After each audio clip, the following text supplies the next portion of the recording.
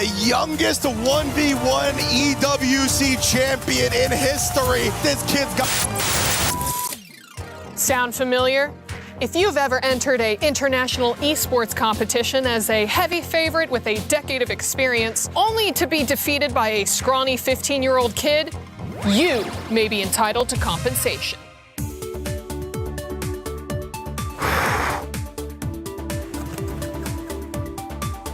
I'm Avali May, and what sets me apart from other lawyers is that they have licenses. When you hire me, I will fight the great injustices that happen in every tournament.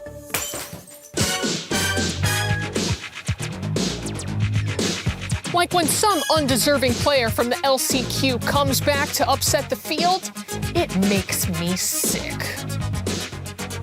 Or when some punk player from outside the top 10 with absolutely no business of winning causes you to lash out in anger through no fault of your own. Disgusting. Other lawyers will tell you that that's just how games go and that it's all fair play. Fair? You're telling me that it's fair for the second place defending club to put up more donuts than a bakery and it's all okay? That's a lot of angry people. It wasn't supposed to go this way. KC wasn't supposed to lose on home turf in front of all of their adoring fans. None of this makes sense. The madness needs to stop.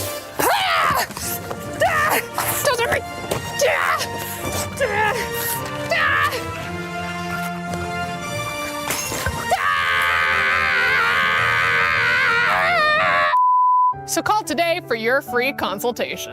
Avali is not a real lawyer. Compensation not guaranteed or likely. Se habla español.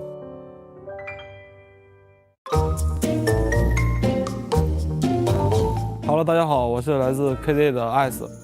大家好，我是来自 KZ 的徐能。大家好，我是 KZ 的91。什么思路？画5个人，兄弟。6个，你给大哈也来上。行。不忍直视的兄弟，这是人吗？这画的，还不如画个火柴人的哥们。哇，这谁是谁我都认不出来了，现在。右边的3个应该是我、李还有大哈。最瘦的不用我说是谁了吧？把名字标上去不就完了吗？行，我再画一下。我画的是我们队内的6个人，我们5个首发加我们的教练，就是从体型从大到小开始排的。你来补充吗？介绍一下呀。画面都充满了，我实在有点难画，你别说。加2个肚腩来，画鼻子、嘴啥的，把大家的绰号都放在了各自对应的那个上面。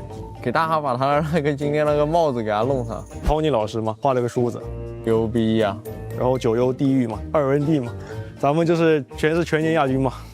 颜色我来吧。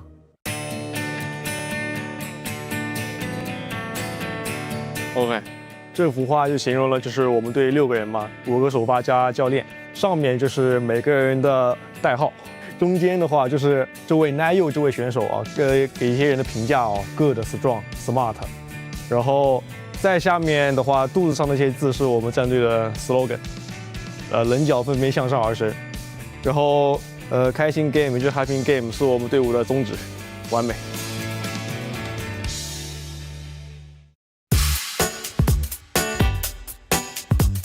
Quem é mais provável de usar a arma errada e só perceber quando já está no jogo?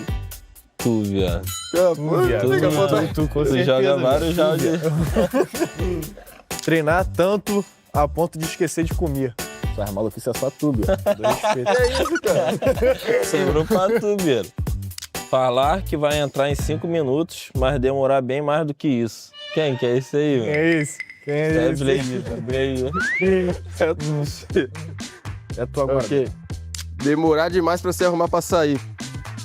Sacanagem. Mas aqui, ó. É só mexer aqui, cara. Eu já tô pronto, só esperando ele. Ser o primeiro a chegar no treino. GB é gestão, GB é gestão. GB é gestão. Já mentindo na minha. Passar o tempo explorando quando visita um país novo. Sempre tá junto, quando vai pra estar junto, nós tá junto. Geral, é a tropa. Ser a pessoa que levanta a moral do time. Mano, os dois, mano. Os dois, mano. É os dois. Tropa toda, mano. Tropa toda. Tá. Garantir que o time esteja bem cuidado antes mesmo de si próprio. Pô, isso aí é o Salga, né? Mas... Salga. Não, mas tá daqui é mais tu, tá ligado? Então ferro, vambora. Tu, É gestão, mano. perder as coisas por onde quer que vá. Porra, tu não tem como, velho. É tudo não, falta short, camisa, tudo tua na minha mala, velho. Quero mais, bicho. Acabou, né? Não, foi. Acabou. A gente vai experimentar uma comida francesa aqui, mano, então vamos ver, velho, o que que é. French foods. Uou, esse tá bonito, hein? Docezinho. Caralho, muito doce, hein? Cái này ngon này, What's the name? This name is food. You try to guess. Okay, I think it's called eclair if I'm not wrong. Vou ter que te dar na boquinha, Alice, papo reto. Nossa, muito Nossa, muito bom. cara. Pão de mel. Ngon quá nụ. Em thấy nhiều sô-cô-la, vỏ bánh cũng ngon nữa. It's good. طب ما تخش انت. ايوه خش انت وانا بخلص انا بعدين. Mas esse tem uma amarguinha a mais, né? Nossa, tá top. Manda, pai. Bom, né? Muito bom, velho. Meu Deus. Bom, velho. Eu vou bem aqui na Cara, as bundinha. comidas aqui são muito boas. Bom. 10. Foi o melhor que vi até agora. Pra mim, 9. Muito, muito bom. I can try again. Ok. Mày cứ ăn đi, xong rồi tao ăn mày lấy miếng to vào. Vậy cùi vào đúng không? Miếng to vào. Xin thêm miếng nữa.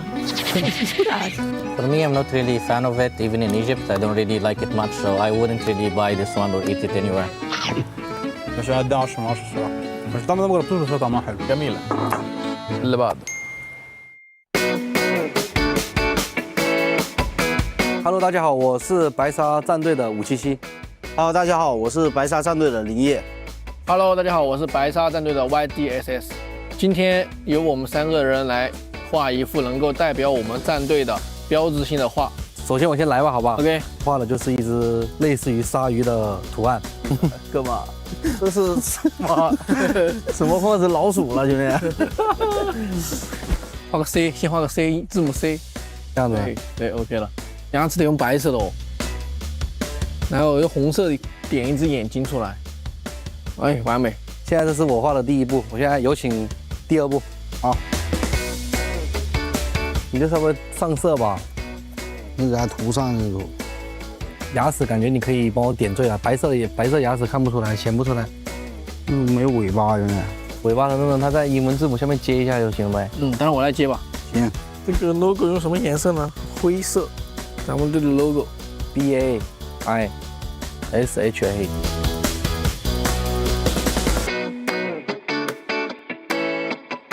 加个尾巴，可以。OK， 这是我画的咱们队伍的战队名，是白鲨 Gaming， 然后上面的图案是一只鲨鱼的图案，然后是咱们战队的动物的 logo， 然后也代表了凶悍的意思。Welcome to the Esports World Cup 2026. 16 of the world's best teams have gathered here in Paris to earn their right to be crowned the next Crossfire champion. But before that, here's how the tournament works. The tournament starts with the group stage, where the 16 teams are split into 2 groups and also seeded according to their qualifications. Here's how the teams have been seeded. The teams will go through a double elimination bracket consisting of best of 3 matches, and only the top 4 teams from each group will advance to the next stage, the playoffs. The playoffs will consist of teams who have qualified from the upper bracket of the group stage and will be seeded at random. The top 2 seeded teams can then select their opponents from the pool of lower bracket qualifiers of the other group, while the other 2 upper bracket teams are matched up with the remaining 2 lower bracket teams, also from the other group. The playoffs will be a brutal single elimination bracket with best of 3 matches for the quarterfinals and best of 5 matches for the semifinals, 3rd place match, and of course, the grand final. Time to witness greatness, upsets, and everything in between, right here at EWC 2026. Welcome to another day of Crossfire here at the Esports World Cup. So far, each day has been a certified banger, but today we are up in the ante. Absolutely. Today, Rob, we are continuing our path of elimination matches, and then at the halfway point of the day, we will be using these to draw the brackets. It's pretty simple. These are already known. These are the 4 teams that made it through the upper bracket, and the way we run this is pretty simple. We pick a team from one group, and they will have the luxury to select their opponents among the teams on the lower bracket of the other group. Yes, which is going to be absolutely fire because we can see who they decide is the easier of the 2 opponents. And if you could follow me right over here, you can see a couple just examples right here, the keys that we have. So we'll have the 2 teams on the loser side right here standing behind their keys, awaiting their fate. And whoever we call up from the winner side, whoever is drawn first or at that time is going to pick that key, and that will be our first playoff match. So, ladies and gentlemen, again, every match today has extremely high implications. Either you are going home or you're going to be moving forward in the playoff bracket. Absolutely. The first part of the day, the first 2 matches will be qualifiers for the playoffs. Then we run the draw, and then we will run our first quarterfinals. So every single match today, Rob, is tournament life on the line.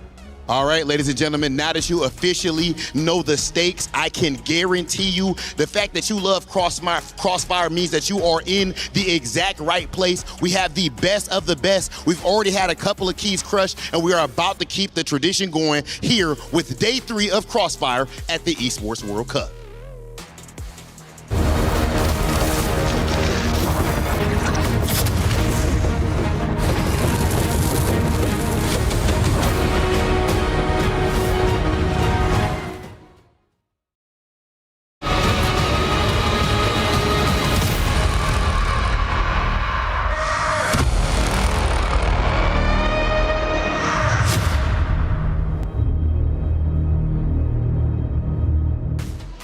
As you can see, I was so excited, I'm about to jump out of my chair. It's day 3 of Crossfire at the Esports World Cup in Paris, France, and what a day it's going to be. We finish up Group A and B, and we'll have our playoff brackets solidified, single eliminations. Hey, Hollywood Rob TV said it best. There's a lot of implications for today. We still need to crush 4 keys and move 4 players, or 4 teams, I should say, forward to play for the bulk of $2 million. Hey everyone, welcome into the Allianz Vault. I'm Taylor Reflections Noble, joined by Kyle and Lucy. Kyle, it's day 3. Things start to get serious. We got some heavy competition down in the lower bracket. However, some of them might be getting their key crushed today. Yeah, honestly, the lower bracket looks really intense. I mean, talk about Stallions down there, EP down there. So many good teams fighting for their life today. Fighting for their life, and Lucy, I said it, but let's dive a bit deeper. The prize pool is spectacular. $2 million up for grabs. Yeah, I mean, it's the biggest prize pool in Crossfire, right? So there's so much at stake here for these teams. And yeah, now battling just to stay alive and to hold on to your tournament lives. I mean, you can see exactly what's at stake here. It's a big difference between the top and bottom. It definitely is. And a big difference even at the bottom, 25 to 40,000. That's what Falcons was fighting for yesterday during their matchup. They ended up winning, so they move forward, which guarantees them at least $15,000 more. That's what you get when you have a big prize pool such as $2 million. But what's at stake? What's the format looking like? Well, we started with 16 teams. We broke them up into Group A and B. We're now reaching the tail end of the group play. Again, we are going to crush 4 more keys today and move 4 more players forward to join the 4 that qualified from yesterday's competition, which means 8 teams move forward into the playoffs, single elimination, and that's where everything gets super serious. Although it is a best of 5, you get a couple more chances as opposed to the best of 3 in group play. You still don't get a second chance to drop down. Yesterday was exciting. We crushed 4 keys and we lost some heavy hitters. And to talk all about it, we got B-Dog and Laz. Let's talk about King Zero finding themselves a 2-0 dominance here for the CFPL teams. Bit of a shocker, but still was able to get a big win, which is huge. Yeah, speaking of shockers, Team Liquid beating Stallions, one of the tournament favorites, 2-1 in the B stream. Despite Kano's really good performance in map 1, they couldn't close it out. And then kind of moving over for AGAL, taking on Team Vitality. Look, Kyle had a bit of a spicy take where he thought that Vitality were going to be able to find it. Unfortunately, the defending champs were able to get themselves a huge 2-0. Pretty much easy work for them and not really overall surprising. Yeah, and of course, Rock in another B Street game, getting another one convincingly over Navi. I mean, 13-10 in the first map, but Rock made sure to end it on the second. And then just kind of moving over here for Evolution Power, taking on Q9, and that was another clash here for the CFPL. And unfortunately for Q9, they're the first team in that league or that region that takes the loss. So they had their key destroyed, and they were the ones eliminated, and EP still survived the tournament. And of course, Tale of Redemption, GK beating Execration 2-0, even though that they're the underdogs. I mean, Bach Youth and the rest of the boys really did a good job in that entire series. No, they definitely did. And then just kind of, again, moving over for Falcons, taking on Team Nemesis yesterday. So again, the CFBL team taking on the West League team. Falcons were able to squeak a 2-1 victory, but boy, oh boy, did they have to work really hard for that. And of course, Anubis, I mean, despite their late arrival in the tournament, had a really good map number 1 against their opponents. However, the Vicious were a bit too much in their double overtime in map number 2 and 3. So that is it for the recap, and we're going to send you right back to the analyst desk.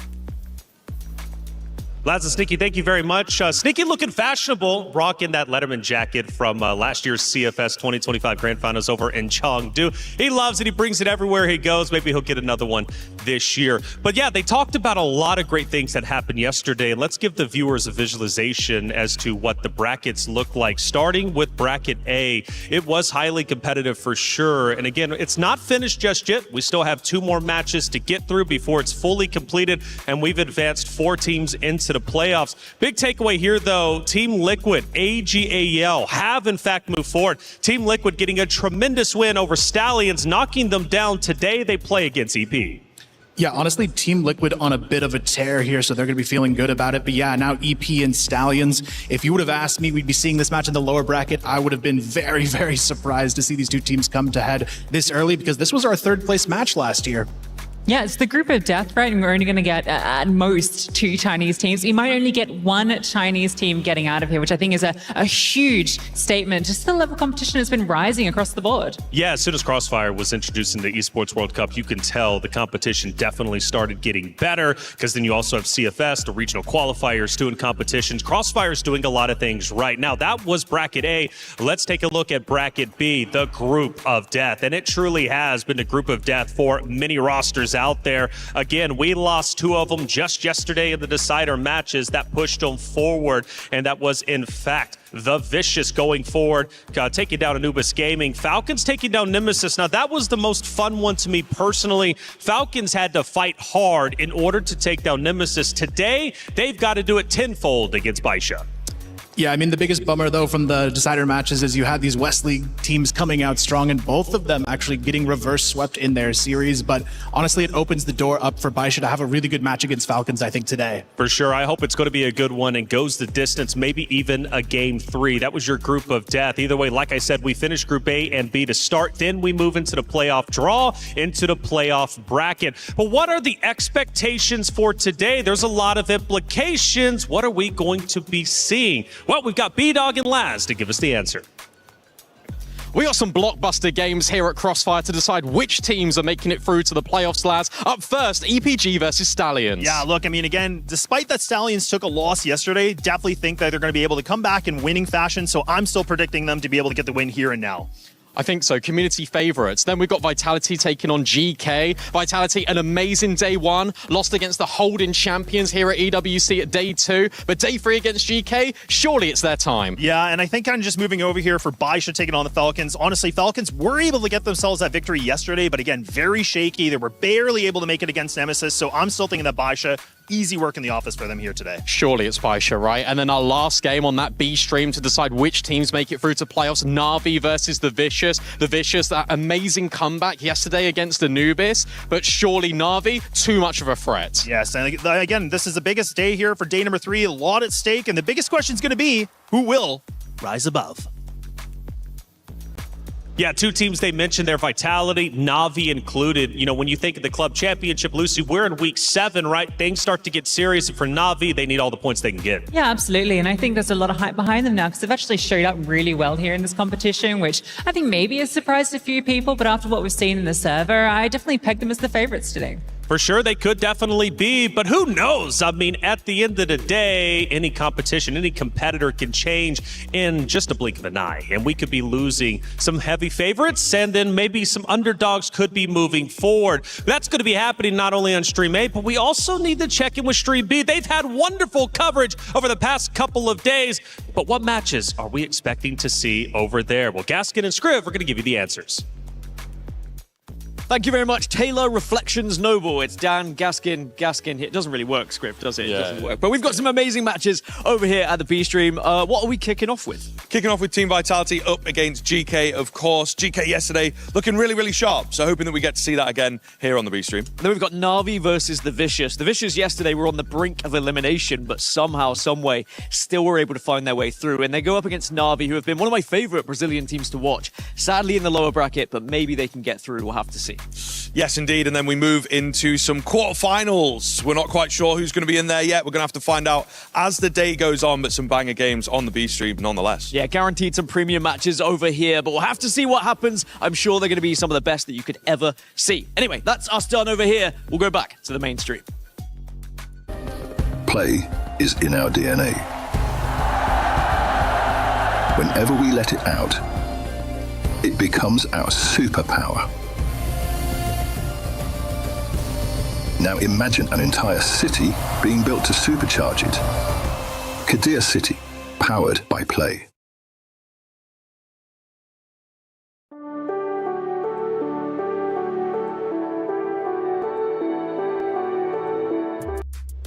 Thank you for the update, Scriv and Dan Gaskin. By the way, fun fact, they do dance over there. Gaskin, for going into their story of the day, was dancing away. It was the craziest thing I've ever seen. I don't know if he's going to do it again today. If he does, I'm an even bigger fan of Stream B, despite them trying to make it a competition between us. Hey, the club championship race is in fact underway. It's week 7. We've been talking about Falcons, we've been talking AJL, but they're not the only stories going in to the final week. Again, there's hundreds, maybe even millions of dollars up for grabs for a lot of these clubs still competing in all the games in week number 7. We need a club championship update with Trav, powered by Aramco.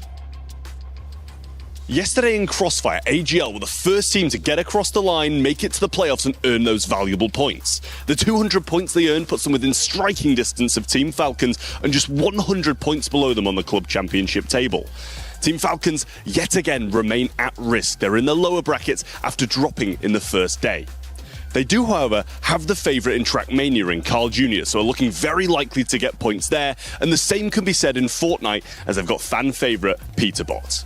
Aurora Gaming, though, were the team to come out swinging in Fortnite and pretty much demolished all competition in day 1. AGL take to the stage today in Fortnite and looking to try and match what Team Falcons have done and add a little bit more on top. Back to Crossfire, though, and as I said, Team Falcons are the one at risk, and the same can be said for our other club championship competitors in Na'Vi and Team Vitality. We'll see how all these storylines play out and keep you updated throughout the rest of the week.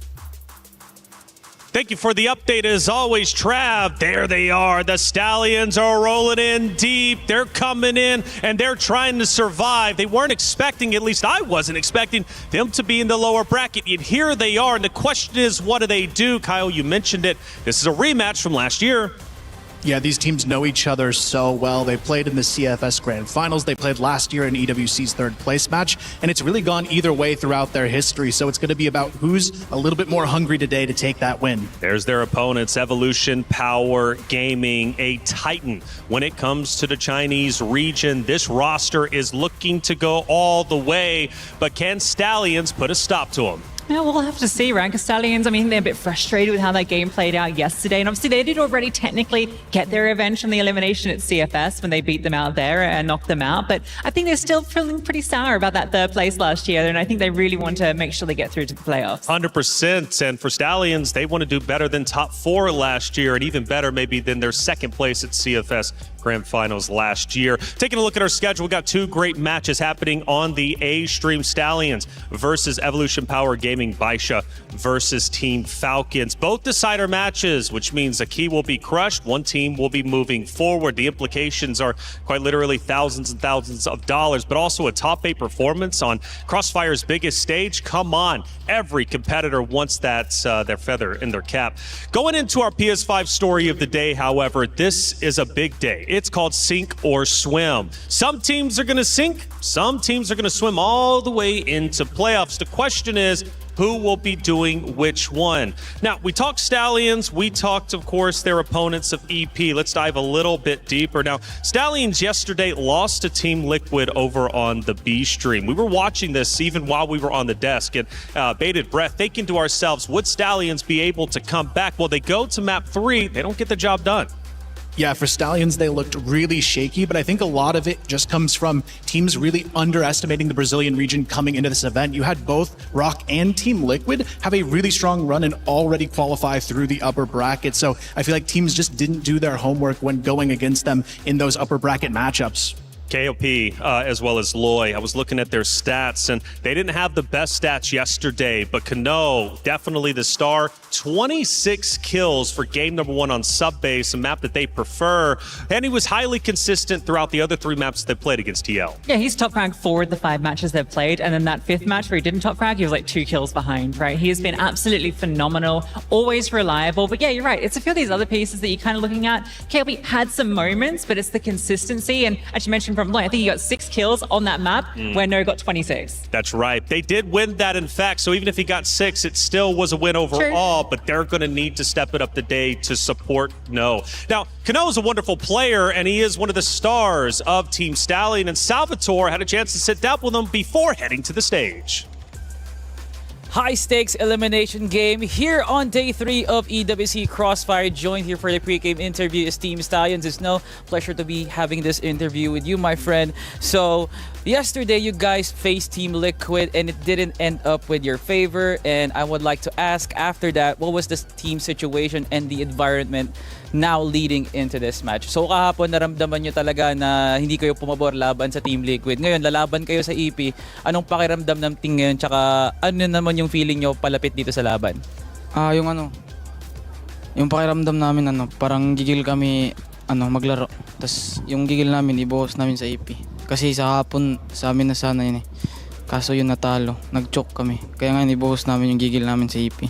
We are so pumped up against EP, and we're gonna use all of our fed up anger yesterday up against Team Liquid. So I do hope that EP is prepared for the fight. So last year actually, you guys faced an Evolution Power that includes Mino, who is quite a veteran in the CFPL League. Now 2WW, who is quite a prospect in the League of CFPL, who is having an amazing tournament like you do. So can we get some thoughts from you, Kano, that you will be facing up against a young and up and coming star from Evolution Power? So last year wala si Mino. Ngayon pumalit naman dito si 2WW na kumbaga magkasing pareho lang kayo na pinapakita dito sa tournament na to. So anong masasabi mo doon sa kaakibat mo na lakas dito sa EWC?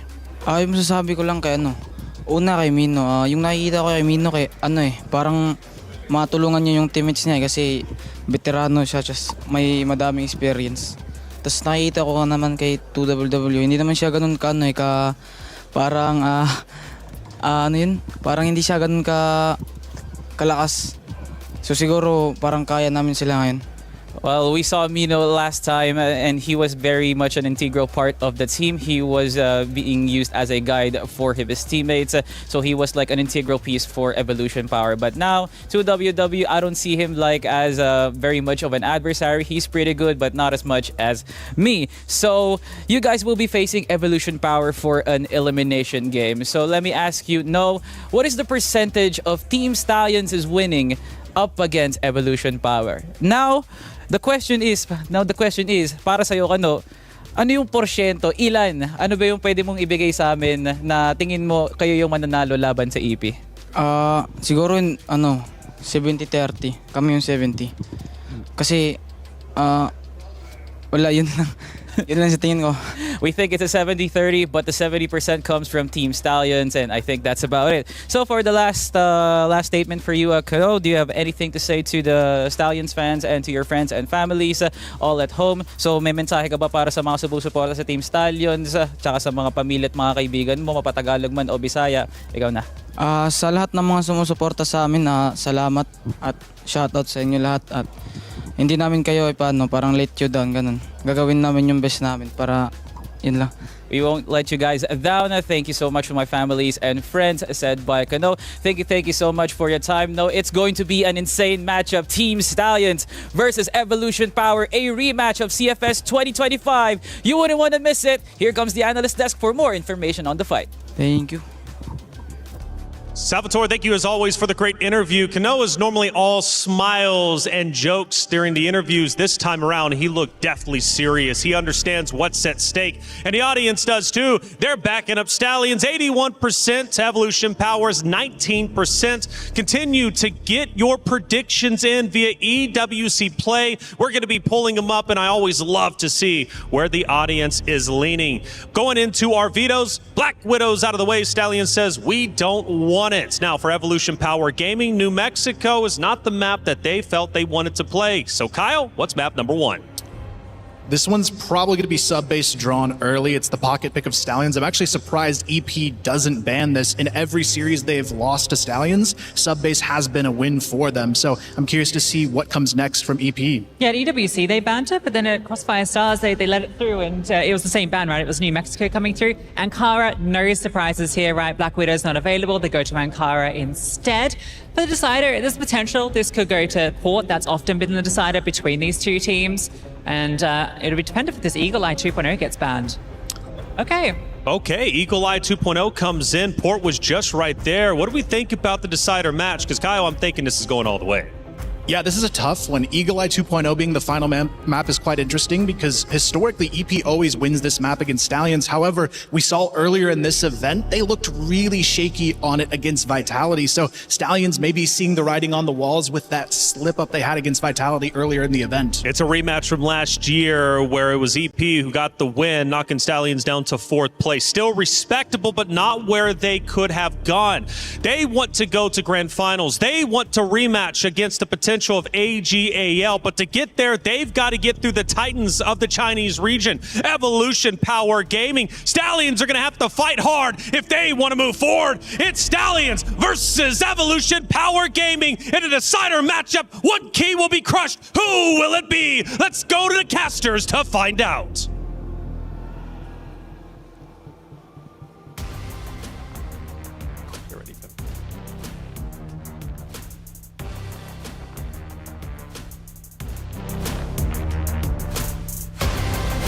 猎鹰他是越南最强战隊，我們要積極備戰，準備好下一場比賽迎接他們。加油，做好自己吧，努力打好下一場。Tôi biết Barca là một đội tuyển mạnh, nhưng chúng tôi sẽ cố gắng đánh bại các bạn. 对抢对下一个对手说，无论我们打谁，我们都会全力以赴拿下这场胜利。Estamos evoluindo a cada jogo e espero ser campeão. 在 EWC 2025我们也晋级到了季后赛，但是没有走得更远。希望在2026 EWC 可以更进一步。I'm very happy to qualify for the playoffs. Whoever we are facing next, be prepared because we are ready. It is time to start our first match of the day, and what an exciting match it is, as it was last year's 3rd place match, Team Stallions versus Evolution Power. One of these teams must bow out of the tournament in group stage.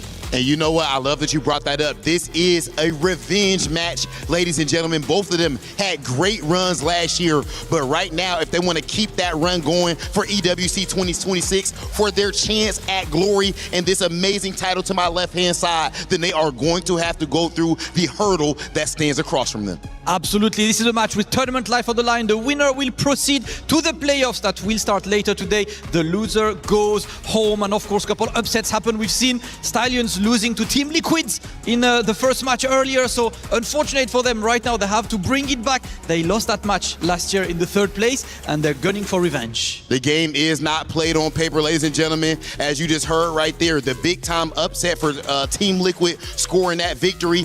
But the wonderful thing here is that it is double elimination bracket. That means that these guys still have one more chance. It is time for us to get started with our first match of day 3. It is time, ladies and gentlemen, for our elimination match. This is the highest level of play. Absolutely it is. We are ready. The players are ready. The casters are ready. It is time to start Evolution Power versus Team Stallions.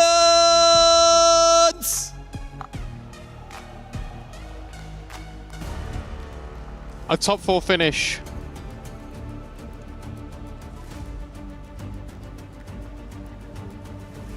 A top 4 finish for both of these teams last year, and yet one of them will be facing elimination immediately here at EWC 2026. For Stallions, it's a pocket pick of Subbase. For Evolution Power Gaming, they beat Q9, and now they want to take down the Stallions.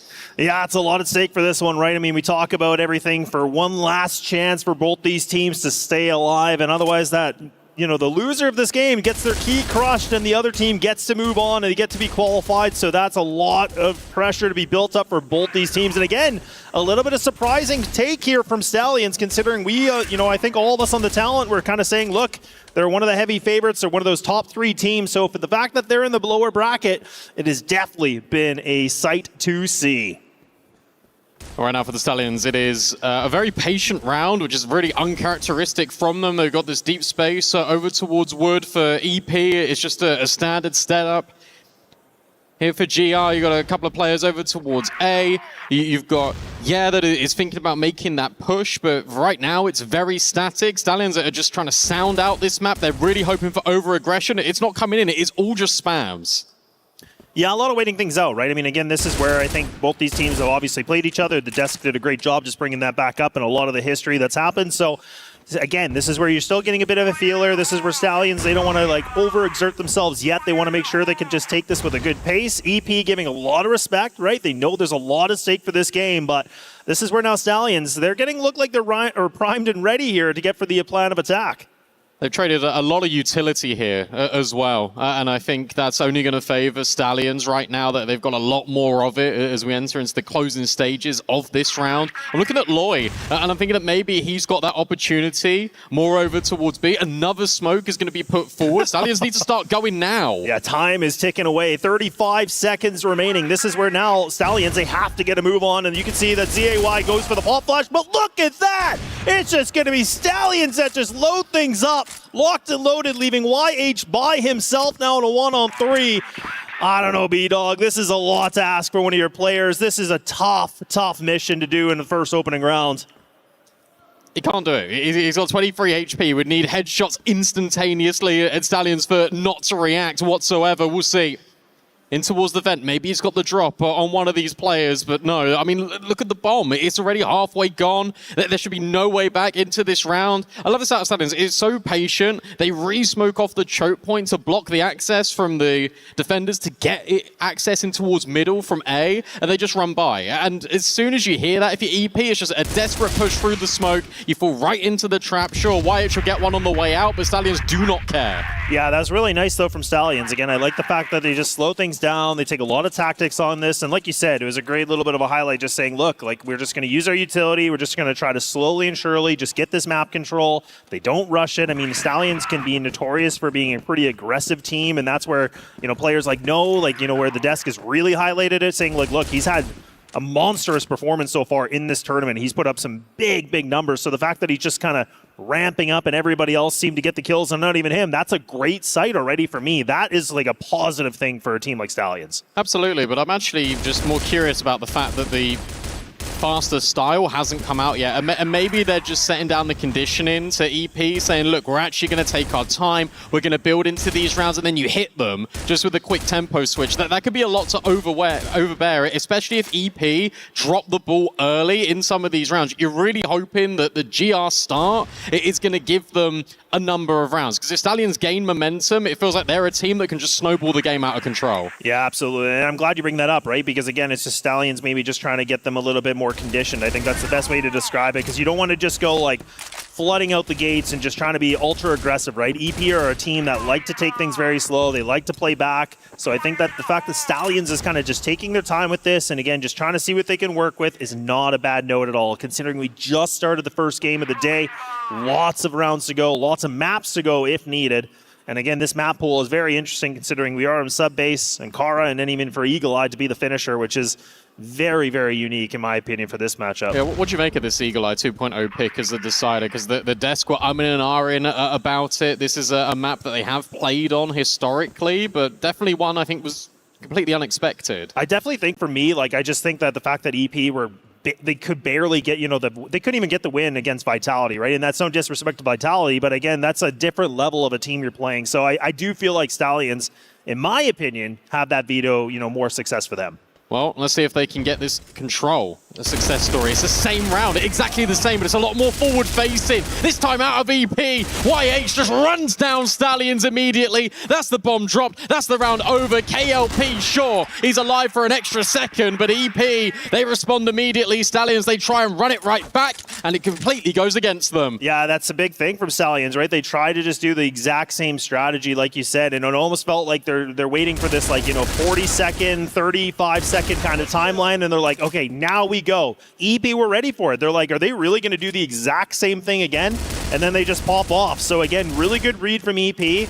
This is where, a lot of us have been questioning EP's performance in this tournament so far, but it seems like every game that they've played, they've gotten better and better and better, right? The first game, super shaky. Everybody was questioning, okay, this is not EP. But now it seems like they're kind of, powering up and getting back into this final form that we have been able to see in them before.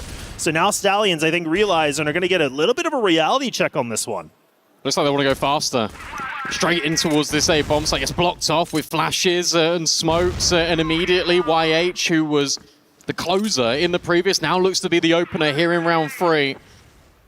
Stallions will back out. I think the biggest difference in that previous round was I think Stallions wanted EP to have that corridor and then to leave and then bunker down on the bomb sites. Instead, EP, they remained vigilant. Stallions then walked through the wooded area, but they just didn't have control. That was the biggest difference. Yeah, and the one thing I like too is the fact that Stallions, they're trying to bait the utility, right? So the EP, they're kind of like flushing out their smokes and the flashes on that corridor, that choke point. They're like, look, we need that to be gone because once it's gone, we know that typically most teams play like a one-man army, one-man anchor. So this is a really smart play. They can burn the time. Like you still have just over a minute remaining. Now they can go for this pop flash that Loy's about to throw. It's all going to be about YH and ZAY. They have to lock this down. This is a good reposition from the defense. And it works.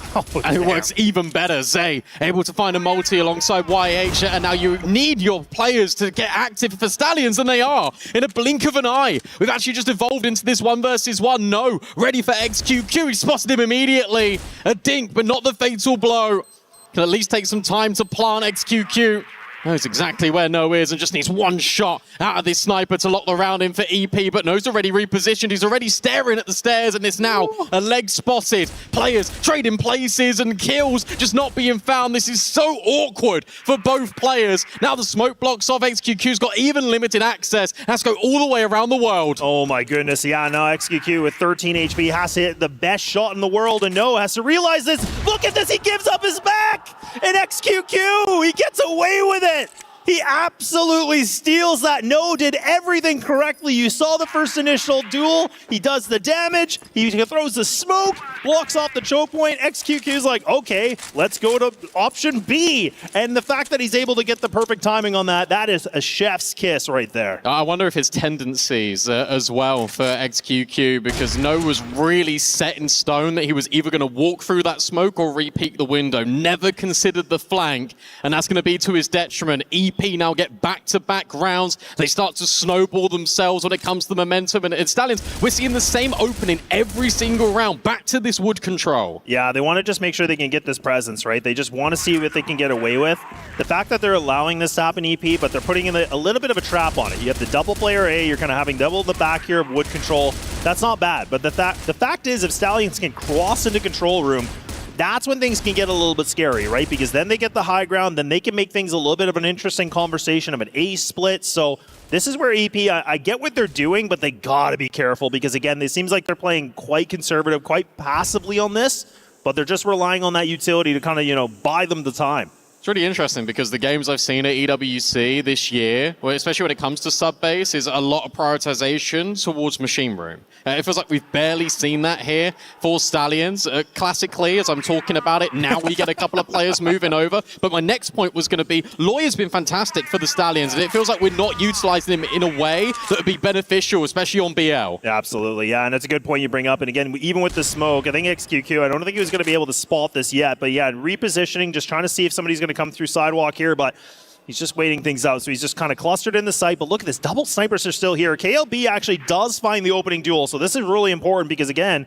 that wood control is up for grabs. Now, they don't know the A is vacated, but now they're just picking these guys apart one by one right now, like a delicious treat. And now they're, again, able to find 3 in a row where there's somebody's just wide open. And EP are trying to respond, but Stallions, honestly, it just seems like they look for these one-on-one engagements and they prevail. One-on-one engagements, we go one step further. They were looking for kills all over the map. They basically took the B bomb site, or at least the staging to do so, and then they go all the way back towards A. They then fight middle again. They are everywhere. Really intrusive round out of Stallions. Makes it so difficult for EP, and also what it does generate is individual fights, and that is the best thing for Stallions. Look at them now. JJ's leading the charge. They're already over towards A. YH has got no idea about this. He might be ready for the players on the stairs, but he's never going to be ready for JJ. Yeah, that's a perfect trade, though, because, again, he's not expecting it. Yeah, beautiful double kill. And I was going to say, ZIY is not going to be able to respond to this quickly enough, right? Like, he didn't realize these guys already made it down the stairs. That was a really strong position. You can see that JJ was just kind of sitting there, waiting things out. He's like, hey, you have to be the distraction. I'm going to swing for this. If you die, it's all good. It's an instant trade. And the fact that he's able to capitalize on that double kill, again, perfectly done, very well executed here from Stallions. They can wait things out. XQQ getting a little bit desperate, trying to make a play. Rightfully so. You're down in the numbers.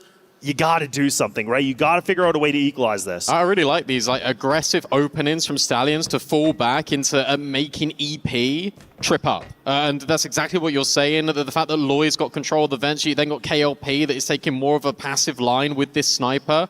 And look, they completely circumnavigated the last two players, 2WW, YZK, on completely the polar opposite side of the map. So this will be a bomb plant, and it should be around. In theory, this 4v2 is going to be really tricky. Yeah, it would be honestly a bit of a throw in some regard. Like if Stallions can't, like, you know, be able to find this. It's a 4-on-2. It's a big advantage. Everybody has pretty much, you know, decent HP. Like JJ sitting at 85. Really, he's the only guy that's taking it significant, and that's, I'm quoting this, it's not really much damage, right? But this is where EP, they're going to have to figure out something, because you have 2WW by himself, you have YZK, they're kind of just, again, taking this from a high and low position. It's not going to be easy. YZK should be a dead man walking, and he is. Now just leaving it to one, the new addition of this team. Way too much of a tall task here. So now Stallions do put themselves in a lead for the time being. They're also, as well, I think, setting themselves up where in the next round or two, they're just going to go for a fast play. They're just going to go and spring into life on a bomb site. And I think where the machine room's not really been contested, that is definitely something that is now going through the minds of the Stallions. Can we actually exploit this by going further? Because all the early conditioning has been just on this left-hand side of the map. Yeah, it's no question about it. And it seems like, you know, for Stallions, like you said, you brought it up originally, right? Just saying, like, they're just fighting for wood control instantly. They just want that map presence. I do love it. They're being active. They're not just sitting back and waiting. Some teams on the BL side, they like to just kind of really, you know, park the brakes, not really do too much. They like to sit back. But this team, no. They're just trying to constantly move. They're constantly trying to adjust their game plan, which is a great thing to see. And they feel like it's kind of changed that, you know, that pace from a lot of these, you know, Crossfire teams, in my opinion. It's really interesting just actually watching the way that they go about taking the control. Like this time it has just purely been utility and they're waiting for a reaction. Whilst they're waiting for the reaction outside woods, you've got Loy. Loy has really been designated in this entire half just to lurk and try and find opportunities onto EP players. See if you can get a timing, whether that's through the vent, whether that's through machine or over towards the BU site. Like you are looking to exploit. This is what Stallions are doing right now, especially on their BL side. They're playing exploit Crossfire and they're just really waiting for these mistakes to come in. Yeah, absolutely. And you can see that even EP now are putting a little bit more presence on towards like just anchoring on the backside of A. Like they don't have anybody like behind the single box near the stairway. They're playing, you know, very passively like on the offside of the missile. So they're really just trying to play a little bit more of a passive retake setup, which I'm not fully against. But again, when 2WW is in a wide position like that, that's going to be tough. And even now for YZK, I don't know how he does escape with his life, but he's going to get a second chance of this. 25 remaining for him. And look at Stallions. Again, look at this composure. They are not, you know, like, there's no ants. Everybody's just waiting things out. It looks very cool, calm, and collected. They've heard the flash as well pop up towards the vent. So they know that EP don't have that control. So we're going to be feeling a little bit paranoid. 30 seconds and the Here we go defense again. completely split. And you're right, this is a run back of the first round. YH is going to be feeling a little bit familiar. XQQ's already been pushed back and dinked forward, but YH has been finding all of the space. In goes Loy, but XQQ is now replying back instantaneously. But then there's even more trays. Bomb needs to be committed here. KLP and KLB is that dynamic duo to get things done here for the Stallions. And whilst the bomb gets planted, they're not ready for Zay. And KLB has to clutch up for the team, but he can't do it. ZAY does huge work on that flank, and it's again the flank paying off for EP, and the defuse can be locked in. We go back and forth. Yeah, I love this, and this goes right back to my original point. I was talking about Evolution power, and they are absolutely powering up. Like, look at the difference of what we've been able to see from the beginning of this tournament to them here and now. This now team is fragging out. Everybody's contributing. It's not just like the 2WW show. It's everybody, you know, equally contributing to this game. Clutches have been able to happen. You know, we see XQQ. He doesn't have to be that, you know, saving grace for these guys as well. Everybody seems to just be ready to go. They want to fight for the glory, and they are going to call the tactical. But again, I think it's just for them to get themselves a bit back in composure. That's a big round that they won, or they were able to win. And Stallions, I mean, this is a good moment for them to figure out what they need to change, because really we're noticing kind of the similar strats, and they haven't been able to really expand their horizons too much yet.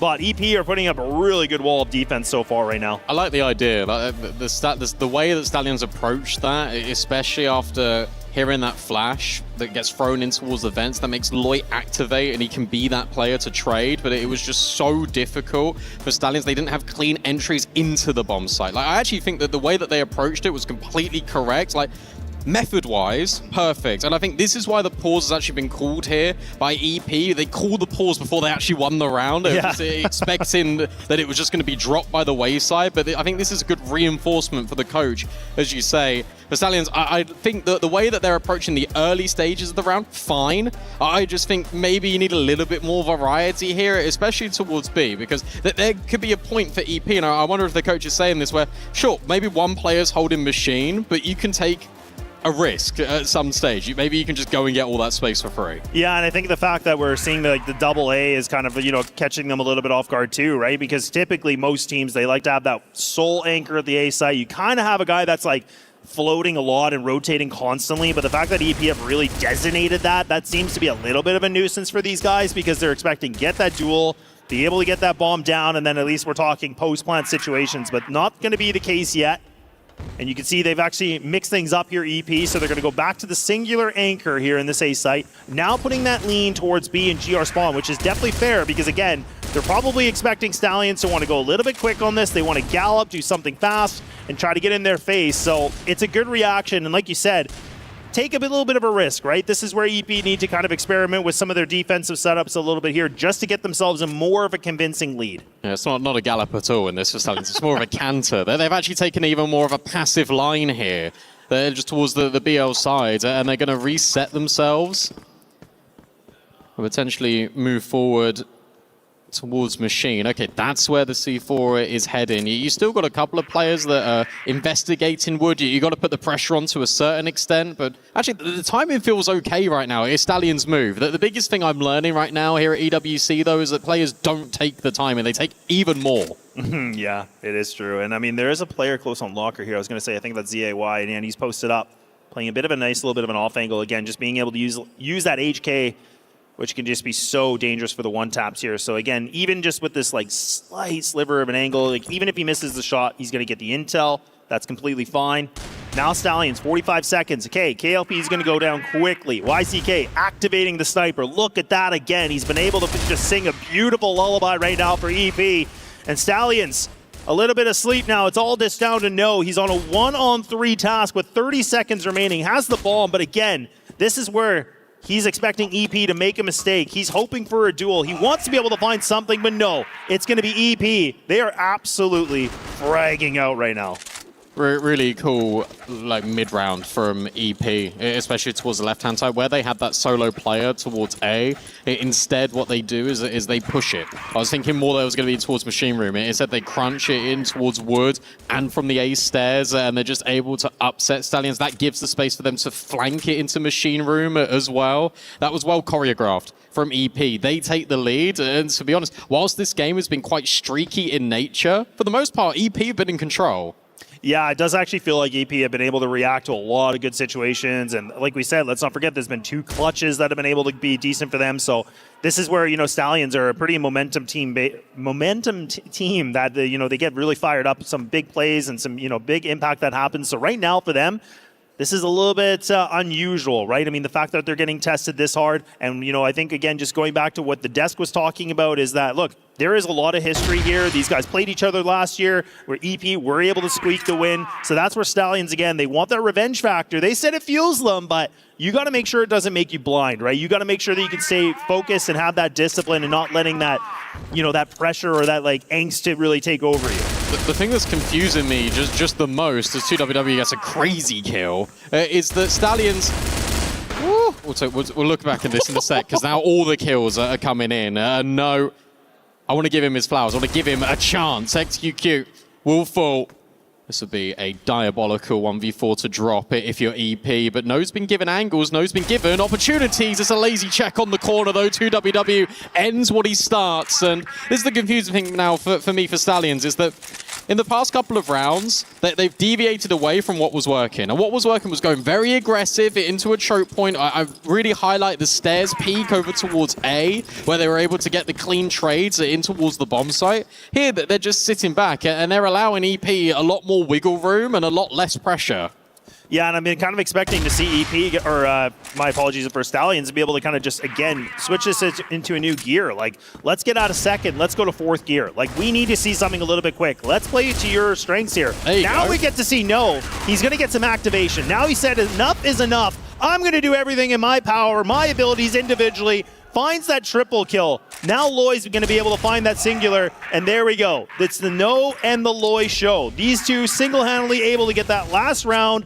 At least it's something. We're talking in a 5-4 half. EP get it. But for Stallions, man, do they need that for this transition. Absolutely. They absolutely needed that last one, because now you swap over to GR, and I think for EP, the game plan is going to be the same, and they can be a little bit more passive. They can expect Stallions to make the moves, make the inroads when it comes to at least facilitating gunfights. I mean, look at this.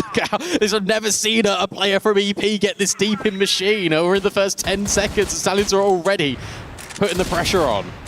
Yeah, and this is good. I'm glad that, you know, for Stallions, like, again, when these teams on the GR side start to play aggro and they're trying to just fight for map control, this is where a lot of teams, when they're on the blacklist side, this is where they kind of just pull back. Look at EP right now. Like, they have completely pulled on the back of the map. They're like, nope, we're not moving. We're going to wait. We're going to see if Stallions really want to try to, you know, again, I said Gallup, like, racing towards them or not. So this is where they're playing ultra passive and waiting things out. So it is a good mind game that Stallions have been able to play, because now you can see EP, they're like, hey, slowly and surely, we have to refight for this map control. And to back that up even further, for your point, is that EP are also going double sniper. So they are more than willing just to chill. And there could even be a point where they could wait out the clock so much further, where the sniper doesn't even fire off a shot, and then he could just go and get a rifle. Exactly. It's a good play, because, again, Stallions weren't fully sure if they were going to double sniper. I mean, it has been pretty much their, you know, take on the GR side, but on the BL, you never really typically know if a team wants to double stick this or not. But in this case, it's a great play. Like you said, I'm glad you bring that up, because that just even makes EP more hesitant to what to do. And I mean, there was a lot of comments that I was making in the very beginning where, to me, in the first game I watched them, it kind of felt like everybody was like the chef in the kitchen. Everybody had an opinion. You could see it was very disjointed. This is going to be very interesting, because I've been talking about EP powering up. The BL side is definitely going to be the one that has to showcase it now.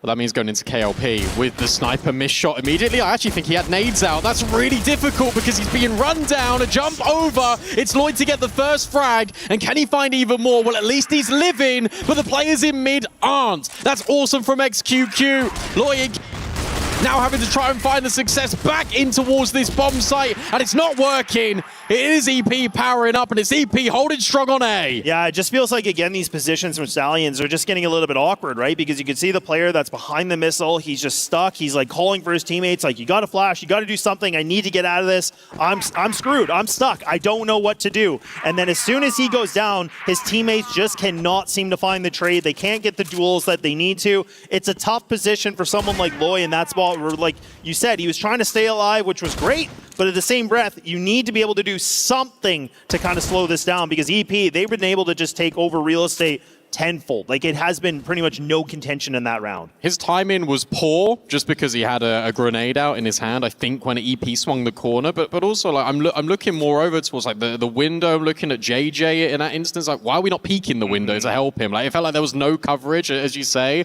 and there was no bailout option there for the Stallions. EP just get given the ground. It almost felt like Stallions waved the white flag, and we're only wanting to fight for the stairs control. Yeah, I definitely felt like there could have been some like decent counter flashes or something, just to be able to like slow something down, right? But it just felt like, no, let's go for a gunfight, and then it got awkward, it got weird, and really uncomfortable. This is interesting as well. They called a timeout just as the round started. Yeah, so maybe it could have been just a little bit of a slip where they maybe wanted it a bit earlier, or maybe they really do want to use it for round number 12. So that will be something I'd be curious about, just finding out later if we can. But it is very interesting. Maybe they wanted to do it, but they did it too late. So that's going to be my perspective. But either way, the timeout will be beneficial. If they find this round in their favor, it's still a good way for them to just kind of clear the air and figure out what they need to do, because clearly there is definitely some hiccups right now.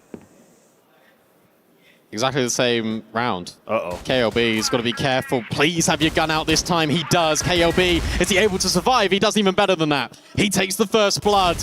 And now for EP, they're very committed into this. They're being bombarded with utility. YZK XQQ low, but it's DAY to get the kills, and then immediately EP output on A. Stallions can't hold on. What on earth is happening? Yeah, this setup is just not working, right? Like KLB did everything perfectly. He was able to get the, the flash that was perfect, and that's why he got that easy kill. The player was blind. They were just gambling. They had no idea. But then again, there's no reinforcements. They don't have the players to be able to back him up. So he's pretty much on a lonely island, and he has no idea what to do, and all his resources are gone. So now you're putting KLP on this 1-on-3. Look, HP's low, timer's halfway through, but he's going to have to be lights out. He has to be able to find multiple different angles of duels, but it ain't going to happen. It's going to be a full face of lead, and now we're talking about Evolution Power. Slowly and surely, they're on the brink of finding this map. Yeah, I'll tell you what, they are playing, I think, much better than the Stallions right now. It feels like Stallions are maybe just a little bit blinded by the lights on the stage, especially when it comes to these really high-pressure moments, because we were speaking about Stallions and how that they were working the map and how it looked and felt really good, especially in that first half. Now the sides have swapped over. It just feels like they are not playing together as a team. It doesn't feel as cohesive as we're used to seeing. And of course, we're being a little bit critical with the Stallions, but that's because they've given themselves such high expectations, especially over the last calendar year. And that was all the stage and the desk was saying as well, right? These two teams, top 4 at the previous EWC, one of them not even making the playoffs. Like, this is looking a little bit dire, a little bit out of sorts and out of whack, especially for Stallions when this is their pocket pick. This is the map that they like to go into, especially against EP. Yeah, and this again goes back to where, I'm glad you bring up the expectations, because I think where Stallions have really catapulted on a high position, right? Like, they're one of the teams from their region where everyone was like, nobody really knows much about them. They showed up for some qualifiers last year. They were able to upset some big teams. Then they started ringing the alarm bells. Everyone's like, hang on a second, like, who are these guys? And I think you kind of go from that, like, unknown, people don't know who you are, to being just, again, in the conversation of a favorite in the tournament. And I did kind of beg the question with this, with some of the talent, where I was like, look, is that a bad thing for these guys? Like, is that where maybe it's getting in their head a little bit, where they know they're one of the best teams and they know in their region they are the best team? I don't know. They're a young group. They're a young team. So that's maybe one of these hurdles that they are going to need to overcome, right? Because they have gone deep in tournaments, but at the same breath, I mean, they haven't been able to really, get over the line with some of these top, CFPL teams that they have to go against. When expectations change, when you become championship mentality, your identity shouldn't change as a consequence. Yeah. And it really does feel like Stallions, especially in this game, compared to previous ones, previous openings, they definitely changed up the way that they've been playing, and it is really affecting them. At least we've got deep coverage in this round, right? We've got we've got Loy all the way in towards Machine, but EP, they understand this is going to be the consequence. They understand that Stallions potentially are going to go back towards that line of thinking. They're just going to be patient. We know that they've got the time to do so. That bomb actually is congregating over towards Machine Room. There's going to be a big fight here in a sec. Big duel, a lot of bodies onto this one, so it's a little bit of a bar fight, and now No's going to be able to find that opener, but now Loy, he needs to be able to do something beautiful, and at least it's something to find that double. So it gives the slightest advantage right now for Stallions. Gives them that one player up in the advantage. But is it really going to matter right now? You still have YZK. He's been playing phenomenal. You have XQQ. He's had himself a very decent tournament so far. These two guys alive, that is still a big threat right now. And these fights are individual, but they haven't over-rotated massively. So you got KLB that can still sort of be here towards JJ, but there's that opening pick. And as I say, KLB can now rotate over. Smokes will come in, but KLB's already ahead of the line. Did YZK spot him? Did he see? KLP did immediately. And yeah, you're right. Maybe it doesn't matter. KLP, now part of that dynamic duo, has to clutch up in this 1v2 here for Stallions. This feels like a clutch of seismic proportions. You need to get this done over the line. Throws it into the 1v1, searching for an opportunity, but the smoke is up. And YZK is out of there. Yeah, you can see that even YZK is actually repositioning himself in the same position, smart. right? He's like, look, my teammate did this. Maybe I can reposition. He's going to go all the way around. Oh, my dear goodness. KLP has no idea. This is huge. This is absolutely huge. And how does KLP get away with it? I do not understand. It's different clutches from both these teams. But Stallions, a lifeline from KLP, gets something back for revenge. But my goodness, I felt like EP had that one so easily in the bag. All he needed to do was just slow down and be a little bit more patient. You take an extra 2, 3, hell, even 5 seconds there, and you've got that round in the palm of your hands. Crazy shots from KLP, who understands exactly what's going on. That's how much it means to the Stallions. That was the most crucial round so far we've had in sub-base. Man, this map is absolutely delivered, and this is only game 1 and map 1, right? Like, this is nuts. And again, I mean, Stallions, they absolutely needed something, right? Because if they would have lost that clutch, that would have been an 8-4 that we're talking about. EP would have been just riding on a high from that too. So thankfully for Stallions fans, live another day on this one. And if we know anything about both these teams, like, these guys are grinders, right? Like, these guys will absolutely go the distance if they need to, especially EP has proven that, many times in this tournament so far. But we'll have to see what happens here and now. Single sniper here for the Stallions, and it does look like the same effect here for EP, so they're not going to double on this one. It's interesting how they're using the sniper for EP in this round. This is a lot more of a lurk. Like, you just dropped the grenade outside of machine room, and now YH really wanted to fight. I like the double nades. That's actually going to force JJ away from the fight, so he can't swing off the Stallions flashbang. No's now trying to occupy space, but 2WW's in the vent. Yeah, this is good though. 2WW's position is very strong because, again, No's not even spotting this at all yet. They're hyper-focused. They're worried about wood control. So 2WW might be able to find the best timing in the world. If there's a flash that comes through wood, he could actually try to drop down, and he has himself pretty much guaranteed a free kill. So now you can see KLB's yelling for reinforcements, and JJ finds the spray down, looking for a little bit more, but it seems like his appetite was a bit too big, and now Loy does respawn back, but again, bodies are starting to hit the floor, but this time it's EP side. Stallions get a wake-up call, and it's 2 in a row for them. Huge round out of Loy. Like, the fact that he catches 2WW, because as you're saying, look, you've got that crossfire spinning up into gear for Stallions, but 2WW could have undone all of that, especially where so much resource was being put forward just to get him there, to get him the chance to have the multi-kills. It doesn't happen. It's a one-round game. And now here for EP. They don't have the sniper spotting out machine. XQQ's going to go over towards Wood, and he's really hoping that JJ will overextend. That's close, but not quite. Yeah, some warning shots a little bit from XQQ, but now this is a round that we're probably going to see everybody just, again, kind of slowly pump those brakes and just say, look, we got to take a breather. This thing's getting really, really close. I mean, we're talking about EP. They had a lead. Now that lead is dwindled a little bit. Now Stallions realizing, look, we got to make sure we don't get too ahead of ourselves. We got to make sure we take this round by round. So both these teams putting a lot of respect for round number 14. Look at the read. Like, they've completely given up this mid side. They've completely given up Wood. And Stallions have said, look, we feel like you're going to come in towards the speed bomb site. Come get it. Walk into our setup. Crossfire feels good between Loy and No, and you've even got KLP that can take first contact. Yeah, and look at Loy's position right now, because again, he might be able to just surprise this. No's going to try to be the first point of contact, then it's his teammates going to be able to swing. Loy! There it is! That's what I'm talking about! Finds that double kill, but again, not enough. You see that YZK still putting up a little bit of a threat, but his HP's low. It's already well over less than half. And now KLP getting a little bit hungry, wants this duel. Maybe that could be dangerous, but his teammate's there to save his back.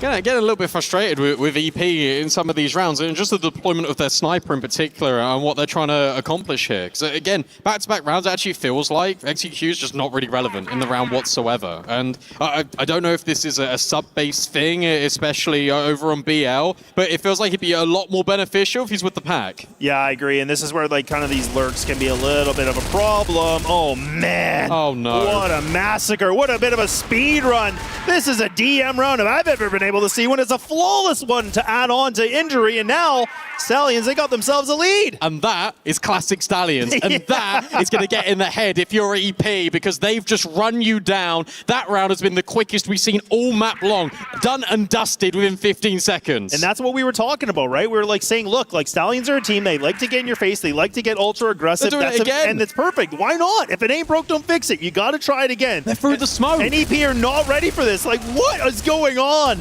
Now EP, they lose their first body because they're realizing, okay, I think Stallions are really doing this again. Look at 2WW. This is not good. 2WW's in the vent now. Oh, dear. This could be bad, though. Oh, look at this. Is so weird. KLP's just going to get backstabbed. I love this. He's waiting so patiently because now you can find the double kill. 2WW. How about that for a lurk? What an amazing read from the new addition of this team. And like you said, There was a bit of mistakes made from Stallions. Again, they go for the aggression. They find the duel. A nade getting pulled out because he's like, I know he's behind the door. If I throw this nade, I'm going to kill him. He gets swung. He gets removed. This is a huge play. 2WW has proven countless times how much of a value he is for this team. You almost get tunnel visioned if you're Stallions. You're making the same play again, right? And then you get immediately shut down. Look at this. I love it out of XQQ. Now we're getting the sniper to be a bit more proactive. EP missed the shot, missed the mark. They back out. And now for EP, XQQ is taking some big damage on this one. But again, now for Stallions, they're going to give up that wood control. They're not going to play ultra aggressive again. They're just trying to, again, just kind of throw a couple jabs, kind of get a little bit of damage inflicted here. That's fine. And look at EP.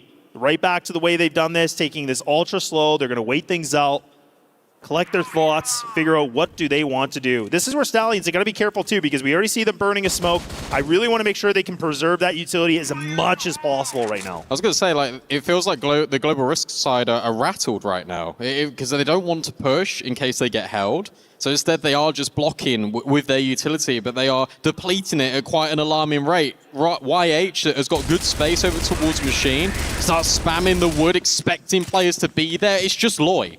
It's Loy versus the world. If EP decides to commit in and instead they don't, they're going to reset the situation, but that's going to play right into Stallions' hands. Yeah, and the thing that's been really noticeable about EP is that typically we see XQQ as that guy that's the lurk. The previous round, we got to see 2WW. He was like, hang on, man, I'm going to play the same game here. Let me lurk. Let me find the timing. So this is where they're mixing things up nicely. KLB now with the flash. He's going to have to be able to find these kills, but JJ has been able to save him. But again, the new addition of 2WW still prevails. He's still just being that threat. That dagger seems to be going a little bit deeper, but what is going on?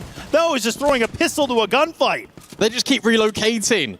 EP are now trying to drag the rotations away, now trying to drag them right back. 2WW is taking matters into his own hands, and this is either genius or insane, and I can't figure out which one. He's got the C4 by himself over towards the vent. And with 20 seconds left, that surely is a determining factor. You can't go forward. You have to go in towards B, surely, but no, instead, he goes further. Oh man, is he really going to drop? Okay, so if he drops and he's dead, this could be all over the placement, and there he is, makes his presence known, but luckily Loy is going to be able to save it. That was a really risky move, and honestly, like you said, I saw the bomb there, and I'm like, no, there's just no way you're doing this again. 2WW has clearly made his position vent control, right? He wants to go there. I thought it was a bit dicey for me, and it seems like it is, right? Now Stallions have put themselves on map point. I don't know how we got here, but we're here. And the way that this game's going, we need more. It's going to be more, right? It has to be. It has to be. This is nice. This is a lot more aggressive. You just got to go together in that 2v2. Once you made a decision to disengage from A, you have to go B. I absolutely agree. I really thought they dragged the rotate out. I thought they'd give themselves a chance to set up a good crossfire in that after plant. We don't even get to an after plant. Overcomplicated. Pressure now being applied at the highest level here in our elimination game. And now we've got EP, basically everyone together. We're just going to ignore XQQ. We know he's going to be over there by himself. Going in towards B. We live and die on the same machine room crossfire that broke EP's back and gave Stallions momentum initially. Yeah, absolutely. And look at this little bit of a pyramid here from Stallions. Again, they're just waiting for this because No should be the player that's just kind of posted up on this. They're spamming Loy.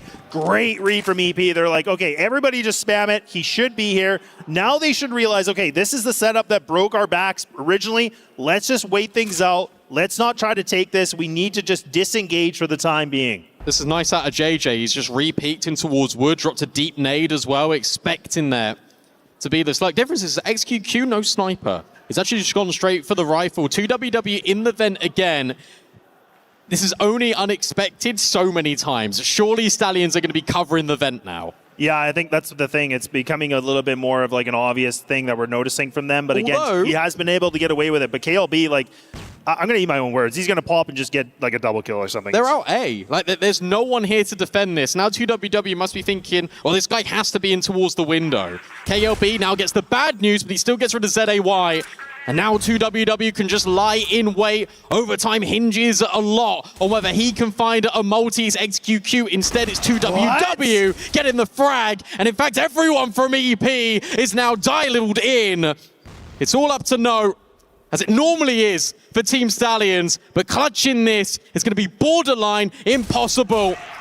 And YH will lock it in. We will need more rounds here on the A stream. Yeah, that was just, again, I feel like Stallion just kind of played a silly little bit of a tactic. Like they were playing the full retake, but I mean, it was a good idea from the player in window or in, you know, in the control room like that, where he was just trying to get that one duel. But again, nobody's there to be able to be assistants. And then that lurk from 2WW just seemed to be a little bit too problematic. You had a player trying to go through vent, he gets removed.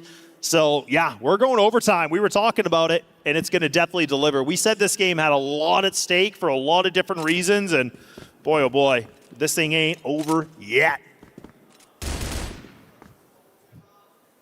At least we get a side switch.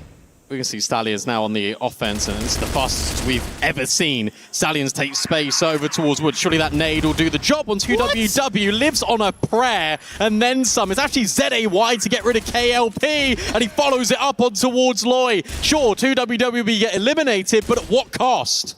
Yeah, I love the pace change on this from Stallions. I love the fact that they just tried to get ultra aggressive. A little bit of robbery for 2WW not to go down instantly like that. I thought the nades were going to do the job. Now for Stallions being down the numbers, they're going to have to figure out how do they find a duel? How do they engage in this one-on-one battle? Well, YZK, he's the guy that's sniping as well as XQQ. So this is where, again, they're going to have to be able to find him and making sure they can out-duel him.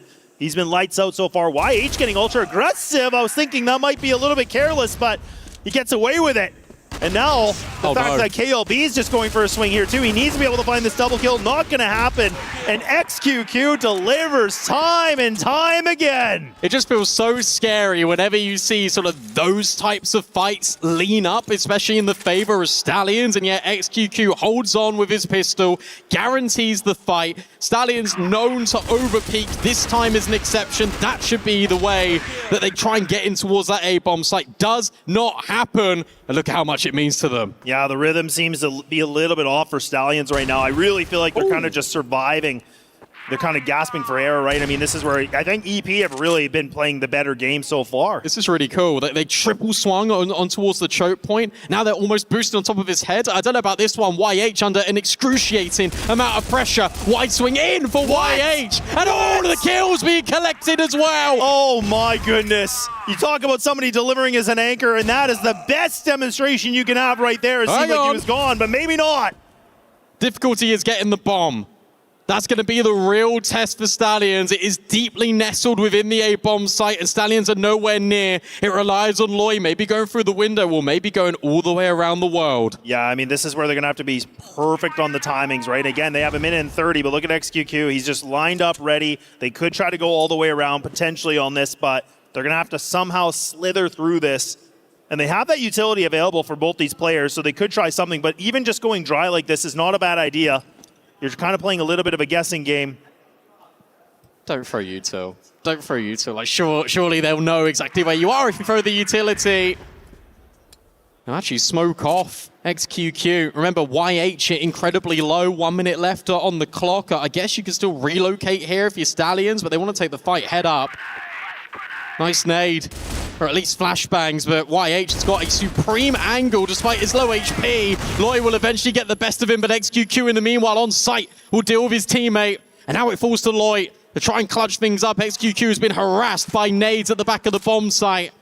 Will finally be living, but only on a small amount. It's Loy to reset the situation, to try and scavenge a 1 versus 1 fight, but YZK feels like he's expertly ready for this. Loy, how's the timing? It's not good enough. I don't know why these guys are not checking their corners. Like, we've now seen 2 different rounds where these guys are not checking a basic angle. Like, I mean, again, you know that teams like to play that stair position. You know that would have been smart. You know there's a player missile. You knew there was a player just on the side boxes there. You're thinking, okay, where on earth would that third guy be? And he's going to be here. So, I mean, YZK like gets gifted a kill. A little bit of a misplay, in my opinion, from Stallions. That was an opportunity. They could have clutched it. It was definitely difficult. Do not get me wrong, but there was a world they could have made that happen. He just needed to look at his corner. You just got to check your 6, man. You know, like, you just got to check around. You had time. You do. And that's the thing. Like, he had plenty of time. I love the re-rotate he was going for and repositioning and everything, but it just felt like he was kind of antsy, like, okay, I got to take down this, you know, player and missile. That's all he did. He got kind of laser tunneled, or tunnel visioned, I should say. Not even a laser. He was locked in. Yes. If he was a laser, he would have won it. Whew. 21 rounds. We go, B-Dog. And then some.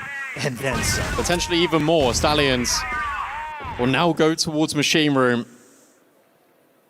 And in fact, it's going to be a very quick hit towards the B bomb site. And again, Stallions, this is their trademark. This is pacey. Let's see if they can get in.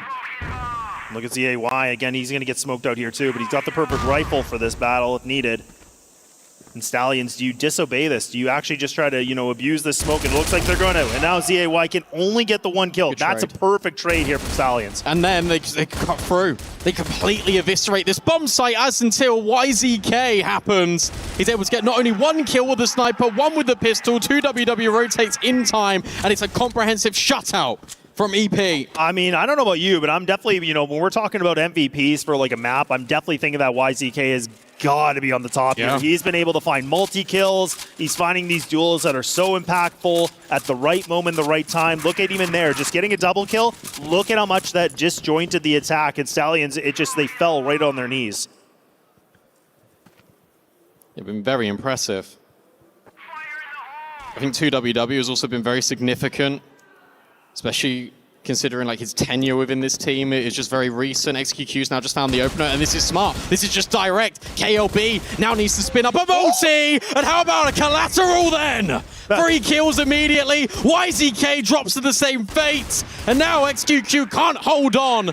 Power couple on that bomb site. JJ and XLB will shut down A. That's what he's been waiting for, right? He's been playing this like sole position, just anchoring that, missile and that truck, and then he finally is able to showcase what he can do. And then it's beautifully done, like you said, just tapping away, being able to find those duels, and that's something they needed.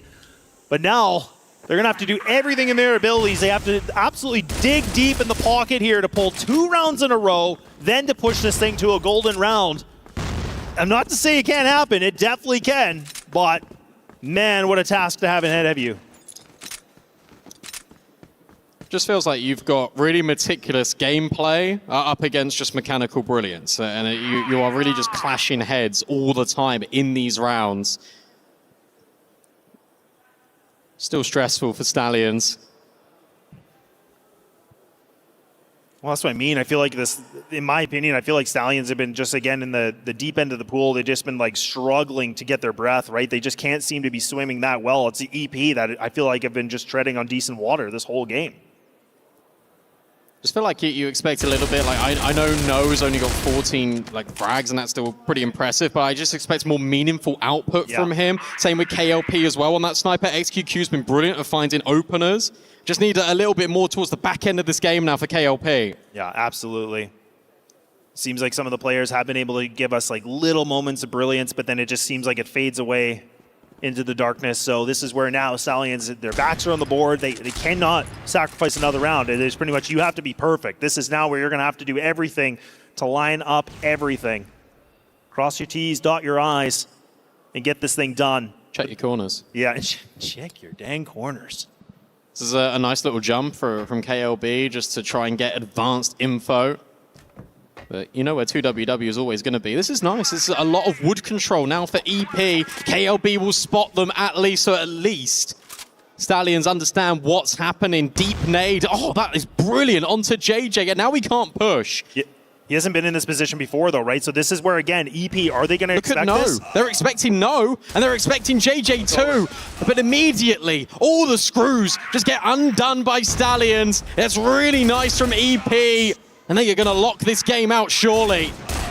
There you go. It's done and dusted. Evolution Power have been able to get across the finish line on map number 1.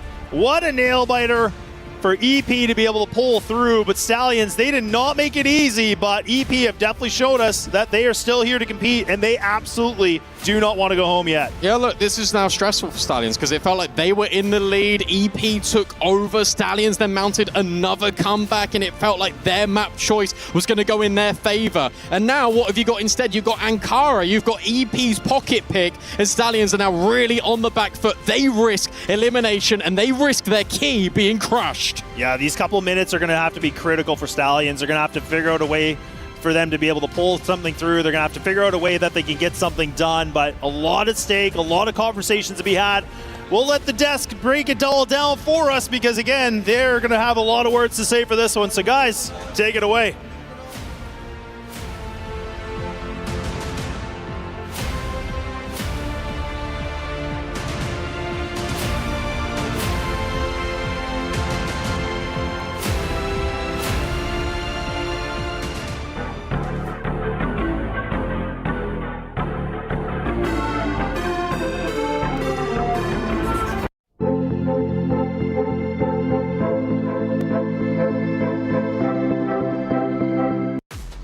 The rematch from last EWC is well underway, and what a battle it was for the win, which EP was able to accomplish. Stallions tried to fight back, even at the very start, right? Winning round number 1, but then EP fights back. Stallions forced to then recover. They do so, but then in the end, it was EP ultimately getting the win. Such a violent battle all the way through. Ends 13-10, Kyle, and I gotta say, it was a lot closer than I thought it would be. It went a lot longer than I thought it would as well.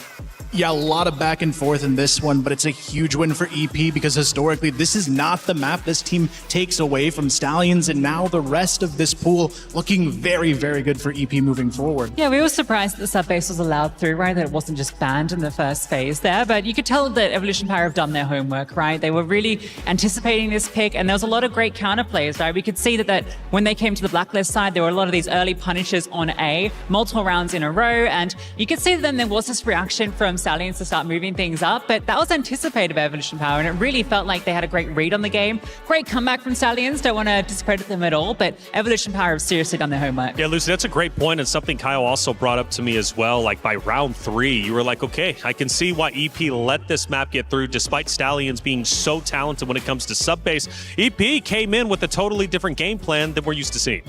Yeah, the big thing they changed here is the number one mistake everybody makes against Stallions is allowing them to take 1v1 aim duels. They played this as a unit. They made sure No wasn't able to get those multi-kill threads we're used to seeing out of him, and they were always catching him in rotation, which I really loved seeing from EP. Yeah, because it was the period, right, where Stallions were able to get away with that. It felt like, you could see that they were about to come back into the game and get this really great run on the Blacklist side, and they had this great fluidity to their gameplay, right? It really felt like they were in this flow state, but then Evolution Power able to disrupt that consistently, and you can kind of see here in the distribution of kills. I mean, such a massive setups from some individuals.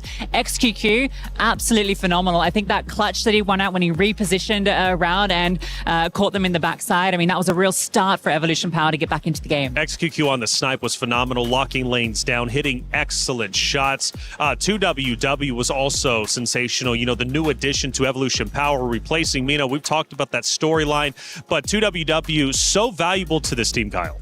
100%. Not only him, I feel like YH as well stepped up a lot. Looking at those A anchors in particular, there's so many key moments from him. I think back to that 3K where he just could not be traded, and that was such a pivotal round to push EP into overtime. And with 2WW's mind behind this team now as well, they feel like they've reached a new height. Yeah, I mean, there were still some great moments coming through from Stallions. Like, you remember the KLP 1v2, right? Where that kind of was given over to him a little bit with the sound cues coming through. But you can see the nerves starting to arise from both teams. And I think that's a big thing with this matchup for me because, there's been such a big hype around Stallions after last year. It's very different coming through as the underdogs, as this unknown team. Now you're a team that people know how you play. They know what to expect. They know exactly the sort of crossfire that you want to play, and they're going to be prepared for it. And the pressure changes in that dynamic. You're no longer the underdogs, you're the favorite, and people are coming for you. Coming from Indeed, Stallions got to snap back if they want to stay alive, but now they would need to win 2 back-to-back maps. EWC play is phenomenal. We've been looking at some of your predictions, and there's other ways to get involved. Check it out. He thinks he can come in here and play my game. He knows nothing. Let's go! Tyler Wine, you're done. This is my ladder. You can't climb it. That's an L airline. Somebody better hold me. Okay, yeah. Do something then. Raw energy. House for blow the house down.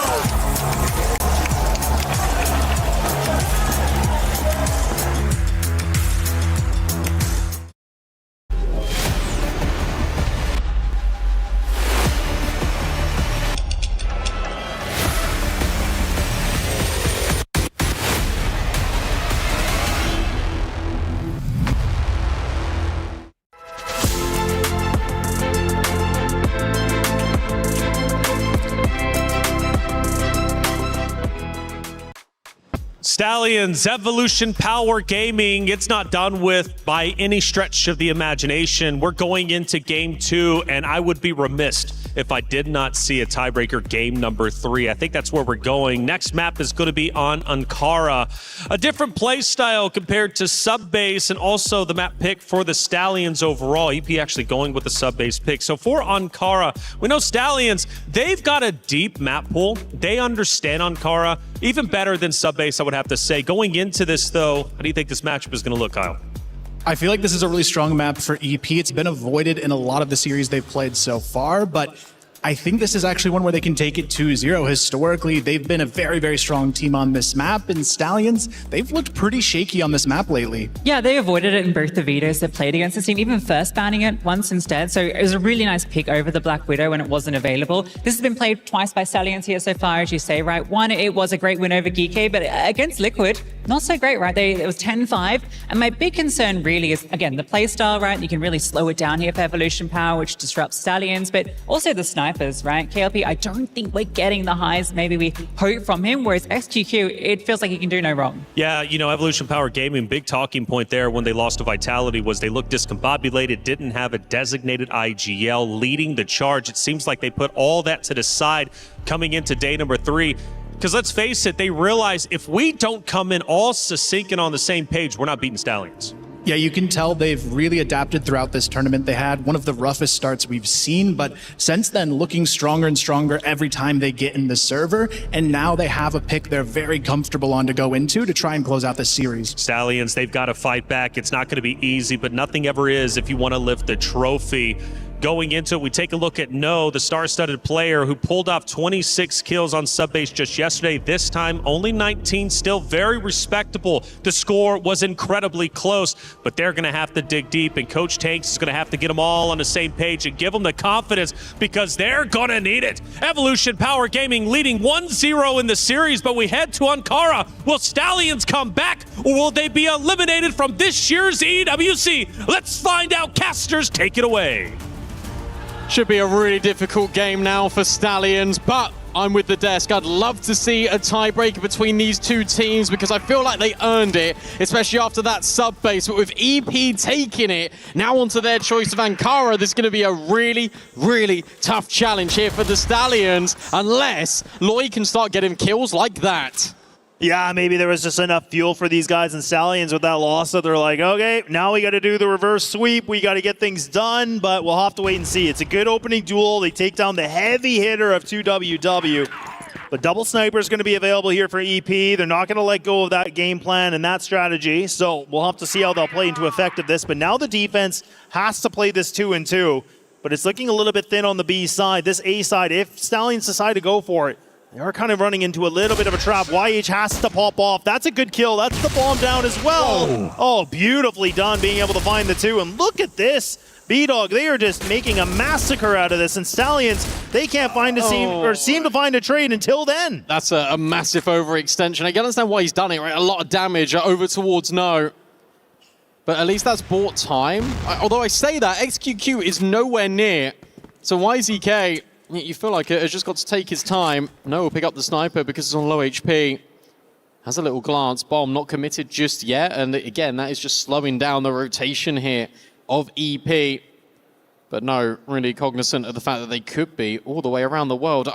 I don't know if I like this. No, having a look with the sniper and he spots one player. Are they going to swing this? Surely not. Surely you just plant the bomb, or maybe you can just get the kill. Nice from No.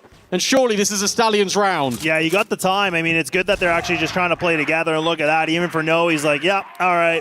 I'm annoyed. I'm going to be able to find some kills. I'm just going to go into activation mode and do what I need to do. And I don't even mind it. It can be risky, I agree, but I think considering they had that over a minute that they had remaining, why not go for the double swing? Why not just try to take down that player? Very, very nicely done. Good communication from this squad, being able to just, utilize a isolated duel and just guaranteeing themselves that opener. Feels bad for YH because it felt like he did everything there as well. ZAY overextends massively.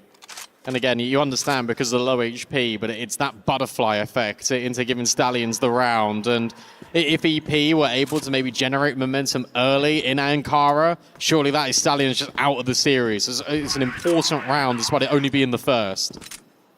Good little attempt on the nades here just against ZAY, but doesn't do too much damage, but at least it's something. Anything will do. You got to wound these guys somehow. Ooh, and they're going to go for the A-pop. I like this. Depending, and looks like they're only going to have just the one player throwing the paw flashes. I'm kind of wondering what the lineup's going to be on the top box here, but maybe they're just going to try to just go for the paw flashes and just barrel on in. No's got one as well, so maybe you can double stack it just to break through. Yeah. Instead, it's the smoke being lined up, and there goes those pop flashes over the top, and the trade is good enough. So they got to be careful, though, because the smoke's not really blocking the fence here, so this allows ZAY to still be, you know, a bit of a threat. Now they're finally getting them through. They got themselves through the main corridor, so now this is they're just going to wait on that util. But now EP, indeed, they're starting to pick up some kills. They're already hot on the heels. They haven't even planted the bomb. So 2WW's putting a lot of pressure on XQQ, and then tries to come around the corner. It falls to Loy, and if he can pick off some stragglers, that could be the way back in. Meanwhile, No has dealt with ZAY. That gives space on the site indirectly, and that means that Loy and No are now going to regroup and try and plant. Yeah, they still got 39 seconds that they can work with, but again, they got to be careful about this too, because you can get this plant through. You're not going to get spotted, so this is going to buy them a little bit more time.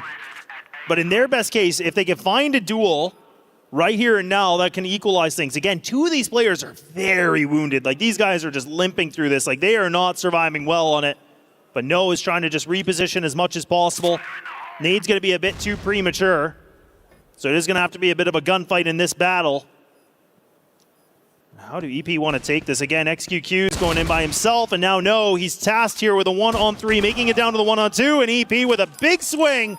And they're right back into this game. I could be mistaken, but I think the role of XQQ is really cool in this round, because he was deliberately spotting to see whether they had crossed towards CT or not, towards the GR spawn, excuse me. And because of that, what happens is you then get the players just closing up, because he spots both of them on the bomb site. So you know the flank can then close in, and it's a really effective squeeze coming in from EP.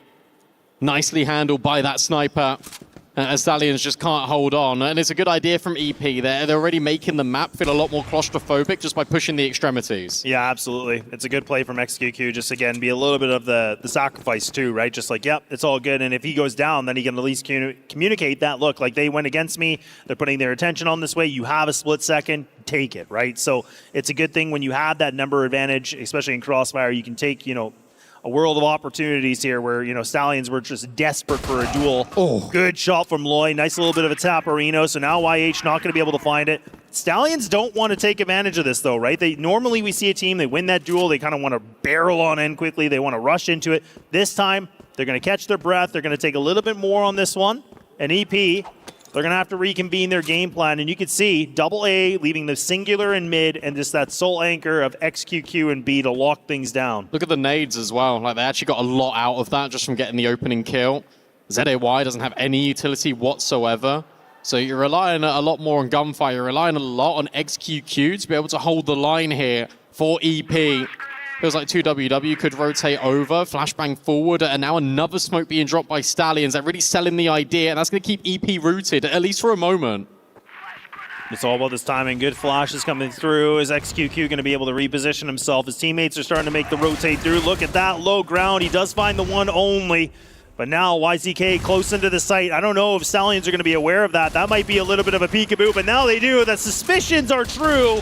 And look at this, Lloyd is absolutely popping off now, leaving it to ZAY, and Stallions very much a fire in the belly to still keep themselves in this game. Tell you what, I'm really impressed with the way that they go through that bomb site, because 2WW's got the kill. He's now running all the way around you, then got that disjointed spacing that is actually going to work out when you've got a lurk and a flank on from EP. It was a player in the site that I think wide swings way too much. YZK, if he just chilled for a little bit, all the contact was being taken elsewhere. He could have been that fly in the ointment. He could have been the ultimate disruptor there for EP. Instead, he overplays his hand and he gives Stallions all of the fights. Yeah, absolutely. And this is where, you know, again, these split-second decisions can be so detrimental, right? Where we see some of these guys that are that one quick decision and it becomes problematic.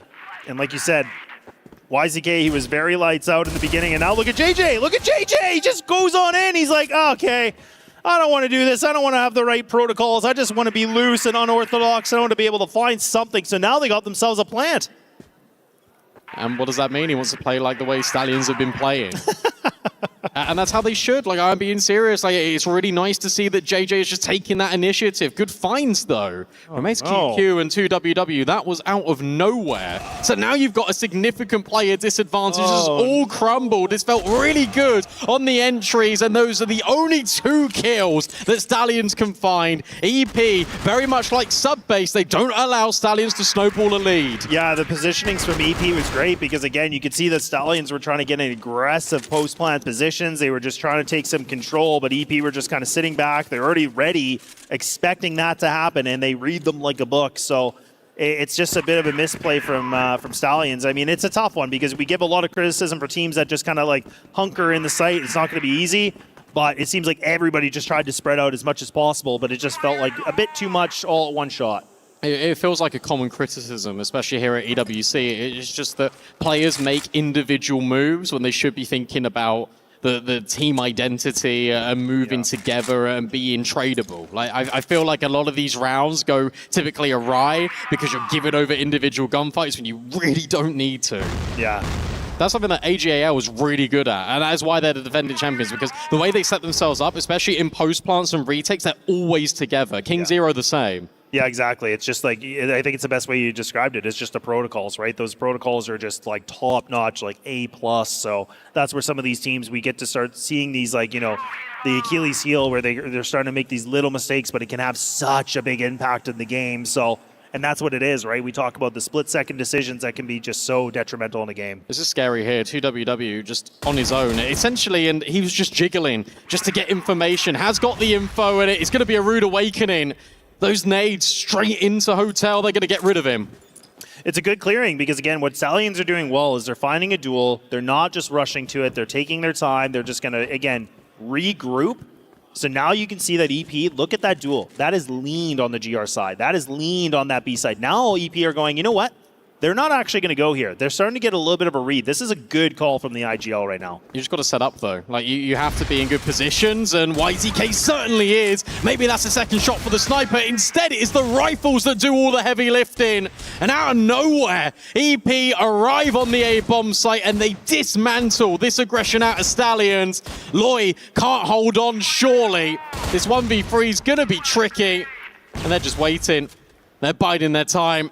They're making it excruciatingly painful for Loy. EP win back-to-back rounds for the first time in Ankara. It kind of feels like, again, like, you know, we both, I think, said the same expression. We were saying that Stallions are kind of feeling a bit tunnel vision, right? Like, they get that duel. I was giving them some praise, but at the same breath, it's like, look, you cannot just be doing the same thing over and over again. Like, you're finding that kill, it's great, but take more opportunity. Like, take the map control. Like, take advantage of Hotel. That is a lot of map presence you can have, especially being on the Blacklist side. The biggest issue for me in that one is I like the idea to instantly rotate, but then they wanted to go pure contact. Yeah. And because they went pure contact, EP have already rotated over.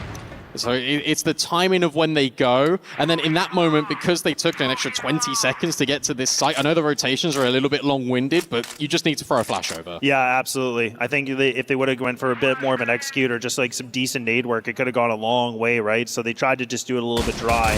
So now they're trying to get something through underpass. They're trying to see if they can be able to find somebody. Good kills from Loy. Now look at that double entry. And now he's been able to create some kind of space for these guys. Smoke should be able to block off this corridor, so that's going to make it problematic here for EP. You still have YH, though. He's the guy that's kind of on the back lines. He might be able to find something through Hotel. Potentially. But the KLP is just locking down this angle. A lot of nades, a lot of pressure over towards the bomb site. I like this back from KLP. And he's just completely icing out this choke point. EP, they're now going to group together, jump over the sniper scope. JJ, now he's in a little bit of a predicament because he gets isolated by everyone from EP. It's a concentrated effort. It's Loy that can only find kills here for Stallions. EP can do no wrong in these retakes. Yeah, it feels like a little bit of ice in the veins right now. These guys are just not being able to get the same shots and not winning the same engagements that we've been able to see before. Like, it felt like there was two different instances there that I felt Stallions should have been able to find those kills. And you can even see for the sniper of Stallions, as soon as he misses that shot in underpass, he gets overwhelmed by utility. He gets taken out immediately. His teammate can't even get that kill in Hotel. It's just the biggest issue you have there is that reliance, that setup relies so much on you actually hitting the shot, especially on the sniper, because JJ's then just completely by himself. Hello. Whoa, hello. That's an easy one. That's 2WW overextending and no punishing, but we've seen no get openers in towards Hotel before, and Stallions not capitalizing off the back of it. Double rotate coming through on the GR side, and I think that's still XQQ. Yeah, he's just posted up on Underpass. He's just kind of spawning things out. But again, EP really have a bit of a read on this. They're like, yeah, I think Stallions just want to avoid A. It hasn't really been good to them. So this is good calling. They've actually vacated the site, so they are rolling the dice. Like, they are putting all the chips down, and they're like, yep, who cares? We're going to see if we can win this gamble, and I don't even mind this at all. Because they've proven they can actually do a retake, even if Stallions decide to commit to A. Good angle by ZAY as well. Just tucking in, playing off this deeper contact that's going to be acquired here by the sniper.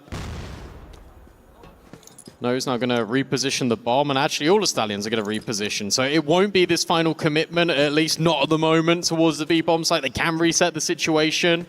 But for now, their clear focus, it's A.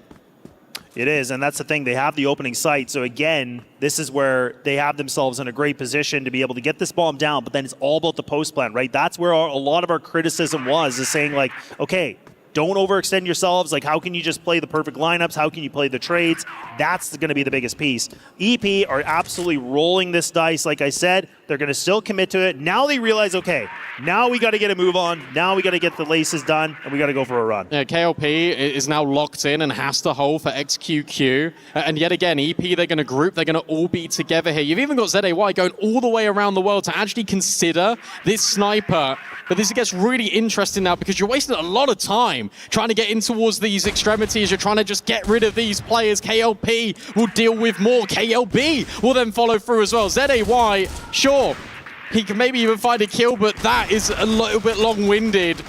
They just took way too long to deal with the extremity plays there rather than actually getting on the site. Yeah, that was really done, or nicely done here from Stallions, being able to just lock things down. And like you said, EP took a little bit too long for me. Like, again, we knew what they were doing. We knew that they were just kind of posting up at B, but it felt like they were just taking a little bit too long on that one. And it was tough, right? Like, when you play these retakes, you got to be careful about that. And that is a variable you still have to solve, is that timer of the C4. So, nonetheless, EP do give up one round here to make this a little bit closer. XQQ does miss the shot, but his HP fully intact, doesn't take any speck of damage. Another full attempt on this, and Stallions very hesitant to go back for a reduel on this. It just seems like, again, like they're being hypercritical on themselves, and they're really hesitating on these duels, right? Like, they don't even win that engagement. They're like, nope, we're done. We don't even want to go again. It's interesting because EP are actually giving them a lot of space. They're giving them a lot of opportunities to actually make these flanks happen. And it feels very gambly in the nature of the rotates here for EP. Like, a third guy has just joined A without much reason. I like the pop flash to set up YH as he peeks with the pistol. 2WW needs to get out of there. Otherwise, No is going to find another opening pick for Stallions. Yeah, that's a good kill. And again, Stallions being able to find these opening engagements is being very beneficial for them because that gives them that big advantage. All the HP's intact here. This is a strong position for them, but how do you capitalize on it? How do you utilize that extra body? So this is where they have to just, again, play the numbers. You cannot spread too thin here because that's what EP want. That's what EP are begging for. And you can see with the minute remaining, there's still this positioning from EP seems to be a bit hesitant. You can see double player and GR were like, do we want to go A? Do we want to go B? And look at this. Oh, they are banking on the wrong side here, B-Log. This could be really bad. This is very detrimental, but it relies a lot. Oh, and KLB getting that frag. That's massive. You got to go. You do have to. YZK, is he going to be ready for the player on the corner? He can. He is somewhat, but he misses the mark. Somehow jumps out the window, and he akimbos in with a pistol. No can now throw a smoke up. Bomb can get committed in by Loy, and somehow, some way, GR are ready to defend B. Yeah, this is huge because now, again, this utility is dwindling a little bit here. The good flash comes in, double player flash, and this might be bad for Stallions, but no, thankfully, not all heroes have to wear a cape because he's been able to find all three, and he cleans the slate, and now we're right back to a tie game. And that's exactly what the desk was saying. They highlighted No's performance on sub-base yesterday, 26 kills. Somehow ends the sub-base game with 19. Although it didn't really feel as impactful. This feels a lot better. This feels a lot more fruitful here for the Stallions, as they've been able to stop the mayhem of EP, especially on this defensive half. Now they're looking to build a little bit of steam of their own. You see The lights flashing at the top of the HUD. They've been winning round after round after round, all thanks to No. YZK really needs to get this kill, but he doesn't get the kill, but he does a ton of damage. So KLP actually takes so much of it. Gets caught in the kneecap. So he's still in this game, but man, that's not going to feel good. This is a ridiculous timing, surely. Like, they've got a lot of room here, and I don't think EP really understand. YH has got to be careful on the edge of the vent. You're relying a lot on ZAY as well to follow through with the rifle. The good news is that 2WW is also rotating over here. Those nades inconsequential, but guess what? That's not the commitment. It's auto drag rotates. Yeah, and it's kind of interesting because we definitely see a lot of teams actually using the triple nade stack in the vent, right, where somebody's playing that close quarter. So they actually decide to mix it. YZK gets a little bit too hungry. His eyes deceive him, and now he goes down. And again, giving Stallions another round where we see them winning the opening engagement, putting them in a power position right now in terms of players on the board. That's a lot of info that's just been gathered. Really nice flash from YH to get 2WW on the scene. ZAY's here as well, so you've got this quick shuffle. XQQ will be communicating. He hasn't received pressure just yet, and JJ will finally answer the call. So now you're expecting one of the rifles to bail out the sniper. Oh man, what is this positioning from XQQ? He wasn't expecting that at all, but thankfully 2WW will get it to work, absolutely. But now No, blind as a bat, still can be able to find double! Are you kidding me? No, once again, it seems like you put him in this B site. This is when he frags out. He's trying to make a little bit of a highlight reel for himself, looking for the last two if he can. He's sitting in at 12-4. He is hungry. And I think he's going to be successful. Unless the pistols can do something. Make that rifles now for YH. Loy! No, that's a massive overcommitment. But YH is low. No goes around the corner, and it's all fine in the end. But does it need to get that close, Stallions? Does it need to get that scary? Oh, I definitely think not, but apparently they wanted to, so they're just making me sweat here. Like, this is ridiculous. A lot of these rounds have been, you know, again, we're seeing some really good performances. This is where the desk, like you said, they talked about No and like what the impact is he brings into the game. And now we're starting to see him elevate his game, him starting to play a lot better. You know, he seems like he's evolved back into a little bit of his form, and that's what the Stallions need if they want to stay alive in this best of three. Yep, he is carrying right now, at least. He was on BL, now here on GR. He's got to really put a lot of more reliance, especially on the sniper. Like KLP, yet again, it's got to be said, I think a subpar sub-base now needs a very awesome Ankara. Otherwise, it's going to be very tricky. There's that lean coming in from Stallions. 3 players reside on this A bomb site. Nades are now being lined up to try and get them off this stack, and it could work. KLB is a sitting duck. Oh, he's going to dodge it, I think, though. Yeah, he's good. So he's able to get out of it, but doesn't matter. Bullets are going to do the damage. Look at ZAY.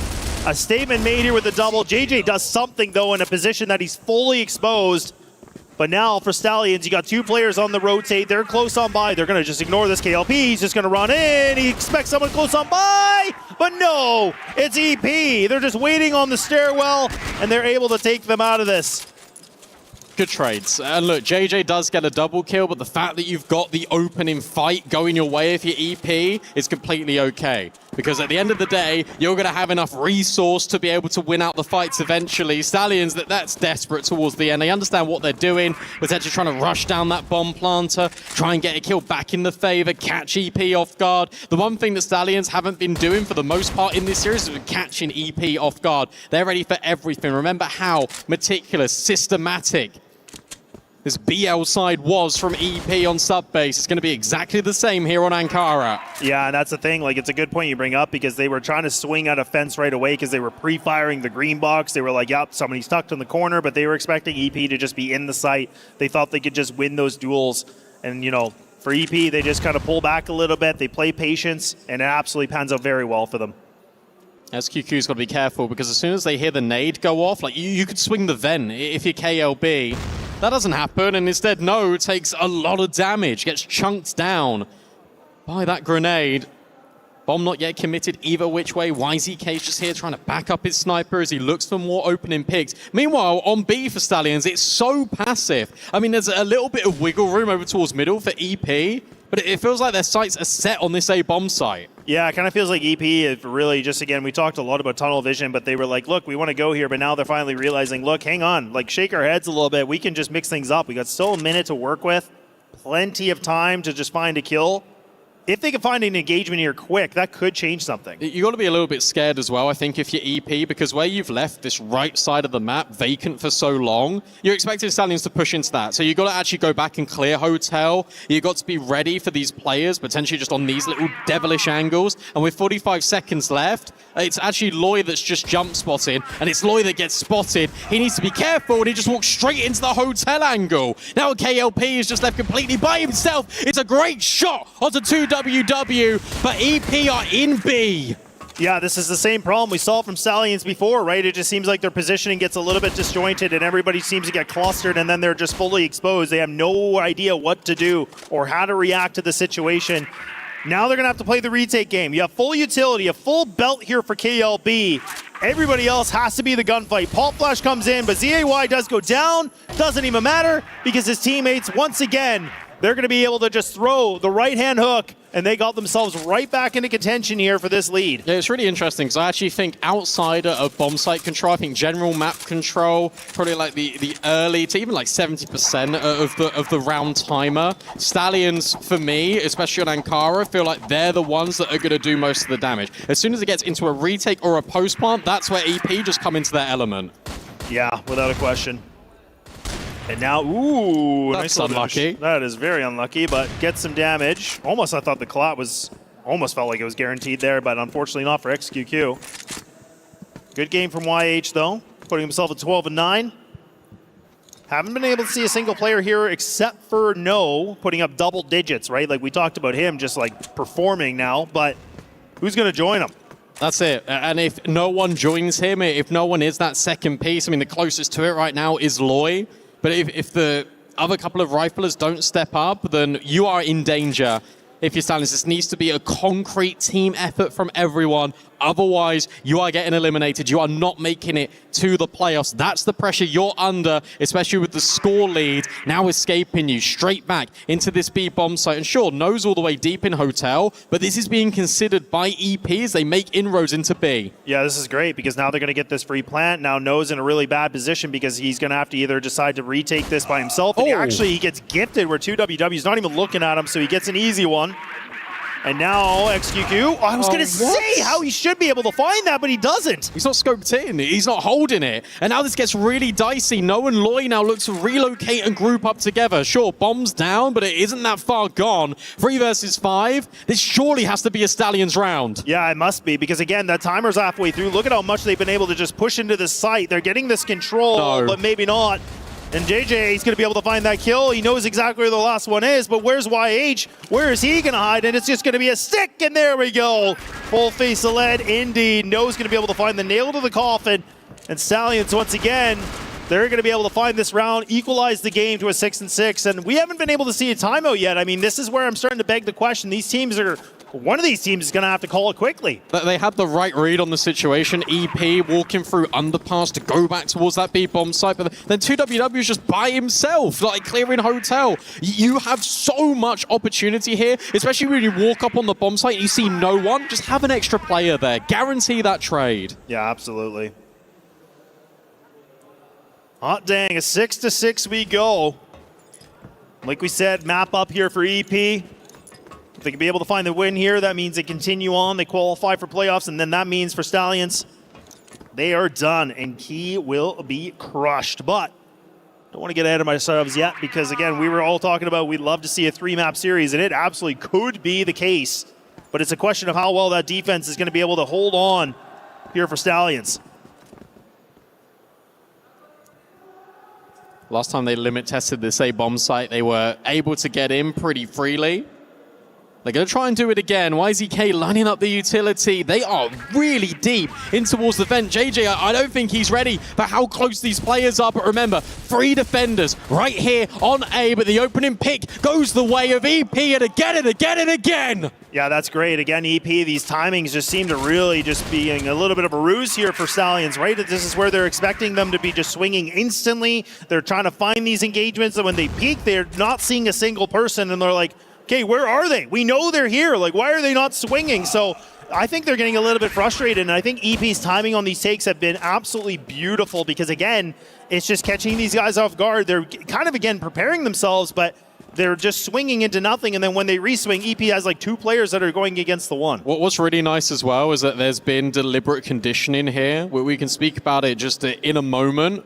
Because, look, you're going to give this a look in, especially with no 17-16, a free KD for this man as he tries to make inroads in towards the site. It's a sharp first shot, trade immediate, KLP. It's a banger onto 2WW, but ZAY's there for the trade. Now this timeout gets taken. Now we can talk about the conditioning of EP because it has been nade after nade after nade in towards that bomb site. Where is it being put? Over towards the stairs. Then the minute EP wants to go in towards the A bomb site, they know the stairs is completely cordoned off. That means these players are just going to be in the corner holding the crossfire, or they're going to be at the top or on the other side of the map. That flashbang that they throw instead of the HE completely pops in the air and it makes everyone blinded, and it means they've got all this space. It's really well worked from EP. And I would love to see, like, for Stallions too, just being able to reposition themselves, right? We haven't really been able to see them position, you know, in the lower corridor of the stairway, or someone playing behind single box, right? Like right near the vents. Like, we haven't really been able to see them utilize that lower level position. They've been just playing the high ground, and it's not working for them, right? Like,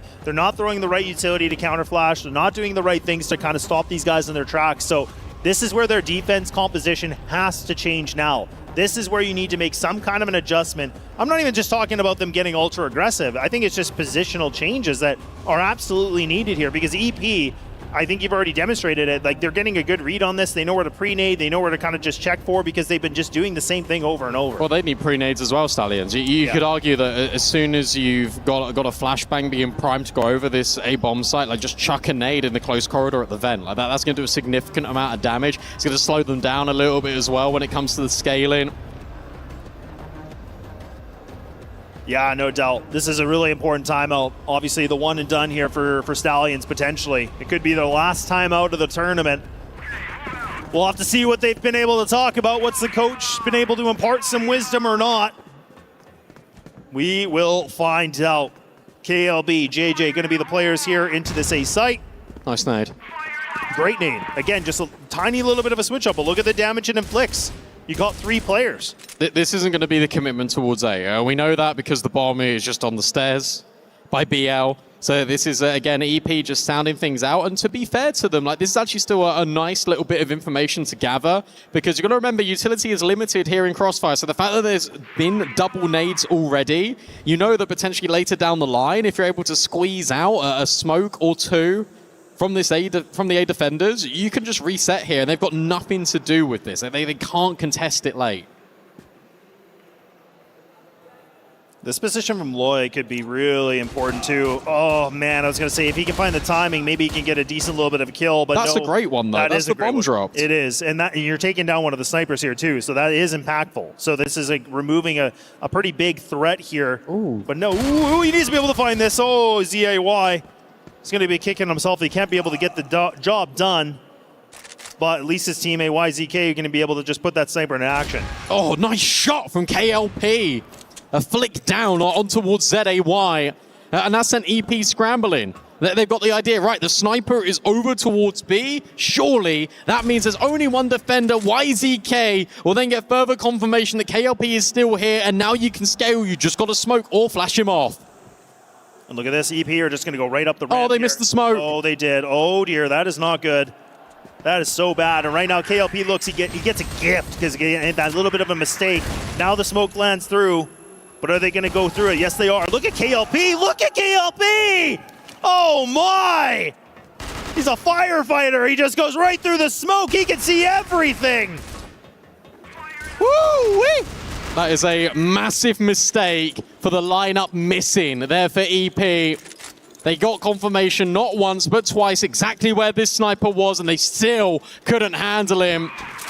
Spoke about this for Stallions, spoke about the fact that they needed someone to step up alongside No, and I really called upon KLP. We got it. That flash in the pan, that glimmer of hope. Now for Stallions, they even up the scoreline. They still need to close. They still potentially need 3 more. And how aggressive is this? Oh my goodness, this is a nice little bit of a change-up if I say so myself.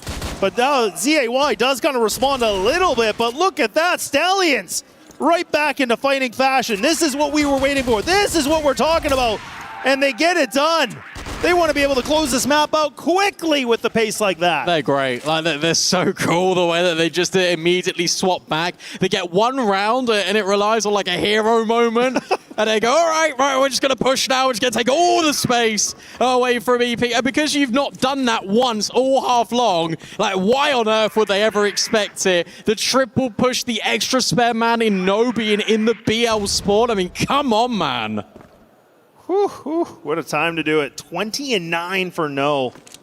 Man, he's having a game.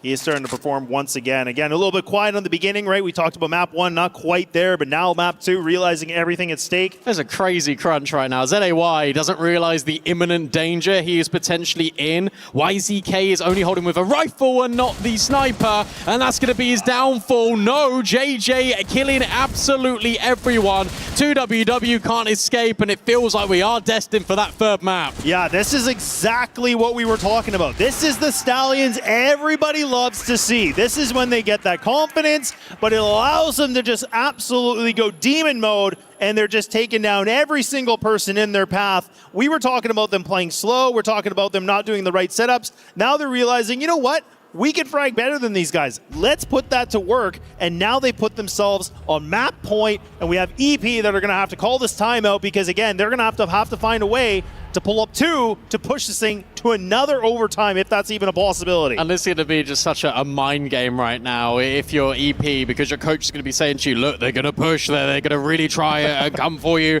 And if you're Stallions, you're going to be thinking, well, we know that they know that that's what they're going to be saying. So now you've got the mind game. Do you call the bluff? And do you actually go for it again? Or do you reset the situation? You play the most passive GR side to guarantee that round, and you effectively waste a lot of time off the clock, because for EP as well, when the time has run short, especially on BL, they've been struggling to get in towards the bomb sites. It's a really interesting decision tree that's about to be made here by both of these teams. It really is, like, and I'm glad you bring that up, because this is where it's a mind game. Like, this is where EP, like, the constant guessing, the constant analysis of, like, okay, what do we do? Like, is Stallions really just going to keep doing the same thing? You would think not, but Stallions could easily just say, you know what? We're absolutely going to do this. Why not? Like, just if it ain't broke, don't fix it. We're just going to keep hammering this down as much as we need to. But that's where I feel like for EP, they're the ones on the like guessing game, scratching their heads. I'll put my neck on the line. I'd love to see EP just rush B. It feels like A is the obvious one. It feels like they've really been conditioning A. Just go through hotel and smash the B bomb site. That would be awesome. Yeah, it would be. I actually would like. I do agree with you. I would like to see EP just kind of increase the tempo on this a little bit, but we'll have to wait and see. It does look like A seems to be a little bit of a target on this. KLB switches the gun. He's got the Vepr, so now this is where this could be really big of an issue. Oh, man! What a slaughter! Finds the double. That might just be enough, possibly. JJ needs to stay alive. He needs to make sure his reinforcements can get here. Stallions spraying frantically. Loy hungry for it. And now it's all just down to 1, but no! The problem solver will be able to continue on for map number 3. And we said it was going to be obvious. We said it was probably going to be a faster played round out of EP. And the fact that you've got that gun in the vents doing that much damage, Stallions ready for everything. And now you've got inside the head of EP both map choices going the way of the opposition. And this decider map of Eagle Eye 2.0 is going to be spicy. I cannot believe it. I absolutely love this, though. That's what we were talking about here for this day number 3. As we said, this match is definitely one of the best matches we have lined up, just because there's so much history. There's so much at stake. It's, winner moves on, and the loser of the match will lose their key. But that's where, again, Stallions, they have proven that they are a championship-level team. That's where it qualifies to being one of those top contending teams where you can persevere and push through the barriers needed. But look, we're going to go to that break. We're going to let the desk take the rest away here as we prepare for map number 3.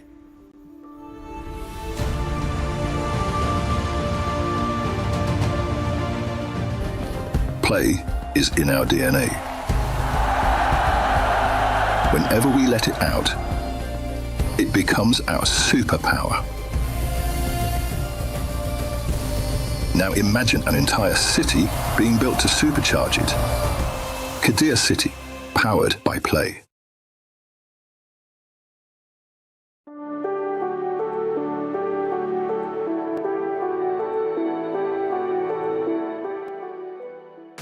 What an unbelievable series. We knew it wouldn't disappoint. It absolutely has not. Look at the emotion on No's face. Stallions finally feeling like their old selves. The energy is palpable. Yes, they take a stumble on sub base. ZP takes it 13-10, but they snap right back on Ankara 10-7. Kyle, we've got a series. Absolutely, we do. Big credit, though, to Stallions in that final half. It's the first half we've seen in 4 halves they've played where it actually felt like Stallions had that confidence back. They were taking the fights aggressively, and that's the Stallions we know, and that's the Stallions I want to see going into map 3. They remembered who they are. It was so impactful. We could see that. I mean, No obviously carrying throughout, but it was about round 14. He gets aggressive, kind of testing the waters. And from there on out, they're just like, you know what? We're just going to get up in their faces, disrupt them, stop playing EP's game against EP because they're the best at it. We play our game and it works. That's right. You know, you got to admire Stallions to be able to snap back. They kind of looked defeated after map 1's loss. Yeah, they really did. You could see it on their faces coming out of map 1. They felt like that was their map to win. And even at the start of this second map, they were still kind of in that mindset. But you could see finally coming out of that tack pause, they were able to piece it together and really put No in a position where he could continue to capitalize. But not only that, he finally had his team around him as well. Yeah, exactly right. I feel like it's a team that has there's a lot of emotions right there. There's a lot of fiery personalities. You know, there's a lot of momentum that comes from them. And if they can't get started, it can be really stally for them. But No was that kind of fire starter throughout. He really gave them the way through. But KLP, I want to give massive props to him as well, right? I think he had that one impactful round. There's a missed smoke over on A. He abuses that, gets a 3K from it. And that, again, was part of that moment where they started to push forward. Yeah, KLP, one of the players wanted to see step up, right? Really support the roster, and he's doing exactly that. Lucy made a great point, Kyle, about you can't play EP's game because they're the best at it because it's their game after all. What do Stallions do differently heading into game number 2? Well, clearly I can already see something. Kano comes back to his usual self, 24 kills. Yeah, this is the No we've come to expect. My only worry going into map 3 is can he keep this level of performance up? Because we saw in map number 1, when he's not able to have a star-studded game, they do struggle a little bit, but at the very least, I hope they keep this aggressive play style as we look ahead to Eagle Eye. 2WW only picks up 8 eliminations. Game 1, he was instrumental. This time he's a little bit slower, but nonetheless, EP still put up a tremendous fight. After all, it ends 10-7. Yeah, 2W got caught out a lot, I think, you know, on going for some of his lurk timings. Him and XQQ, who have been the heroes throughout this kind of run for them, were both absent here a little bit. But yeah, I want to give them props, especially when it came to the retakes and the GR side. You can see they were really expecting Stallions overextensions, very punishing. And there was multiple rounds in that first half that Stallions, I think, gave over and were really punished by the Evolution Power retakes. Retakes are very good when it comes to EP's side, but Stallions are great with the aggression. They're known for that, in fact, and it worked last year. This year, they are a bit of a hybrid team. They can slow things down if they want, but heading into Eagle Eye, map number 3, how's this looking like for both teams, EP and Stallions? Yeah, I think this is going to be a tough one for Stallions. You look at the history between these two teams. EP historically the better team toe-to-toe on this specific map, though it usually does go to an overtime situation in a lot of these meetups. EP, this is one of their pocket picks, though. It's going to be a tough road to go ahead for Stallions. Yeah, I think so. Just the way they've been playing so far, they've really warmed up into it. We spoke a lot about, Sneak brought up the way that they're kind of innovated, on this map a lot. And that said, I do think the kind of the play style of it does suit the side of Stallions, even if historically it's not been one they've got over the line against them. I think with the momentum that they come off that map too, I think they have a great chance now of reverse sweeping. But I think at this point, it's all about emotions, and it's really all, past aside. I think going into this, both teams are feeling the pressure. Equally, both teams are feeling the momentum. EP still has momentum from game number 1. They're going to be carrying that into game 3. It's a fun series after all. And what's at stake? A key will be crushed. A team will be eliminated. But if you win, you move forward to playoffs. You're now top 8, and you continue your run into quarterfinals later on today in our playoff round.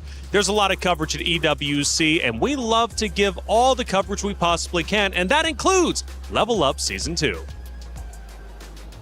A lot of people are haunted by their past. I'm inspired by it. They're not just playing for themselves, they're really playing for their entire family. They have defeated their demons! They have crushed the curse!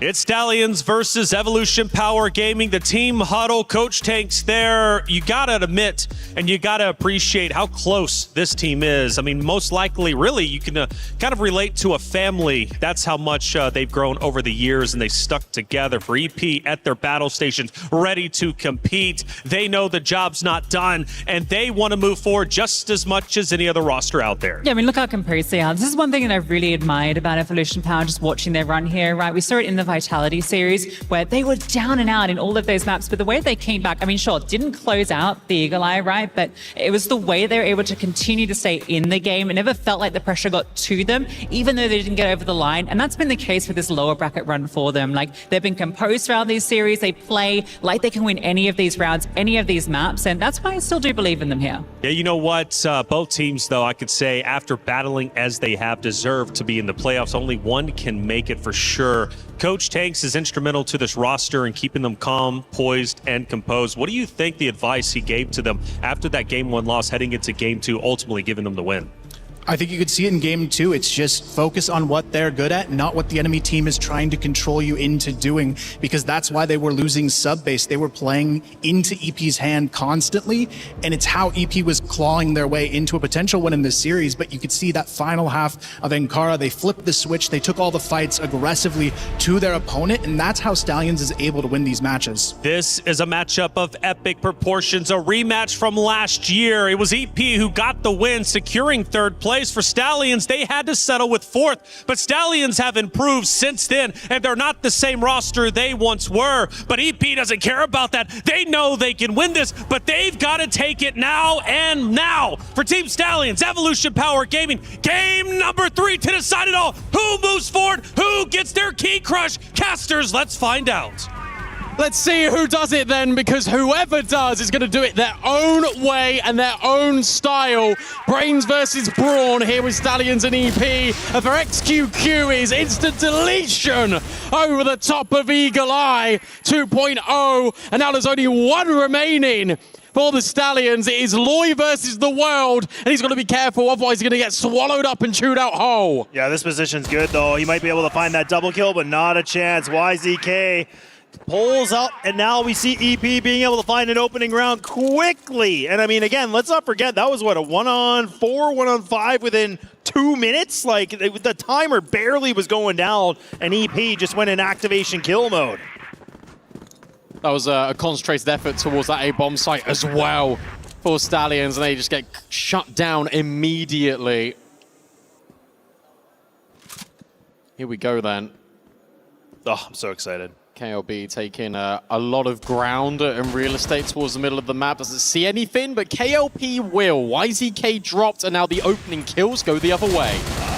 Yeah, good kills coming in from Stallions, though, right? They've been able to find the 1-2 combination, taking down ZAY and also YZK. So now just leaving just for XQQ. Again, that's a strong threat still in the server. Here for the EP side, YH as well.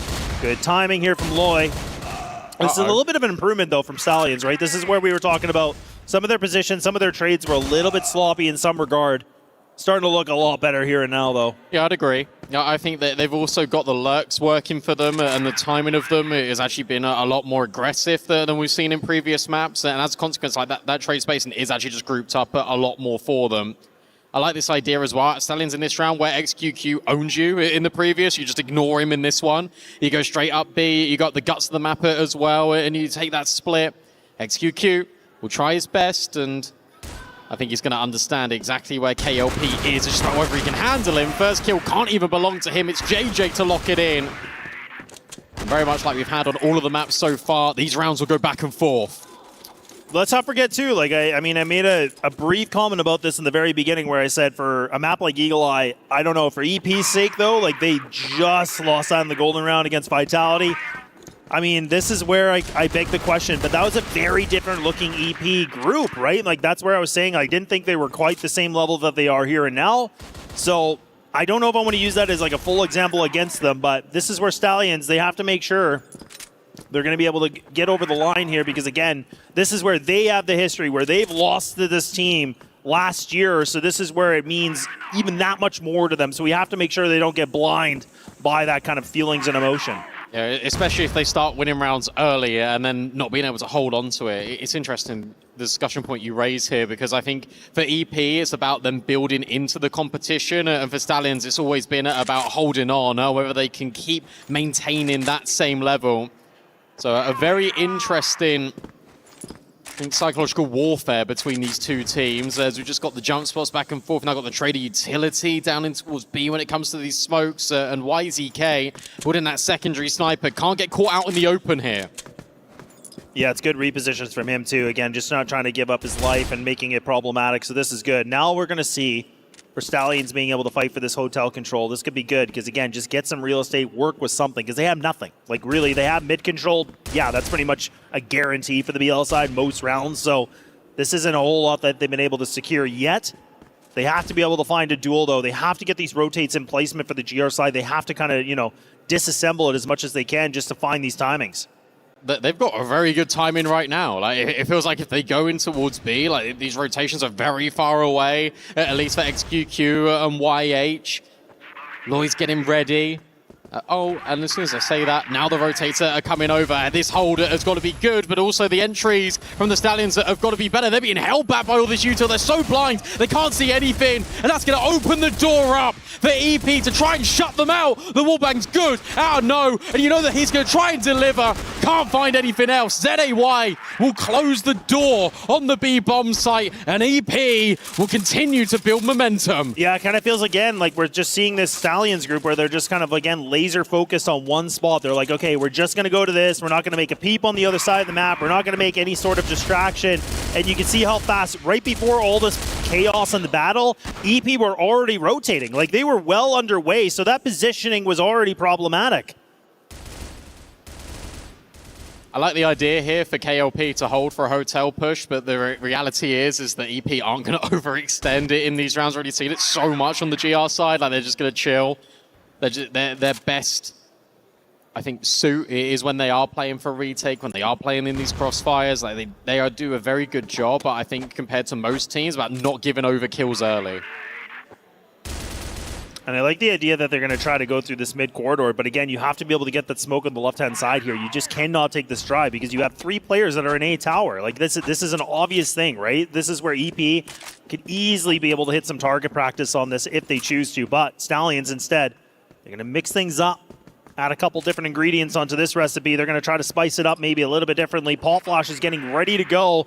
B-Dog, they're just going for it. But they're all here. They're all here, but maybe the timing is still going to be okay for Stallions. Never mind. XQQ will get the opening pick immediately, but KLB is trying his best alongside Loy, but they get shut down as they try and scale further forward. It's nice out of XQQ. He keeps repositioning. KLP now throws it into a clutch. I think he's got a good idea of where YZK is. And for KLP, he backs out, he disengages, he now resets. And wants to go all the way around the world, maybe not towards B directly, but he will. This is great. This is a perfect reposition. Again, just using that late round decision making. He's like, look, he's probably just going to be hyper focused here, so I can take the full advantage of getting the plant that I want. And YZK now still, again, I don't blame him. He's probably expecting him just sitting there, waiting things out. He's just trying to look for a timing. KLP, though, this is where he has to either decide to plant. No, don't overcook. Don't overcook. Don't overcook. Okay, that's fine. Woo. He took the deep space, but you're right. And now it comes to another one. Do you overcook again? Where on earth do you take this after plant? And it feels like you've got a really good understanding where YZK is. Oh my goodness, okay. Perfectly repositioned, yeah, and I like it because, again, you were just making a good point. Like, he can check out mid really quickly. He did the deep investigating. He's like, okay, he's not here. I can just make sure he's not just sitting in this mid crossing. And then again, he was allowed to be able to get that free duel. So back was turned, but really good work from Stallions. I love, again, just taking that decision making from KLP. This was so smart. And just not just rushing into the site and just trying to win a 1v1. He took his time, took his pace, and ZAY, patience is a virtue, gets gifted here a double kill. Oh, hello. Loy has just found the way in, and he's seen the nade. He knows the trajectory. 2WW here, but not overwhelmed. So player advantage still maintained here for EP. As KLP, it's a crazy one. Oh, man. Caught the shoulder of XQQ and gets him down. Got the flank. This is really quick. 2WW just needs to stay alive, but you can't against shots like that. What is that? So YH is now scaling very fast. KLP seems to be aware this timing has to go in favor of YH, and it will. And no, will hit the instant headshot back. That round is pandemonium, but it's Stallions that thrive in the chaos. I don't know if we're going to be able to get the replay that quickly, but I really hope we can, because that was an absolutely filthy entry. What a way to get yourself into that bomb site. Just a nice little bit of a bunny hop, the one tap to get it there. But like you said, KLP, hyper aware. He was ready to go. He knew that there might have been a player on the flank. Even though he doesn't get the kill, no instantly reacts to it. So it's a really good situation, really good communication. So seems like, again, both these teams still got the gas in the tank. It doesn't look like anybody's deflated or running on fumes yet. Got to give a lot of credit to Loy as well in this round, because you see the advanced setup in Hotel being put forward by EP, and as a consequence, there's a gap in middle. So that's crazy. That is actually just so disgusting. Oh, that's so filthy.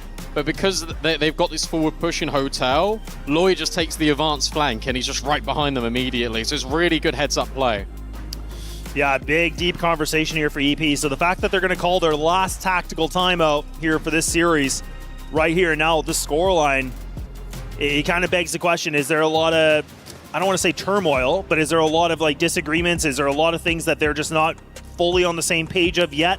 So clearly the coach has a lot to say in this, but it kind of, again, begs the question about, is it good to be burning it this early, or should you have kept it kind of in your back pocket just for the later stage? The issue you've got is it's always going to go the other way, right? It's always a double-edged sword, especially when you've only got one timeout, because if it starts snowballing out of control, we'd be sat here 10 minutes later going, well, why didn't they call it earlier? That's the thing, right? So it's really tough. I actually quite like this timeout for them right now. We'll see if they start winning rounds off the back of it, but you're trying to nip things in the bud. You're trying to get this to a point where EP, especially in these series, they've not allowed Stallions to get so many rounds in a row. They never had to properly come back into a map.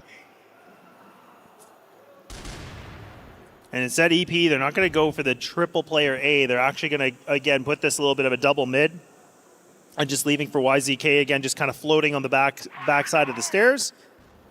Actually, he's going to reposition entirely, so okay. Now we're going back to the regular setup. This is where EP like to put the 3 players onto that A site. And they're going to make me eat my own words here, B-Dog. They're going to just keep running around. A little unsure what they want to do.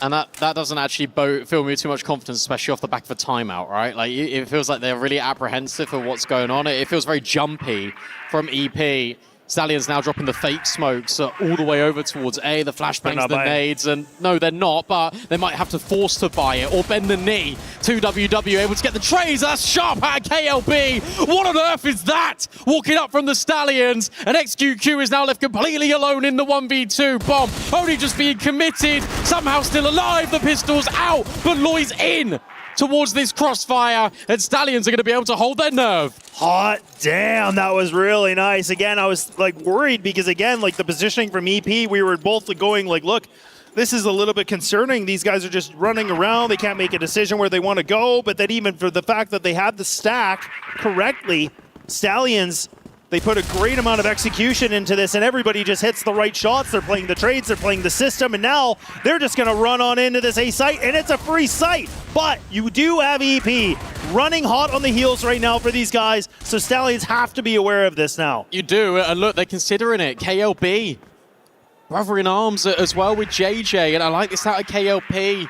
Doesn't need to overextend, he's just holding the line. JJ will now take the contact. That means that KLB can come around the corner and backstab so efficiently. YZK now left completely to his own devices. Can't do a lot here with the sniper, but will still give it a look anyway. But it's no through the smoke, and he denies EP once more. That is honestly going to be one of the best rounds I feel like we have seen from Stallions this entire series in this best of 3, because again, let's not forget, the biggest mistakes we were seeing, they weren't playing together. They were just going for these individual individual fights. They weren't playing the trades. Look at that coordination between KLB and just his teammate JJ. Like JJ said, swing. You have to go now. They're putting their attention on me. And they're just fragging out. The monster's off the leash. And now they're just doing everything. They're doing all the damage in the world. And now they're galloping. Now finally we get to see it. The power up for the Stallions. And this is them in flow state. And this is the worst case situation for EP because they could just be completely destroyed and dismantled. 2WW, it's a nice kill, sure, but now he's the only one left, and not for very long either. Sent back to the spectator screen with the rest of his teammates. It's Stallions now just charging forward here on this BL side, and it's EP to watch on as their key is getting closer and closer to getting crushed. Well, remember we were talking a lot about the fact that, like, you know, EP went for the early timeout, and we were talking about the double-edged sword, and man, that sword is deep in the chest now because, again, 6-2, EP are probably going, okay, I wish we could sit and talk about what do we do now, because look at Stallions. They are just magnificent. It's like a unicorn. They have come out of nowhere, a mystical creature that's been able to just prevail and making the statement, EP have no answer whatsoever. And the worst bit about this is the worst bit about this for Evolution Power Gaming is what is your reaction when things aren't working? Oh, that means we've got to go fast. Stallions say, bring it on. We're the team that created that. We're the team that love to fight and get in your face. And we'll do it again and again and again. 7-2 on the BL side. They are running away with this decider match. Oh man, can they continue this mayhem? And yes, it seems like they can absolutely do it. Now 2WW is starting to do something. He's been able to find all four. The new addition says, okay, fine.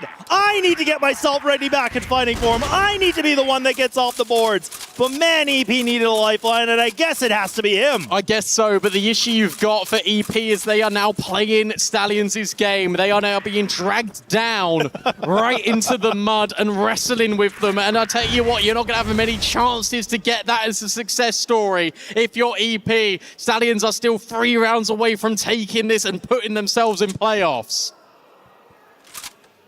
Oh man, 2WW. Is this going to be, you know, a bit of a kicking that he needs to just get into this like fighting, you know, crazy fashion that we have been able to see him pull up in this tournament so far, right? I mean, we talked a lot about him in this new roster where he's been, you know, the highlighted player. And that's where it just begs the question, can he really just continue that? I mean, that's a lot to rely on one player to be in, you know, the driving seat, in the hot seat, but we'll see how Stallions want to react to it. They get a little bit humbled for that one round.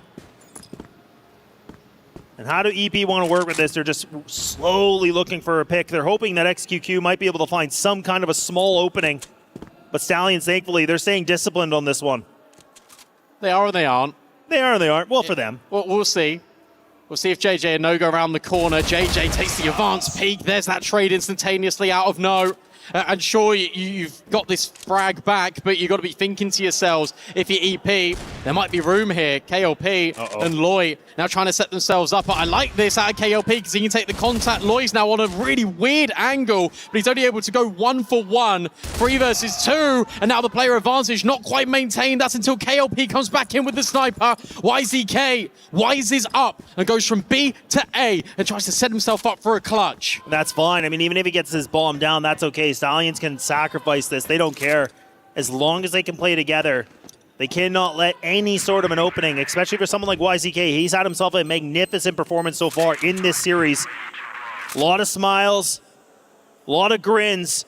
Gonna play together. He has to be lights out. He has to hit the best shots in the world, and that's a good start. And now KLP, do you have it in you to get it done? He can! He absolutely can!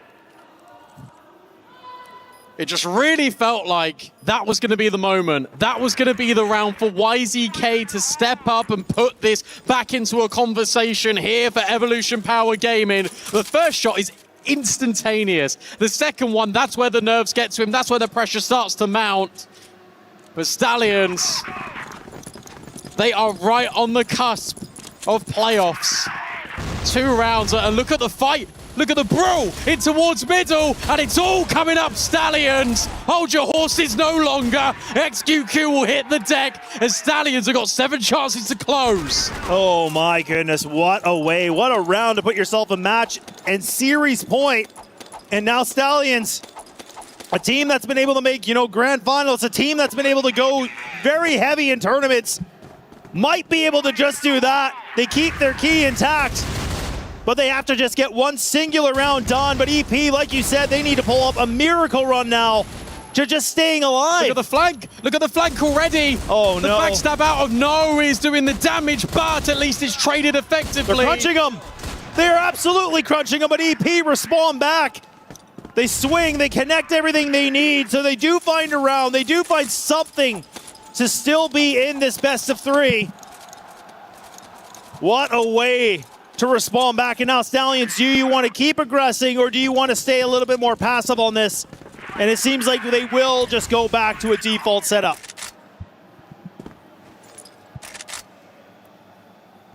XQQ now looking to potentially just find this opening.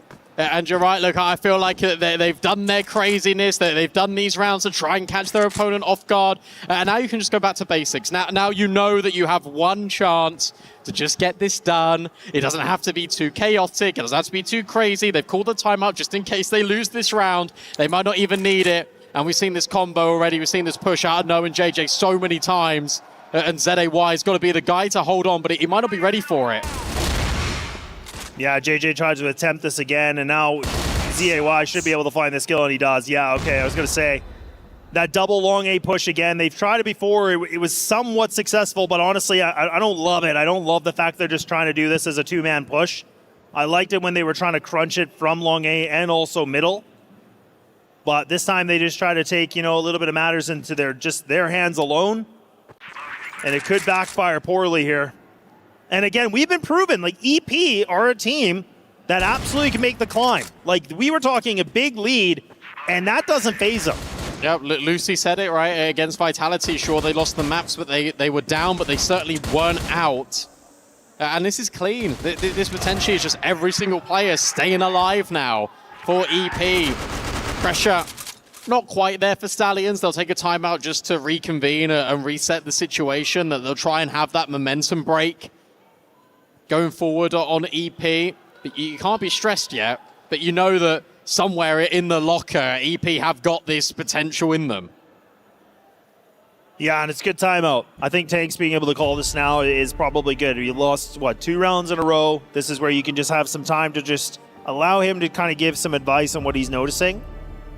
Because the thing is we've seen them do some strategies where they're pushing down long A. They try this like long A mid crunch. They've tried, we haven't really seen that banana push yet, or really like full hotel control yet. I mean, the thing is like, I'm not totally against them trying one more aggressive round somewhere. Like, I think it wouldn't be unreasonable, but I'm almost wondering maybe you tackle it a little bit of a different way where you do maybe like down long B or like banana there, and then you do a mid or something like that. You don't just leave long A, like give it up, like, right? That because it's been predictable now. You know that JJ, you know that KLB are the 2 players that do like to contest for that. Unless you think that they think, no, we're not doing this. We're not doing this again. No, not again, B-Dog. I agree with you. I agree with you, lads. Like, look, they need to like stop doing that. They need to deviate away from it. And Tanks, it feels like he's got the perfect call, or at least he's got the perfect rally cry to kind of get this team just over the line. They've got this game exactly where they want it. Worst case scenario is that the spiral's out of control. It doesn't matter how many rounds it takes, just make sure that it only takes the 1 and not OT. Exactly, because that would be such a kick to the gut, right? I mean, if you get this all the way to overtime, like, what a big lead for you to lose, and then EP are just going to be loving it. They're going to be just on that full momentum swing. The wind is still in the sails here for Stallions, but we'll see if EP can throw some kind of holes or something to stop it. Different setup now, so No's got a secondary sniper, so this really indicates to me that they're not going to push. Yeah, this is a good indication. And how often do we get to see him on the sniper, right? I mean, he's a very strong rifler. Not to say he can't snipe, obviously, but it is just, like you said, that's a big change up. So they're going to try to use a little bit of range on this one for this round at least. Oh, I like this. If EP just go, I like the idea of this. Oh, but no, on the sniper. There he is. That's why he uses it. And this change-up is insane. Oh my, I was talking about we don't get to see it on the sniper very often, but man, why don't we get to see it more often? Do it more. How about that? How about that from No? He denies EP the right to playoffs, and their key is going to get crushed all in the hands of one man and one sniper. Absolutely phenomenal series, and Stallions will survive, so that guarantees them the qualification now into the playoffs. Evolution Power have been eliminated. They've been able to cause some ruckus. They've been able to cause some upsets in this tournament, but today is just not the day. Wow. I did not think that game was going to end that way, with a timeout being called, with No bringing out the sniper, and then just killing everyone. For EP, that's sad. The journey at EWC hasn't been the easiest. It's been probably one of the most long-winded out of every team attending here. They've shown up a lot, and unfortunately it just wasn't enough today. It just wasn't enough, and that's the thing where I feel like, you know, for EP's sake, like when you have a team that starts really slow in the tournament and then you're kind of getting better and better as games go on, yes, that's exciting, but it felt like maybe it was just a bit, they needed to go a little bit quicker, right? That's where I wasn't convinced in the beginning. I was like, what is going on? Like, this EP is not the EP that I've known for years, and now they started to look like it. But Stallions, again, that is a championship level team. That's why we're praising them so much. That's why we talk a lot about what they've been able to bring to the table. That's why the bar's been set in that way, and that's a shame for EP, but unfortunately you're just going up against Stallions. Yeah. Stallions looked a little bit off kilter in that first map, definitely came back in the second. Third one was no contest. That was the most dominant of the lot. Yeah, and honestly, the thing that I love about this too is, like, I mean, there's so much criticism that, you know, I think we both were saying, is the fact that, you know, for Stallions, they weren't playing together well. Like, it felt like they were formating as a team, but then they weren't really trading as a team. They weren't like really working off of each other, right? So that's where I think the biggest gap was, but thankfully they got it done in here and now. Absolutely. And now we have to see and say goodbye to Evolution Power Gaming. We can go down to the stage to get their key crushed. Okay, ladies and gentlemen, and no, the big dog getting it done, only 16 years old, and clutching up like that at the Esports World Cup when it matters the most, ladies and gentlemen. That right there is what it's all about. And he is trying to show that even before getting the chip, that he already has that dog in him, that championship pedigree, maybe just innate in young No. No, you can walk this way as we have our first key crush for the day. Salvatore, I know you're feeling proud right now too, brother. My goodness. That boy representing that Philippines, man. Yes, sir. Evolution Power fought extremely hard, but in the end, we see that this is the end of the road for them. No, if you could join me right here, brother. So, first and foremost, amazing performance on your end. How were you able to clutch it out when you guys were down? Ang ganda ng laro mo kanina. Paano mo nagawang tapusin yung laban ng ganun kakaklatch? Saan yung ano sa dulo? Wala, di ko alam. Pag timeout, sinabi ko lang na ako mag-arte kasi alam ko na maubos ko yun. Alam ko na sa sarili ko na maubos ko yun. I honestly don't know. After the timeout, I said to myself, guys, I'll be handling sniping duty because I know they will be no match for it. And that's about it. That's why we got the game. Okay, and you represent the Philippines, where China is looked at as the strongest region in Crossfire. How important is it to you and your teammates to represent the Philippines on a stage this big and show that you're strong too? Yung CFPL, yung tinataguri ang pinakamalakas na region. Ngayon, ikaw yung representative ng Philippines. Gaano ba kalaki para sa'yo to na i-represent mo yung buong Pilipinas dito sa EWC? Sobrang laki sa akin kasi isipin mo yun eh. Pilipinas yun eh, buong bansa namin eh. Tapos proud na proud ako na i-represent ko yung country namin. It means so much for me and the teammates to represent the Philippines because, you know, Philippines, despite being a wild card region, it just means so much to me to carry the whole weight and the pressure of being the representative of the Philippine region. Okay, and last question. You brought up that pressure, that weight. You just turned 16 years old, man. You're extremely young. How are you able to clutch out in these situations given how young you are? Are you nervous on this stage at all? Kaka-16 mo lang ngayon taon, pre. Ano bang feeling na nagagawa mo na lahat ng yun, yung mga kalaban mo, veterano, tas ikaw 16 ka lang? Wala akong na feel na kaba, tas nakaka-proud sa sarili ko kahit bata ako, makakasabay ako sa kanila, lalo na sa mga Chinese. Yun lang. I don't feel any pressure, man. When I go there, I just play like myself and I just destroy whoever comes in front of me. So yeah, I don't feel any pressure at all. Come on, man. Doesn't feel the pressure, and when it matters the most, my man pulled out the sniper and got busy. That is young No showing why he is a superstar representing the Philippines. Congratulations again on making it into the playoffs.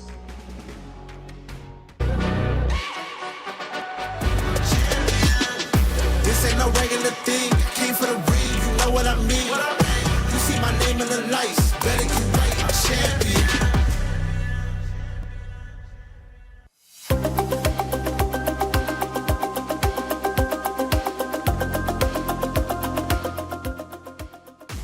The Young Guns from Cebu move forward, now officially top 8. It got a little bit dicey, but no worries. They believed in themselves. Coach Tanks pulled them aside and said, do what you do best. And they did exactly that against Evolution Power Gaming, who have now had their key crushed. The Stallion story still continues. They move forward. How far can they go?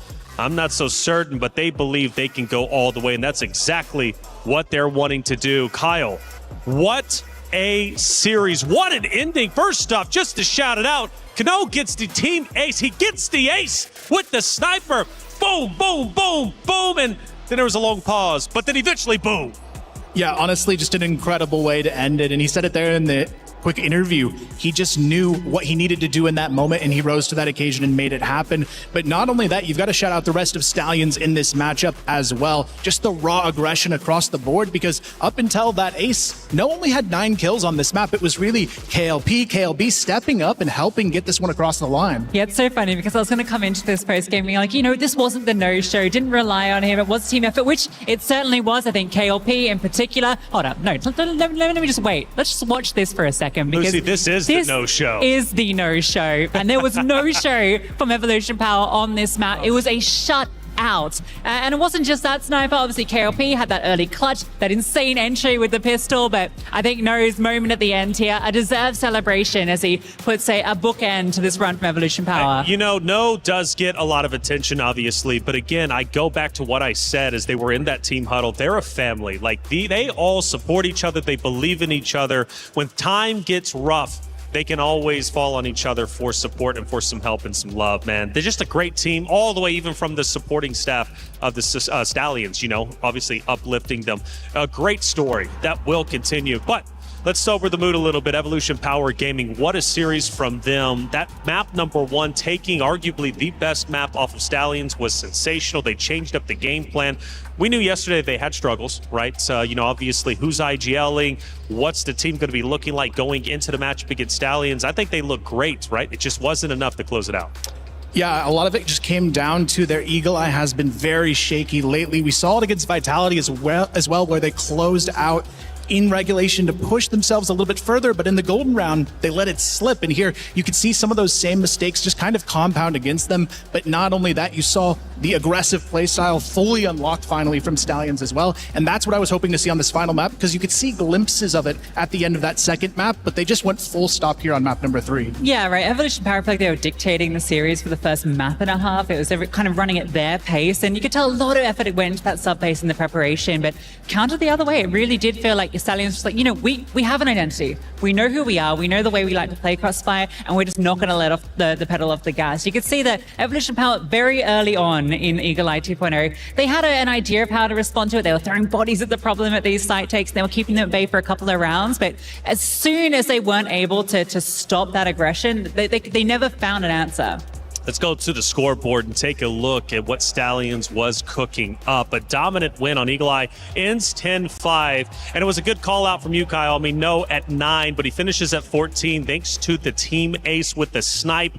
unbelievable finish to close the door on EP's chances. I do want to shout out, though, and I continually will do so, to WW from EP. I think he's a phenomenal player. I really do, and I think he's a great pickup. And I want to see him continue onto this roster. I think for EP, they have a lot of potential moving forward, especially if you start talking about CFS 2026 over in Wuhan. I think they're going to be a great roster and a scary one indeed. Great pickup. You know, obviously, first here international event. I think he did a great job. Yeah, I mean, absolutely. I feel like he's one of the best lurkers we've seen coming out of that region in a long time. And I feel like moving forward, this team with a little bit of practice is only going to get better. Yeah, I think it's just about integrating him a little bit better. Obviously, they were rotating for such an extended period. They finally landed on him. He seems like a great addition, Mr. Consistent, right? But with the XQQ's style of lurk sniping as well, right? I feel like you need to find that balance. And maybe with that refinement, we'll see them bounce back at Crossfire Stars. Yeah, we'll have to see, right? That is going to be coming up at the end of the year. Now, when it comes to Evolution Power Gaming, a great job throughout our tournament. And they really did fight tooth and nail in that map number 3, but they fall a little bit flat. They unfortunately had their key crushed. They're now out of the tournament. They will not see top 8. They will not have a chance at top 3 once again. However, I still want to hear from what they had to say, and Salvatore has them on site. Evolution Power Gaming unfortunately had their keys crushed, and we'll be seeing them in the next iteration of Esports World Cup. Joined here is the star player to WW. Nice try for you and the team. So I'd like to ask you, so once the map 2 and map 3 commenced, it kind of felt like it was very close, but Team Stallions had the momentum. So can you talk us through as to what happened in the 2 remaining sets?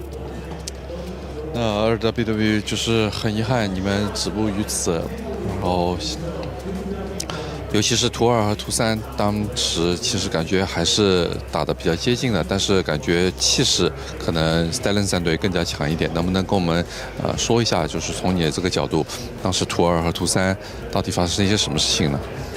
其实更多的还是一些我们队伍自己的失误吧，然后也没有做好防压，然后相对的应对可能慢了一点吧。I would say it's mostly mistakes on our part, and we didn't respond properly when it came to preventing some of their aggression. So some mistakes here, some mistakes there cost us a few clutch rounds, and things just snowballed out of control. Well, humbling words here for 2WW. So may I ask right now, so the team emotion, the team environment right now, can you tell us what the team is going through after this loss against Stallions? 你这边失利之后，你们团队里面的这种情绪和氛围，能不能也跟我们形容一下呢？毕竟输了比赛嘛，可能现在的每个人情绪都不是特别好吧，比较沮丧。然后这次没打好，下次争取干回来吧。Well, after a loss, we're definitely feeling very down. The atmosphere is not exactly very happy, but you know,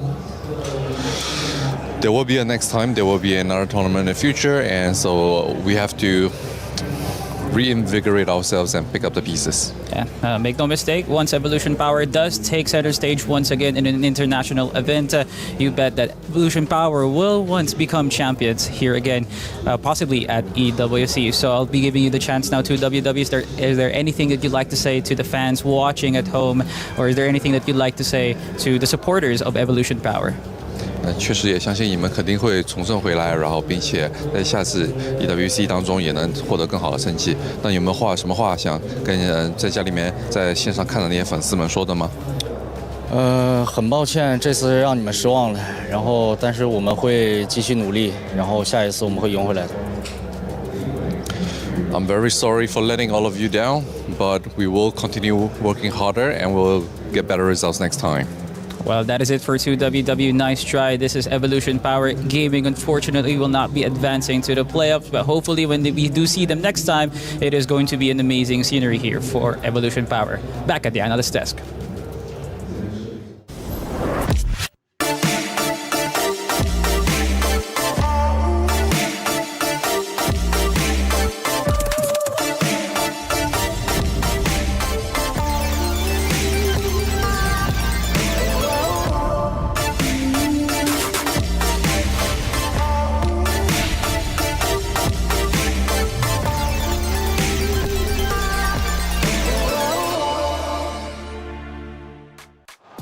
Thank you, Salvatore, for the exit interview. Clearly, very, very down is 2WW. Naturally so. I mean, it was just such a hard-fought series from the side of Evolution Power Gaming. And at one point, were the favorites. You look at their Game 1 performance. I mean, they were stellar. Game 2, still close. 10-7. They have a fighting chance, but Game 3 just fell apart. Once it was like 3-3, Stallion sort of W-king, and it was over from that point. But I would say still relatively hopeful about their future. For 2WW, first and foremost, to even do the interview is great. Being the new guy on the team, they trust in him to be able to deliver the message for Evolution Power Gaming. So clearly they got a lot of faith in him, not only just as public representation, but as a player as a whole.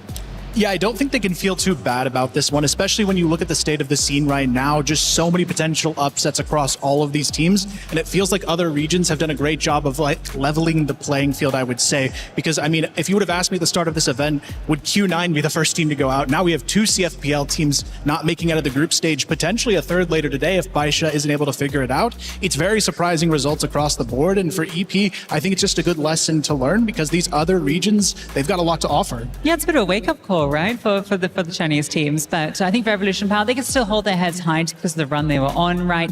Very close series of Vitality. Very likely they could have even gone through on day 2, in the playoff match. So yeah, very close run from them. And I think the fortitude they showed through the lower bracket run speaks volumes to the potential and the mentality of this roster. And I think they will bounce back. They're going to have to, right? They at least have a lot of time to prep for their next matchups in CFS. But when it comes to EWC, they are now done with. Now, Stream B had an excellent matchup too that actually went all the way to the golden round, and it was between GK and Vitality.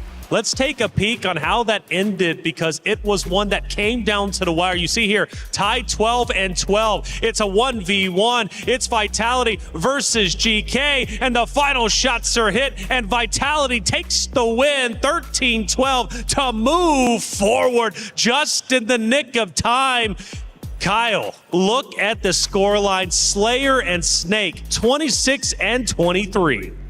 Yeah, just an insane overall performance from Vitality. Not only that, in that final moment, I think he had maybe half a second left on that bomb timer, so I would be so anxious if I'm Vitality in that situation, hoping Totson can pull it off, but thankfully they win that 1v1. But for your entire tournament life to come down to just a 1v1 moment, that's insane. Hey, that's the way Vitality like to play, right? They love these golden rounds. They love keeping us on the edge of our seats, and I love the entertainment. I love the storyline of their run so far, and the fact that it comes down to the 1v1 with a half second left, that just adds to the excitement. It does. You could tell how hard these teams are fighting to get to the playoffs. For GK, unfortunately, their run will end. Vitality will move forward, now officially top 8. Group A is concluded. We are done and dusted when it comes here. We still need to conclude Group B. Those matches will be coming up next. Team Liquid, AJL moved on yesterday. Today, though, Vitality and Stallions fought hard to move forward. Stallions beating Evolution Power Gaming, and Vitality just now taking down GK Esports over on the B stream. Phenomenal job as a whole.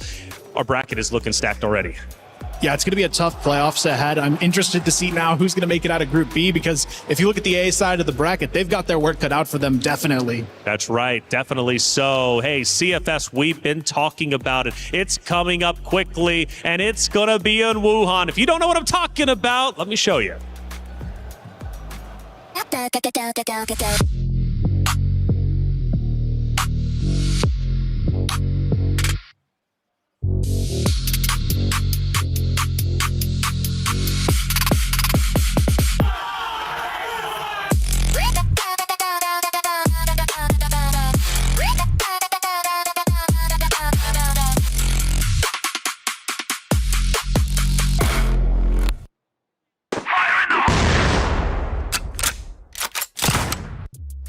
Group A is done, but Group B still has unfinished business. We are going to be looking at our next matchup. It's Falcons versus Baisha. Falcons fought very hard to get here, beating out Team Nemesis, but Baisha are looking like the favorites, forcing Falcons to fight as hard as they possibly can to take down the Chinese powerhouse team.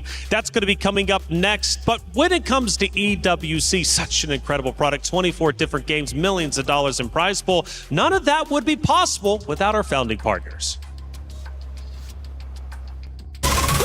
Je suis prêt, c'est parti, on m'emmène la vie. Chrome sur mon green, tu m'entends quand je respire. Top le veston, jamais clé, jamais film. Trop pas big plan, j'ai fait changer toute la piste. Regarde ma pêche, je sais pas, j'attire. Je coupe la line, laisse la qui laisse frémir. Nouvelle état, new name, toujours fluide dans le move. Main en l'air quand je rentre dans le groove. Garde ce regard, j'suis déjà posé. Deux pas je tourne, glace dans mes yeux figés. Beat encore, puis je prends tout ce qui est à moi. Trop vif, trop fort.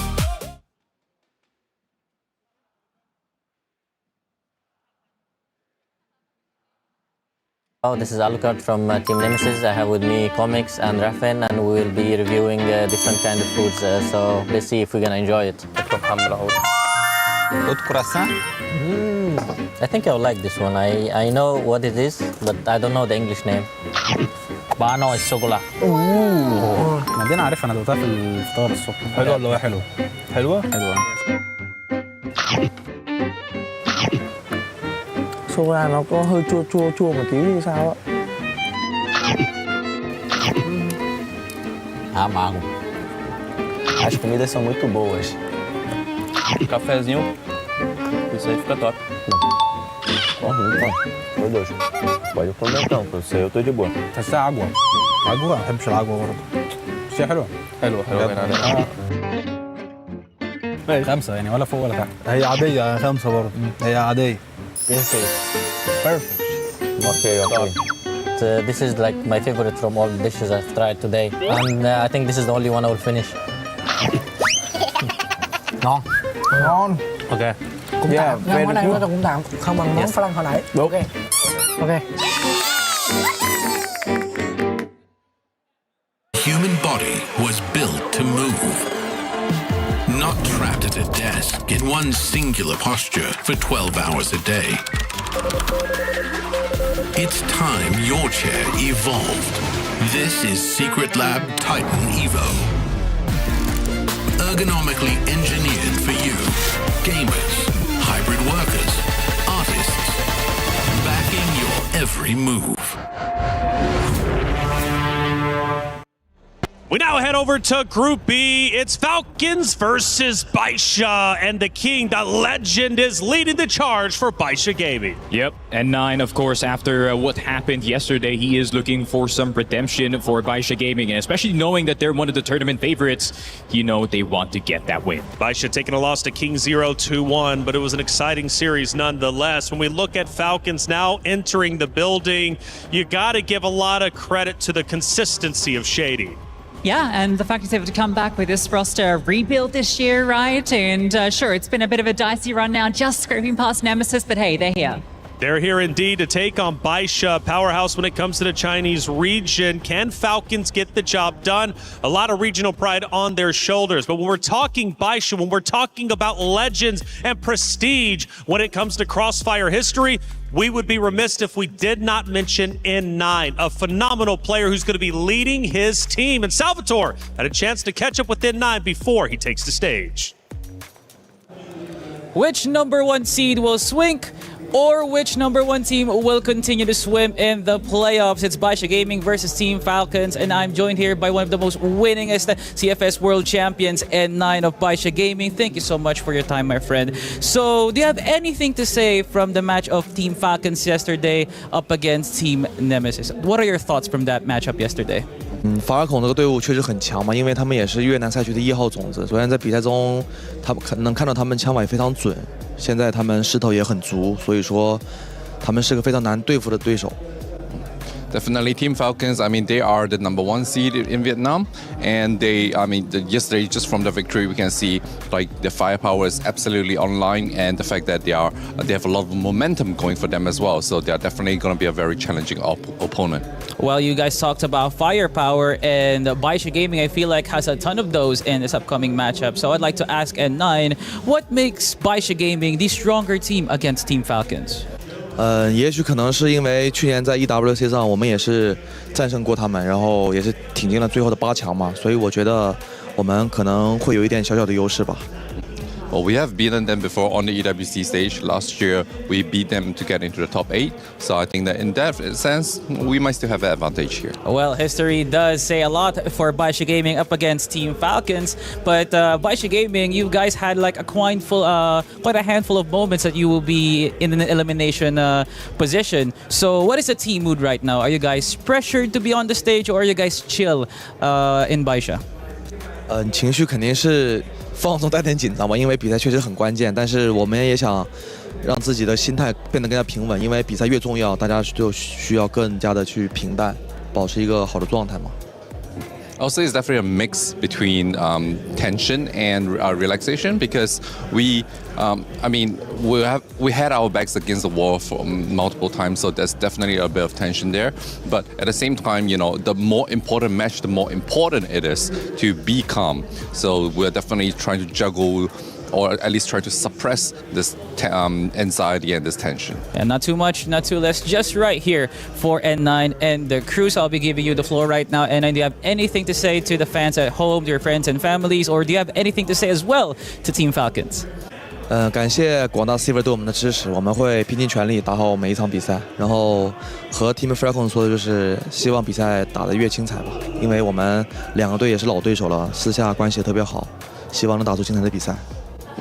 Well, to all our fans, I hope you guys will keep on supporting us, and we'll try to we'll do our best. We'll give our all in every single match. And for Team Falcons, I mean, we're all friends. We're all rivals. We have been playing against each other so much. So let's just do our best. Let's put on a good show and let's have fun. It is going to be amazing Crossfire here, but tournament life is on the line. One team will advance and one team will go home. Baisha Gaming versus Team Falcons. We will be sending to the analyst desk reflections and the company for a further discussion of the game. Thank you, Salvatore, as well as Jin, for the great interview. Nice to hear from N9. Going into the flow state, Lucy, staying calm. And Falcons are a heavy favorite. Hold up a second. That's actually crazy.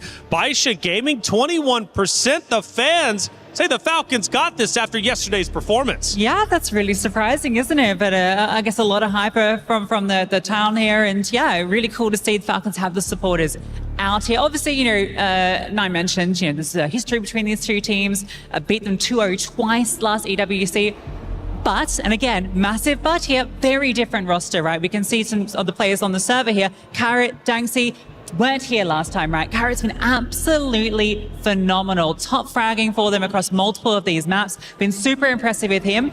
Danxi, it's been a lot of conversation around the rookies this year, with players like Eyes, with players, that have come through. But Danxi, maybe not quite the same sort of performance that we saw, during the regular season, but I'm hoping this is sort of his time to shine. Also, Dola has to be mentioned, 24-kill game on Ankara versus Nemesis. But did that series yesterday show you that Falcons is ready to take on Baisha? Yeah, I mean, there's still a lot of questions for me, especially for Falcons at the moment, especially considering that I would still love to give credit to Nemesis and the way that they played the games yesterday, but still, it kind of exposed a lot of the problems here for the side of Falcons, right? How they relied on LDX to do most of the macro for their team, and at the same time, Danxi, we cannot ignore him kind of going down in terms of performance, especially going up against one of the more experienced teams. So hopefully we see him stepping up to the plate, especially in this one, because every single rookie we're seeing right now is stepping up except him. Let's take a look at our vetoes. What maps are we going to get in this great series? First ban comes through from the side of Baisha. New Mexico's out of the way. Then Eagle Eye 2.0 from the Falcons, which leaves map number 1, Lucy, coming up. Going to be new compound, and that's going to be Falcons. I really expected this to go to a Black Widow or an Ankara coming in from Baisha. Like, the new compound is really surprising to me. In fact, I almost thought that this might be potentially a place Falcons would take it. Yeah, I was thinking that this was going to be a map number 3, and there you go. There's the Black Widow that we were looking for. And yeah, just like what you said, new compound really wasn't ringing in my head when we were doing this veto. But I really feel like maybe Baisha is trying to avoid a map 3 new compound, especially knowing the experience that Falcons has on this team. Maybe they're looking for a 3-1, maybe a safety net. But look at this, Ankara for map number 3, Vietnam's favorite map, but Baisha also has a wealth of experience on that map. That's true. And again, I mentioned Dola, 24-kill game on Ankara versus Nemesis. And you mentioned Vietnam. They love Ankara. But Lucy, can they even get there? Can they win either New Compound or Black Widow? The Black Widow, that's been a rough map for Falcons so far, right? They've lost it twice, I think, throughout this. So I thought it was going to be a punish. I'm really surprised the veto plays out this way. But obviously, they've taken that experience from those 2 losses. And now I guess they've, really been looking at where they went wrong and they've tried to improve for this series. It's going to be a great series. Falcons representing Vietnam. We heard the regional pride in Shady's interview yesterday. They take on Baisha Gaming, a dominant Chinese team. This will not be easy for Falcons, but if they want to fly high and fly into playoffs top 8, they got to take down Baisha. Let's head to the stage to get our final series of Group B started.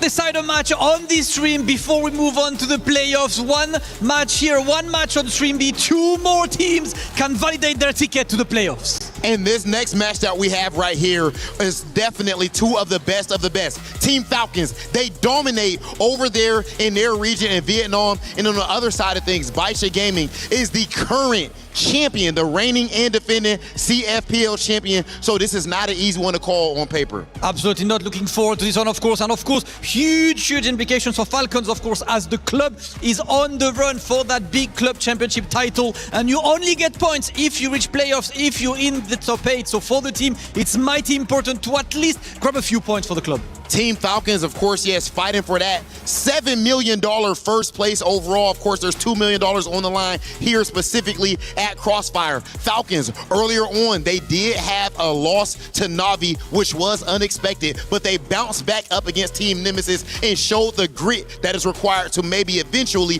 lift up this trophy. On the other side of things, Baisha Gaming did lose to King Zero, but that is an even match. Absolutely. They're just looking to at least do as good as last year, as they were in the grand finals last year. They're trying to get their hands on this trophy and on the big paper. Hey, and there is only one way to do so, ladies and gentlemen, and that is to settle things right here, right now, on this stage and on the sticks. It is time for the next elimination match. It's going to be Team Falcons versus Baisha. Thank you so much, guys. As we are ready, we're going to hop right into the action here. Our first map of New Compounds definitely threw Sneaky for a little bit of a loop, but pretty interesting stuff to get it for map 1 of Baisha Gaming up against Team Falcons. I am joined by B-Dog. What do you think about this matchup here today? I think that it should be a compelling one. I feel like Baisha should have the advantage, but you're right, that the veto threw me for a little bit of a loop as well. Certainly wasn't expecting New Compound to come out the gate as one of the picks here, but Baisha seemingly feeling confident, and for Falcons, they're going to start on that GR side. They're going to make inroads in towards B, but it should be Baisha coming out on top here. You feel like you need Falcons just to kind of get New Compound over the line, because Black Widow is such a good map for Baisha. Yeah, it definitely is. I mean, this is going to be a fun watch for sure. I think it's really going to set the tone if Baisha can get things going in their favor.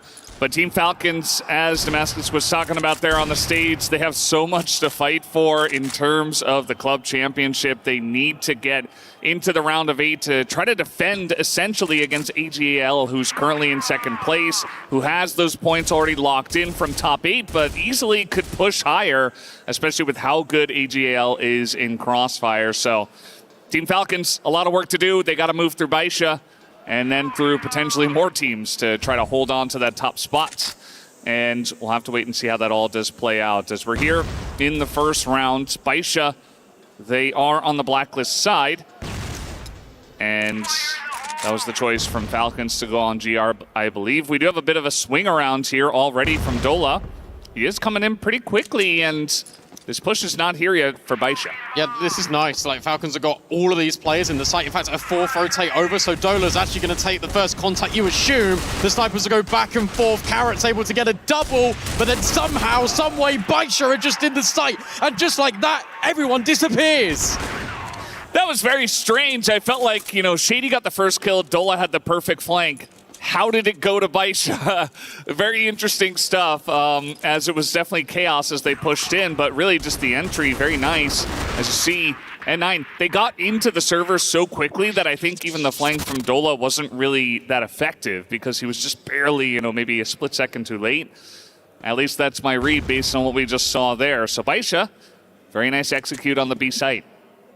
Yeah, it felt like Falcons just had every player there, though. Like, that was such a good crossfire, and suddenly they don't get any kills. That one's a bit muddy for me, but I suppose the individual brilliance of Baisha, going back to what the desk was saying as well, like, firepower-wise, everyone is incredibly consistent. N9, one of the most coveted players we've got in Crossfire. It makes sense that his individual output is going to be immaculate. And it's actually Zhao, the sniper typically for Baisha, that gets things done with the rifle. Carrot now just holding the line. Baisha, it looks like they want to go for exactly the same play again. Yeah, not a bad idea. We talked about this a lot, Laz and I, yesterday, where it's like, okay, they seemed a bit weak. You know, Falcons had the setup there, and yet we were still able to easily bowl them over.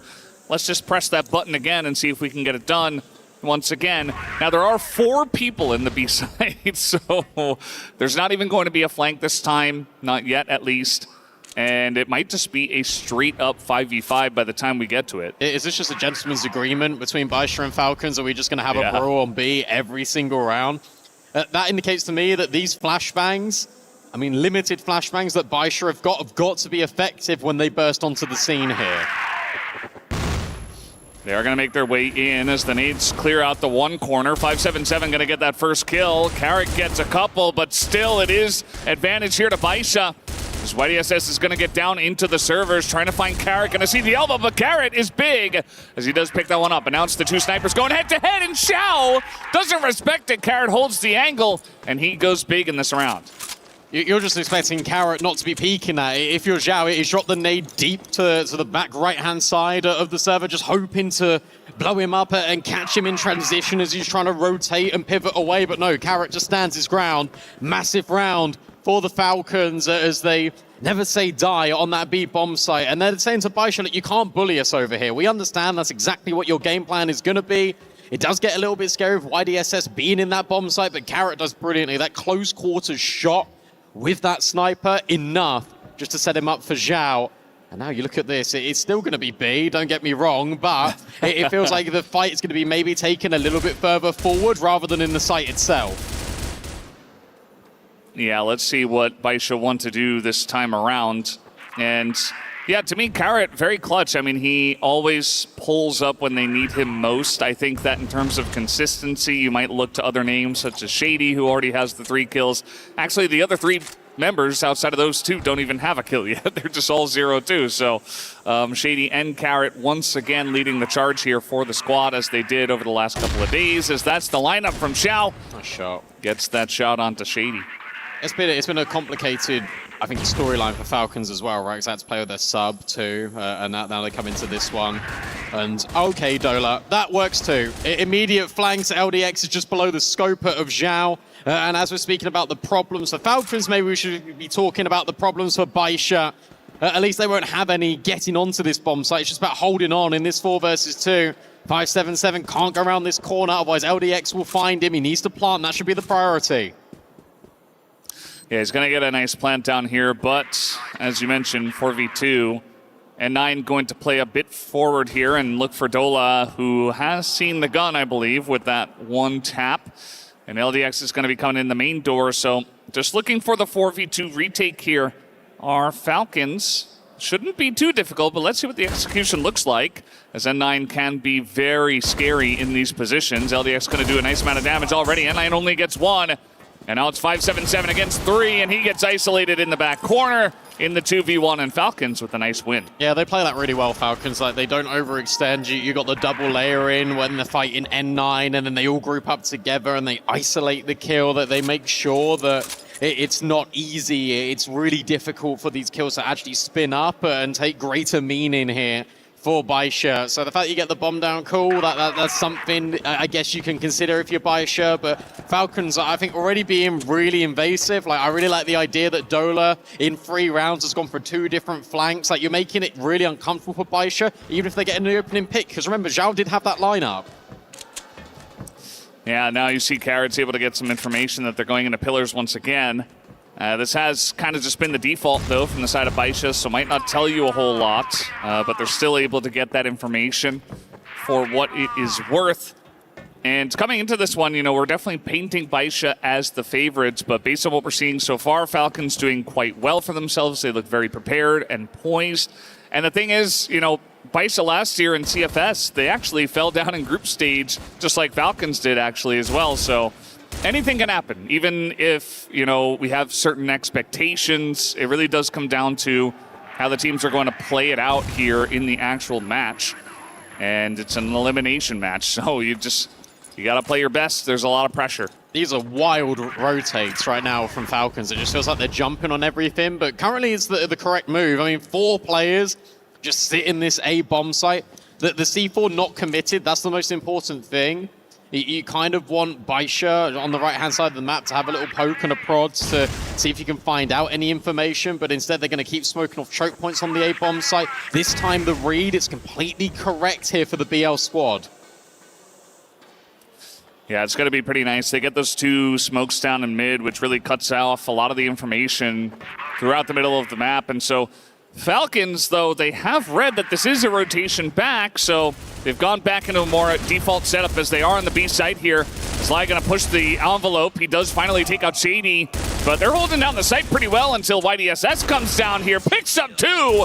That's 3, actually, in total for YDSS, and they do finally get into the site. Now the bomb is back here.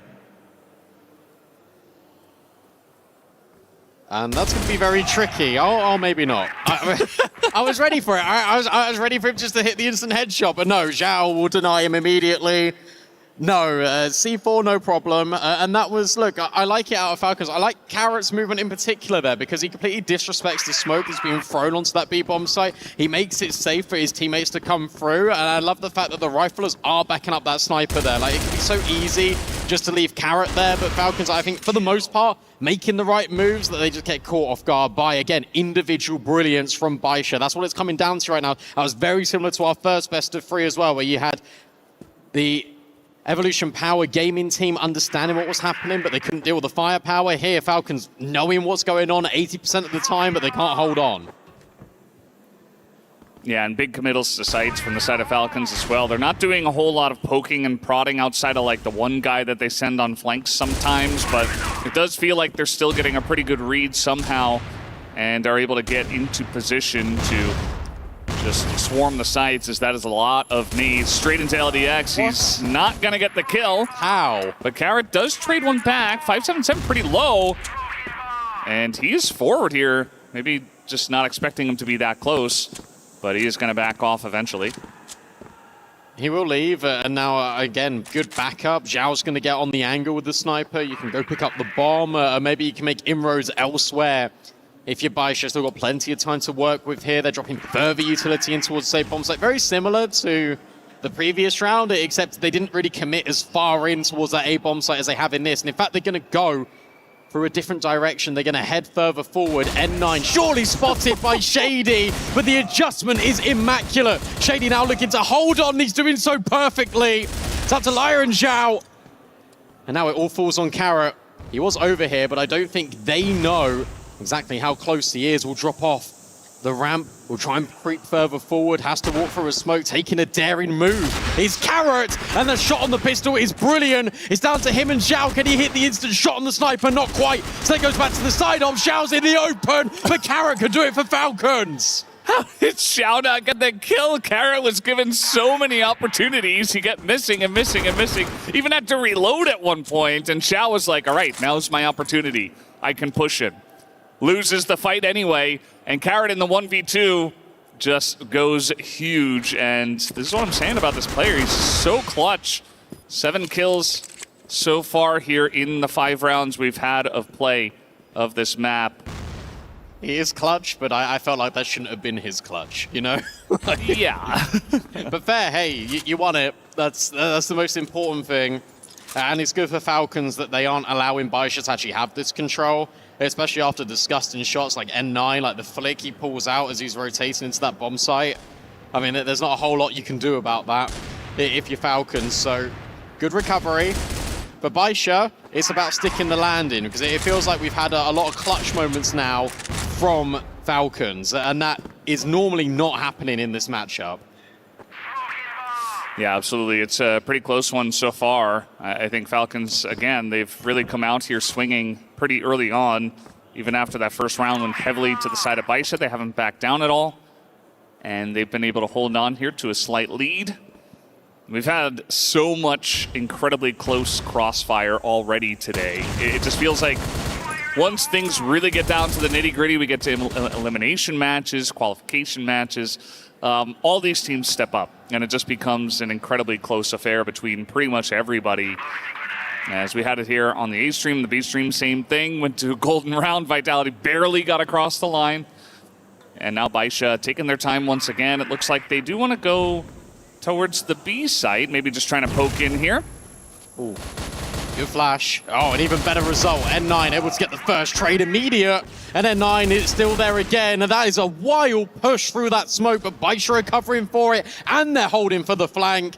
Carrot, we know he's clutch, but can he do it with 40 seconds left and all these players? First kill collected, but no. Traded immediately by Zhao. That's more like it from Baisha. Yeah, absolutely. As you see, Zhao is almost questioning in terms of his facial expression there. Not sure exactly what the question was or what it was about, but they did win the round. And yeah, it was a very aggressive push from the side of Baisha. They were able to get into spawn and take that down. N9 has just been very calm and collected. He's hitting all those shots on the entries, which has been his job here. And he's been looking very strong, backed up by Zhao, who has 11 kills and only 3 deaths. So those are definitely the two guys in my mind that are stepping up here for Baisha so far. Pushing through the smoke is Baisha. And they're going to try to push pretty aggressively. That's already the spam kill from LDX onto Zhao. So that's a big member already down. They're just running the same round back, but just this time a little bit faster. LDX caught off and Shady certainly isn't. This is much better out the Falcons. They are holding their ground here over towards the A-bomb site. It's comprehensive. When it comes to the shutdown here, get your fist bumps in, boys, because you're not letting Baisha run away with this one. Yeah, absolutely. You could see that when they were pushing into that spawn area, they looked up, you saw the one guy got cover, but then Shady was also up here in the rafters, and they're like, wait, what? Not a very common position to have 2 guys standing there on that ramp, but Shady, he finds a way, I suppose, and goes pretty large there at the end of that round. And once again, it's just back and forth here. Falcons in the lead. Now, they feel pretty comfortable with the GR side. I'm curious to see what it is going to look like afterwards, because we've seen sometimes where it can be close all the way, but sometimes you go for the swap and Baisha go over to GR of new compound, and it's like, oh, okay. Oh, okay. I see why they, yeah. Now I know why they picked this map. So the fact that this is quite competitive in the first half actually feels pretty good for Baisha, despite Falcons having very good bomb site holds. Is that what you're saying? Potentially. I mean, it doesn't always go that way. And I'm sure Falcons will be able to get something going on Blacklist. I don't think it's going to be a blowout. And maybe even they get the upper hand. The good news is you can be really confident in this broadcast and say things, and then if it comes back to be wrong, you can say, oh no, Brandon said that, not Brendan. So yeah, it's fine. We are the same person, kind of. Not really. Very similar names, that is for sure. And once again, it's Baisha who's going for a execution here onto the B site. Nice flash. And Zhao already takes down Dola. We do have a guy here in servers. Danksy gonna go down. And just like that, you know, 1 flash, 1 entry, they get into the B-bomb site. And now we got a couple of guys in mid, but Zhao is waiting here in the corner for this. Yeah, this feels really nice for Zhao. I mean, again, 12 and 4, just reading everything. Carrot can't hold on. At least LDX will get the kill, but cool. LDX has got the kill, but he's now left alone in the 1v5 at effective. Really easy for YDSS. And the flashbangs were brilliant out of Baisha, but I was watching the ones float in from Falcons, because that's the first time we've actually seen only 2 players on a bomb site, but you've actually got backup utility. You're trying to counter Baisha on the way in. It felt really good, but then unfortunately it just wasn't. Baisha able to overwhelm, and that's why Falcons, you could argue, have been gamble stacking and having more players over on bomb sites, because they need all the manpower to stop Baisha.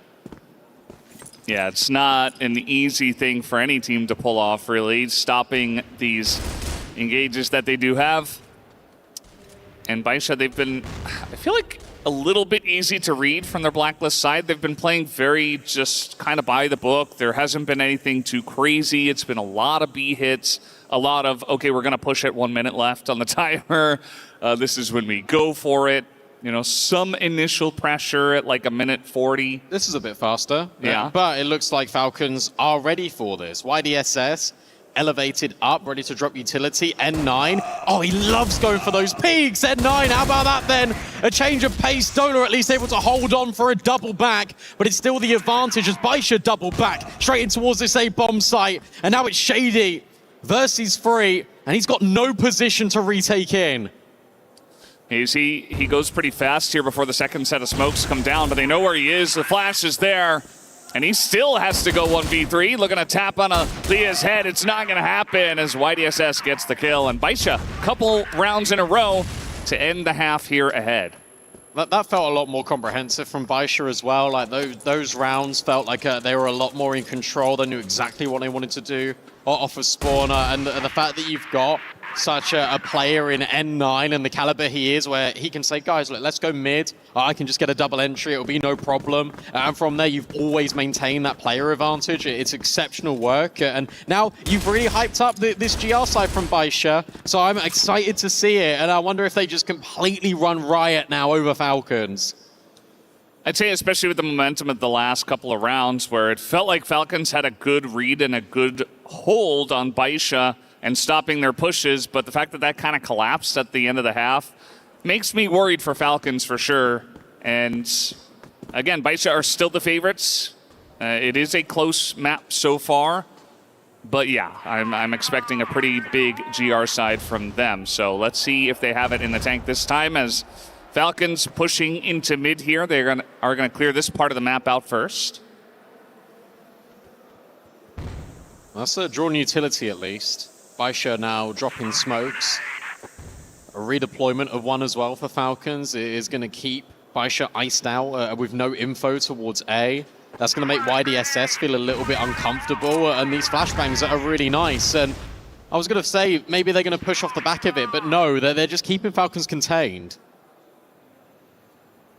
Yeah, just kind of pulling them up here in the middle of the map, which can be effective. You see a smoke straight into spawn. That's nice. Right at the door, but N9 is ahead of it. He's actually out the door already, so just waiting for this push.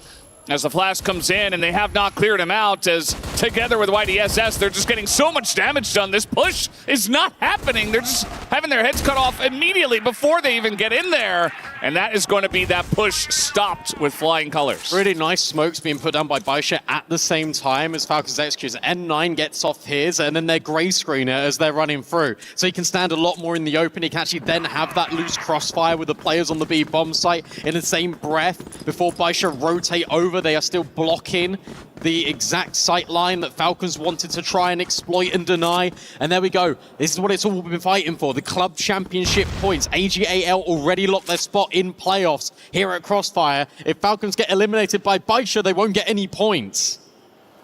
Yeah, it's not an easy spot for them. They desperately need top 8. They can't fall behind AGAL, but I have an inkling that AGL will go farther than round of 8, so they really have to get across the line here for the club championship. 7 million for that first place prize, and Falcon have been met with so many strong teams already. So let's see if they can get it done, as we do have a similar kind of initial setup where they have guys guarding on the left and right wings of the map, if you will, and then a little bit of a contingency up here in front. Just kind of hoping that Baisha are going to peek them. But it has not, well, it happens immediately as I say that. As N9 comes in, gets the kill, gets out, as he is pretty low. 577 low himself. But that kill is going to be more valuable here for the side of Baisha. Absolutely. Look, I thought he was going to get caught off guard because the way they dropped that smoke, they didn't expect Falcons to be already beyond it. N9 still considers. That's going to send Falcons scrambling. Not quite into a tailspin, but instead in towards this A bomb site.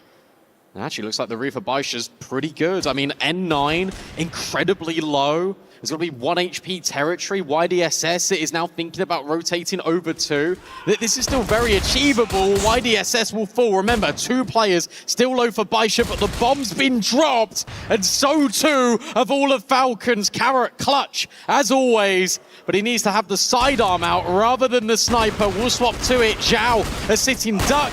But Carrot, more so. It's the end of the stick for Baisha as they look to now close things out here on this GR side, just as Brendan predicted. Yeah, this is a good time for a tack pause. And I think they have gone for it, if I'm not mistaken, because that...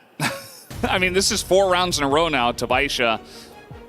2 on Blacklist, 2 here on Global Risk. So really just running away with the tempo in this first map. And yeah, I mean, I think this is a good time to stop as well for the coach, because you can say, okay, we've seen 2 rounds. What have we learned? You know, what have I learned from watching you guys? And just try to go over everything and turn the tides early before Baisha get too much momentum. It's interesting because I'm wondering what he's saying here, because you've been able to get ample space in middle, but as a consequence of that, you don't know what the extremities have been looking like for Baisha. Have they been pushing it? Well, not really. They've been rooted on these bomb sites and then wanting to take the fight straight to you. So what's your counter if you're Falcons? Do you just take things a little bit faster to catch Baisha off guard, or do you actually start exploiting more of the map? The issue with going wider and spreading yourself too thin is that you give isolated fights over to Baisha, but in addition to that, you still don't know what the setups look like because you've never ventured that far wide of new compound. Yeah, I mean, I do think those 2 first rounds rather were a bit similar. So I think mixing it up and trying something new is definitely going to be in the cards here for the side of Falcons. As, you know, they had Dola in the front here, gets the 1 kill, and he's been pretty good, but it can't be a one-man army. It can't be Dola sometimes, Carrot sometimes, Shady sometimes. It has to be the whole squad coming together if they are going to beat Baisha here. But also it can't be Carrot only in clutch moments too. Yeah. I feel like we need a little bit more out of Carrot in the early openings of rounds rather than mid to late. We've seen this set up quite a few times here from Baisha. You've got Zhao taking the lead with the sniper, 577 on the boost. And Falcons, though, it looks like we still want mid again. Yeah, and I mean, that's okay to start off with, you know, just take control of the middle of the map. I think Baisha absolutely, to start, could have gone a bit aggressive and, you know, just try to say, okay, I don't care what you talked about in your tack pause. Let's really just kind of throw a wrench into things and be aggro. Baisha have not done that. I feel like they've played this map just very default. I haven't seen a lot of mix-ups from Baisha at all, from Blacklist, from Global Risk, and generally when the CFPL teams do this, it's because they think they're better and they don't want to show too much, and they're like, we can beat you straight up. We don't have to do anything crazy. And Leonel on the sniper picks up 2. Looks for Shady. He's not going to get him. Shady kind of a different pay grade at the moment, but still already did the work. I was going to say, look, you've still done the damage. You still have got a player advantage here. If you're Baisha, you still haven't shown too many players over this B-bomb site either. You're going to make Falcons probably back out and reassess the situation. And coming back to the fundamental point, look, this team in Baisha, they have just got better fundamentals. Like, it's very clear to see, as you're saying. So I actually like the decision that they're just playing default, because they don't have to then just overexert themselves. They know that their principles are going to be best. N9 in the open, every time I've seen him here, I've been scared, and then he gets a multi-kill. So I'm not worried right now. I'd love it if Falcons flash, but with 25 seconds left, instead they don't, and N9 actually doesn't get the multi. It's going to be 577 instead, who goes with the pistol. Shady's able to get the trade, and then YDSS is right there. Quick rotates the name of the game. Baisha within 2 rounds of closing. Yeah, and you could see that they were kind of expecting N9 to be pushed up there. That's really the only weird thing that they're doing, and it's hard to even call it weird. Is like, he's just kind of doing his own thing, especially from GR. He's pushing out a little bit. He's getting information. He's in these weird angles. As that shot first comes out from LDX, and then Leah is able to get the snipe, and he gets a second one on top of it. So, yeah, they throw in the flashes. They try to take out N9. It felt like Falcons were prepared for something like that, a position from N9 like that, and yet still, they were not able to take him down. And that is worrying, to say the least, because now you've only got 2 rounds left for Baisha to win this map, and they have not been stopped in the last 6 rounds or something. Well, we're just going to do this again, guys. I like this idea of it, though. Like, it's a different variant out of Falcons, even though it looks very similar. But they've just been naded, so maybe we don't like it as much. At least Zhao's been pushed back by HE. That does a lot of damage onto his position, but the issue is that Falcons are getting picked apart, and they can't progress any further. Shady and LDX will at least find kills back 3 versus 3, but they haven't got any bomb site control, and 577 make sure that doesn't happen. Danksy left alone. 577 has certainly seen him on the jump peak. You can wait, you know you've got the bomb, and that'll do nicely. Yeah, I mean, what can you say? Baisha really rolling them now. And we definitely had a lot of us on the talent side of things that were like, yeah, Baisha's big favorite. You know, this might be a quick 2-0 today. And I was hoping it wasn't going to happen for Falcon's sake and also for the sake of the entertainment of the series. We've had so many back and forth crazy series that have been so fun to watch. But Baisha are just that good. And sometimes that's the way it goes. I mean, Falcons are a great team. I think Falcons can play better than what we're seeing right now. Yep. And maybe it's just a little bit too much from Baisha here. That's nice. Like you are punishing this setup. Finally, we get Falcons going B and not mid off the start. Better late than never, I guess. I don't know about that one. Yeah, I'm reaching. Yeah, Shady so gets the kill though. There we go. At least they've got something out of this. And now you can maybe deviate and just go straight into this B-bomb site. They're going to definitely try it, but utility very good out of Baisha. Not only the flashbangs, but also the nades. They're going to keep Falcons at bay for now. The good news is we've only over 90 seconds left on the clock, and still with the player favorable on the BL squad, you don't have to immediately walk this and commit this into B. Yeah, still have a lot of time. I mean, Baisha weren't really doing much until there was like 1 minute left on the clock when they were on the blacklist side. So you've already got some work done. Try to regroup, look to go somewhere else, you know, force Baisha out of position. Don't just let them sit back and play default and win against you, because that's what's been going on. And yeah, the timing of that 577 does get kind of out of dodge. And now they are grouping up here in mid. This looks like a B hit to me with the 2 guys in main. But let's see what they commit to. Please let it be a B hit. there's no one on B. The red carpet can be rolled out. And it feels like they have to go this direction. All right, flashbangs in towards the site. Zhao is able to find LDX, able to find anyone here on this cross. The bomb ready to be escorted in. Missed shot, an opportunity. And in fact, the trades are brilliant. Carrot does really well with the sidearm. 577 now left alone, and it does get a little bit scary because he could have denied Danksy and that would have been the bomb, but no, we're all okay. Can be planted and should be, bar any ridiculous clutches a Falcons round. Their first here on BL. Yeah, it's not looking very likely for 577. We'll see if he does even go for this. Sometimes we see players just sit back, but honestly, I don't think there's too much to discuss for Baisha, so I would like to see him try to go for it. As I say that, though, he is backing away behind the pillars, and it looks like he's just going to hold on to his KD for now. And that's fine. I think that this time around it looked much better for the side of Falcons. I think that they read that pressure of kind of the odd man of N9 who's going to go for his solo pushes. They get that pick off. They get a bunch of damage into Xiao, understanding where he's been playing over outside of A main. And, you know, from there, they're able to get a snowball rolling, a nice push on a B. And they finally get on the scoreboard again. It's not over until they actually get that 10th round, so let's see if Falcons have a miracle up their sleeves. They did still drop the conditioning smokes in towards mid as well. They did sprinkle in a little bit of that middle as well. I was scared when the bomb made it over and Danksy nearly died. That was scary, but okay, it's fine. In the end, Zhao's now pushed all the way back. He's now taken a much more passive line rather than this deep one over towards A. And for Falcons, they're going through the motions yet again. But the difference you've got is YDSS is in a much more forward position towards B. Yeah, he's got a pretty nice angle here. We'll see if it does work out for him. Has 3 people sitting right next to him. YDSS is going to hide behind the box and wait until the push comes through. As he pops out, gets one, picks up a second with the spray, looks for Shady, has to reload, as he has the reload off, and he's able to get a bunch of damage into Shady too. That took way too long, as the timing there from 577, not the best. And all of a sudden, it's Xiao in the 1v3. So Falcons are getting some stuff rolling now. Better late than never, he said. Oh, that nade looks so good. That nade looks so good. He doesn't finish off Shady. Zhao punished for having good lineups.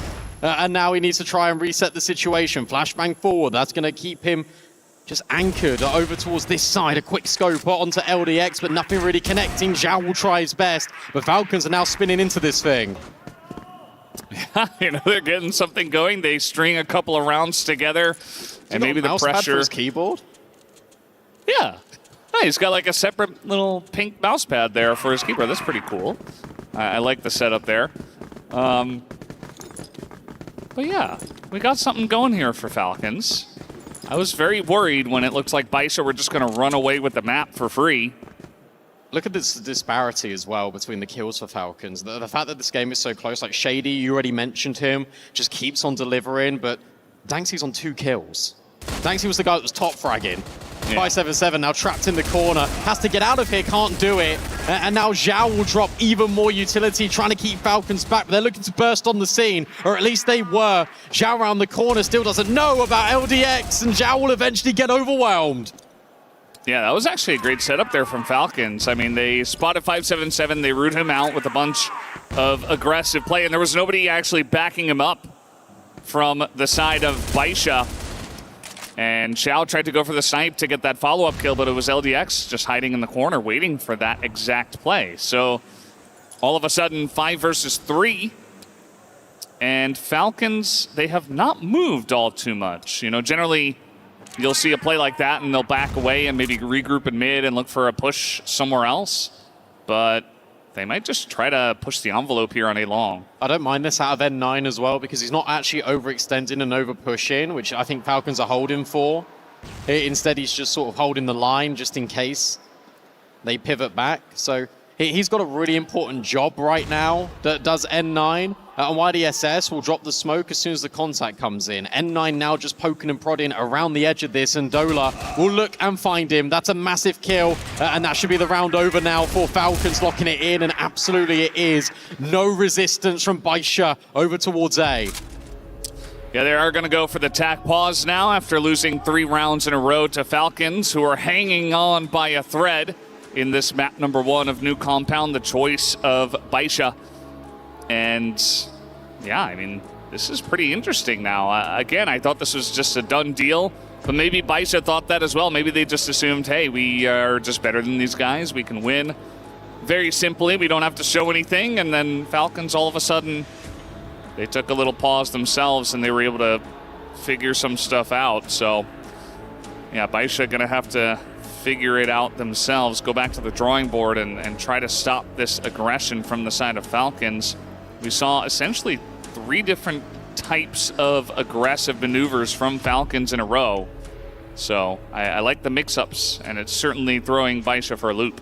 It's really interesting because actually you can just see, because of the cameras, like Zemo's not talking for Baisha. Like everyone else is having their input. Yeah. But I actually think this is a cool idea. Like you're actually just taking the pause, you say, look, figure it out yourselves. Like it doesn't actually need input in this because the game, it's close, but for the wrong reasons. Like Baisha had such an extensive lead. This isn't really a tactical tweak. This is more of a mentality tweak.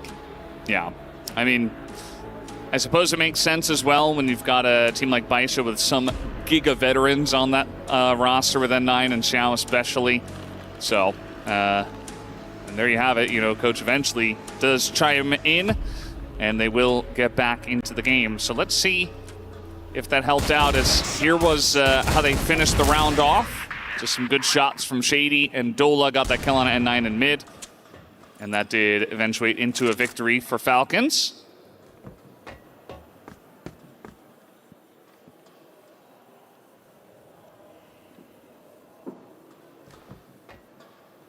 There's now another aggressive setup for Baisha, but you're sort of half in, half out. Because rather than playing up close to the box, rather than now playing deep in sight, you're having a little look to see if you can get further info. Remember that this was also a round prior where YDSS got so much work done by just being in that little off angle.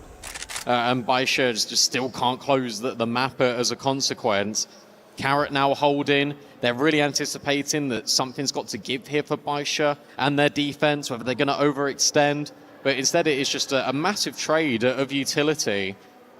I mean, Obviously, Falcons have got more, but that's the opener. Zhao just takes an aggressive fight in mid. Fair enough. There was a timing that was trying to be hit there by Shady, and that's a massive player to remove. Yeah, the timing, I feel like it was pretty good, but Zhao had the better timing, and he had backup too. It wasn't even just him. He had his buddy there just poking out with him, and the shot rings true, and that's a big kill to get onto Shady especially, as he has been the MVP of this squad so far. Because now YDSS, it feels like they have a pretty good idea of why Shady was in mid and what the rest of the strategy looks like. So they're playing a little passive on A, and then the rest of the squad is over by B or in spawn, as N9 is kind of the flex guy in mid. And now the push is going to come in. They drop straight onto the heads of YDSS, and that's just 3 kills. They just get in, and it works. I didn't really like that setup from Baisha, I'm going to be honest. Like, I like the idea of YDSS being close in that corner, but with the sniper taking contact, you need N9 to be a little bit more further forward, or at least in the sight. For me, it feels like you're putting too much reliance on the sniper, and as soon as he misses, like, the only thing they're going to clear at that moment is right below them. Nice shot back from 577, but Zhao can't really do this. That's really well handled from Falcons, but that setup is a little bit of a mess for me. Yeah, and clearly it did not work. As we saw, Carrot hits the shots and the entry comes in. And whenever Shady goes down, Carrot's right there to hop in and get the work done. Stanksy picks up his 5th kill to get it done. And Shady's like, all right, guys, we can do this. We've worked our way up from 4 to 9. It is now 8 to 9. And again, the pressure is just immense. Like, we keep on talking about how much Team Falcons need to make it into quarterfinals and at least challenge AGAL for that club championship spot. But also how much it's going to mean to this individual team of Crossfire from Falcons, where it's like, if we take down Baisha, that's just huge for us. Especially when, you know, the Falcons and the Vietnamese region as a whole hasn't had the most luck over the last couple of years.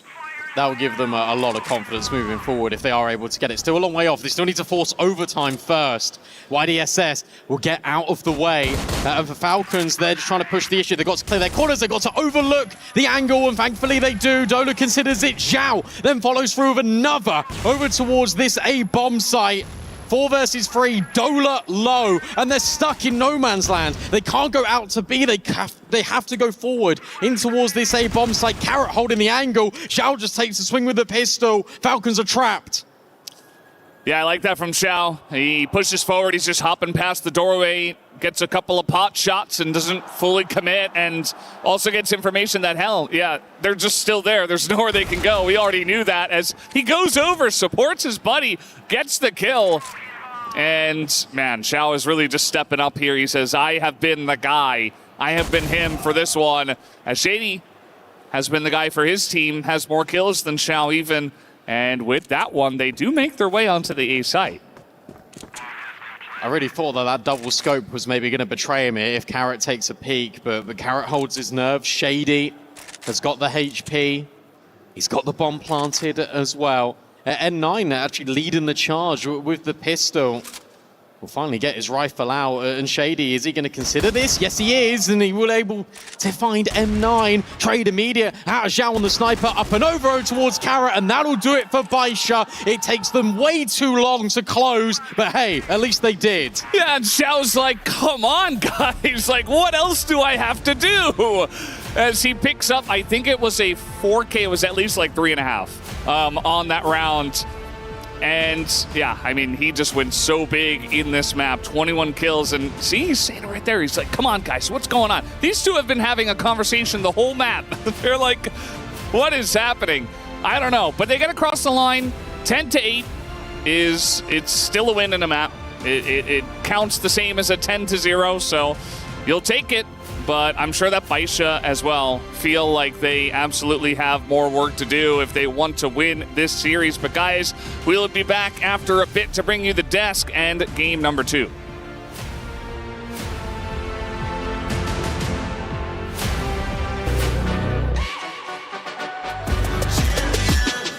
This ain't no regular thing. Came for the ring, you know what I mean. You see my name in the lights, better get right, I'm champion.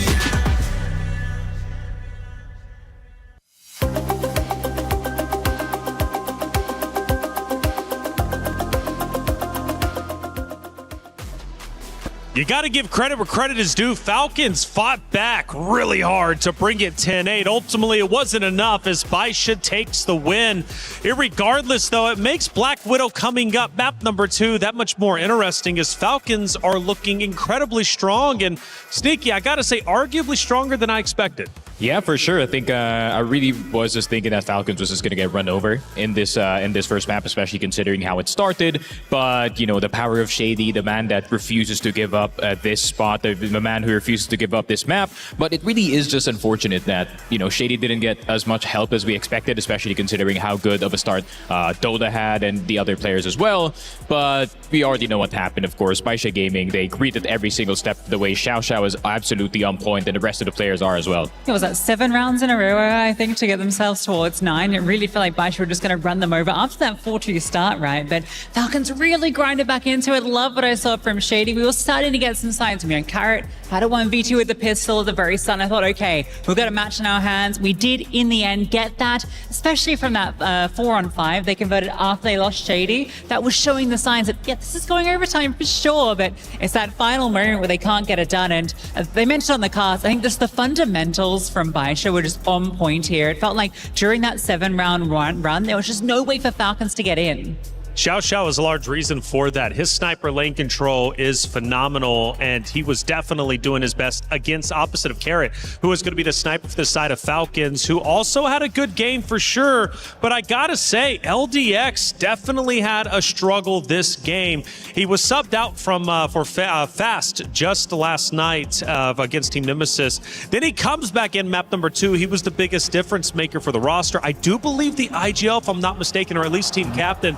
But when it comes to LDX, though, big struggles, especially early game.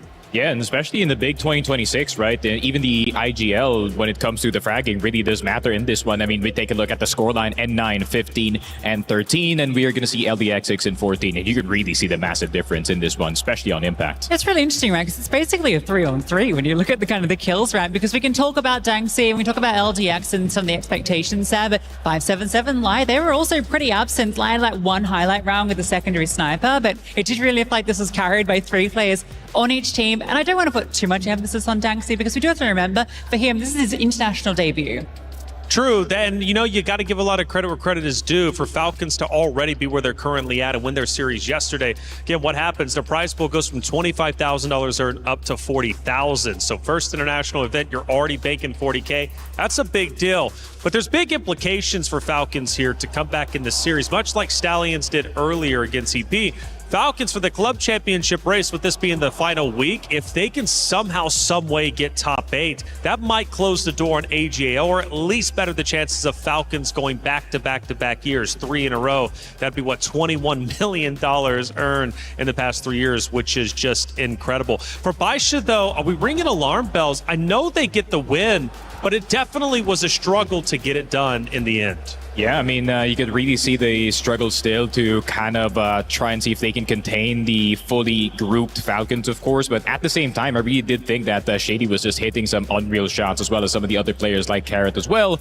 But, you know, as soon as Shady dies, you can really see the impact, or rather the lack of impact that the map does have when it is only 4 players left alive. With the exception of that one round where they actually took the B side very well, but right after that, it didn't really go too well. You can really see like the veto decision here, right? We were a bit like shocked with the way it played out, right? And I think New Compound, I was concerned very early on, but you could see the Baisha have obviously put a lot of work into this, and it did feel like they're trying to counter Falcons with this veto. We could just see their setups were so comfortable on that GR side. The question is, going into this map too, whether it's going to be a reverse, well, you know, a push through to this third map, just because of the way it's been playing out for these two teams. Yeah, great series overall. Will we go to game 3? It's up to Falcons to decide. They've got to answer back. Will they do it? We'll find out in just a second.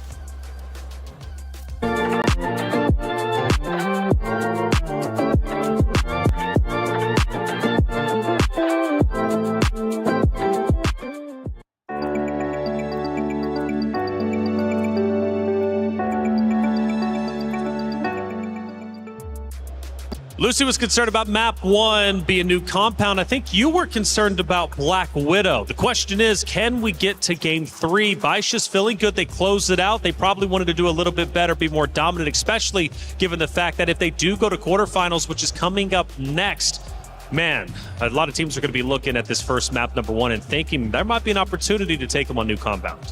Yeah, I mean, obviously that is one of the ways to kind of neutralize any team that is playing a bit too fast, right? I mean, new compound is really fundamentals at its core. So if your fundamentals aren't on point, then you're probably just going to lose every single duel. But what about Black Widow, though? Map number 2, again, you had concerns. Do you still have them? Honestly, in my opinion, I feel like Baisha's Black Widow is still definitely going to be on point, especially knowing that Xiao Xiao is fragging and N9 is also doing his thing. So I'm pretty confident with Baisha's Black Widow. Yeah, I think the individuals you want to be fragging are fragging. And for Falcons, sure, they pick into the Black Widow, but it's the history of it at this event that has me concerned, right? And why I was so surprised when it came through the veto. 8 rounds versus Liquid, 7 rounds versus Nemesis. You know, you expect to be doing a little bit better on your map pick, and then you pick it into Baisha of all teams, and you're expect to do better than those outcomes. Yeah, it's going to be tough for sure. I mean, it was already going to be hard for Falcons, but the fact that they made it this far is incredible. And also bringing it back 10-8, potentially going into overtime map 1, gives me good faith. They're not out of gas just yet. They still have their foot on the pedal, and they are going full speed ahead. But for Baisha, they're looking to close the door 2-0. No drama. They want a bit of a break before they head potentially into the playoff brackets and, of course, await their opponents. Either way, for Falcons, can they fly high or will the wings be clipped? It's up to them to decide as we head to the stage in just a moment. Can we get some Falcons fans getting loud out there in the chat? Please. They need your energy. Shady's been playing absolutely out of his mind. He's been highly consistent, but can he remain consistent where it matters most to send it to a map number 3? We head into Black Widow. It's Baisha leading the charge, but Falcons need to come back. Let's find out with the casters if they can do it. Thank you so much, guys, for that breakdown. As this, it is Brendan Valdez and Brandon coming back here for this one.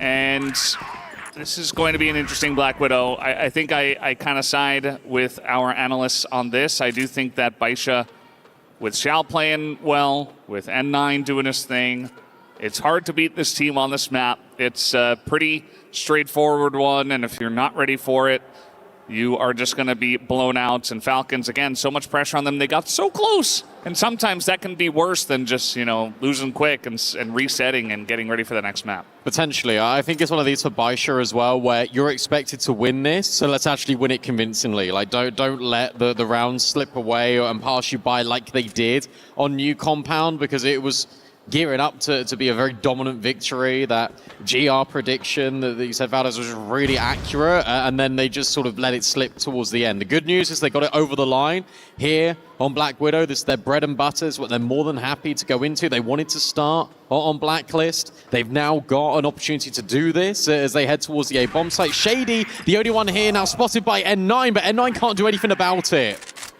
Yeah, kind of an interesting way to play that one. Shady in a rough spot here. He backs away. Yeah. Did not expect the second guy, and the pressure from Catwalk was too much.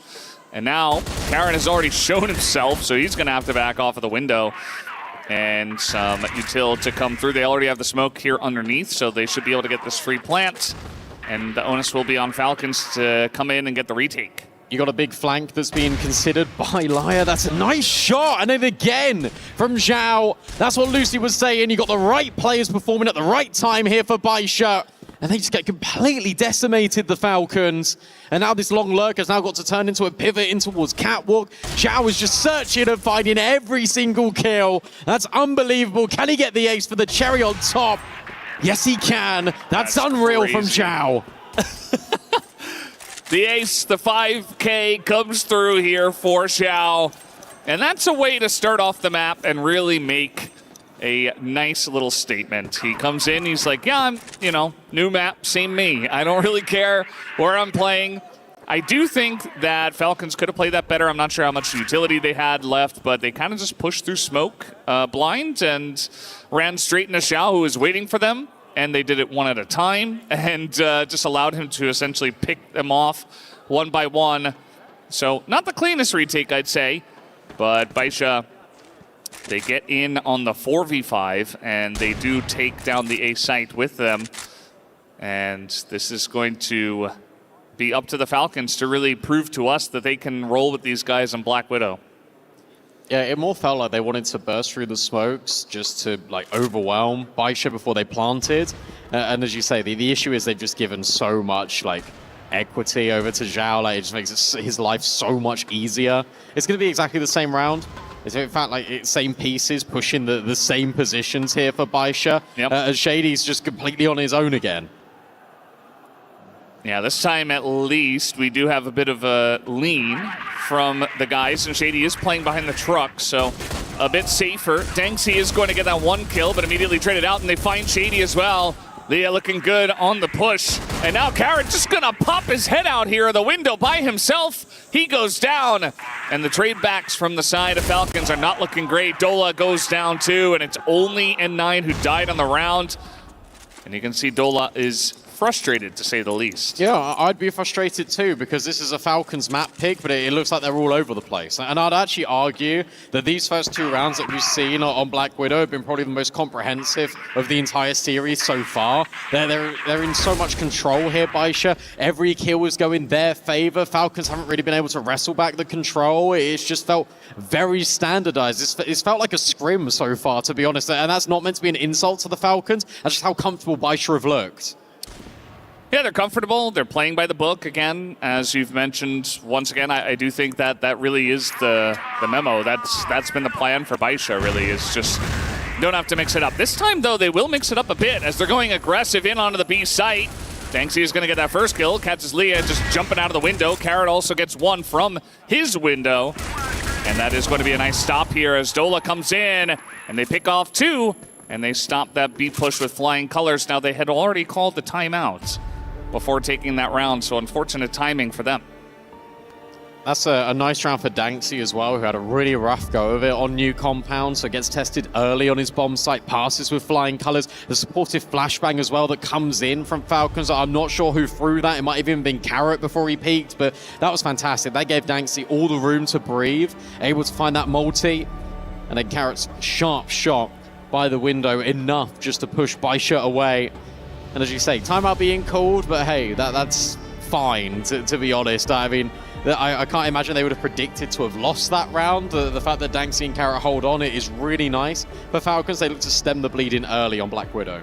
Yeah, my worry is, it's very early. We haven't seen all that much of this map. Baisha's only shown essentially 2 executes onto the sites, and you just handled 1 really well, so you just had a lot of time in between the match, or rather the maps, to discuss what went wrong on the first one, how you're going to approach this one. So I'm not sure how much more, content there is really to talk about during this pause. But again, might just be a way to calm down and essentially prepare for the rest of the map, because they already looked frustrated, even though it was still very early on.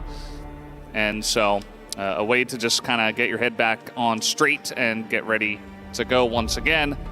As I always say this, but you're going to need it against a team like Baisha Gaming, who is looking to potentially pick up the 2-0.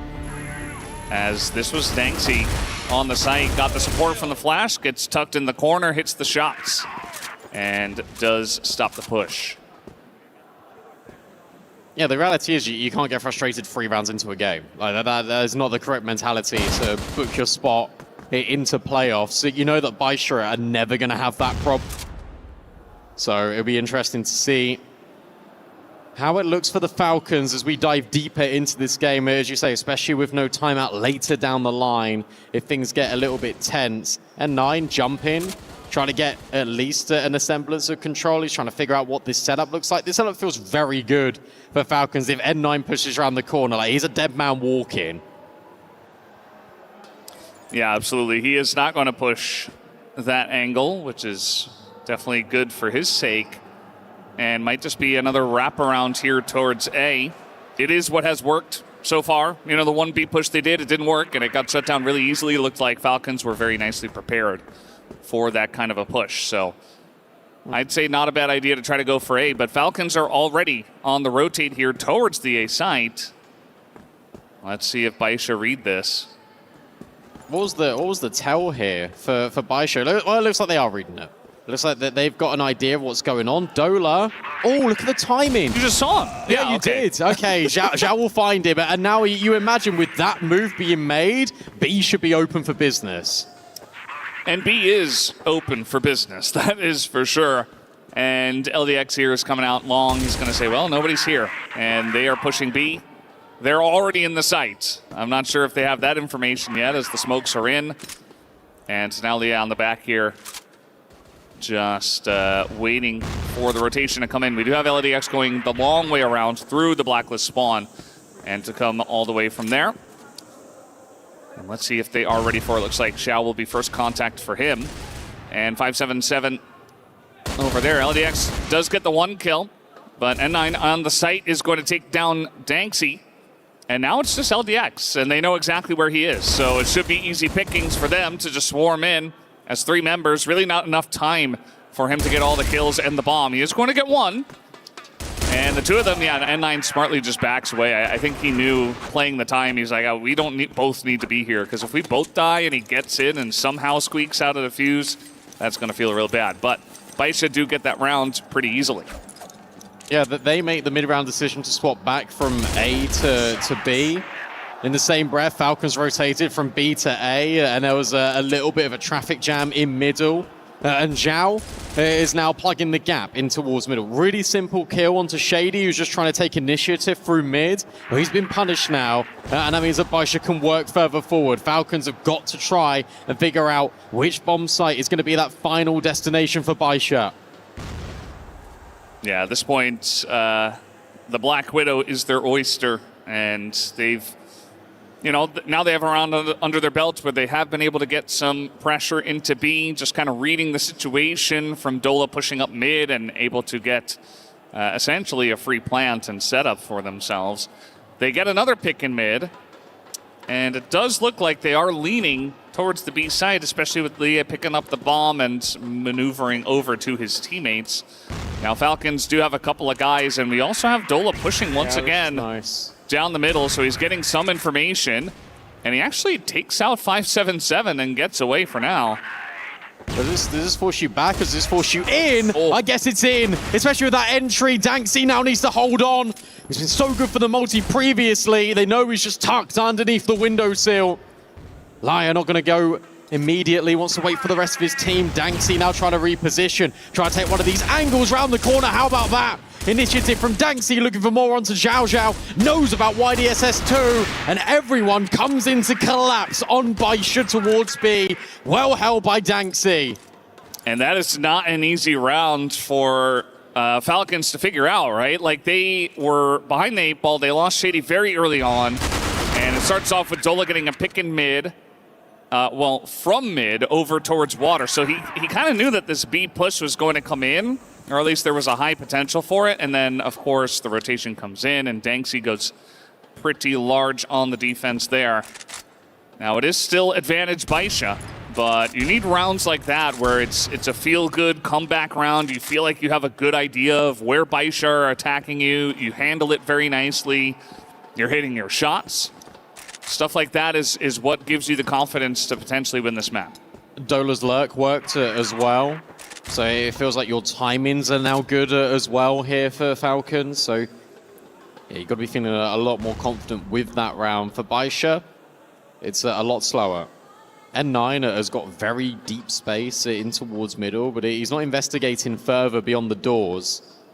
Hoping for a chance later. Meanwhile, you've got YDSS also poking and prodding a little bit outside B. And in fact, because of N9's position, Baisha are now going to group in towards the middle of the map. Yeah, it looks like they want to go for a little peek as a team as they try to double up on a Shady, but instead it's 577 who dies and the bomb is down. So, kind of an awkward spot here now for Baisha. At least N9 did get that one kill, but... You need Liar to kill Carrot here, because that gives space for you to maybe get the bomb on the way around. Oh, the timing. The timing's not great here for Carrot, and yeah, he gets backstabbed. Now you're getting the pressure being applied, and that's why YDSS is just holding. That's so clever out of Baisha. That pressure in long is a massive domino effect. Yeah, they just get so much out of this. They say, the hell with the bomb. We don't need that. We're just going to take you down. We're going to pick you apart from so many different angles. And they were just waiting for the counter rotates to come in as well. And it's just like free pickings everywhere on the map. So immediately Falcons go from one great round where they come back into that, where it's like we had everything. We had control of the bomb, and we just kind of got outplayed. As Z9 finishes off with a kill on a Shady there. Bice are in full control of this map, and unless Falcons get some kind of momentum like we saw from map 1, I think they will be in big danger here. LDX needed to rotate to middle, not push B. Like that. The reality is you've got players making individual moments, trying to like, oh, maybe I can be tricky with it and get the backstabber and win the round. You just got to play the bomb there. Like that's the only way to lose that round is if you keep making individual missteps and you give Baisha the opportunity. Falcons gave Baisha every opportunity in that round, especially with the position of where the C4 was placed. This one, again, a lot more reserved. Out of Baisha, N9's just jumping for info, just across the doorway. Doesn't see anything right now. And for Falcons, it is a little look in towards B. It's a lot of nades being dropped. And yes, one does land on N9, but you feel like you haven't actually got that much service out of all the grenades you've thrown. Yeah, it almost feels like a bit of spam early on, and, you know, just Baisha waiting it out. This is why we do see a lot of teams in Crossfire on the Blacklist side just kind of wait it out and hope that they can draw a lot of utility before they eventually go for the push. We do have Carrot, who is watching this angle right here, as the flash is going to push him off the angle for a moment. He doesn't hit the shot, and now the push comes in from multiple members. Dola's underneath, but he just gets spotted. N9 takes him down, as Danks is here as well, but it's just too little too late. They try to swarm the site, but Baisha are already there.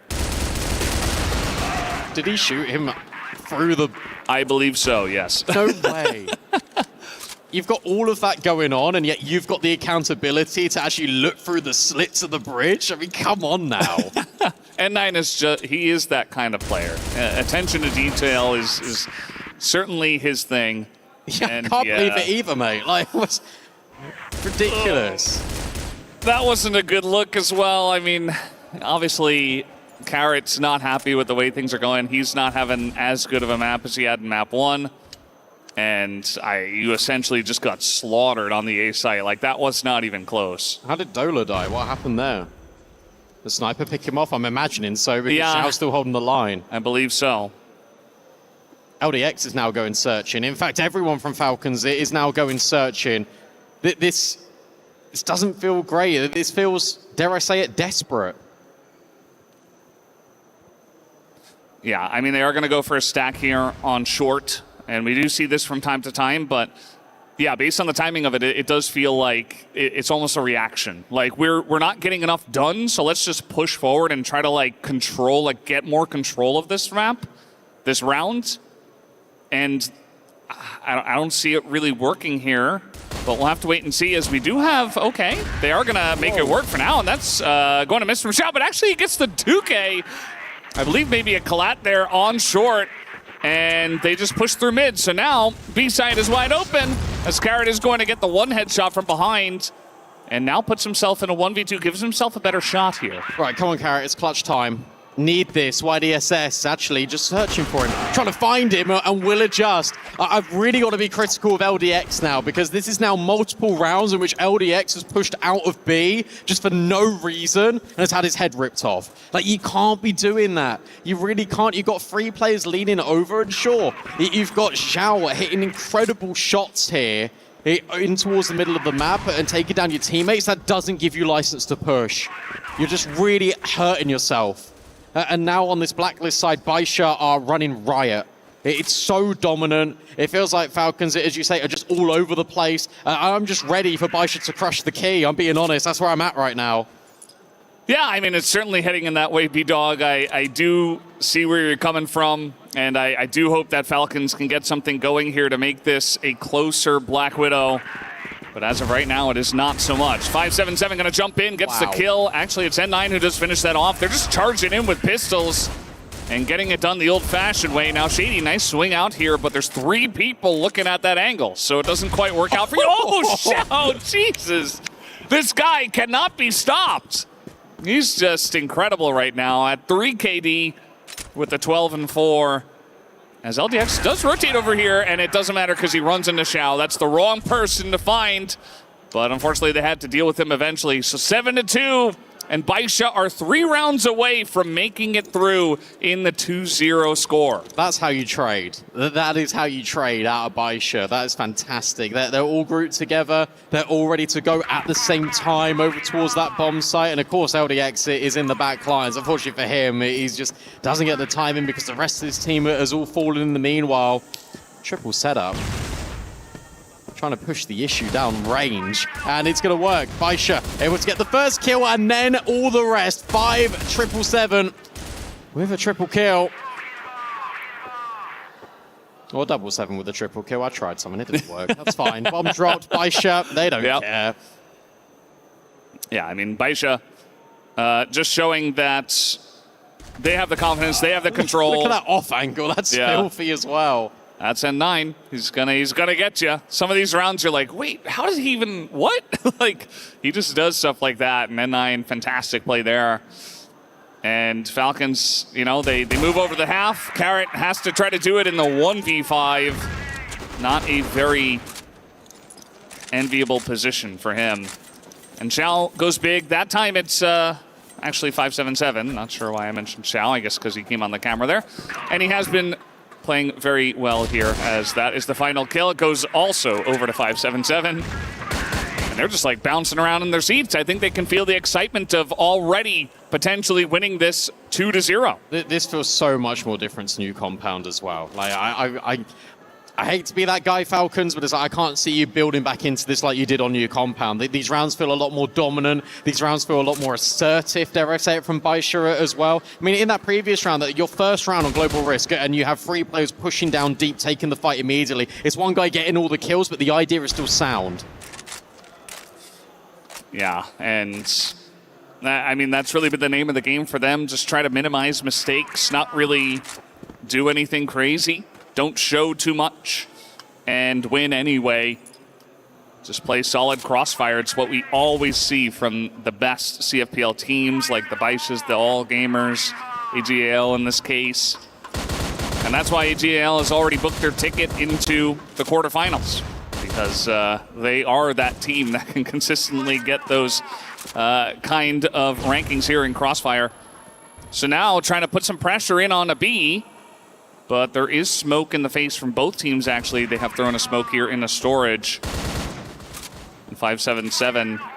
He wasn't putting up big numbers before that last round. I think he got 4 kills on the round. He did. So he was 1-6. Now he's 5-6. And now it looks a little bit more respectable. Yeah. So much utility's been dropped here, by the way, from Baisha over towards B, to the point where Falcons think, oh, actually, hang on, like your stash has been depleted. Maybe we can make our way in. But that means you've got to clear YDSS. They are able to, but maybe not 5-7-7.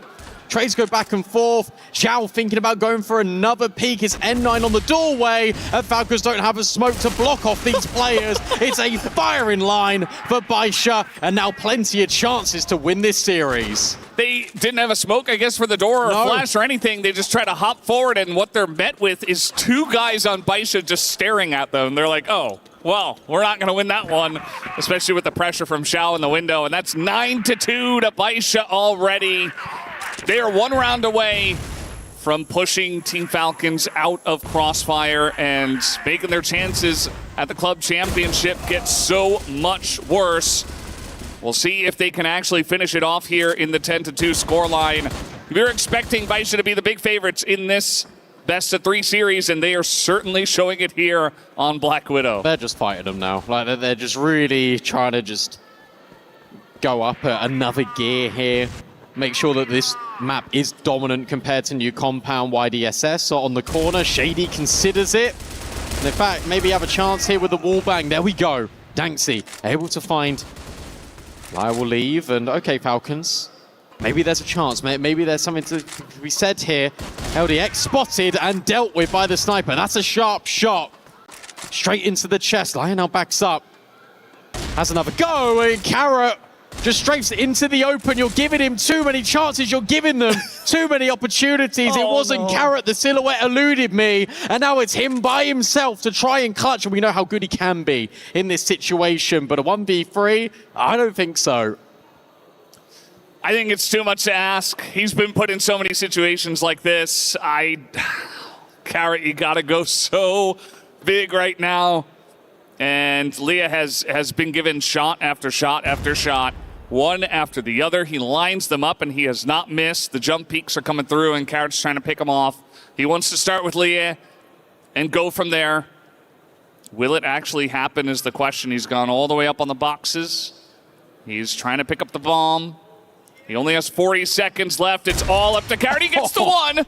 There's still a chance, but no, Leah sits him down and knocks the Falcons out of Crossfire. Baisha will move on as they qualify here with a 10-2 scoreline on Black Widow. That's not fair. The shot demanded so much more of the clutch. He really was piecing that together.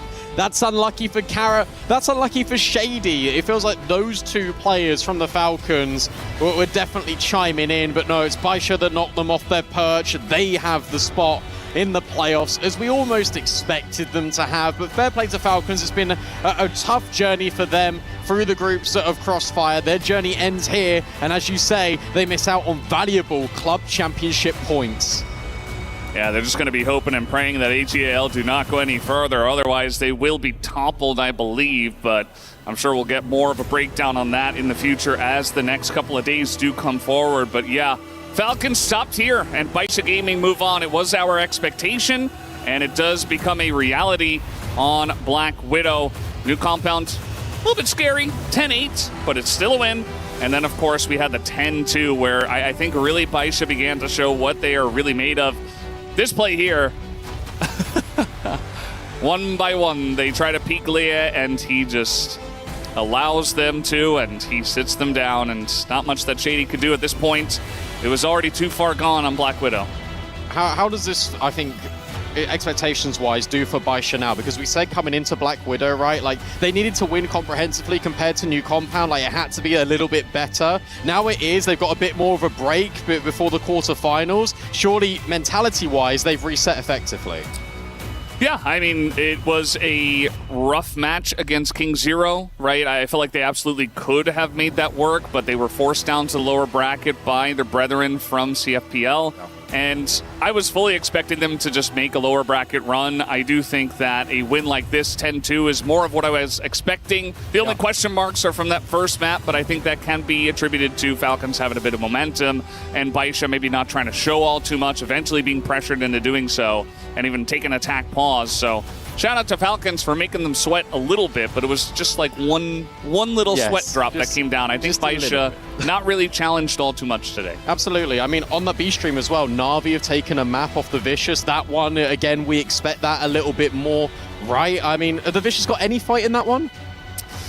I don't think so. Okay. I personally, I rate Na'Vi, and I think that they should be able to take that one down, so that's what I'm expecting, but you know, we'll have to wait and see what happens over there, as we've had many back and forth matches already. I think that so many of the teams are just desperate to get farther and farther along here in EWC, and really just comes down to who's got more fight in them at the end of the day, on the day. So anything can happen, but I'm favoring Na'Vi in that one, and yeah, Baisha will move on to the next round. Certainly one of the, I don't know if I can call them the favorites, but yeah. I did have them as one of my top 3 teams when I did have that discussion in the content with Laz. So certainly expecting them to go pretty far. Can they actually get as far as the expectations? I'm not sure. As I mentioned before on the cast, you know, during CFS last year, they actually fell short in group stage.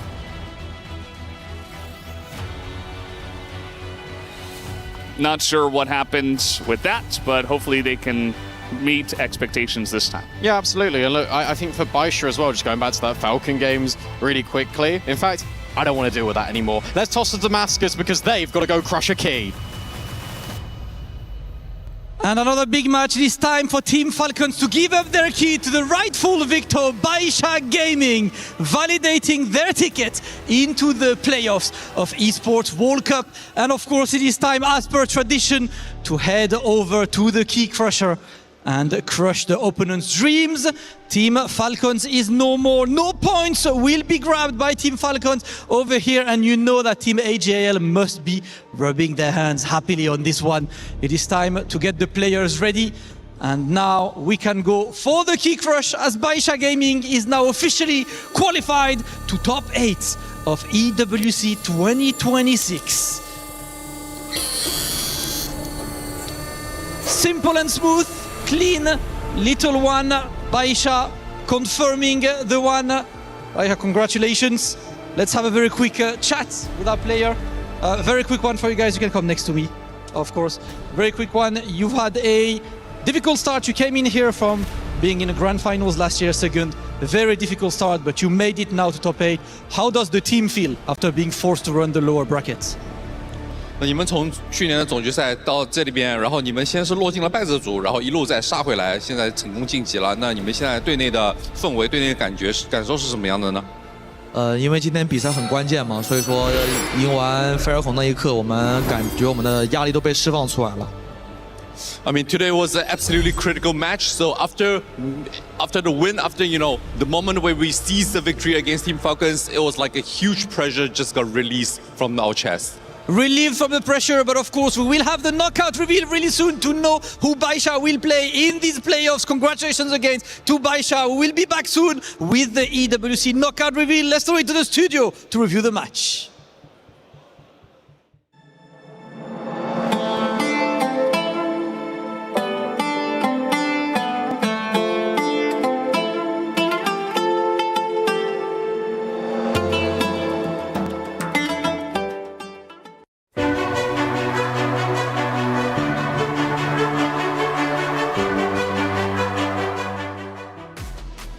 And just like that, our final series for our Group B has concluded, and it's going to be Baisha moving forward. Falcons gave it their all, and they did have a couple of shining moments throughout each and every map, not only on New Compound, but also on Black Widow. But Baisha was just too strong. Yeah, I mean, they're going on.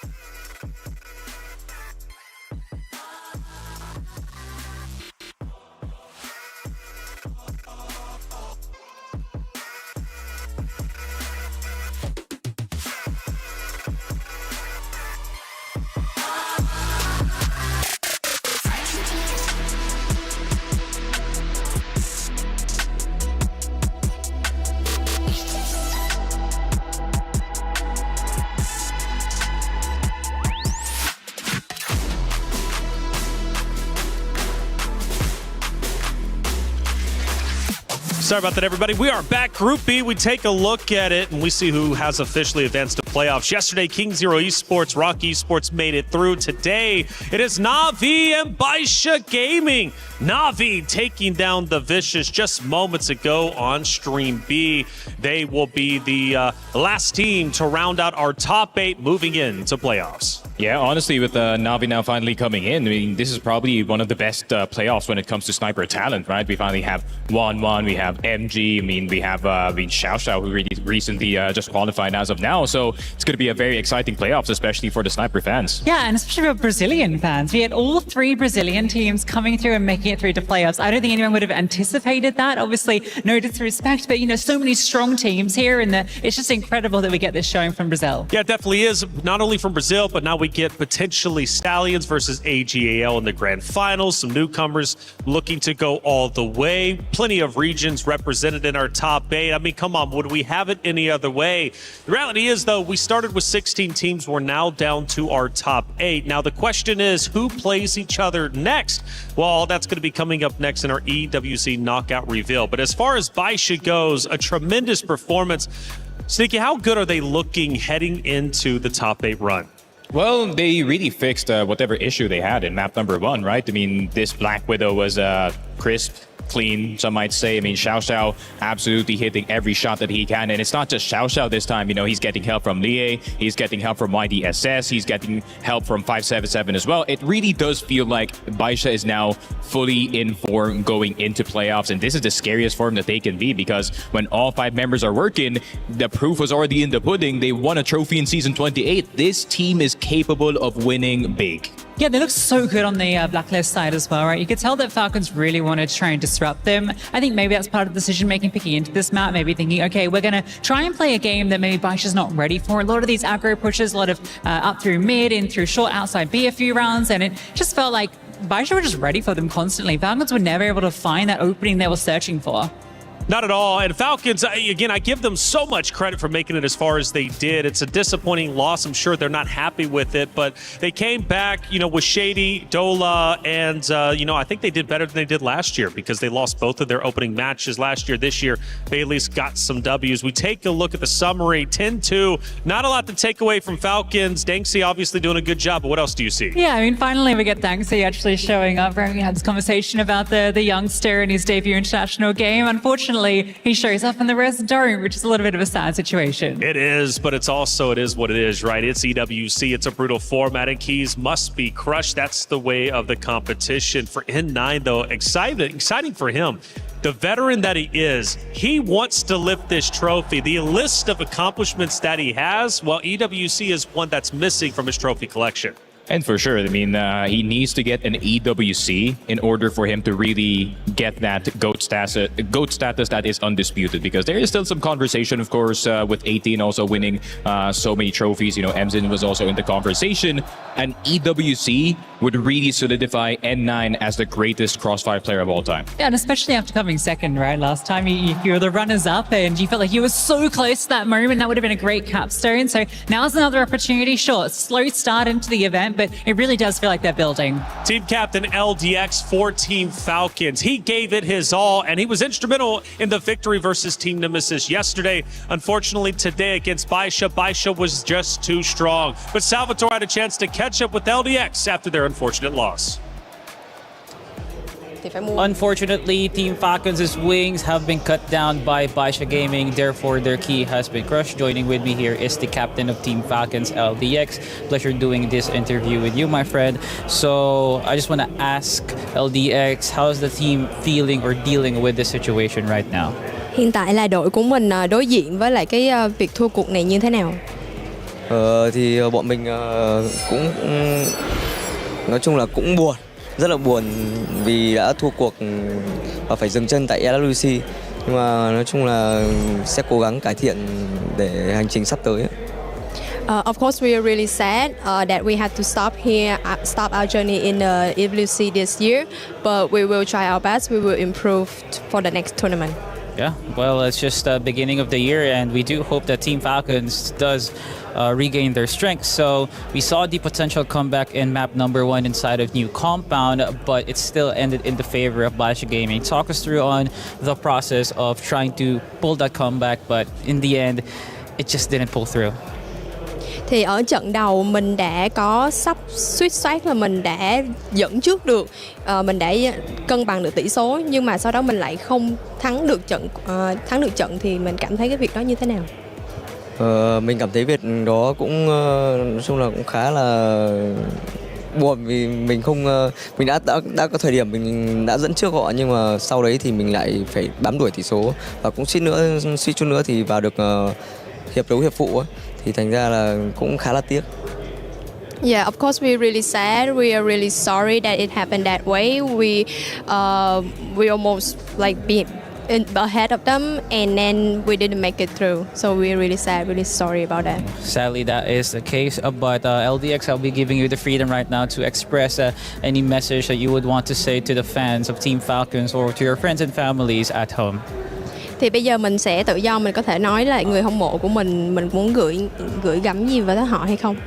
Thì mình cũng cảm ơn tất cả mọi người đã xem và ủng hộ cho mình cũng như Team Falcon của mình. Thì mình chỉ muốn nói là cảm ơn mọi người rất nhiều. Thì hãy đợi sắp tới đội hình này của mình sẽ cố gắng để tiến tới CFS Grand Final. So I would just want to say thank you for have been supporting me and my team Falcon. We will try our best and we will go through our journey to the CFS Grand Final. Thank you so much, LDX, for your time. We will be sending it back to the analyst desk for more information about the match. This has been the pre-game interview for the match of Team Falcons and Team Baisha. Guys, take it away. We were there for every click, every clutch, every respawn. We were there for the years of grind, and we're here. Now, the proud founding partner of EWC, powering the biggest event in gaming, shoulder to shoulder with the world's best, making history. Greatness deserves a stage. Lenovo Legion, reach your impossible.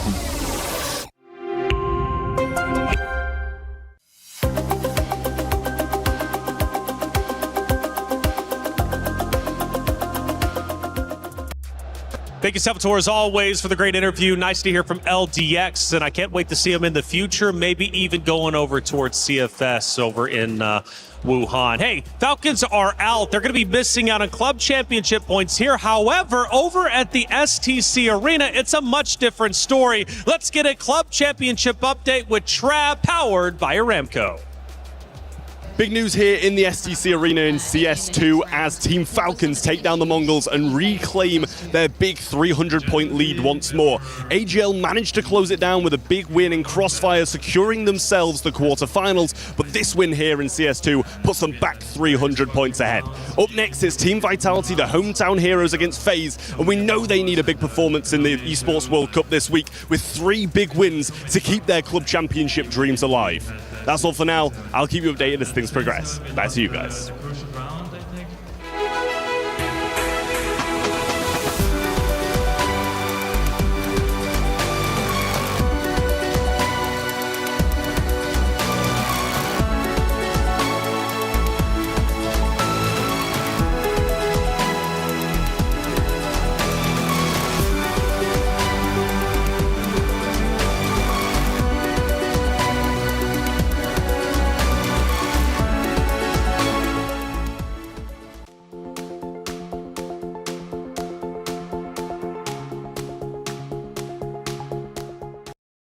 Thank you for the update, as always, when it comes to the club championship. Trav, it's good to hear Falcons are flying high in the STC Arena. Let's see how far they can go there. I'm sure we'll be updating you all in just a moment's time as the at least the days go along. Now, coming up next, top 8.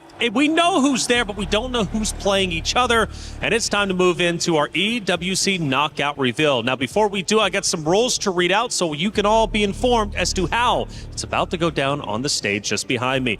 Rule number 1, the advancing teams are split into 2 groups, the 4 teams advancing from the upper bracket and the 4 from the lower bracket. Number 2, the upper bracket teams are drawn into the order in which they will play their matches. Number 3, the highest seeded team from each group will then get to pick their opponent, but they can't pick opponents from their own group. And rule number 4, the 2 remaining upper bracket teams will then be attributed games based on whoever wasn't picked by the higher seed and played in the opposite group during the group stage. Now that the rules are out of the way, let's theorycraft a little bit of what we could potentially be seeing. Now, on one side, you've got Team Liquid and AGAL. They moved in to the playoffs from the upper bracket, which means randomly they're going to be assigned seeds, and then they get to pick who they would like to play. Either that's going to be Na'Vi or Baisha. On the opposite side, King Zero or Rock Esports, who are also the top seeds in their respective group, can then choose from Vitality or Stallions, depending on the ball that is picked by Hollywood Rob TV as well as Damascus. Now, if we are theory crafting, let's start where I started. Team Liquid, AGAL, okay? Na'Vi or Baisha. Let's just theory craft. If you had to see Team Liquid or AGL play one of them, who would you want to see them play? I feel like the choice that makes the most sense, right, is for AG and Na'Vi to actually meet up because, I mean, AG Baisha, I mean, come on, guys. Like, we can't have another EP versus Q9 where Q9 had to face 2 Chinese teams just to qualify.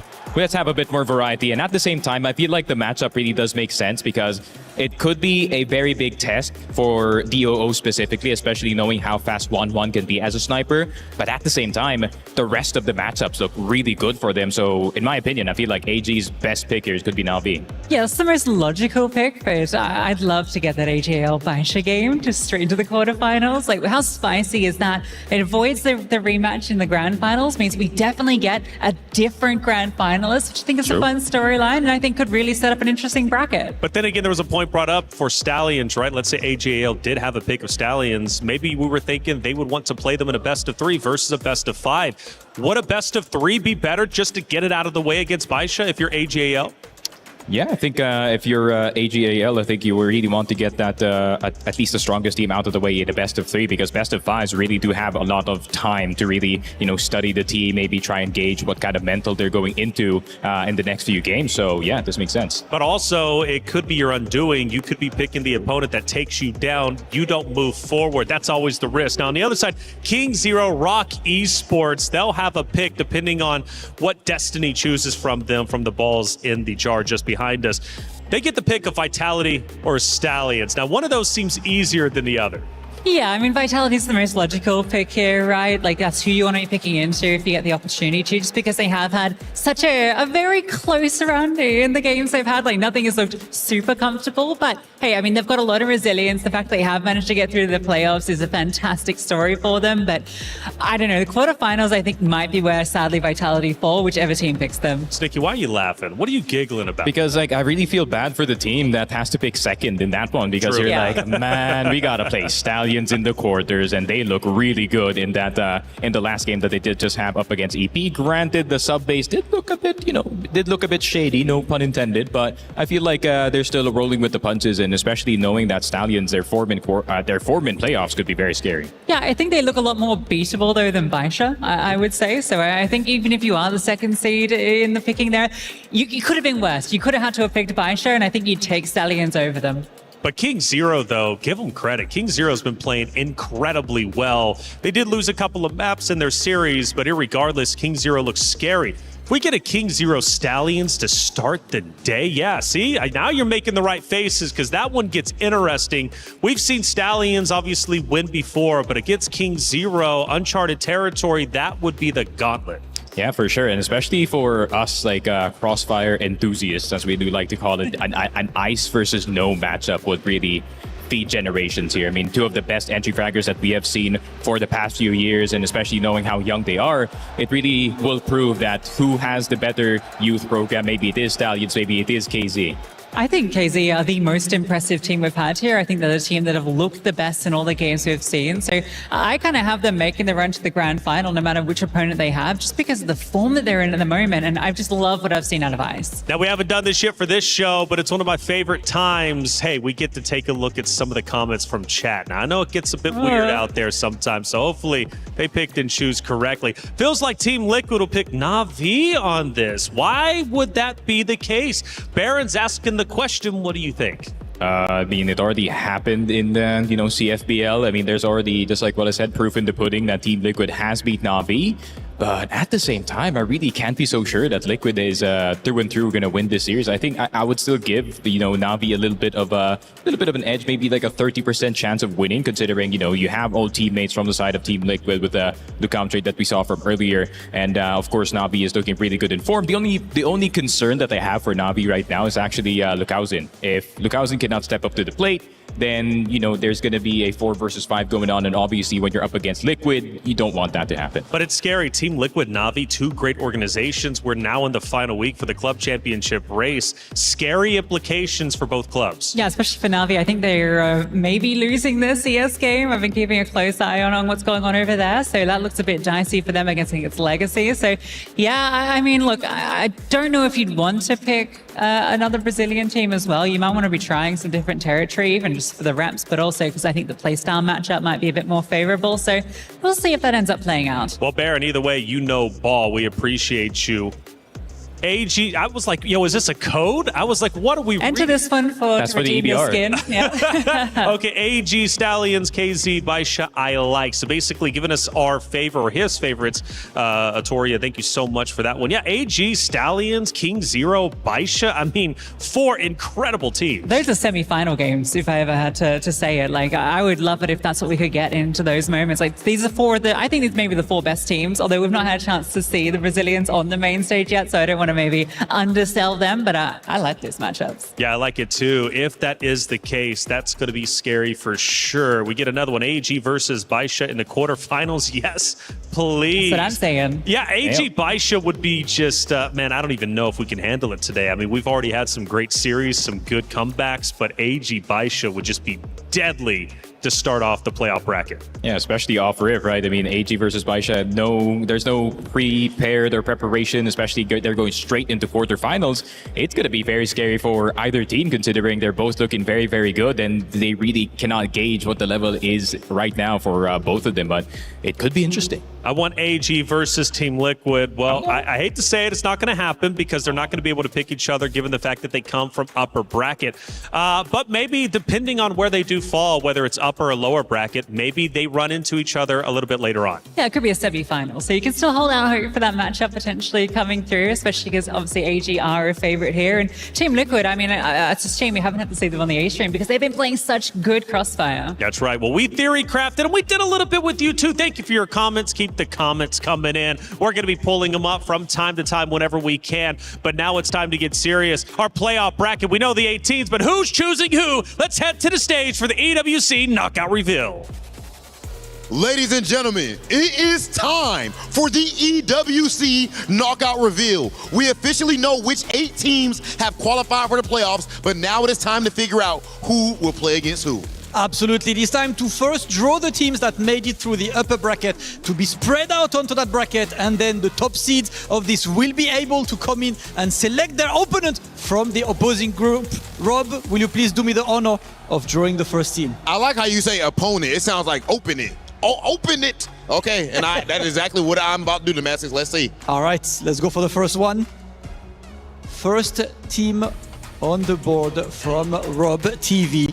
We've got Team Liquid taking on that first spot on the brackets. Okay. We will of course draw all of the teams before we go throughout the selection process. Rob, get me the second team as we populate this bracket, please. Co-group and the running champ AGAL takes the other side of the bracket. So these two can only meet in grand finals if they happen to continue and go all the way. Number 3, Rob, King Zero Esports in there. And of course, there is one remaining that we must show to show that nothing's rigged, Rob. Everything is fair and honest. Rock Esports coming in. Now, we have our first part of the bracket done. We know how spread out are the teams. But now, teams get to select their opponents. That's right, ladies and gentlemen. And that's it. It is time to welcome our first team to the stage, Team Liquid. All right, Team Liquid will get the luxury of choosing their opponent between the two gentlemen that are on my left. It is going to be a choice between Navi and Baisha. And we welcome Team Liquid onto the stage. Taking a moment, will you take the fellow countrymen? Will you take last year's runner-up? Little hesitation as you get to pick the key that you want. Whoever you want to face, that is the luxury that you get. One key is taken and shown to the camera, and it is Team Navi indeed that is picked for this one. So please, could I please get the players right there? It's time to talk. I want to know, Rob, why would they pick Team Navi against them? Can I have the players in there along with you, mister? Let's go.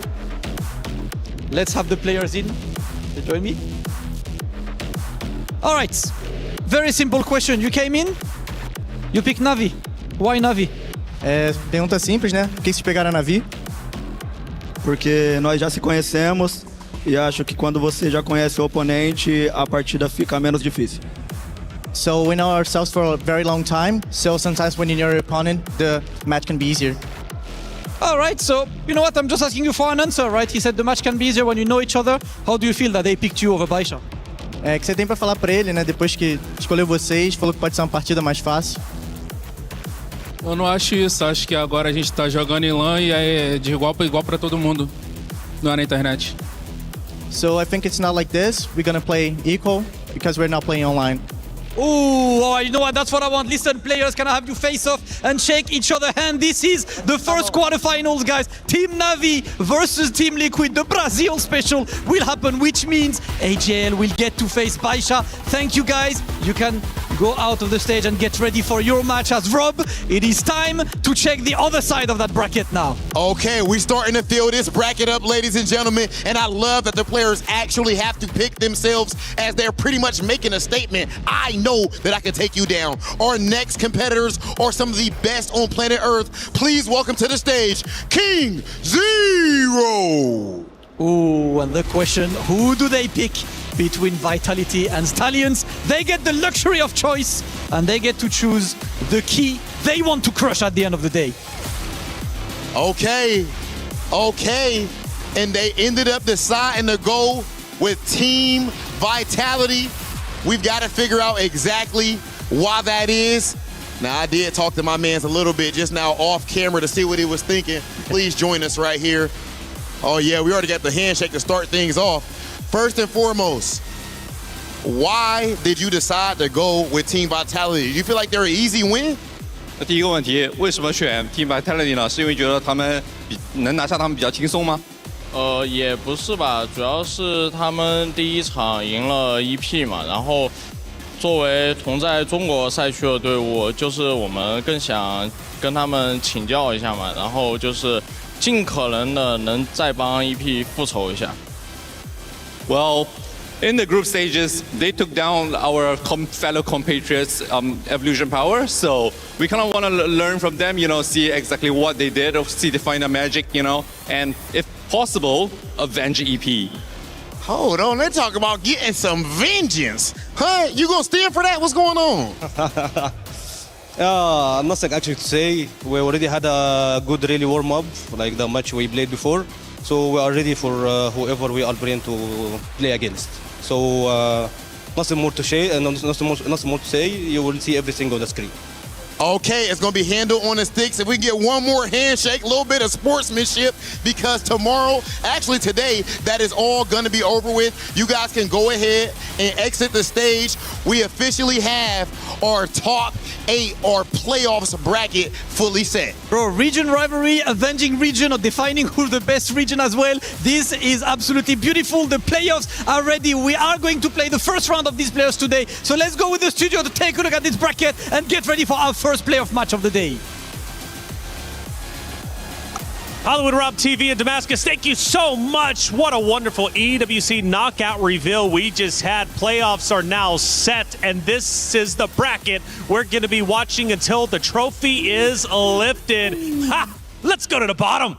Let's go right to the bottom. AGAL versus Baisha Gaming. Oh my goodness me. Already a replay on the grand finals from last year, but at the same time, one of the oldest rivalries in Crossfire history. Obviously, even before we had every single rivalry that we've seen, the literal first one is ZY versus N9. I think I already told Lucy this, right? I mean, they're literally born to be rivals of each other. One day, just separate on their birthday, October 17 and 18, 1999. I mean, the story writes itself, right? Yeah, it's absolutely beautiful, isn't it? I'm really glad we get that game as a quarterfinal. I think some people might be a bit disappointed, kind of hoping we get that rematch, with the two teams on our side of the bracket. I know some people will be very happy that Stallions avoids that fate, but the fact we get all 3 of the Chinese teams on that same side as well is very spicy, and I feel a little bit bad for Vitality. Yeah, but what about Team Liquid Na'Vi? That's another matchup that people were calling for, and well, they get it.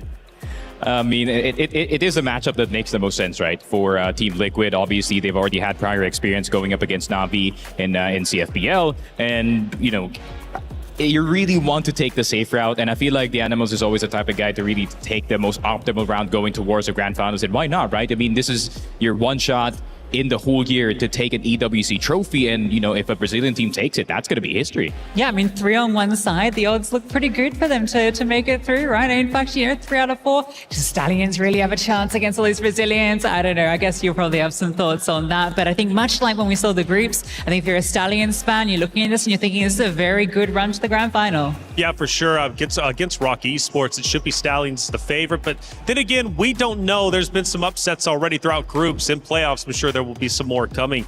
But last one, King Zero, Vitality. Like, Vitality is a team that has been playing incredibly well. And again, they've already got some big wins in our bracket. So when we think about Vitality and King Zero, it's going to be a tough one. KZ has to be the favorite, but Vitality, if they can win and achieve top 4 for the club championship race, that's tremendous. Oh yeah, for sure. Vitality especially, I mean, the one thing that they have over King Zero is the teamwork. I mean, they have been together for such a long time. They have been there ever since 3BL as they enter Team Vitality, and obviously they're going to know each other and how they play. Problem is with King Zero, they are the new up-and-coming team, and especially that they have youth and firepower on their side. I'm really thinking is how is Vitality going to try and stop the train that is coming at them in the name of King Zero? It's going to be really difficult, right? I mean, at least one thing about Vitality is they've shown this tenacity just throughout. Like, I've just really enjoyed watching this never say die attitude from them, the energy coming from that camp. But I also like the words from King Zero, you know, a bit of avenging, you know, their colleagues in Evolution Power. Obviously, you know, that was a very tight series versus Vitality. And I think King Zero would love to get that avenging blow. But just to go a bit deeper with it, despite who might be the favorite in the matchup, Stallions and Rock. You know, Rock has made it this far, which is a tremendous accomplishment, but they're going to have to dig deep to beat Stallions. Yeah, especially this matchup already happened in last year's tournament, right? And Team Stallions also eliminated Rock from CFS Grand Finals, which you were there as well, right? And you saw how one-sided that affair was. And granted, I am, Stallions through and through. I really want to see Feifei get some vengeance, get some revenge for his and his team. And if they can do it, I wouldn't be too mad, because I feel like Rock Esports, they deserve to go on a deep run, especially knowing how hard they worked in CFBL. Yeah, specifically for Feifei as well. Like, his story throughout Crossfire competitive is really amazing. So for him to potentially take down Stallions and move forward, I mean, a trophy, lifting EWC trophy would be such a big accomplishment and honor for him. Yeah, for sure. I feel like if Feifei can finally get that trophy, especially knowing that my first international Crossfire event, right, he got second place, and then he got so close to getting top 4 and then once again in grand finals. I feel like it's finally time for Feifei to possibly get a trophy, because he knows how to consistently get into playoffs. He knows how to consistently play at the level that can get you into playoffs. He just needs the rest of his team to step up to the plate, especially when it comes to top 4, because I feel like the top 4 competition, especially in this EWC, is a lot higher compared to the past years. Yeah, I think that same conversation can apply across the board. I think that's one of the most exciting things about this playoff bracket, is that you do have a lot of these teams that I think would be in a brilliant storyline where they've had plenty of second places, plenty of close calls, but they haven't actually got over the line. We talk about Stallions in that same breath, Baisha last year. You know, there's a lot of these moments where each of these teams wants to finally claim that glory. Well, we take a look at our schedule. This is going to be happening today, not tomorrow, today. We just finished groups, already doing playoffs. Come on. Crossfire is the best. AG going against Baisha for A stream, but simultaneously on B stream, Rock will be playing the Stallions. Then we'll have KZ, King Zero against Vitality, and then we'll finish today on B stream with Team Liquid versus Na'Vi. All best of 3s. Tomorrow will be all best of 5s, but AG Baisha to start the playoffs. Previous year champion, CFS 2025 Grand Finals champion as well, taking on Baisha, who's trying to rise back up to the top. They're going to have to take down the champions to be the champion. That matchup coming after this. One more side, one side, last side. Nice! 二楼狙，楼梯。怼他两位！加油 ！Plan. One more. Plan. Pick together. 3, 2, 1. Plan. Let's go. Hey!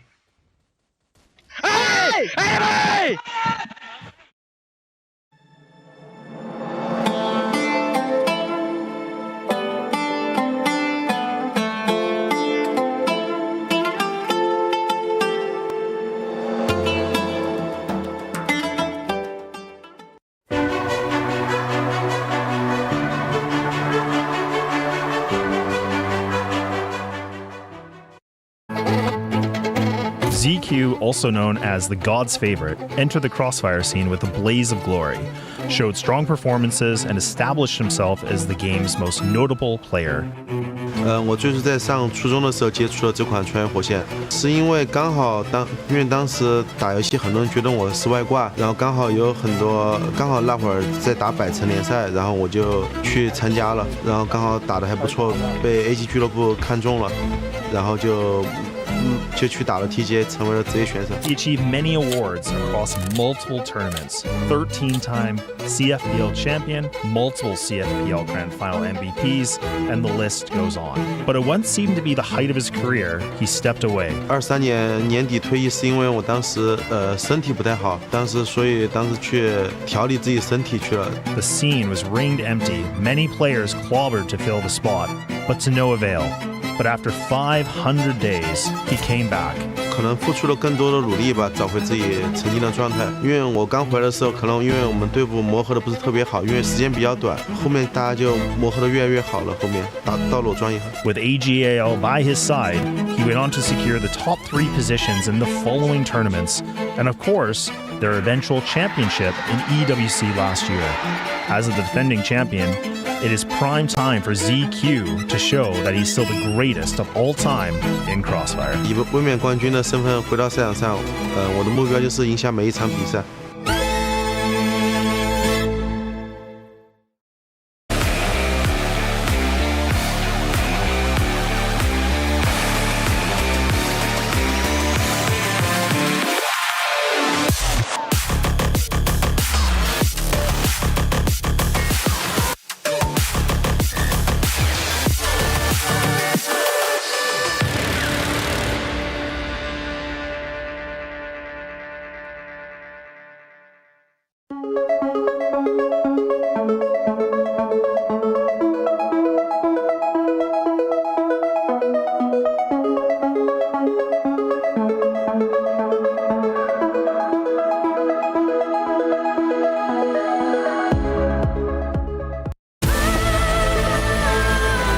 EWC is all about breaking records with the best of the best. That's why I'm out here at the racetrack today to do just that. I've got my driving instructor, Vincent. Vincent, hello. What is the record for this lap?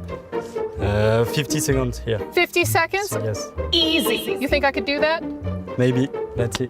Let's go. 3, 2, 1, go. And here we go. No. Break. Okay. And reverse for go.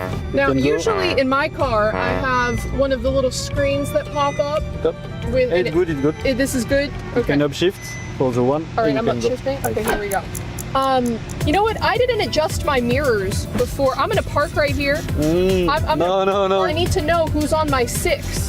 We are solo on the track. We are solo. It's good. See, that's how they get you. I think you can faster. We're about to set a record here, okay, Vincent? I'm Yes. gonna need you to be patient with me, okay?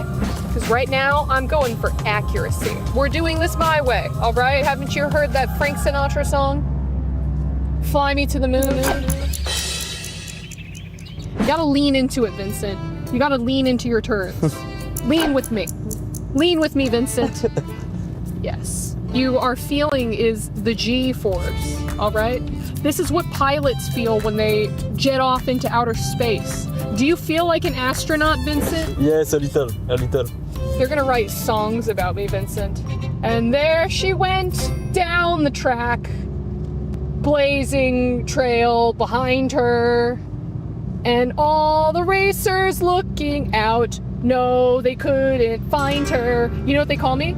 They call me the Yellow Flash. Try to be fast. How do you feel about stopping for a little sweet treat? There's a place right here. All right, Stop. one sec. Excusez-moi, je vous want me water, s'il vous plaît. Merci.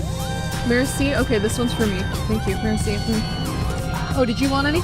No, it's good. Oh, okay, that's Thanks. fine. Where's the cup holder? No, don't have. Okay, you're You my take cup it? holder now. Did you just throw out my water? Yes. Maybe I wanted to drink the rest of that. Did you ever think of that? You drive.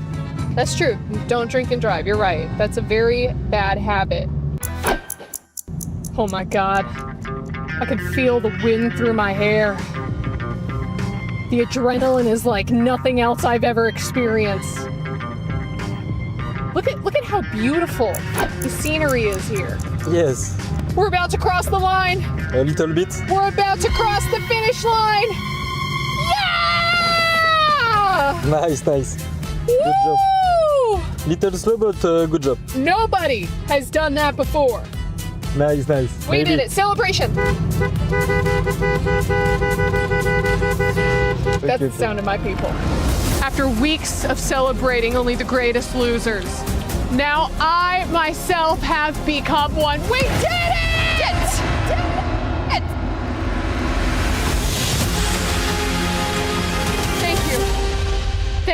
Thank you. This is a fantastic honor. I'd like to thank my driving instructor, Vincent. Shout out to Team Liquid, who also doesn't have any points on the board. Maybe they can aspire to be me. I'm going home a winner. Who's a winner? Someone will be proud of me, right? We're here at the Sony manga booth for the One Piece experience, and as you can see, it is absolutely massive. One Piece fans, you need to come check this out because you do not want to miss this. Now there is a special secret that we can activate here. I'm gonna go ahead and see if I could figure out how to do just that. Kaki Atsume, Sagashimono, Sagashi, One Piece. You can feel all of the emotion coming from each of these individual panels. Oh wait, we got a color. Quick, we have 2 minutes. Well, don't just stand there holding a light. Help me. Time's up. Did I do it? I did it. Yeah.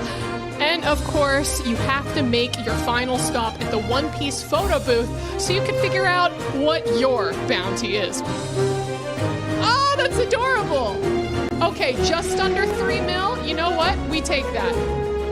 Look how freaking cute. Oh my God! So please come out and experience One Piece as it has not been experienced before. I mean, come on!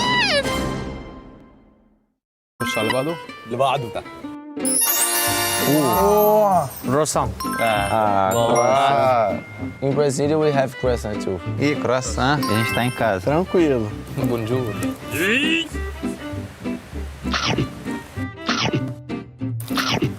Recheado? Bom. Não é recheado.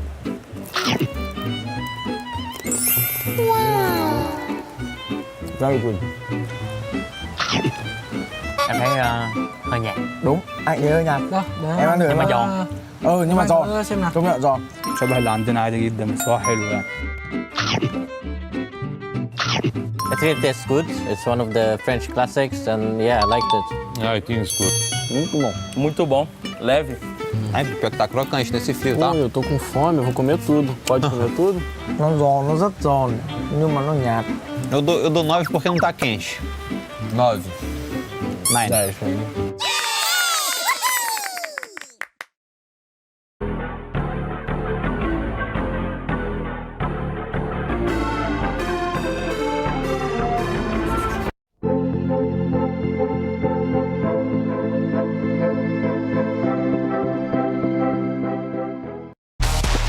Welcome to the Esports World Cup 2026. 16 of the world's best teams have gathered here in Paris to earn their right to be crowned the next Crossfire champion. But before that, here's how the tournament works. The playoffs. The playoffs will consist of teams who have qualified from the upper bracket of the group stage and will be seeded at random. The top 2 seeded teams can then select their opponents from the pool of lower bracket qualifiers of the other group, while the other 2 upper bracket teams are matched up with the remaining 2 lower bracket teams, also from the other group. The playoffs will be a brutal single elimination bracket with best of 3 matches for the quarterfinals and best of 5 matches for the semifinals, third place match, and of course, the grand final. Time to witness greatness, upsets, and everything in between, right here at EWC 2026. It's time to start the playoffs, and we've got two titans about to throw down. AGAL versus Baisha Gaming. As AGAL comes into the stage, comes into the venue, they are the returning champions, but will they be leaving as champions? Baisha is looking to change that narrative. Yeah, I mean, all gamers as they walk in, a lot of confidence here, but I'm sure they weren't fully ready for this to be their matchup, hoping maybe to get that first pick. It could have gone a different way, but of course now we have a rematch of last year's grand final, and this one went the full distance. It was a 5-map series. Yeah, not only a rematch of the grand final, right, but two teams that have so much experience playing against each other, and I think Baisha coming into this, so many reasons that they want to get that revenge, but it's an AGAL who are champions for a reason. Baisha had a bye in their quarterfinals. They moved forward to play against King Zero, but they ended up losing 2-1. Then they dropped down and they played the Falcons just a moment ago, winning 2-0. A couple of shaky moments in map 1, but they still got the job done. Now, I was reading chat a little bit. I know that's a dangerous thing, but I love seeing what you guys have to say. Stamina. Potentially a real issue here, right? Because AGL, they're rested. They just walked into the venue. They've been watching all day, kicking up their feet, relaxing. They didn't have to play the grueling lower bracket. With that being said, though, Baisha did. And Baisha just finished a best-of-3 series. Granted, they won it 2-0. Do you think they're going to come into this with full energy or potentially just warmed up? I think it's more of a warm-up for them, and as we've seen, I mean, Xiao has looked incredible today, so I feel like this is actually a good head start for them because AG, they haven't had that chance, that opportunity to jump into any action today, whereas Baisha, they looked so good in this first match they played today. Yeah, and we heard actually from Vitality during the knockout reveal thing that, basically that they're actually happy they get to play immediately after because of that warm-up, right? So I think Baisha should be feeling kind of in that same sort of camp, and I think New Compound was a little bit shaky in that series earlier, but I mean, Black Widow was lights out, and I think they'll be feeling very good they had that series going into this. AGL currently undefeated in their groups. Obviously, playoffs a different story. They still need to remain undefeated here. If they do so, they'll be the champions. But they beat Q9. That was the first test. They also beat Vitality as well. Now, when we think about, first off, Vitality's run has been insane. We'll talk about that more whenever we get to it. They've had to go through the gauntlet to get to the playoff bracket. Q9 was the first test, however. There's a lot of questions being raised about AGAL. Are they still the AGAL that was champions last year EWC, last year's CFS 2025 Grand Finals? They beat Q9. The questions are answered, but are they truly the AGAL that is needed to beat this Baisha Gaming roster? I feel like a best-of-3 is a better opportunity for Baisha to maybe squeak out a win here. A best-of-5, I would probably give it pretty handedly to AG. But Baisha knows how to play the veto game very well. They've done it historically and been able to take down AG before. And I feel like this could be a good opportunity for an upset for them. Yeah, I know AGL looked a little bit shaky versus Q9. I kind of said at the time, this is maybe them at 80% of their strength, but against Vitality, it was full form AGAL, and I think that that's going to show up here today. I do think the best-of-3, you're absolutely spot on, right? Because all these losses that Baisha have had to AGL in the last 12 months have been in best-of-5 format. So going into a best-of-3, yeah, I actually am kind of leaning towards Baisha. Ooh, interesting. Baisha already getting some favoritism here on the desk. Chat, what are you thinking? I'm thinking AGL is still the top dogs here until they're defeated. But talking Baisha, it is an exciting prospect if they're able to beat AGL, because quite literally that could be a direct run into the grand finals, because AGL, arguably, you beat them, you should be in the finals as far as I'm concerned. For N9, the biggest talking point there, his long lineage, his long history that you've been watching for quite literally a decade at this point. He's never lifted the trophy at EWC. This is only year 2. This is the one missing from the trophy cabinet. I feel like it's needed to keep this rivalry going. AG and Baisha are always looked at as the top 2 of the region, but in the last year, Baisha has kind of fallen off a bit. You look at their results at EWC last year, they did squeak through to the grand final and lose, but at CFS, they were relatively not present. So I'm hoping we can see a bit of a reinvigorated team here, but we've already even seen in EWC, they did have some shakiness in their opening couple of games, and they showed some exposure there. Yeah, it's a great point, and extrapolate on that. I mean, Luce, when we think Baisha Gaming, at one point they were the most dominant team in Crossfire competitive until AGL took that torch away from them. Well, AGL is looking to do it once again, but how poetic would it be if Baisha Baisha returns to form at the top level of Crossfire competitive by taking down the very team that took it away from him. Yeah, to be honest, I feel like they've been building up as well in the last 6 months. We look at the most recent season of Crossfire back domestically, and they actually performed exceptionally well there, and AGL didn't. They actually had a bit of a fall off, right? And then we come into this event, I think Baisha have been warming up into it, and I think for them, if you beat AGL here, you feel like you've got that path through. You feel like you've already gotten to the grand final, and I mean, that'd be an amazing storyline just to beat them, even if it's not Baisha that makes that grand final. No matter what, it's a new team lifting the trophy. Who are we looking at? Who versus who, especially when it comes to the sniper category? Because whenever we were watching the draw, we were watching the top 8 teams solidified in playoffs, Sneaky was pumped up about the sniper battles throughout the entirety of all the 8 teams. Yeah, I mean, Xiao versus Du has to be the key matchup here just because Du was the finals MVP last year, but Xiao, he's that hungry energy you need in the server. I mean, we saw it even earlier today. He's come to play. He's come to win. Yeah, it feels like history versus form at the moment, right? Yeah, sure, Du, best year of his life last year, best player probably last year, right, in terms of output. But then we come into this event and it does feel like those tables are turning. Didn't feel like he was having the star role, star performances on the wins that AGL had, whereas Zhao definitely was. Every single map, it feels like he is popping off, and he steamrolled earlier today. Xiao versus DOO. Now, as far as the riflers are concerned, who's going to be those middle-of-the-pack players that need to step up in order to get the win, whether it's for AGL or Baisha? I mean, for AG, it's got to be the historic duo, ZQ and ZY. If they can show up in full form today, it's going to be really hard to deal with because I feel like N9 hasn't shown his peak yet at this event, whereas ZQ and ZY have looked really flawless so far. Yeah, it's been moments from N9, right, where he's been able to dominate a round with just like a big multi-kill, but it isn't like that sort of consistent output. I think YDSS as well, another name I want to throw into the ring and like to see a bit from. We called upon him the last 2 series ago, and he definitely stepped up. But yeah, you need those players around your superstar as well. Glad you brought up YDSS because he was the biggest talking point, especially during day one when Baisha was playing. I was like, N9 gets all the attention being the legend he is, but who else are we looking out for? YDSS was the first name set after that. But let's talk numbers. For AGAL, they've already won CFS, not even counting that. Just last year, they took home $750,000. They're looking to do it again. If that is the case, that's $1.5 million earned for these players across 2 years. Yeah, honestly, just an impressive feat if they can pull it off. But this is the team that keeps on giving. I mean, every time someone doubts them, they're right there to show what they're made of. And they could go on a bit of a tear here. They win here. That's 3 major championships in a row for this team.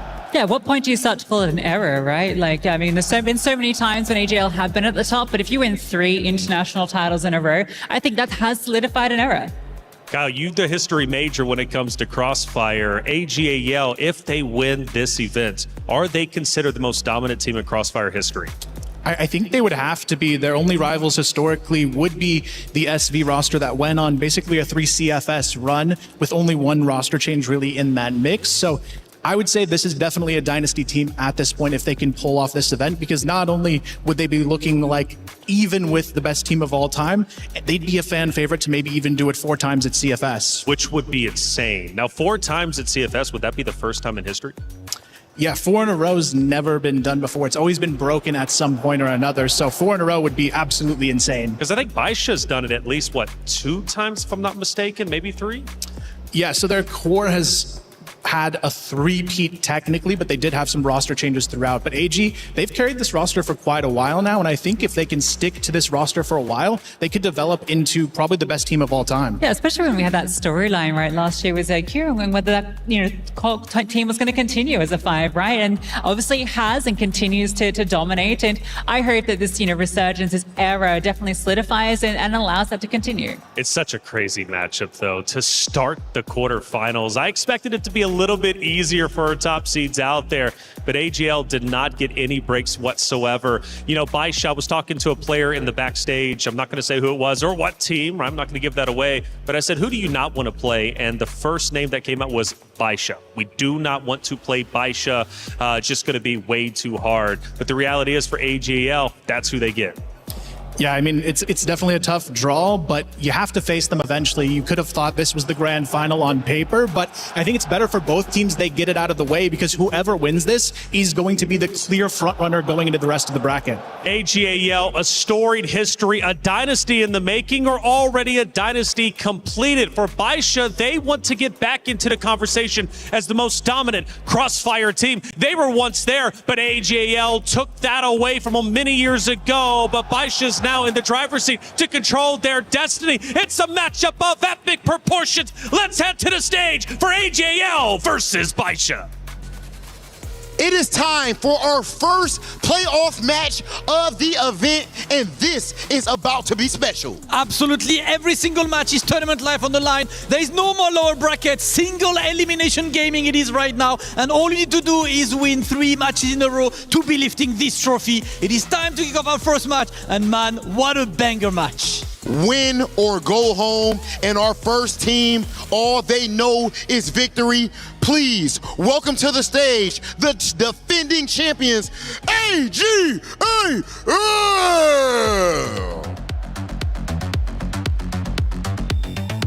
They are the gold standard, the dream crushers, the roadblock between every team here and immortality. They have yet to taste their own blood in this event. And of course, they have one of the GOATs of Crossfire representing them in ZY. This team pulled up with the exact same roster for the last couple of years overall, and it is with good reason. One of the absolute titans to take down the title defenders themselves, but they will take on an opponent that they know because they met that opponent last year in the grand finals. It is time to welcome onto the stage Baisha Gaming!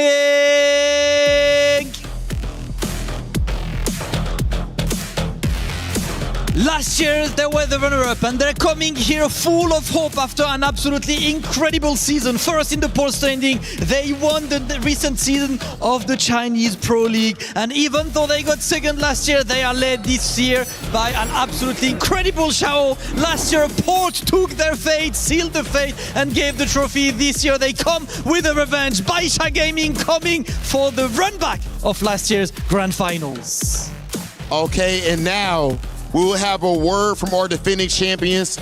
Last year, you played against Baisha in the grand finals of the event and you were victorious. Are you confident that you can take them down again? 那你们这场比赛相当于是去年的总决赛的一场重演。去年你们战胜了白沙战队，今年你们是否有信心能再次战胜他们呢？信心肯定是有的，但是我希望我们就可以发挥好我们自己的水平就可以了。Definitely, we are confident, but I do hope that we just, perform to the best of our abilities here. Is the pressure different this time around since you came into this as the defending champion? Do you have more pressure this year? 那你感觉这次作为卫冕冠军是否比去年压力更大呢？压力还好吧，因为就是打好每场比赛吧，就是。I'll say the pressure is about the same. Again, we're just focused on playing to the best of our abilities every single match. Okay, one match at a time, and so far that formula has led to them tasting gold. Absolutely. Listen, it's time to talk to Baisha Gaming as well. Listen, that was grand finals last year. AGAL took it, but you're coming out from a great, very strong season right now. So how confident the team in winning that revenge today? 去年虽然 AGL 是冠军，但是你们今年的这一整年下来，这一整个赛季，你们的水平、你们的发挥、你们状态可以算是最好的战队了。那在这场比赛当中，你感觉你有信心拿下他们吗？有信心，但是还是更多的要稳住自己的心态吧，因为我们最近这个 EWC 的赛事，确实我们整体状态不好，所以说尽量能打出自己的东西，放平心态，就打好每一回合。Confidence, we definitely have that in spades, but the main thing is our own mentality, our own mental state, our own condition, and that is what we're focused on. We just want to surpass our own selves to be able to perform to the best. Listen, one more question as well. China took the win. China is always the favorite, so this is the battle between two of the big powerhouses of China. How important is it that this trophy is taken by China at the end of the day? 虽然这是一场中国战队跟中国战队之间的一场内战，但是这个冠军还是肯定是希望是能留在中国的。那想问你，作为一个中国战队来说，在这次比赛当中能夺冠，对你们来说意义有多大呢？意义肯定非常重大，因为我们就是去年也是中国队拿到冠军嘛，所以说这场比赛不管谁赢谁输，希望赢的这支队伍带着我们的信念一起走下去。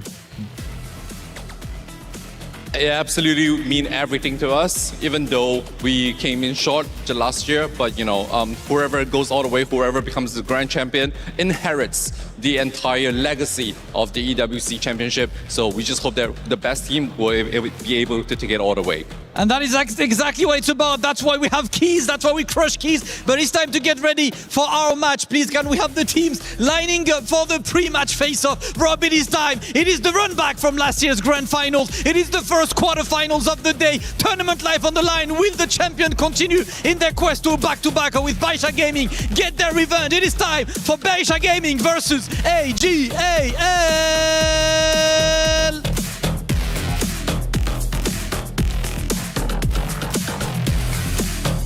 The stage is now set. The two Titans are ready to face off. It's AGAL versus Baisha. We heard from them of what the mission was, and it was just play good Crossfire and get the job done. They're not concerned with the history they have. They're just concerned about the task that's ahead of them.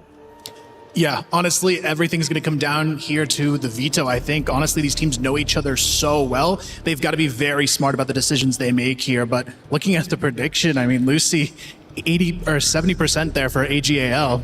That's pretty decisive, I would say. I mean, AGAL certainly are the favorites on paper, and obviously from the history, even though you don't want to focus on that, in the back of your mind, this team has beaten you again and again and again. Although I will say that's not as heavily one-sided as I thought it would be. Baisha's gained a lot of respect from winning previously.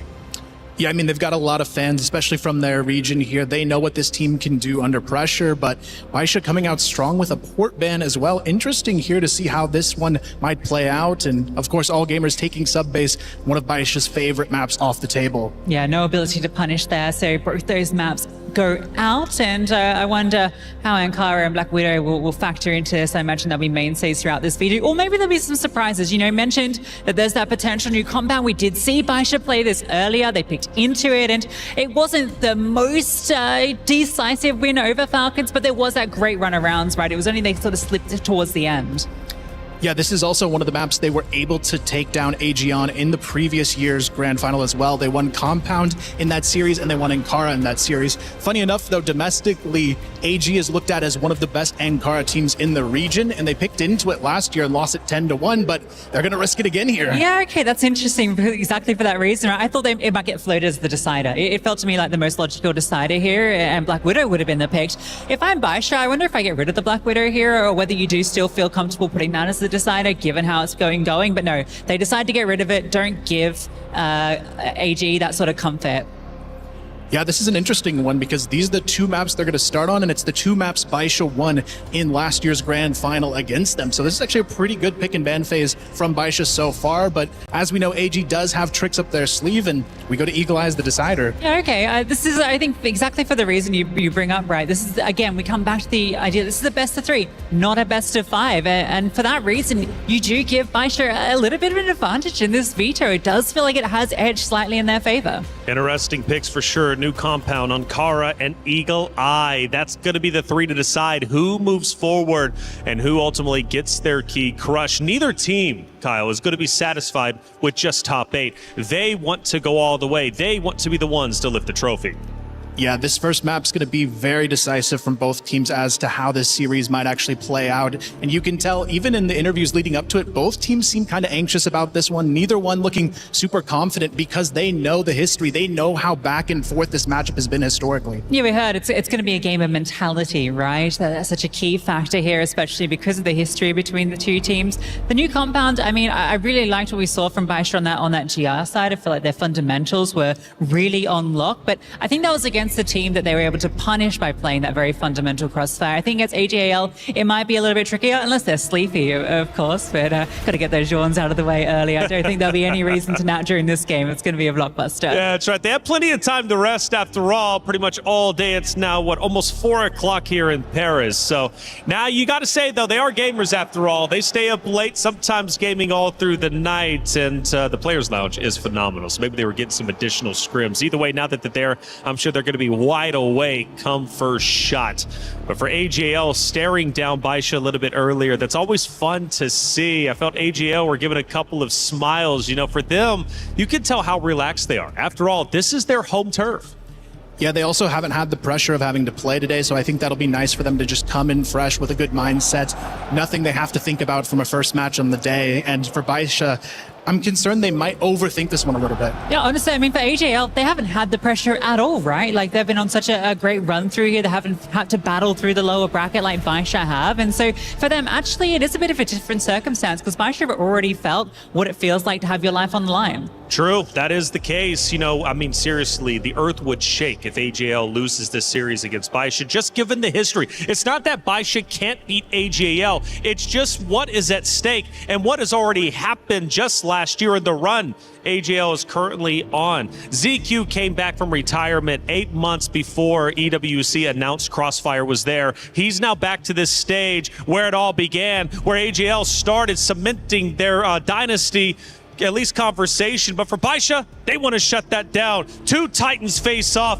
This has big implications. What key is going to be crushed? Will it be Baisha? Will it be AGL? This is the one that chat wanted, and this is the matchup they get. Let's head into map number 1. New compound. AGL versus Baisha with Valdez and Laz.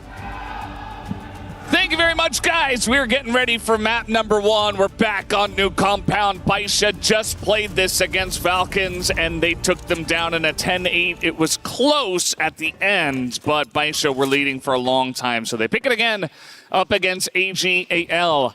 And we'll have to see how it goes. How are you feeling, Laz, about this matchup? Yeah, I'm really excited. Look, I mean, there's been so much talk about this and everything at stake. And I mean, again, you have the 2 heaviest hitters that are going head-to-head now. And I mean, it feels like a grand final, but this is only quarterfinals. And that's the exciting part of this all, right? And a lot of history, a lot at stake here.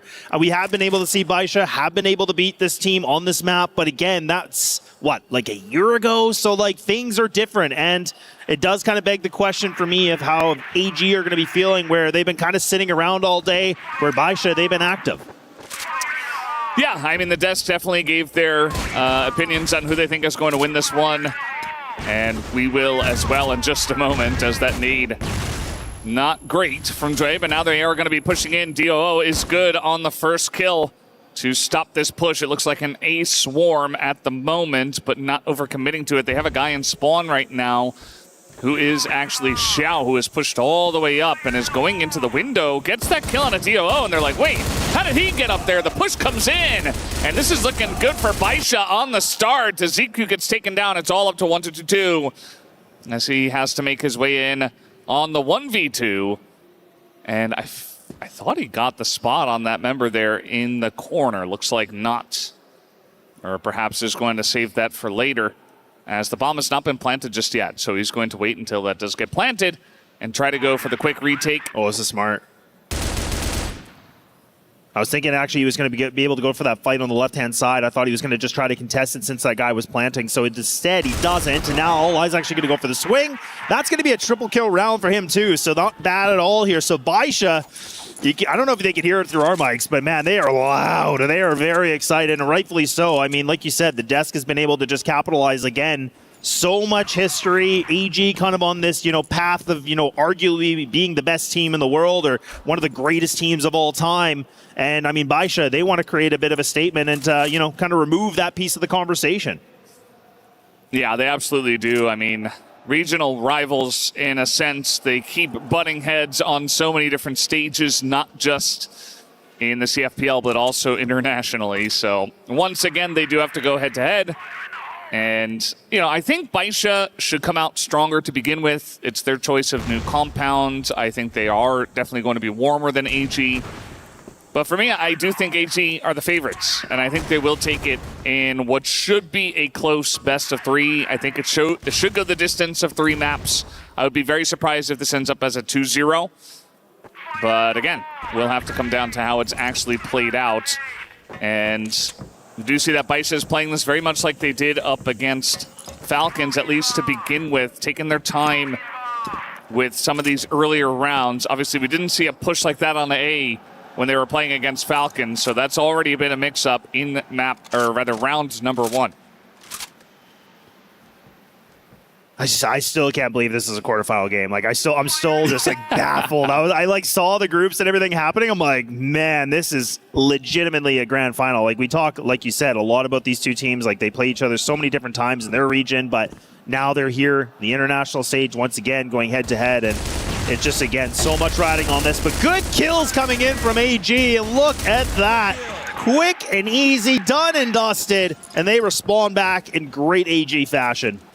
Yeah, it looks like they were very ready for that B push. I'm not sure if they had information on it coming in, as it was pretty nicely hid by the side of Baisha. And the hit was pretty good from Baisha, too. They came in from main and also from mid at the same time. Like, the timing was great. And yet still just 3 guys in servers. Well, it looks like 2 guys down in the servers, and then 1 was up and doing a good job of saving them and having their back. So, yeah, good stuff to start off here from AG on the Global Risk side in round number 2.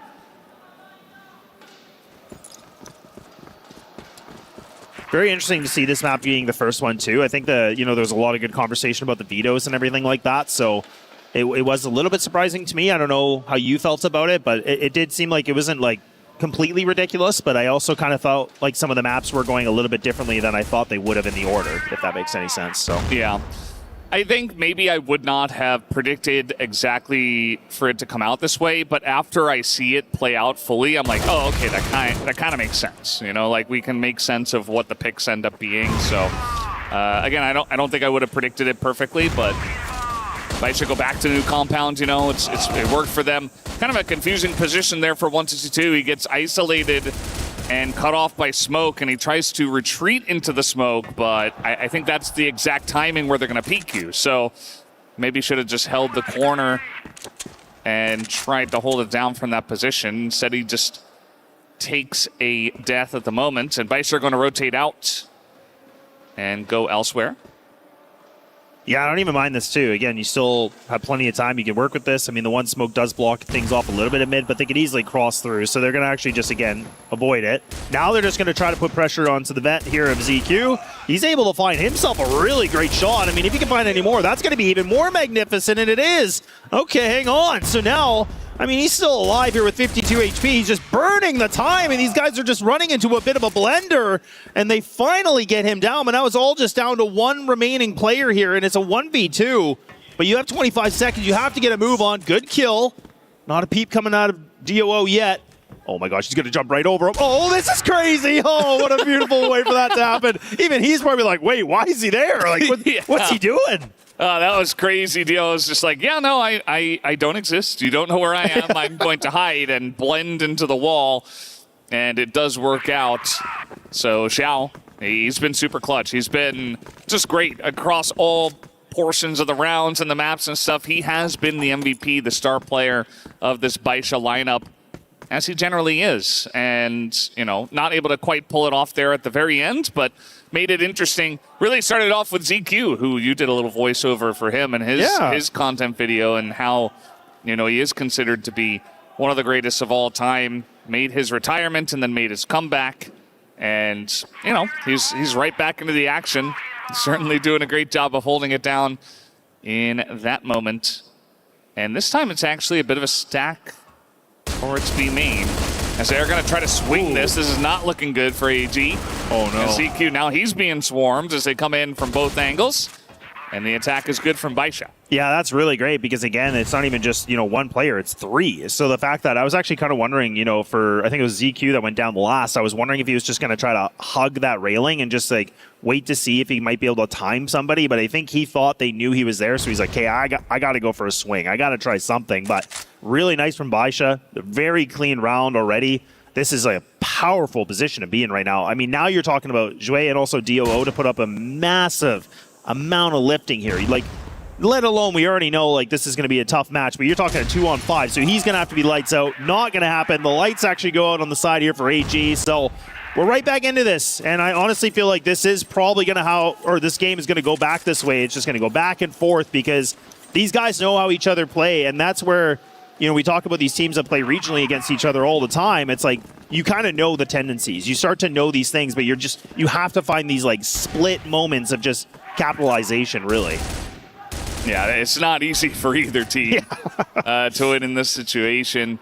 I do like how AG, they appeared to be, you know, pretty much on the ball right from the get-go. We're not really seeing any sluggishness right from the start of the match. You know, they come in and they're fresh, as our desk was talking about. But, yeah, they get right into the action. They look like they're ready to play right from the get-go.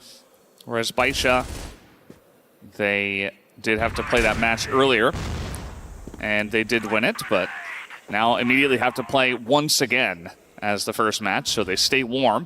As now DO on the back of the site just gets tapped out by 577, and that's going to be Xiao as well, who does push in, and the push into the spawn actually works out really well here for YDSS as well. He takes out ZY. Yeah, and this is now the second time we've seen that Baisha have actually been able to have like essentially all 5 players alive. They have, you know, a really strong position in terms of the numbers, and then you're putting again a clutch factor here for AG. So this has been really great. Like their BL side this is a good presentation of it because it just seems like it's very efficient, very clean, no mistakes that they're making. Like, you're winning these rounds confidently, right? Like, we know the scoreline is a 2-2, but, like, the fact that now we're going to be having a conversation about 2 rounds in a row here for Baisha, like the fact that they're winning it just the way they are and, like, AG haven't been able to really respond, it paints a different picture for me.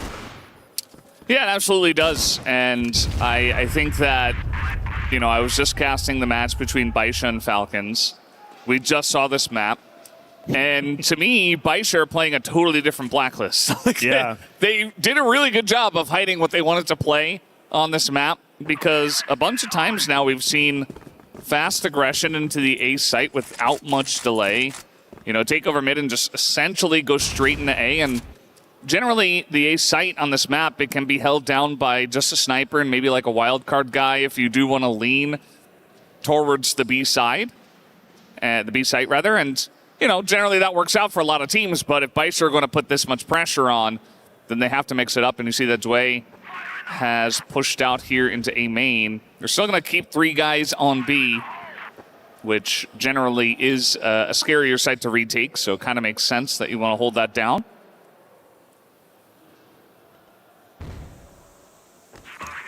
Yeah, and this is now where we've actually seen, again, just a player from AG just kind of pushing all the way through long, too, so playing very aggressive as well. So this has been a few times I've seen in a row.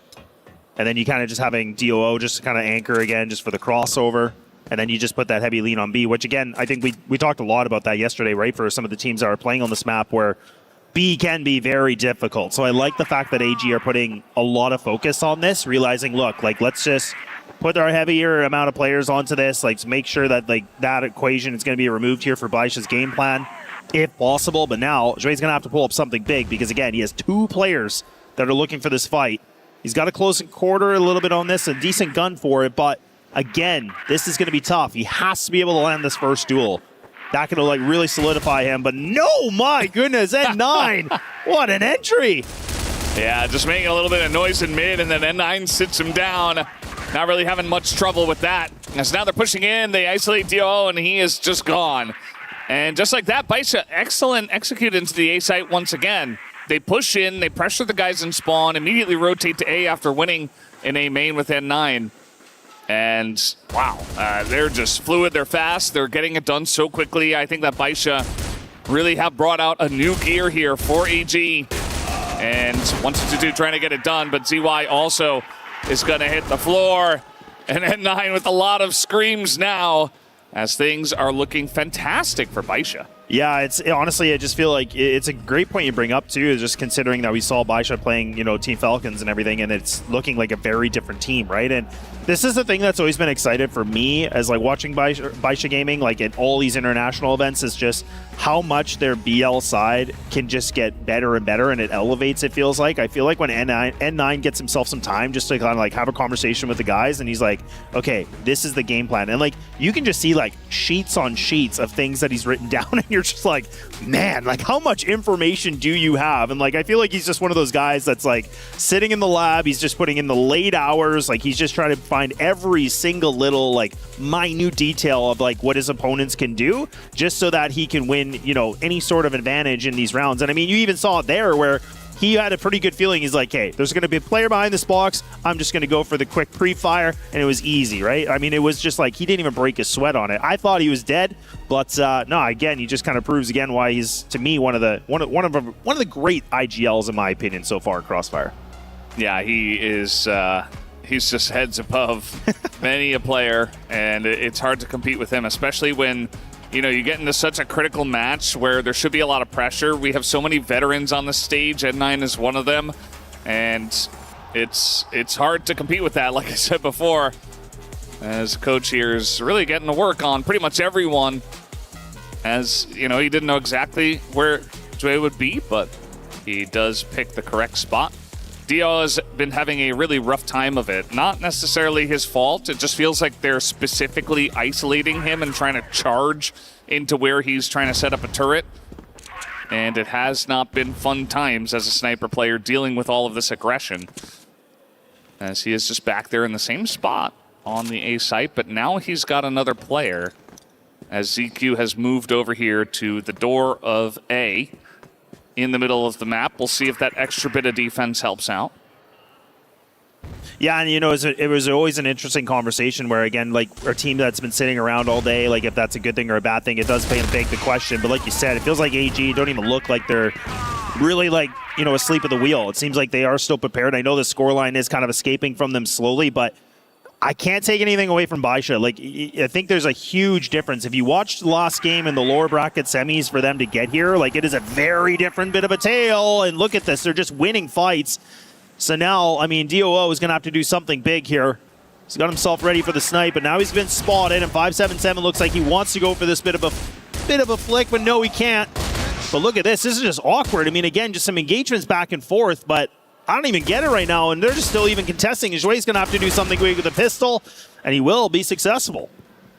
Yeah, it's nicely done to clear out. Very awkward spot, as you're kind of talking about. Xiao not able to get it done. ZY does the chip into the pistol hit, and it looks like they were much more ready for that push once again. I mean, Baisha continuously goes for setup in mid into, these A pushes or otherwise. ZQ able to play point man in mid and get that pick off and back away safely means that it's totally going to change the flow of the round. And I do like this the change up that they go for here after the timeout was called. And now it's really the onus is on Baisha to make a change. And we'll see what they go for. For now, it looks like some pillars pressure. A little bit different from some of the rounds where they've won recently, but we have seen some of this before. Yeah. And let's not forget, this is where, AG, they were the ones that did the three-player stack right in this area, right? So this is where they're actually going to play a little bit differently, a little bit more passive in this one, but 577 is just clearing a ton of information already. Double swinging to come through on that B door. But it is going to be ZY being able to find that. But look at that, man. Just again, blink of a second, and there it is. Double kill for them. Now they just pounce into the site. AG have to go for full retake onto this. I don't know. This is going to be tough. Again, you do have a little bit of utility available. Joueta is fully equipped, so that's going to be a good thing. But they have to find the right placements to this nade work. Otherwise, I just don't see them getting in. Yeah, this is not an easy spot here for AG on the retake. The flash is good. It's going to push Xiao off the point. Do they actually get into that corner? Yes, they do, but Xiao's still going to take down DOO, and I think that's Ray and ZQ. They don't want to have anywhere to run to, so eventually Xiao takes down 2, and there's only ZQ left. There's really just not that much time, though, to try to go for the defuse, and you can see that N9's he's just dancing. He doesn't even need to get the kill, but he will anyway, as ZQ frustrated with the position. And yeah, that was really nicely played, actually, by the side of Baisha on that entry there, because the way it was played on the defense was ZY was going to peek first. He gets the snipe, and then, of course, they have to peek ZY, right? But the second they peek ZY, 1-2-2-2 swings the corner on the off angle, but N9 was ready for it. Yeah. You know, right as 577 peeked ZY, N9 was peeking 1-2-2-2, and he was ready the second he swung out and took him down. So it ended up being a 2-for-1, and, you know, from there, the B site was essentially free. And that's just the thing. Like, I mean, I love that AG have been trying to be a little bit creative where they've done the 3-player stacks and then they tried to just do that little bit of a nice crossfire together. But like you said, as soon as 1-2-2-2 just kind of went for that swing and he was gone, it was like, okay, that's all she wrote. Like, it kind of felt like everything was done. It was, the tail was already kind of written and everything in the stone, so it was not going to be easy. But now Baisha, they're just going to push on through A main. They're just going to try to see if they can barrel this down. But DOO does find himself that kill. But now Jouet is going to get a little bit overwhelmed by the numbers, and DOO, again, his head is going to get removed, and now for Baisha, it is back to a 3-3. C4 is going to go down, so this is still an opportunity for AG. Yeah, it's not going to be too easy, but at least, you know, it's better than some of the other rounds we've seen, absolutely. And you see with the bomb planted already, they're struggling to get in and get in on time.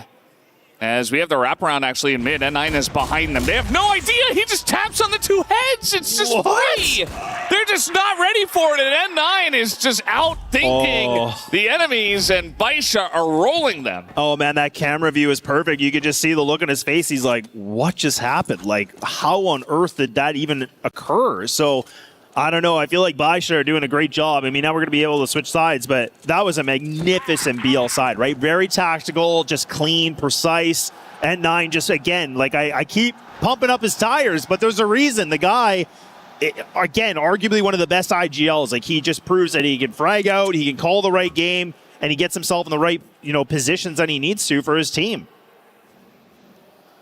Yeah, he's really been the difference maker for so many a squad. And for this Baisha side, as now it's AG's turn on the blacklist. And definitely, this is always the opportunity, the moment where it's like, okay, you get to swap after the half, and now AG can maybe say, okay, we're going to do better here on the blacklist side. Let's show what we have prepared. Generally, it is the blacklist team that, you know, controls the flow of the play and the pace. And so far, it's been all Baisha's control. Like, AG have been responding, and they've won some rounds, but even the ones they win, I'm like, I don't know. You know, it was still Baisha that were really controlling the majority of it. So it feels very one-sided. It does. And it is based on the scoreline, especially on this map. But yeah, let's see if AG have something in the tank. Yeah, I mean, a 6-3 going into the second half is great. I mean, again, that's where we were talking a lot about the BL side was just so strong from Baisha. So now the question is, do you kind of build off that momentum into the GR side? I mean, that's the biggest question. AG, though, again, this is where they're going to have to showcase something big, and the strat calling's going to have to be good, which way does get the opener. But okay, look at that. They don't even clear this corner, and now this should be easy, fruitful picking. But hang on. 1-2-2-2 is still able to find himself this double kill, so all of a sudden, that advantage which was there now turns into just back to a 1v1? I don't even understand, and it's just the snipers, and it's DOO to put the nail to the coffin. Yeah, I mean, somehow they were able to win the fights against everybody else that wasn't N9, and then N9 was alone, and he's like, guys, I just flanked 2 of them, like, they didn't clear me out. And eventually he went down, and it kind of led to this awkward 2v2 situation where 577 and Xiao had to retake quickly before the plant. It was the right call, but unfortunately not able to win the 1v1 was Xiao. So a little bit of life into the side of AG. Hasn't been all good feels here on this map, but rounds like that can instantly turn the tides and the momentum and the whole vibe of it. So let's see if they can continue with this pressure. As we have ZY also grabbing a sniper here from the blacklist side. Pretty interesting. Well, we'll see if it works out for them, as they do seem to want to poke their heads into the middle of the map. Yeah, a lot of nades are going to get thrown as well from Baisha, so they're going to try to get that deep smoke, but it actually will be ZY that's going to be able to find that opener. So double snipers here for AG's side. DOO not going to be the sole one anymore. And now for Baisha, it's like, again, do you want to react to this, or do you want to just kind of stay put? And it does seem like they're not going to move too much of a muscle here. And I don't even necessarily disagree with this. I mean, again, you have the flow of Zhao just kind of, again, playing in GR spawn. You can easily rotate A or B, and then you're just doubling up in the B. So I do like this. But again, it is a little bit risky if you want to argue for 577. But AGG not really putting a lot of attention into this yet. This could be the misread potentially. Yeah, they do have this 3-man contingency coming forward first. A couple of guys. It looks like 577 did peek in a mid. As nades are being thrown on the minimap as we speak. We do have this fight. He actually pushed through the smoke behind them. They actually don't know that 577 is behind them. They're about to be sandwiched as that's a free kill and that's 2.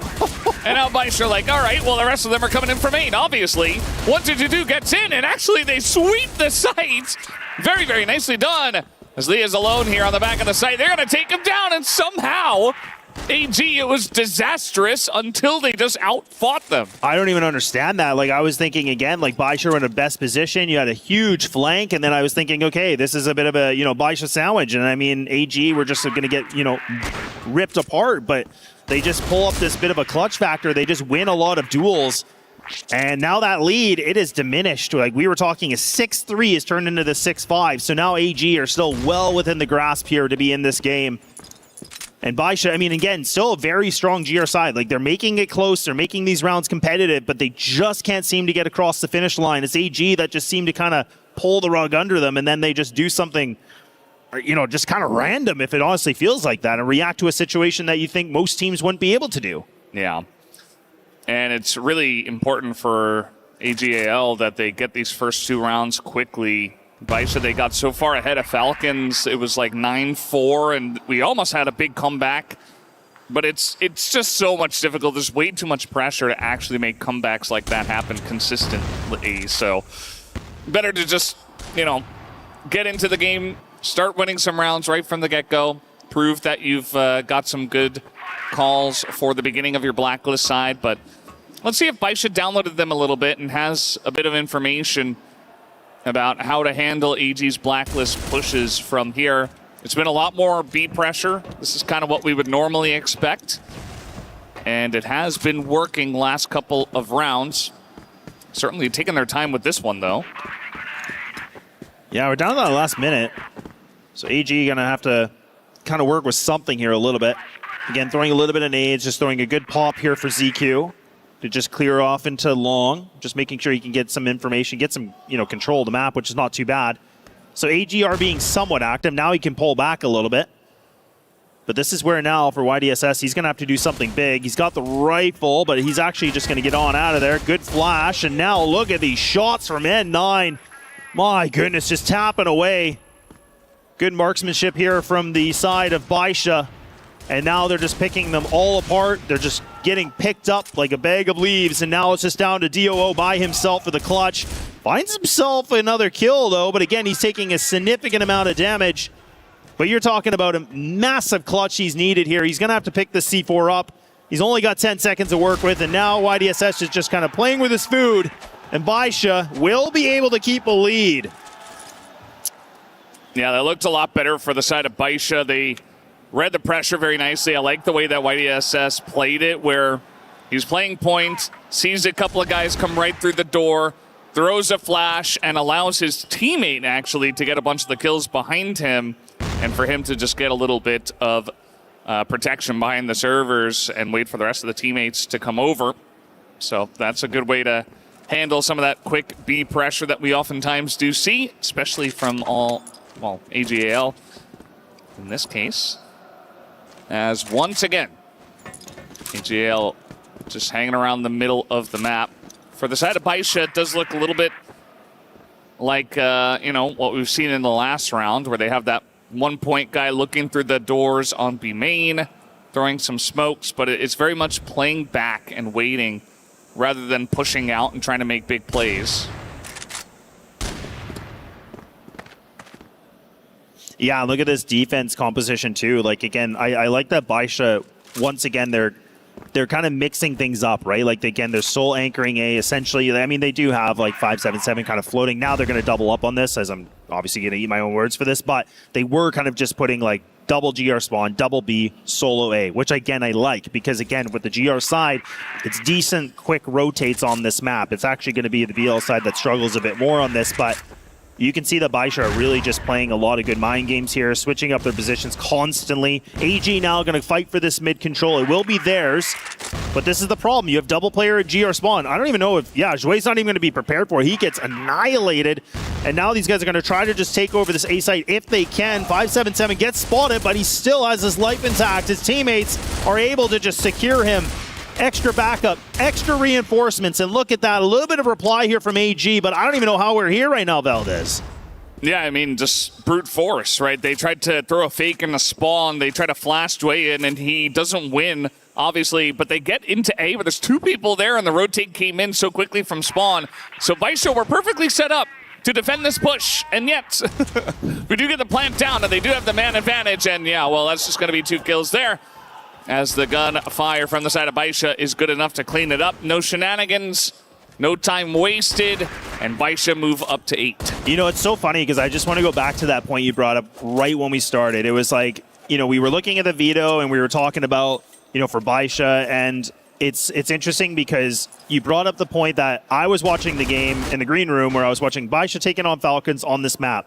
And they got a 10-8 victory. But if I'm going to be honest, Falcons did not really look that great. So that's where I was like, oh man, like this, if this is going to be Baisha playing on this map again, I was like, and you barely squeak through a win against a team like Falcons in their current form, I was thinking like AG's going to have this dead to rights. But that's the thing that I love that you brought up. You're just like, look at how different they're playing. Like their play style is different. The way they're just composed is different. Like Baisha look like, I feel like they look like a very different team than what we saw against, you know, Falcons, which is so interesting. And then it kind of just goes back to my last point about where I said N9 just probably had like a whole different, you know, book of like different strategies and notes, just given that he knew he was most likely going to be playing AG. Yeah, certainly looking very prepared for this matchup. And that's really the big difference. I mean, as a team, Baisha look more prepared, whereas AG not really able to look quite as solid here from the Blacklist side especially. And so let's see what they're going to go for here. It looks like a bit more of the same, you know. They haven't really tested A long. It's not really a common thing to test, but they tried to go for that quick A hit with the fake and the spawn, which is Baisha-esque, honestly. A little bit of what we saw from them on their Blacklist side. And just not having the success, unfortunately, that they would like. As they're waiting until about 50 seconds left. And they're going to go for a play here. It's actually 5-2-2 who's in B main. The rest of them going from mid. And you can see that Baisha aren't moving. They don't have anyone in spawn. They have 3 guys in B. They're going to try to flash their way in, but 9 is right there, and he just locks up 2 kills, and he stops the push immediately. In the corner here is YDSS. I mean, you can't check everything as 1-2-2 tries to come in late, and they're just not hitting any shots, and 9 is just on a tear right now. And ZQ alone in the 1v4, not going to happen. Baisha go to 9. Man, this is great. Like, this is just some, like, really textbook like, Crossfire, really. It just, again, feels like Baisha just doing all the right things. They're playing tactically better. They're hitting their shots better. They're reacting to moments better. So they are giving AG a run for their money right now. I mean, we're talking 9-5. We're on the map point now. Last round potentially could be here. But this is where AG need 4. We push this thing to an OT. And now you can see they're going to play ultra passive. They're just kind of spotting things out. They're just trying to make sure Baisha's not doing anything uncharacteristic where they're just going aggressive and trying to get this, you know, round over with.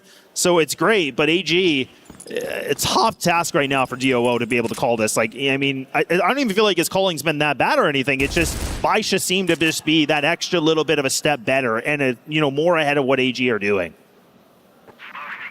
It's just mind games. Yeah.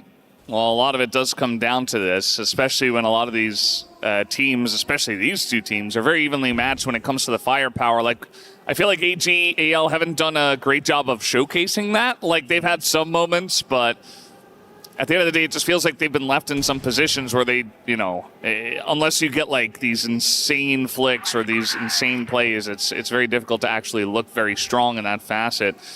As the second set of smokes are going to come out here from Baisha, and actually one from AG over in B main. And this time they actually do want to pressure long but also this time Xiao is watching it, so I don't know if you actually want to go for that. Still no pressure through that mid-smoke, and Baisha's buying quite a lot of time with all their utility. Another smoke in the A door and in the B door, so looks like they want to keep their tracks hidden for now. Yeah, absolutely. 50 seconds remaining, and now AG looking like they might just go for this 3-2 like you talked about. A lot of nades throwing towards GR and B, but that's just a bit of a ruse. That's just a little bit of a decoy, if you will. And now they're going to try to split into this, but 1-2-2-2 does get that opening duel. Zhao's going to go down. This is great from AG. Now they've been able to secure themselves a site, but a good little bit of a reply here with the sniper. Not a bad shot. Gets caught with a flash, but it's fine. And now Nine's going to have to do something huge. Spots away a little bit in this, but AG, they just have to hold on. They have to wait for this timer to go through as much as they can. But Nine, look at this. He's just getting free control. He's just running around. This is his playground now. And it seems like Baisha cannot be able to handle this playground. And AG finally get themselves something to work with. Yeah, that was definitely a pretty nice play there. You could tell that Xiao just had no idea that they were actually going to push that long spot. And he was watching it, but not 100% ready. The peak that he went for when he went down was, just a little bit delayed in terms of his ability to actually respond to the push. And a nice shot from 1-2-2-2 to take him down. And from there, they got the ball rolling in onto A. Still, Baisha made it interesting at the end, even down members and able to nearly make a comeback there on the retake, but not meant to be. And they still have a nice 3-round cushion behind them. So I'm sure they're not shaking in their boots just yet. No, I don't think they're any sort of a stress. I agree. Again, when you're at a 9-6 like this for Baisha, this is still fine. They've been just so dominant so far. So, and I think they still have their timeout, if I'm not mistaken, too, right? I think AG were the only ones that burned theirs. So if things get a little bit more problems arising, then they can decide to slow it down, but they're not going to have to yet. AG now, mid-control is the name of the game. Going to be able to get a player across into GR, and I think that's actually ZY it is, and wow, that's a beautiful shot. So now he gets that opener. Now this is where they're going to try to pinch onto 577. Needs to stay alive, but unfortunately, it can only find the one. So now AG have seemed to be able to figure out this puzzle piece just a little bit more, but look at ZY. Activation here with the sniper, leaving it just for 9 and his comrade to be able to hold things down. This might be difficult unless 9 does something like this. I mean, not again, Valdez, really. He's actually going to rotate all the way around. This is an interesting time. It's going to take him quite a long time, but you can tell that 1-2-2-2 is he's definitely coming in from mid, unless he rotates all the way around, but that's going to take forever. As now they're going to try to pinch at the same time, but now he's not hitting his shots now. He hits so many, and then he just doesn't hit them at the very end. Unfortunate for him, as he'll get the kill, but there's no time on the clock, so just going to go for the... Yeah. Well, he gets them both, at least. So a nice little It's just, you feel bad for him. Because it was a great play. Honestly, that smoke is blocking it off. He actually did make the timing, and all he had to do was get that first kill. That player that was going up onto the tower or onto heaven there, all he had to do was get that kill. Could have been their round easily, right? It's one of those moments you just kick yourself. You're like, man, I've been hitting shots all this game, and I don't hit that. It's kind of those easy shots that you should hit. You're like, oh, okay, Yeah. I don't know how I missed it. especially when they're facing the other way, it's a little bit more difficult to hit the quick headshot. And this time, Baisha, they actually push into pillars. We haven't seen any of this from them. They have kept their cool. They haven't really moved outside of their sights. And finally now in round 17, they're like, all right, it's time. They're getting too much of an advantage. They're getting too much room in mid. Let's pressure them. And it works out with a nice shot to begin with. Yeah. Just gives them an easy position right now, right? I mean, just putting them the man up, and now they can just kind of reformate themselves a little bit, or reformat their positioning, I should say. So that's good. And AG, we're never going to expect that, because why would you? Because Baisha has not, like you said, not made any sort of an indication they're going to do aggressive plays like that. They've been playing a lot more respectful than that. So I love it. Good call from 9 to be able to just say, yeah, you know what? Like you said, let's just figure out something here. Let's find a duel, and they do. Joey's actually taking some big damage, so now, I mean, again, the cost of life here from AG is becoming a little bit negative right now because you only have 3 alive. And yes, I know that 577 is low, but it is still having an extra player available. And AG now, backs are on the boards. They're wounded. They've been getting hit. Can they be able to swing back to maintain themselves here in round 17? Look at Xiao right now. Oh, man. He's like, these guys have been playing slow all day. If I come out here... Oh, he's going all the way around? Oh. Well, this, I think, is a little bit much. That's an overcook if I've heard it, yeah. Like, if he just peeks out the window, but I understand, like, the timing, it has to be perfect, and unfortunately, he's a little bit behind. But it's okay.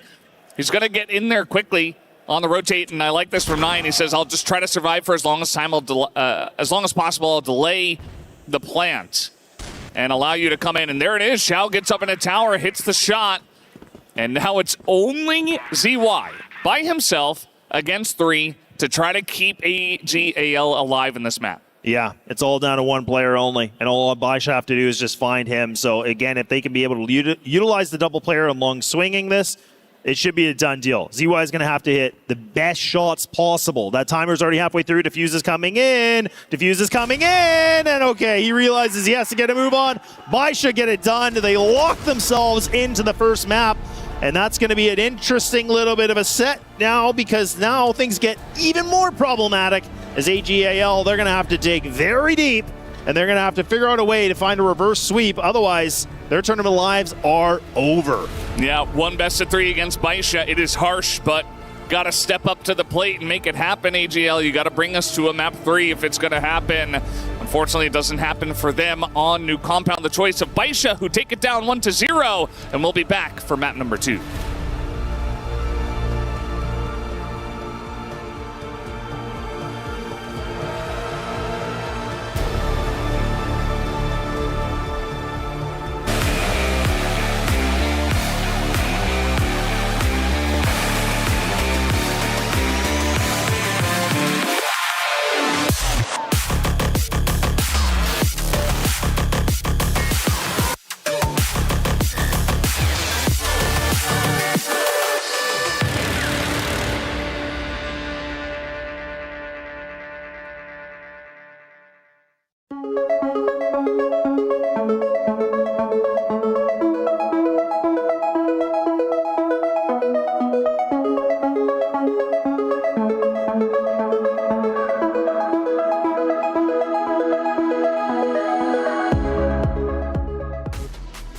We knew it was going to be a great matchup as two Titans face off against each other, but Baisha has struck first, winning New Compound 10-7, putting AGAL on the ropes.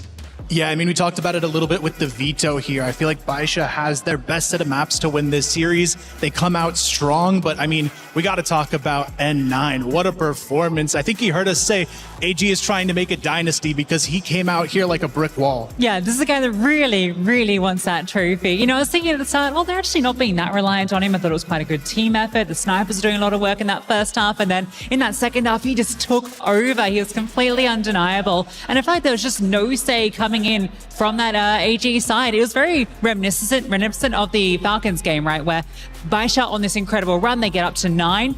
Did slow down there. Looks like they took the pedal off for a second, but once they get to 9, they inevitably close. Yeah, the question from chat was stamina. Is that going to be an issue? Obviously, we just witnessed Baisha play against Falcons. They win it 2-0. And I asked you, Kyle, said, was that, going to be an issue stamina-wise? Or was it kind of a warm-up? And you said warm-up, and clearly it was the case. AJL was coming in yawning, kind of looking a little bit tired, maybe just waking up. I'm sure they're going to wake up in map number 2, but the wide-awake Baisha refused to falter.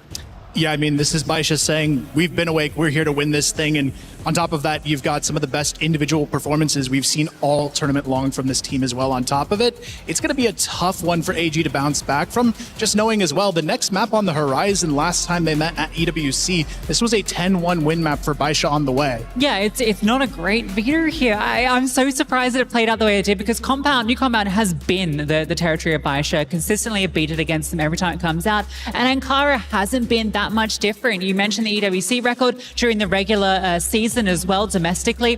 10-2 was the most recent outing. That was only a month and a half ago. 10-6 before that. Ankara has been Baisha's win condition in a lot of these series. So I'm very, very concerned for AGAL. Well, they picked it for a reason. And, AGAL might have a game plan. After all, that was last year. This year is this year, right? Potentially we'll be seeing a totally different game plan. And actually could play into the factor of AGAL. You think about it, Baisha's going to go into this remembering that historical data, right? They're going to remember remember, we won this 10-1. We're going to go in it the same way. We've already beat you one way. We're going to do it again. But AJL is going to be anticipating that, and they're looking to counter everything that happened last year. Yeah, I think the big thing we're missing from AG at the moment, and in this first map, you could see it almost felt like they were playing too safe as a team. Baisha, I think the reason they're so strong right now is they're the team taking risks. And we saw earlier in the day, that's why Stallions was able to come back and win that series as well. So I feel like if you're AG, you've got to play a little bit more confident because they're almost playing too much like the book here. Yeah, absolutely. I think we need to see a few more out of some of those individuals as well. I think DRO is definitely that guy that I want to see more out of. Spoke about it coming into this. Hasn't been a standout event for him, but it has been a brilliant season. Last year was absolutely phenomenal for him, and it just felt like his presence was sorely lacking there. Well, I gotta say, EWC, it's well underway. Being the final week, there's so much that has happened. After all, it's 24 different games. We provide as much coverage as we possibly can, but there's another little video that is helping us out. It's called Level Up Season 2. A lot of people are haunted by their past. I'm inspired by it. They're not just playing for themselves, they're really playing for their entire family. They have defeated their demons! They have crushed the curse!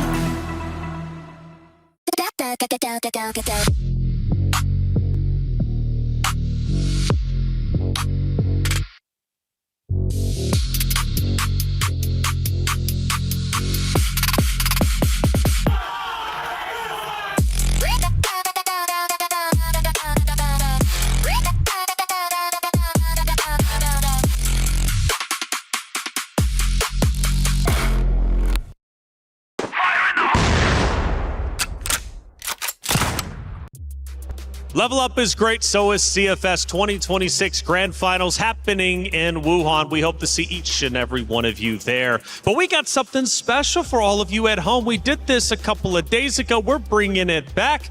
Kyle, what do we got? Oh, it's going to be an awesome TRG skin. The code there on your screen. Pick it up and show us what you can do with it. We've seen a lot of TRG action today in the server, most notably in this last one from Xiao. So have fun with this skin, and honestly, I'm gonna grab one myself. Absolutely. I know Sneaky's already back there claiming the code. Yeah, Sneaky's definitely, I was about to say, he's already taking a screenshot. He's scanning the QR code just like you should be at home and get advantage of that skin on offer. Yeah, it's free 99, best price out there after all. Make sure you get the code, scan the QR code if you haven't already. It's free, baby, and we'd love to give you all some love out there in the chat. Now, speaking of love lost, AGAL now down 1-0 in the series. They could potentially be in trouble. We knew how meteoric this matchup was going to be. Anytime you see Baisha play against AGAL, you know it's going to be a good one. Maybe not awake in game one. They need to wake up in game number 2. We go to Ankara, and again, bringing that conversation back. You mentioned last year it was Baisha who won on this very map in EWC 10-1. I'm thinking there's going to be some new things pulled out from AGAL's side. They've done their homework. But my concern more so than that is the players themselves. Their numbers were incredibly low, DOO included, right? You would expect him to be hitting more shots than he did in game 1. Yeah, I mean, the individual performance severely lacking from all gamers so far on the day. I'm hoping they've got a little bit more left in the tank because we've seen what this team can do when they hit that peak potential, and we already know Baisha is at that level. Now the concern is, will AG rise up and meet them there? Yeah, I feel like ZQ is the only one that's really fighting back in a lot of that. But this is where, if you're a team like AGAL, you know what it takes to win trophies. You've done it so many times before. We talked about the potential for an era. We talk about the championship mentality, the pedigree of these players. This is where you show what has made you those players. That's right. And just a reminder, guys, at home, this is Stream A. We also have Stream B currently live, and another quarterfinal matchup is taking place between Stallions and Rock. Stallion leading 1-0, and that was such a fantastic ending. If you missed it, go back and watch it, but make sure not to close out on Stream A because we've got map number 2 coming your way. It's Ankara, AGAL's pick, despite them losing last year. Now for Baisha, will they close this out 2-0? That would be a tremendous accomplishment and put them that much closer to lifting the trophy in grand finals. It's Baisha versus AGAL. Who's taking map 2? Chat, get loud because this one is going to be an explosive one. We head to Ankara with Valdez and Laz.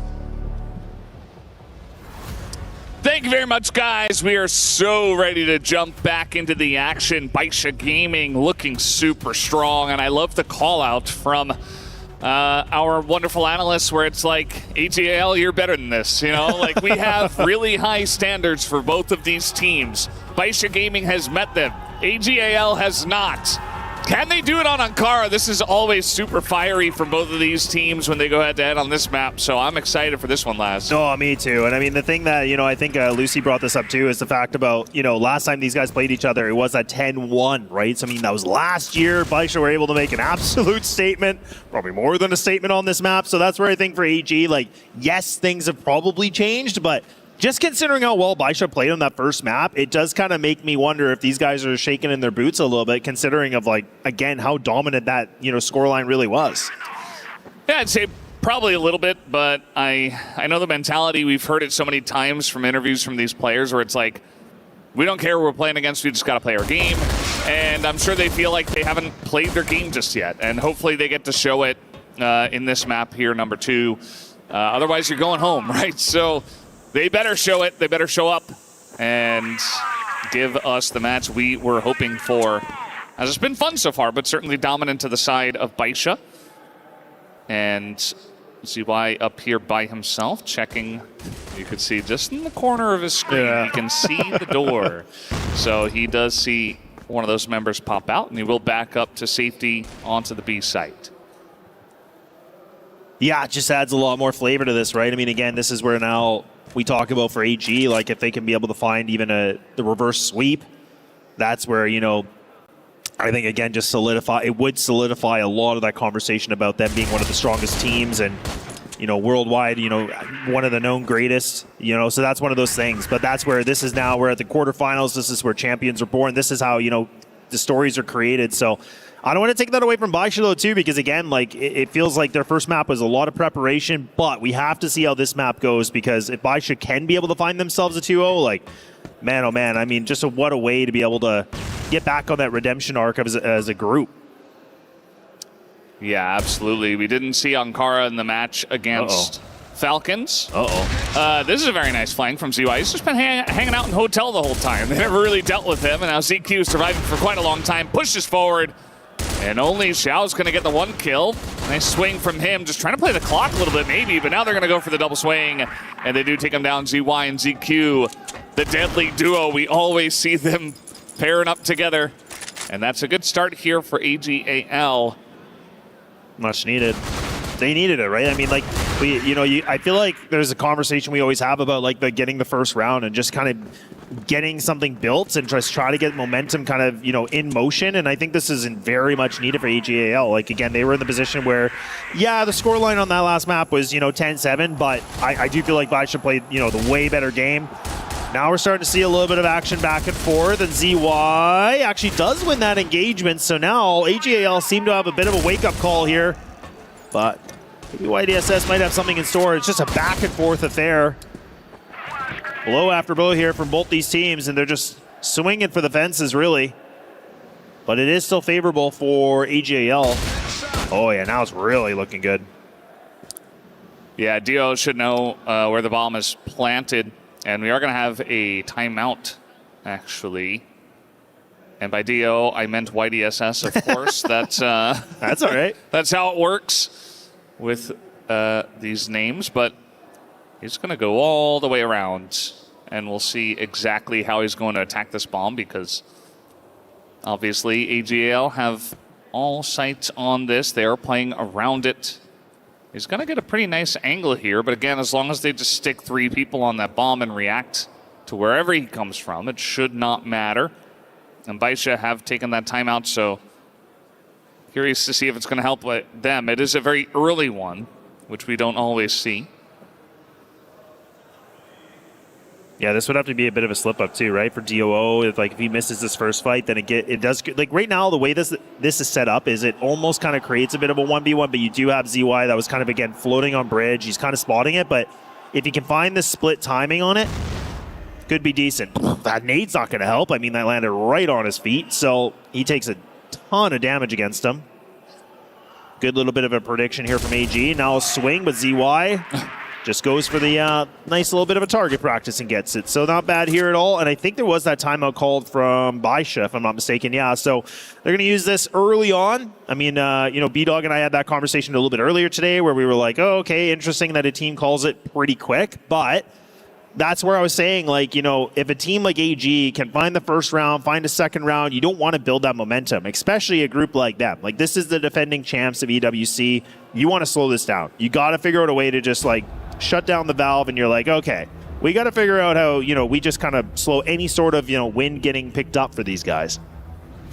Yeah, and I'm sure from the coach's point of view, he's probably seeing a lot of stuff he doesn't like, and he's like, okay, we have to have a discussion about how we're handling this right now, because definitely feels like Baisha are being stopped at kind of every corner, even though that first round was a bit closer. The second round was absolutely not. And coach is probably just saying, yeah, we got to have a discussion about this. And, the choice here in the veto was actually to the side of AGAL. They did go ahead and pick Ankara after Baisha took new compound for the first map. But Baisha actually won on this map against King Zero in their 1-2 loss in the upper bracket semis. And it was a 10-5. So, Baisha already had a pretty good performance on this map, as by the way, this was a really nice little swing around quick reaction that came in there very nicely. And ZY himself now sitting at 5-0 on the scoreboard. Not bad. Not bad at all. Yeah, he'll be curious to see what Baisha want to do a little bit differently. Like you said, the coach probably have a lot of conversation and just obviously noticing some big holes. And actually, they're going to fight for A main. Okay, interesting. And it seems like AG, the same thing they want to do too. DOO does find that opening duel. Ooh, and so he might actually try to go for this a little bit more. I would like to see the pullback on this. Okay, I like this. This is good. You still have allow DOO to kind of just, again, play that little bit of an off angle. But now you've taken control part of the map. Now you can kind of refight for more control if you want. So look at Baisha. Like, they're kind of like one option really only. And AG now fully know. Yep, ZY got that spot on this pressure that is coming in from all the way up in the tower. He's going to drop down, and there are 4 guys on B. So they know that you're here. And also DO is able to hold down on the opposite side of the map and just say, well, they're not rotating back, not yet. So just more smokes, more utility to buy some time. And that's exactly what we're going to see. We do see a couple of smokes thrown forward here from the side of Baisha. And at this point, I mean, you still do have time if you want to rotate all the way back, but I think at this point they're somewhat committed, especially as they're here. As the flash comes down, as they try to push in, there's a lot of smoke in the face of ZQ, but the spam is getting some work done already.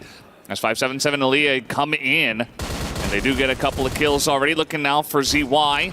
Nade over the top, but ZY is just too good right now. He's 8-0, picks up 3 kills, and they will not be stopped on Ankara. Yeah, this is great. I mean, again, this is where, you always kind of ask the question about when you're down a map, it's like, who is going to step it up? Who is going to be able to serve the hot meal? And right now, it seems like it's ZY. Like you said, putting himself in an 8-0, he's just picking up a lot of impactful kills, whether it's 1 round, double round. Like, we're in 4 rounds, and he's sitting at an 8-0 already. DOO being able to find himself that opener. This is now where AG looking a lot different, a little bit more revitalized, a more of a comfort for them, right? Like it felt like new compound. They were still trying to figure things out a little bit. Now, clearly, they're just driving this thing. And it's just a one expressway, it seems like right now. But Baisha are going to have to do something different. And now Zhao being removed from this, that's tough. I mean, he was impactful this last map. Yeah, it's pretty surprising that they still don't have a round here in what could be 4 rounds, down a member now, as you were just talking about. And, I mean, this is Ankara. From the Blacklist side, generally we see these teams have a lot of success pushing some of these sites, especially A. Ooh. They haven't done a lot of that. Leah gets the 1 snipe on a 1-2-2. And, ooh, oh, that's a big one. Gets another one. As we do have DOO trying to re-peek him, essentially. ZY at least going to hold down B. 9-0 now. Let's just see how much he can go more, eh? Like, I don't mind this. Ooh, good flash on the 9. Oh, wow, he actually did try to commit to that. He was really feeling it. I mean, he did a lot of damage, but just not the kill. And now his teammate for ZQ. The legend himself, he's able to find that double, maybe make it a triple. Yes, he will. Wow, damn. They are lights out right now, man. They are looking good. Yeah, it's pretty incredible what these two are able to do, and the rest of the squad just supporting them. ZY and ZQ. You remember round 1, it was those two who held it down on B. Round 3, round 4, and that's going to be 4-0 with a lot of weight pulled by those two guys. And we do have a lot of action outside of A. As DO is pushed up here, he's not going to get the flick on a 5-7-7, misses again. And now he's flashed, but he lives, importantly, as he goes for the wide swing, and third time's the charm, as he is being pressured, but he does live again. They're just not able to really punish that at all, which is pretty surprising. But I suppose a little bit of help from Dre and the vents is going to keep him alive for a little bit. And then he does go down. He survived for so long. It's true. No, I mean, he did. Honestly, he played his role perfectly. I mean, even with the couple shots missed, he stayed alive for as long as he needed to, and Baisha just, it took a lot of labor to get that done. So it's just, I mean, yeah, the fact you get the trade-off of the 1-on-1, sure, but man, it was a lot of work to make that happen. But 3 players committed here from AGAL, and then just leaving it for ZY to be able to lock this down here. Again, why not? You've been able to just put yourself at a 9-1 scoreline, be the anchor. Like, you've been solidifying that clearly so far on Akara. But Baisha do have the utility available they need if they want to get the execute. But wait, man, that timing is ridiculous. And now Nine's kind of like, okay, well, I'm late on the swing. He wasn't expecting he had to do this, right? Like, he was hoping his teammates were going to be able to stay alive. And now he gets caught a little bit. So now AG, they might just be thieves here because they're just going to be able to take this round away too. And it looks like they might be able to have themselves ready to go on a 5-0. I mean, that timeout, like, man, this has just not really been doing too much. And AG, whew, they are just making it just a clean sheet. This is just A+ work. Yeah, they really can't do any wrong. Like, whether it's close or not, they're just, it's like they have plot armor. They're just going to win regardless of what happens. And it's really impressive stuff already from AG. You can see Jay is just like, go, go, go, keep going, keep putting on the pressure. And he hit 3 snap headshots in that last round. I was just talking about how, you know, it's kind of the ZYZQ show, but supported heavily by the rest of the squad, obviously. And that time it was Dway's turn to get the lockdown and hit some big headshots, especially that swing on a Xiao. Like, I don't think that should ever happen. Like, Xiao should be able to hold that angle and should win against a rifler from that range, but if he doesn't, the whole round falls apart. Exactly. And let's not forget, like, this is the map that, you know, all of us were kind of like, huh, and Kara made it through the picks and the vetoes, and AG are the ones that did pick this map, so I'm starting to get why. I'm starting to see why they wanted to play this map again and get a little bit of revenge. And now the information spotted. 1222's got all the intel, but now can he be able to use that information to his benefit? DOO will be able to solve that puzzle first. He does go for the swing, at least finds the 1. But Baisha do have themselves in the site, but that C4 is dropped. They have to still pick it up. Still with a minute and 20. Flash is going to get thrown. Nade's going to get thrown. So Jouet's actually just going to try to contest. Oh, man, that counter flash. Ooh, that's bad. That popped really nicely. And look at that. Zhao's going to be able to find this. Just low picking of the fruit. And Baisha finally get rid of that goose egg. And they can have some sort of a meal, and they get themselves around. Yeah, I said it before, better late than never for Falcons when they were very far behind. But, yeah, that's pretty interesting that they do get in there. It was a nice push underneath into B. They get in, they get some huge flashes over the top and essentially just make that B site theirs. I think especially, you know, ZY wasn't on the defense that time. He was going for the flank. ZY is going to pop out the window with the pistol and get a headshot kill on a 5.77 and get away. So, talk about clutch. ZY doesn't want to go home yet. He's just like, no, this is not happening, guys. We're not just going to lose to Baisha in a best of 3. I will not allow it. Especially a 2-0, right? I mean, like, yeah, this is the thing I love about AG, and that's what I was kind of saying before. I'm like, this is, you know, if they can be able to find themselves in a 3-map conversation, that's where we talk about why they're the champs, why they're the defending champs in this, you know, EWC. So we'll see if they can hold on. Now AG going to get tested. Bomb's going to get dropped, but it is CQ. Oh, no, that's awkward. He doesn't land a shot, and now you can tell he is mad about it. He missed every opportunity to find a kill here. So AGAL, they have to put themselves on a retake. Everybody is here on fence. They're going to have to find a way to slip through this. This is not going to be easy. This is a choke point. Yeah, this is really where a lot of teams get stuck trying to retake A if they don't have any presence on the opposite side of the site. Either you try to get some flashes in and hope that they don't hold all the angles, but that rarely happens. So they're going to still try to go for it. They're not going to rotate around. There's really not that much time, and behind the box, they play it so well as Nine tries to stick it too from the back corner. He's not going to do it, though, and now Xiao just waiting for the defuse pop, and he's going to round the corner, gets the headshot on a DOO, and I don't think there was enough time for the defuse anyway, as Xiao played it very well, even though his teammates couldn't quite hold on to it. A little bit rickety for Baisha, but, two round wins is 2 round wins, and they're in this map. They're going to take it, right? I mean, that's the thing. They have to take anything they can at this point. So it is not the cleanest, right? We were praising a lot about them on New Compound. We were like, man, these rounds look good. Like, everything's just textbook. Yeah, now things are getting a little bit shaky, let's be honest. But look, they'll take it. A round win is going to be the round win at the end of the day. And Zhao did definitely play that very, very well. Again, just playing a lot of patience into it. Didn't really, go for the aggression. Just tried to burn the time as much as possible. And DOO just like, I don't think I got a chance for this defuse. But nonetheless, still a couple more rounds to go here for the first half. And look at 1-2-2-2. Oh, man, he is going for a run. He is going to be getting tons of information. He might get the timing on this. Oh, we need to go to him right now because he might just be able to go for the ultimate flank if he decides to move forward. But he has to do it momentarily. He's actually taking his time with this, interestingly enough, but they're already in onto the A side. Dwayne just isolated. He's down, and look at that from 577. He doesn't miss as they are on it. And finally, 1-2-2 comes in at a timing where Baisha do not expect it. So, yes, the value is there, but there were 2 guys on that flank. And unfortunately, the 3 people from AG that were on the A site were not able to hold it by themselves. So, got to go back to the reinforcements here. It's 577. Behind the box, Leah, the spam comes through, but the trade should have been there. Leah just trying to back up now, goes down with a pistol, and that's not going to work as the shots ring true this time for AG, and they get the defuse. Yeah, I mean, again, I was so sad to see that 1-2-2 didn't go for that, immediate swing in the mid like that. I mean, again, I get it because there is usually a player on the BL side that is trying to spot that. But there was that just kind of second or two where he could have just gotten extra footing. He could have been able to probably find a double kill, if not a triple, a little bit faster. But look, I think he even found a triple kill at the end of the day. So it's kind of like a moot point. But nonetheless, I mean, AG react to the chaos very well. Simmer the flame a little bit here. And Baisha now, last remaining round here. If they could be able to find this, this would be great. But DOO, man, he is starting to perform like we saw last year. Let's not forget, he was the MVP.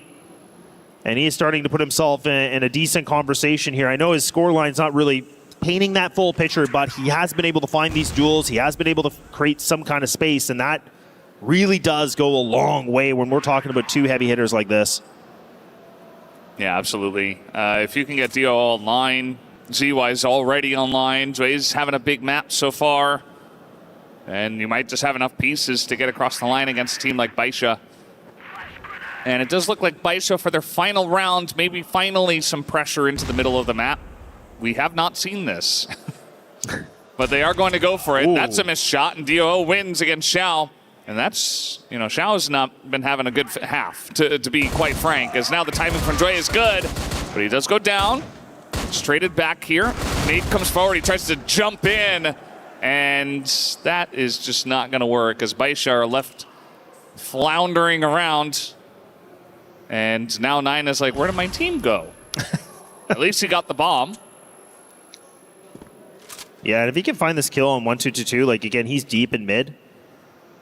That would be interesting. But again, he's going to go, and he's not going all the way around. Oh, he's trying to make me guess. I'm trying to help you out here, man. But look, he's just undecided. Is he going to clear this? Oh, he's not going to clear it. Oh, he's not going to clear it. Oh, he does clear it. Okay, just kidding. Okay, Nine is just going to be able to do some mastermind stuff. Apparently, I have no idea. I'm just going to let him cook. Clearly, he is the chef. Let's see where he goes. He nearly got him there. ZY nearly died from that shot. And B-site's being left open right now. So Nine could just go ahead and plant, but instead, he is challenging DOL on the back of the A site. He's being charged at the same time. There's one headshot. And Nine's making it real interesting. The timing here for ZY is so important, but he doesn't get it. And now ZQ's coming through, and there's just really not enough time to get this plant down as up the stairs comes CQ, and he does get the kill. So 7 rounds for AG. Even though N9 tried to make it cool and interesting, it is still a 7-2 half. It is still AG in total control of this this map. Yeah, and that just kind of gives you, like, you know, I think if 9 would have been able to have like an extra 20 seconds, like he wouldn't have probably forced that plant, he would have cleared the site, he would have checked things out, could have been different, right? And like you said, he almost took down, you know, ZY in middle like that. He actually took a ton of damage against him, so he just narrowly missed that shot, but good efforts, but not going to be able to pan out for them. Now a 7-2, like you said, we switch things over. AG just needing to find the 3 to close this thing out, and now we move to Eagle Eye if necessary. What a statement, though, made on that first half. Like, that's a big scoreline. Like, that is not something I would have predicted. If, like, you're going to ask me, I thought, no, not a chance. But I love it. It's good to see that, you know, AG is still showing a ton of life into this game. Yeah, and Bice were able to do that on their map pick of new compounds. They looked great in that first half. They brought in a lot of new stuff, a lot of, well, new from the earlier in the day, I should say. Not new to new compound. And now 577 going to get that kill on a DOO. And all of a sudden, that pressure that you had onto A feels a little bit less good. So they're just rotating away. As we can see, Baisha actually only had 2 guys on the A side, so it could have been a good try to go for that execute anyway. But not going to go for it. Instead, just hanging around the middle of the map. And also you can see 162 on the map is going for a trade underneath into B as YDSS not looking the right way, but N9 in the window, and he's going to do his job. CQ, he got that kill on a YDSS, making it pretty interesting. It is a 3-on-3, but many injured members of AG at the moment.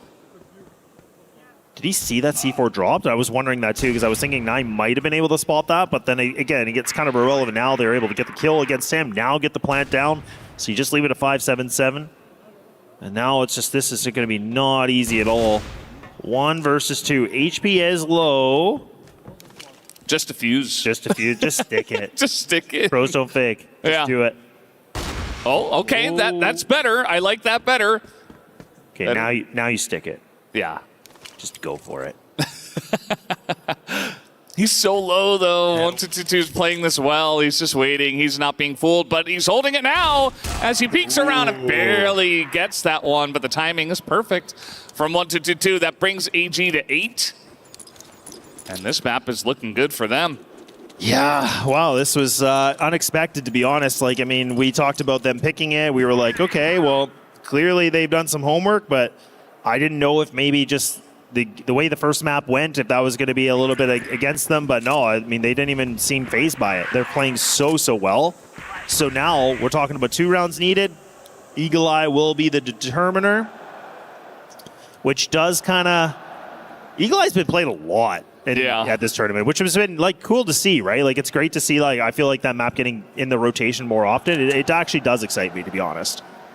I like the way it plays. Yeah, I think Eagle Eye 2.0 specifically. Yeah, 2.0. Yeah, just to be clear. Yeah, the original Eagle Eye wasn't that bad, but I do think that the changes have made it into a much better map and one that the pros are more willing to play, at least. And now we got 3 guys here from Baisha. First kill goes to Lie. And now the hold here on A is fantastic. Flying colors so far. And 9 is just hitting the shots, man. He's just on something today. Oh, man. DOO, I thought he was going to almost be able to find that on the corner. Ooh, okay.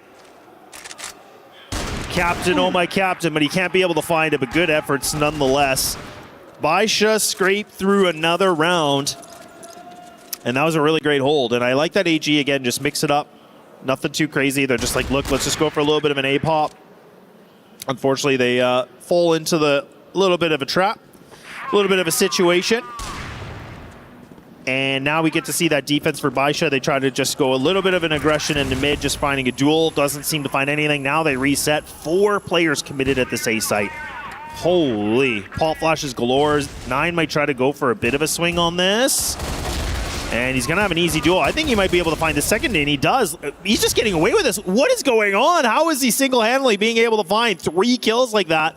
And now Baisha should be able to just get this done here with ZQ. He gets spotted, but okay, nice shot from DOO, and we're back to an equal playing field. Yeah, all of a sudden, definitely a weird one where N9 was just allowed to do whatever he wanted. A lot of flashes over the top. Maybe they just weren't ready for that fast of a push. And that is a leg into Xiao. He is going to have to back off, but DOO wants to punish maybe. Thought about it, certainly, but he did not push through the smoke. Now he's going to find himself head-to-head with Lia. That is a fast one from DOO. And all of a sudden, the B site looking pretty juicy for them. Yeah, and just going to go all the way around too. Okay, I don't mind this. Might be able to find it. Oh, DOO's by that box. Okay. I was like, man, okay, is he going to spot this? No, but if he goes hotel. Oh, no, he's not even going to go. Oh, my goodness. Valdez, this could be good. Oh, my goodness. What is going? Okay. I was thinking if he was going to go towards bridge, like he could try to fight that. But again, you'd have to clear a lot of angles, but they shouldn't expect him here this quickly. Yeah, he's gotten over so quickly. ZQ, though, behind the box, just gets the jump on him as, of course, Xiao also didn't know where he was going to be playing. And now at 9-3, this is looking like we will be having a third map. Almost certainly. And remember that Baisha took that very early timeout in this one as well, going down 0-2. Yeah. They were like, we need to talk about this, and unfortunately it wasn't enough. Whatever they discussed, it was not enough to get them back on this map. So a bit of a one-sided affair here, 9-3. Yeah, and that's where we talk about those timeouts being utilized really early on. Right now, this would have been great for them to be able to have that conversation late in the game, but cannot happen. Trades galore. Zhao going down early. This that's problematic because again, now you've lost your sniper here for Baisha. DOO still alive. Oh, are they really just going to commit to the stair play? I mean, why not? They haven't really done this yet at all. Oh, Leah's not going to expect this. Surely not. Okay, gets a little bit of a spotting. Nade comes in, trying to just create some kind of space. Goes for a swing, drops the bomb. Ooh, my goodness, almost makes that interesting with a double. AG now on the brink to getting this done. Yeah, it's looking pretty good for them. They got a lot of utility as well as they came in here pretty dry, and now it's a 1v1. Yeah, that all of a sudden, N9, 577 get a couple of kills. But still, bomb is planted. Good position here for 1-2-2. And N9 has taken his time with this one, unfortunately for him. You know, 1-2-2 could easily be playing up, you know, trying to get the jump on N9, so he has to be a bit careful. But now he can just try to go for the tap on the bomb. There's just really not that much time. I don't think there's enough. As nobody peeks, no. 1-2-2 does it again. There's just not enough time as he comes down. He finds him, but that's not going to matter as AL will take that final round and take down Ankara and bring us to an Eagle Eye. Not bad at all. Yeah, AGAL looking really good, and what a great rebound from that, right? We were kind of worried to see, like, you know, is this really going to be at the end of the storyline for these guys? But no, they definitely have to take it to the full distance. That's what we all kind of expected, but I did have my doubts. I'm going to be honest. I did kind of question, you know, just get, again, the performance that we got to see from them in map 1. I thought it was all over, but clearly it's not. It is not over, and we are going to head over to map number 3 in just a moment.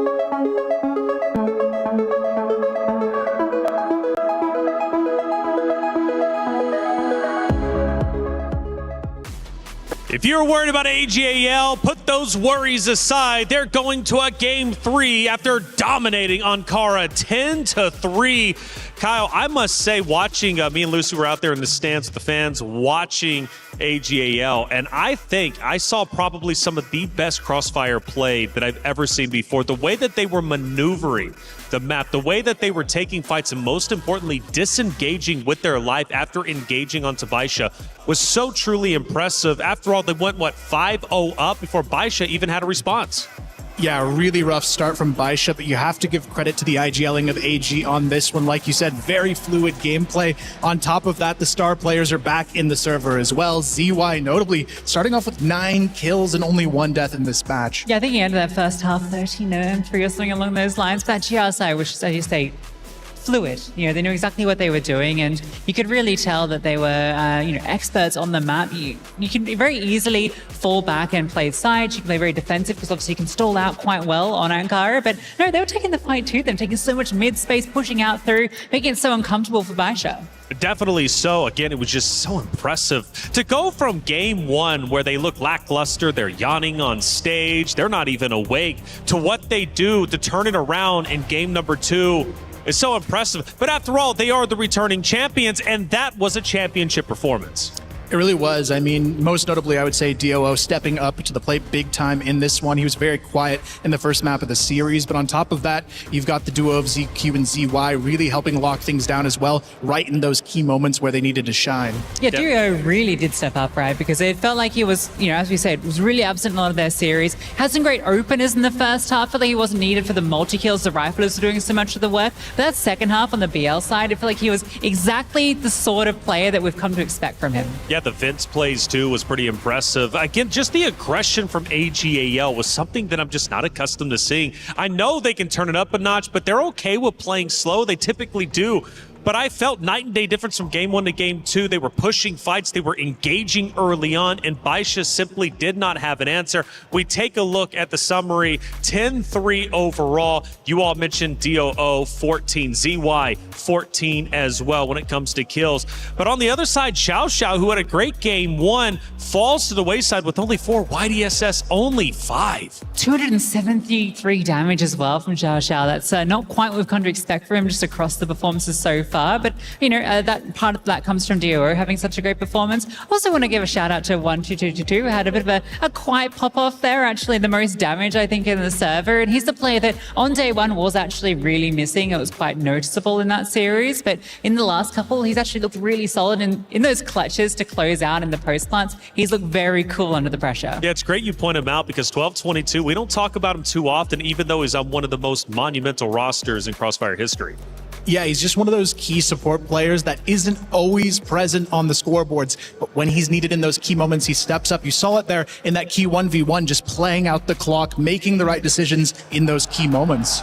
Yeah, it's exactly what you want, right, from all your pieces. Because obviously you do rely on the superstars there. You're expecting to see them up the top, right? And you've got the players that pull that through. But what makes you a superstar roster, what makes you champions is having everyone best in role. And if you're getting this sort of performance here in the quarterfinals, you can just see how that's going to progress throughout the playoffs. Lucy, the roles are important. We realize that, and they're playing the roles perfectly. But a game 3, it comes down to that. One key will be crushed. One team will be moving forward to semifinals. Who's it going to be? Well, before we get our answer, we need a club championship update. And I'm hearing it. It's loud over at the Qiddiya City grid. And Trav took a travel over there to give us a club championship update powered by Aramco. We're over at the Qiddiya City grid where Fortnite is now into its Group B. We played out Group A yesterday and there were some relevant CC teams. So what's going on in Group B? What teams, what storylines have we got going on, Lauren? Okay, well, yesterday we were keeping our eyes on Falcons, Aurora Gaming, Vitality. Today is the story of AGAL. However, I know it's early on in, Group B. However, they're at the bottom. It's not looking so great for them, but this is the same situation we saw with Falcons in Group A. They started off the day really slow. They were one of our top contenders, and then they exploded towards the end, redeemed themselves, put themselves in 4th place overall, enough to qualify through to finals. We're looking for AGAL to do the exact same thing here. They are one of the top teams coming into it. Even at the beginning of the show, our casters were saying that they could win this entire group, so there are very high expectations of them. We'll have to see if they're able to bounce back. But if we're talking about just other CC relevant teams. They might not be at the top of our leaderboard, but right now, at the top of this leaderboard, we see Twisted Minds and Furia. And so even if they're not going to take home the trophy at the end of this, a win here or a strong performance here could also net them some more money from the CC side of things. Yeah, well, absolutely. Looks like AGL need to pick it up if they want to get going and continue their run through Fortnite. We'll see how things play out and keep you updated as we go. Thank you, Trav and Glitter, for the update. Glitter, loving the shirt. She's got a dog and a porcupine all on the same shirt. What's going on? It's chaos. But for AGAL here, they're performing well. But will they stay alive? That's my big question. Over on the B stream, however, we had a great series go down from Team Stallions and Rock. And Salvatore is going to let us know who took the victory. The Stampede lives on and the Rock has been crushed. Team Stallions advances to the next round of the playoffs to send the Rock Esports #1 team from Brazil back home. It was a 13-9 overtime victory by Team Stallions with a 26-kill performance from Action. It was not enough because 25 from Loy and the 23-kill performance from No was all good for Team Stallions to take the series 1-0. Next set was Ankara and Team Stallions did not look back. What an amazing performance once again from Loy, 2-0 to close out the series and to crush the key of Rock Esports. Coming up next, it's another Brazilian derby. Team Liquid versus Navi, only here at EWC Crossfire Stream B. Thank you, Salvatore, for the update. Stallions move on. Rock gets their key crush, the first victim of quarterfinals. Coming up is Map 3 Eagle Eye AGAL versus Baisha. Yeah, and Eagle Eye, I mean, this has been for AGAL a very reliable map in the head-to-head. They have the better of Baisha in this. But on day one, first Q9, it wasn't the most comprehensive victory, so I still give Baisha a shot here. Yeah, I mean, backs against the wall for both teams, and we've seen what they can do under the high-stakes pressure that they're under right now. Baisha, they look strong in the first, but AG, they look so much stronger in the second, so I'm actually going to go ahead and say it's AG now. Only one can move forward. We're split on the desk. What about you, chat? Who do you think is going to move on? Who do you think will have their key crush? There can only be but one. Will it be AGAL or will it be Baisha? Valdez, Laz, let's close out this story. Thank you so much, guys. The story will be closed here for one of the teams as they will have their key crushed after a loss, but another will have the glory and the greatness and the honor to move on in the rest of EWC and get a chance to fight for that top prize. I kind of agree with Kyle here. I think that AGAL, my original feeling was that they were going to take it. I think Baisha came out really strong on the first map, kind of caught them by surprise, but that second map, that's more of what I expected. That's the AGAL I know. Yeah, exactly, right? I mean, it was a bit of a shaker. We were all thinking, okay, hang on, like maybe Baisha have been cooking, right? I mean, they're making some good meals, but unfortunately it just wasn't going to be able to be served hot here on Ankara, so it does need to go to the distance of Eagle Eye, and I do now think that AG getting that recent victory now puts them in a great position. I feel like the wind is going to be behind them. This might be maybe not the smoothest sailing, but I mean, it might be decent sailing, but we'll have to see. This is where the teams did have a couple minutes just, again, figure out whatever they needed to get into, you know, final round contention here, as this is pretty much do or die for both these teams. You said it before, Laz. Eagle Eye has been very fun so far at this tournament. We've had a lot of aggression, a lot of great plays on this one as they are pushing in down a long, but up from the top. It comes down behind them, and they just do not expect that. Bomb on the ground, DO against 3. Not looking good for him as this first play of aggression towards the A site does fall a little bit flat for the side of AGAL. I do think that they will have to be a little bit crisp, more crisp, to get those plays actually going if they are going to handle Baisha. Ooh, what do you got spin that? Ooh, that's a great shot. My goodness. Man, like, I love how composed he is. He doesn't even, like, react. He's just like, nope, I'm dialed in.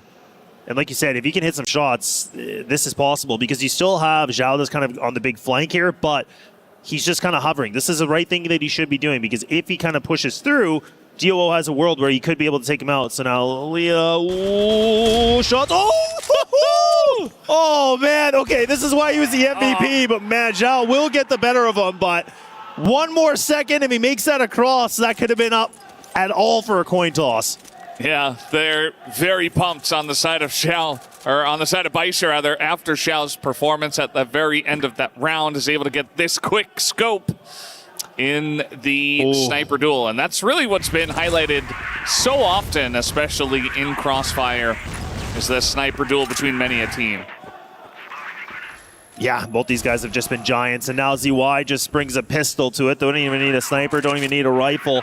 And now DOO gets himself a nice, interesting kill. As 577 was like, all right, I don't want to wait any longer. I'm going to go for aggression. And look at how fast that AGAL are able to bounce back into this. One player has taken damage, and they have just been loading the kill feed. And Baisha do find something with 9 here, but it's short-lived. Right back into this game. They put matters back into their hands. Yeah, absolutely. That's more of what I'm expecting from the side of AGAL. A quick hit that does come through the hotel into that B site. They weren't able to handle that much pressure. And that's what you got to do, you know, AGAL, I think, especially from the Blacklist side of Eagle Eye, you got to mix it up. It can't just be some of these plain hits that we have seen, these executions onto the site. You have to have a lot up your sleeve on this one, as we are going to have a faster hit once again. Flashes come forward, and DOO's good for it. Helps out his teammate up there, but 9. And 9 just not going to be rooted out. And Lie picks up one there. It makes this defense much, much better. They did not expect another guy over here on the left. Well, here we go again. DOO on a clutch. Yep, easy one. Okay, so now he's been able to find one, but now he has to find 2. So he still has to pick up that C49. Ooh, 999. Oh my. DOO, what are you doing? Oh, he's just not ready for it. Yeah, I think he didn't see him. Gets ahead of the flash, but N9 very smartly backs off of that because he knows that Dio is going to, like, based on his position, is going to try to push that. Yeah. So he backs away and says, all right, buddy. Sorry, I didn't mean that. Yeah, you can have it. It's fine. It's fine. Well, again, a minute and 24, so this does allow him time. Again, he could try to go for the plant here, but again, this is where he could even just reposition. He could even try to go through the side hole towards B if he chooses. But again, he has no idea where people are. He only knows that 9 was kind of sitting around in that, like, you know, long position, but he could be anywhere now, right? So this is a complete bit of a guess. You're playing a little bit of Where's Waldo, but Baisha or Waldo, so this is where he has no idea, but he is going to commit to the plant. Do you stay in this high position, or do you want to drop down? Oh, he will. Okay. Well, I'm not even against this, but if he misses his shots, that's where this might be disastrous.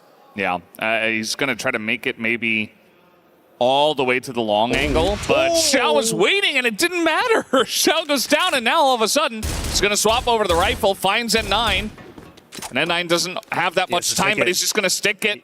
He's got it. Yeah, he's just got it. Oh. He's just got it. No, he just sticks it.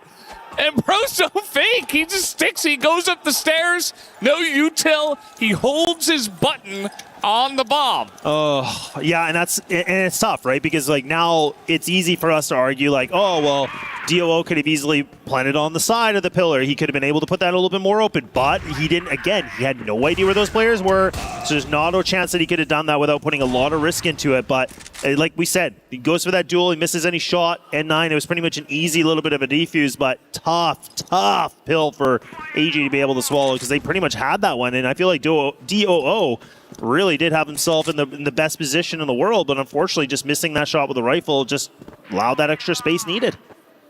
Yeah, it's a tough situation for him. He almost gets the clutch. He almost got the clutch earlier in the previous round, and then he tries to go for a play up against Xiao, and he loses that one too. So all of a sudden, it feels like DOO is kind of in an awkward and frustrating spot. And maybe that's enough momentum to get Baisha some more of these early rounds in the map. And, you know, we can all have our favorites and think about, you know, where the momentum's going. But at the end of the day, we got to see how it's actually going to play out. And maybe Baisha can just get enough momentum going to actually take this map down and take down EGAL. A big mid push, actually, coming in here from all 4 members. They're just going to flash their way in. Ooh. And force this, but YDSS has the angle. Doesn't matter. ZY also going to take down Xiao on the back of that B site, and all of a sudden, B is wide open. Yeah, this is nice. I mean, again, that was a good way for them just to be able to put like a bit of a brute force on that, right? Like they just play as a full unit. They just go for those quick little bit of trades. I like that a lot. Baisha were not expecting this at all. And look at this aggression even from ZQ, but it doesn't benefit, but at least he got a bit of intel saying, look, there's for sure a player in hotel. Keep your eyesight. And I was going to say, I think N9's going to about to run past somebody, but the trades are still happening and everybody's down. So unfortunately for AGAL, they weren't really in the best post plants. Like it seemed like one player's going really far away, then everybody's kind of extending a little bit. So I think there was a little bit of maybe a misunderstanding of what they wanted to do. Yeah, not the best post plant setup from them, and I think that they just kind of got caught trying to get into a weird spot that was a bit uncontested or unexpected. And unfortunately, they just got ran right into by N9 and the rest of the guys. So things look pretty good for the side of Baisha so far. And AGL going fast once again. I mean, this is definitely a fast pace that they are playing with. They're not sitting back, looking for picks, doing all this and that, and hoping that Baisha get aggressive. They are just the ones on the side of the blacklist that are just trying to put on the pressure themselves. We haven't seen another hit onto A just yet in the last couple of rounds, maybe because of some of their lack of success earlier on. And I think at a certain point, I'd actually consider a timeout soon, but we'll see as they're going to force their way in. The flash is very good. They isolate one.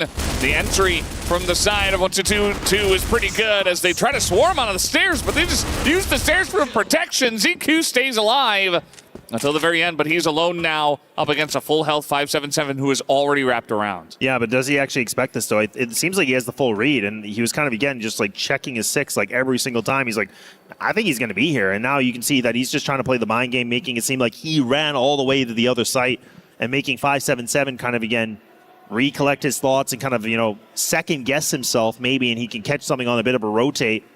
He has the time. Why not? You need to do something. This is now where the 1v1's becoming a big, puzzle, a bit of a mind game. This is where you just try to find any sort of an opening, and now he finally gets his footing into this.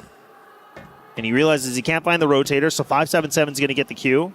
Okay, so here we go again with the same plant spot. This time for ZQ's sake. Hopefully he took a quick lesson from his IGL not to play maybe that far deep. And this time he's going to post up in window. Yeah, definitely a better spot, especially when you're holding the rifle. And not sure if he got the info there. Now he's going to get it, and 577 just locks it down and sits him down. A lot of big cheers from the side of Baisha. Yeah, they're loud.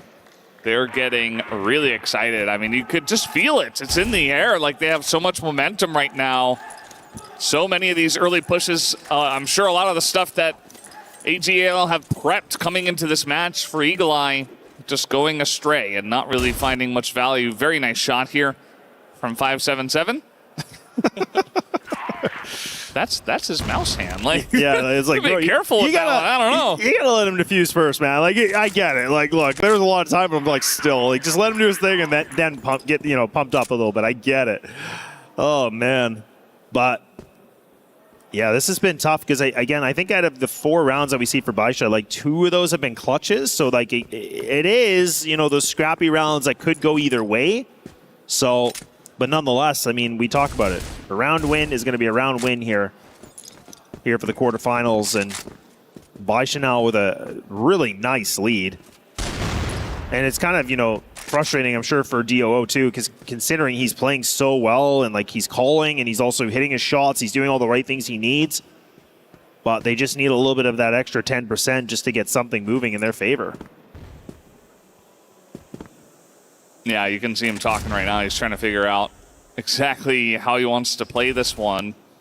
And, I was saying that AGAL, they were playing very fast and loose, going for pretty quick hits onto a lot of the different sites. Well, the 2 that are available. And now they've really slowed it down. Just trying to back off a little bit. That need is going to be some nice damage on a DOO. And we do have 4 members looking to push A, it looks like. With DOO just going to flash over the top and maybe join up a little bit later or catch the flanker. As Lie gets the first kill, but they are pushing him pretty nicely. Going to isolate the guy in the corner. Dre able to get it. And even Chow in mid going to go down. And do they know where N9 is? I mean, he's behind them. That's 2 kills. And looks like he knows where DOO is as well. As the plant comes in, N9 trying to get an angle here to take some 1v1s. And DOO is actually pushed all the way through mid, as it's not going to go this time for N9. And AGAL are back on the board. Yeah, I was thinking, for N9, he's going to be able to have himself a bit of a field day on that. I'm like, he was like right there in the lines, and he's just like posted up, and I was like, okay, like he might be able to find himself a triple kill. But like you said, he knew where DOO was, and the fact that it was just that duel against CQ is the more challenging one. But good work from him, being able to react to it. So AG do survive. A bit of a threat here from Baisha once again. So that position of taking this half is still actually open, right? I mean, there is a world we can see AG being able to find, the last couple rounds here and then making this a 5-4, which honestly, if that did happen, like, that'd be more than impressive considering how this game's been going. And Baisha, kind of a bit of an awkward fight through such a tight corridor. They back off on it. They realize not worth it. 577 has taken way too much damage from this attack. And look at that reposition one more time at 1-1-3, essentially, what they've done. But they keep, I think that's YDSS. He's kind of the one that's playing very aggressive on bridge. So a lot of interesting movement here from the defensive Baisha. Yeah, he actually jumped off the bridge. I thought, is he really going to push that smoke? But he actually just goes up into the hotel. Dio wins the sniper duel. Very long angle there. Looks like he hopped up onto the boxes, onto the wall potentially, and just went for that aggressive angle and takes him down. So that's pretty nice. You can tell he's really on his game here from map number 3. Map 2 was a lot about ZY, and then eventually some of the other guys began to follow up. Dio also had a pretty good map 2. And now he's just putting up the numbers, essentially, on this one. They peek into N9 immediately, who does not have any support here in mid, of course, as the smoke is good, actually, for the follow-up. They're just going to push through it, though, as YDSS gets taken down, and they should be able to get this easy plant in on the B site. Yeah, nicely done. And I agree with you. Like, I think it was the desk, that talked about this with, DOO, and the thing that was so impressive, and I actually, it's kind of like burned in my brain is like watching AGAL winning last year and like just watching DOO winning the MVP, and like there was so much emotion because you could tell like all the work he put into it. The team was going through a ton of stuff. He was going through a ton of stuff. So the fact that we're seeing him now stepping up when they really need him is such a beautiful sight to see, right? I mean, for any AGAL fans, like that's where you're just like, look, like again, why he was MVP last year, again, why he's like one of those top players that we talk about, worldwide. And now he's finally just, outdueling everybody, which is something a team needs, especially when your captain's the one doing it. Yeah. I feel like he was always good, but after last year, he kind of reached a new level of greatness. And yeah. It's a really cool story to follow with DOL. And, maybe he can push his team across the line. Like, I was getting worried when it was just Baisha 4-1, but now we got a game on our hands as they see YDSS. That's free pickings right behind the wall. Just one flash, and they do make their way in. They're isolating some of these picks. They kind of know where they're playing as N9 gets one, and the swarm comes in from Baisha. But Lie is going to go down, and Duke came in from mid and actually gets that one kill onto Lie, as now that's going to be the cleanup here. AGL 3 rounds in a row, and we've got ourselves a map. Man, we got ourselves a map indeed, and that's where I was saying, like, for Baisha not being able to find that clutch, a little bit earlier on, like, not being able to solidify that 5th round, and, like, this position for the first half is still open for both these teams now. So if AGAL can be able to, close this last round out, move things over onto the GR side, that is going to feel very good. But at least for Baisha's sake, they're able to respond back a little bit here. They find something, but it's short-lived. A 4-4 still will be on the playing cards here. And now for AGAL, they're going to have to pull back a little bit. They're going to just make sure nobody's, being a bit of a pest. Nobody's going for these big flanks or anything like that. And it's good work from Zhao. Just, again, there's no need for him to do that. That would just be, again, really risky. I don't even want to say careless, but maybe borderline could get there. But they're going to switch up this composition, the 1-2-1. And how do AG want to approach this? We saw them do this mid-corridor before, where they just, all 4 of them, just took it with a lot of grace. But that's why I think Baisha are kind of double propped up on it, or were at least. You see Dio spots Lee, and he just gives that information over to his team, essentially, and says, okay, how do we want to go for this? Because if he's up top on the sniper, it's usually just him and maybe one more. But as we know, based on the minimap, it is just him. So maybe you just wait a little bit and hit A once again. especially with the long angles. Or you just peek Xiao in the window of Hotel and take him down. He is just unstoppable right now, and he spots N9 too, so... Yeah. I mean, there's not going to be a lot of people on A. No, that's the thing. Like, just go A. Yeah, absolutely. He knows that. So now it puts YDSS in a bit of a bind here because he has to be able to get this kill. But look at that. They just read him easily. They find him. And now Leia is going to have to do something big. Does find himself that double kill. Okay, things get a little bit interesting, but DOO once again finding himself another kill, sitting at 13-3. 9, though, quick on the heels. And now he's ready to fight the IGL here, a one-on-one duel. ZQ just taking tons of damage. And it's all about just hitting one last shot here for Baisha, and they can have themselves secured in this first half. But 9, he hasn't been able to be the clutch factor fully yet. Can he do it here and now? And indeed he will. Oh, that was beautiful from N9.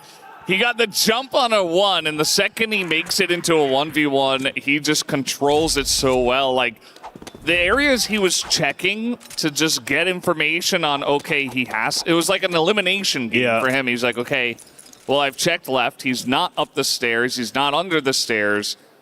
And then he goes up the box, and he's like, well, he's not on top, so he has to be behind on the right. And he like checks all the boxes. It's a masterpiece from N9. And that's why he's one of the best. And just makes it look so easy in the 1v2. So that's going to be advantage here to Baisha, but still a very close map after AGAL's come back in the last bunch of rounds. Yeah, still open for anybody here. But now it's going to be a little bit of a pinch, and YDSS trying to get something done through this mid door. Or 1-2-2-2, I should say, actually. It's a lot of Ys because you can't really be able to find more than that one. And now it leaves for Baisha to be able to have this site control for the time being. And now leaving AGAL for a long little bit of a retake on this one. They are actually going to double up, though, thankfully. And they do have ZY with a lot of utility. But I feel like once you burn that util, like they're going to know you're there. But there is that little bit of a shot. Presence is somewhat aware. Suspicion, the cautions is now being raised. Yeah, and still no plant. Taking them quite a while to get this bomb on the ground. And they're not even going to go for it. It might be something that N9 is calling. And okay, they're going to go for it now. They said, okay, no push is going to come in early from ZQ and ZY. And you always got to be careful with these two, as they are going to group up quite a little bit. I say that, though, and ZQ pushes forward. ZY gets that first kill, but N9 immediately is going to go down. They knew he was there, but they can't get the kill. As now ZQ's got to get a move on. Ooh. He gets that shot through the box. Makes this a 1v1. Jumps up the top, but no, Xiao. Only his 4th kill so far in round 10, but it's a very important one. Oh, man, I was just going to say, like, for ZQ, I was thinking this is going to be, like, just him just popping off and, again, just showcasing why we were talking so much about him and being one of the best players and so close to being able to find that clutch. And he did everything, honestly, really, really well. But like you said, Zhao's just able to get himself in a slightly better position and just winning that duel. So, okay. Now, Bai should get themselves 2 rounds in a row. That comfort slowly getting a little bit bigger now, and they're just going to try to push through Hotel. ZY, I don't know if you'll expect it. He will not. And now, I think this one player in Hotel has definitely made a lot of noise, so everybody knows.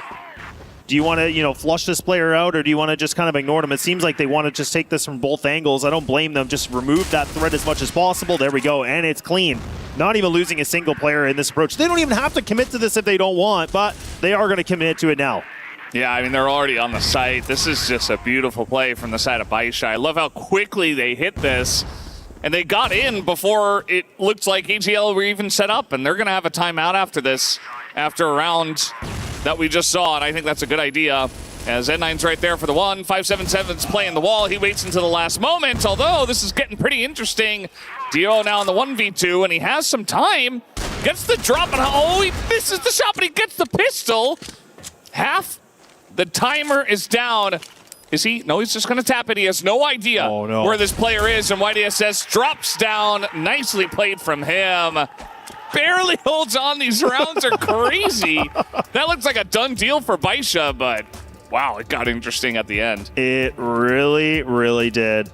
And that's the thing too. It's like really good clutch factor from Baisha right now too. And I love that reposition because again, DOO had no idea, but the fact that he just jumps over the wall, goes into the little train, and then just repositions himself, like that was perfect, right? And that's the thing. Like I think Baisha had been getting away with some sneaky little bit of plays that's really just again kind of put them in this lead, but it's frustrating when you're AGAL because again these are grindy rounds. Like this isn't just like Baisha like blowing them out of the water like map number 1 where we were like, man, they're just winning rounds, like all 5 players alive, like barely taking any damage. Like these are right down to those nitty-gritty situations, and it's like those like fine details that we talk about, and that's where these teams again where we keep emphasizing the importance of it, just how many times they played each other and all these things that they know and all the tendencies. It's just crazy. That's what makes it so like technical to watch, and what I love about it too, right? It's just because there's like they just know. Like it's just, I think you used the best analogy yesterday. It's kind of like, you know, in chess when there's like grandmasters and they just like know all the single plays, but then there's these like little moves that can happen, and then you just get like, man, like that's so annoying because I know that can happen. I know that can be a thing, and that's what I was just thinking of there. I'm like, this is where AJL are probably just kicking themselves a little bit too. Yeah, they definitely are. You can see how this got close because Dre got in and actually cleared out the site, and that allowed DOO to push in and get the drop on the Xiao. So, you know, there was actually a chance for AGL to make that happen, even though they had lost 2 members. They had given up the entirety of the B site, and it didn't really matter. They got really close. They didn't win in the end, though, as Baisha do have a lot of momentum at this point. 3 rounds in a row. It's a good time to call that pause. And Baisha, though, their blacklist side, I think, you know, it looked great on New Compound. And once again, to me, it's been very impressive here on this map. So, you know, I think if you're going to be that good at this one side against AGL, who have not been able to stop them at all on multiple different maps, it's going to feel great. Yeah, and you know, I was just even kind of reminiscing a little bit about last year too. Like, I mean, this is where Baisha were the team where they were winning so many different tournaments. Like we were talking about, you know, they were able to get like ACL, they were able to get CFPL, they were able to get, you know, second place at, you know, last year's EWC, and then they're again able to just put themselves in another winning category for the CFPL. So this is a team that's just been a lot of that like top 2 conversation for a number of years. So it's a great thing to see. And that's where, again, like when they play AG, it seems to be just this very back and forth affair. And that's where we just talk about the history books so much. But now, good damage, and Baisha taking a ton of beating. My goodness, Way's been very quiet this game, but now he starts to just pop alive, and now he's starting to make some action happen, and there we go. Okay, AG respond back in beautiful fashion, in a much-needed fashion. Yeah, you were just saying how it's always such a back and forth affair between these 2 teams. I think you really just never know. Like, the only time I felt very confident that a map was going to go a certain way was when AG were up 9-3 on Ankara. That's when I was like, okay, I think we know they're going to win this one. It's going to happen. We've got it. But every other time, it's like you just never know. Like Baisha will come back, AG will come back. It's crazy because they take one pause and then they just absolutely wipe them. Obviously, some really nice shots from Dway. And I think that his position was a bit more forward than they were expecting, and they kind of got a little panicked there, and they didn't really handle it very well. But still, it's a good look from Dway, and it gives AGAL a breath of fresh air after what has been some suffocation. So... yeah, especially for a player like him too, like where I just feel like he's been pretty quiet. Like again, that puts him now at 12-10, but like it just feels like he wasn't really showing the impact that what he was doing on map 1 and 2. So it's just, and that's always the conversation you have too, right? Like these have been long days, a lot of long games. You know, like it's not easy. Like you definitely have to talk about the energy and exerting all that energy. So when you're having someone perform that well, it always begs a lot of questions. But now here again, I talk about his name. He seems to be the boogeyman or something because now he's starting to get some good kills. There's ZY being able to find it as well. This kill feed is just back and forth and back and forth. And now Lie's the last one. And okay, AGAL seem to have found something. And I don't know what they whispered in his ear, but man, he is reformed. He's just turned into like he's evolved. Like I don't get it. You say whispered in his ear. I mean, Coach Dono was yelling at him. I guess he was whispering. He was like, guys, come on. This is not us. We are so much better than this. What are you doing? Like, that was my read. on how he was talking to them, especially to 1222, by the way, who was kind of on the edge, taking a little bit of a, yeah, he was not having fun, let's just say. And it has worked. A little bit of a pep talk from the coach, and all of a sudden, we've got them right back on the board. It does feel like for, you know, outside of Ankara, obviously, it has been the Baisha show. But AGAL, they're not going to go down without a fight. It means so much to this squad. Like, it would be so strange just to have either of these teams out in quarterfinals. It's going to happen. Yeah. But AGAL, like the former winners at EWC last year, just to go out and essentially, you know, 5th to 8th place is going to feel rough. So there's that. There's a club championship for this entire organization. They've done so much work. They're trying desperately to fight with Falcons, and Falcons have dropped out. You really need to pull in some points from Crossfire, let's just say. And they need to get across Baisha first. It's no easy feat. And you can see that Baisha, after a couple of rounds that don't go their way, they're just kind of resetting right now. They're slowing things down, not allowing AG to feel the momentum pulling in their direction just yet. Yeah, exactly. And I mean, even just the fact that we talk about the club championships and everything right that, like that's where for AGAL, like there's just that extra little bit of pressure for these guys too, just being defending champs and just being able to build any sort of points goes a long way here. But now, I was going to say it, you know, for 9, I thought he was going to go for this fight. He does, and he actually finds the one. Can he be able to find the second? He's doing a ton of damage right now on his own. He's just trying to put all the matters into his own hands, and look at that. Clean bit of a sweep here. ZQ does go for the swing by himself, but it's going to be just short-lived of a dream because now Baisha putting themselves on 8. So now this thing is getting closer and closer to the end point, and now the biggest question is, can AG be able to find something? Can they find the NOS? Can they find the turbo to get something back in this game? Yeah, they're going to need it at this point to catch up because it was a couple of rounds that looked good, but also a couple of rounds that ended very quickly, it felt like, where Baisha, you know, they go for pushes, they get shut down, but there's not really a lot of development.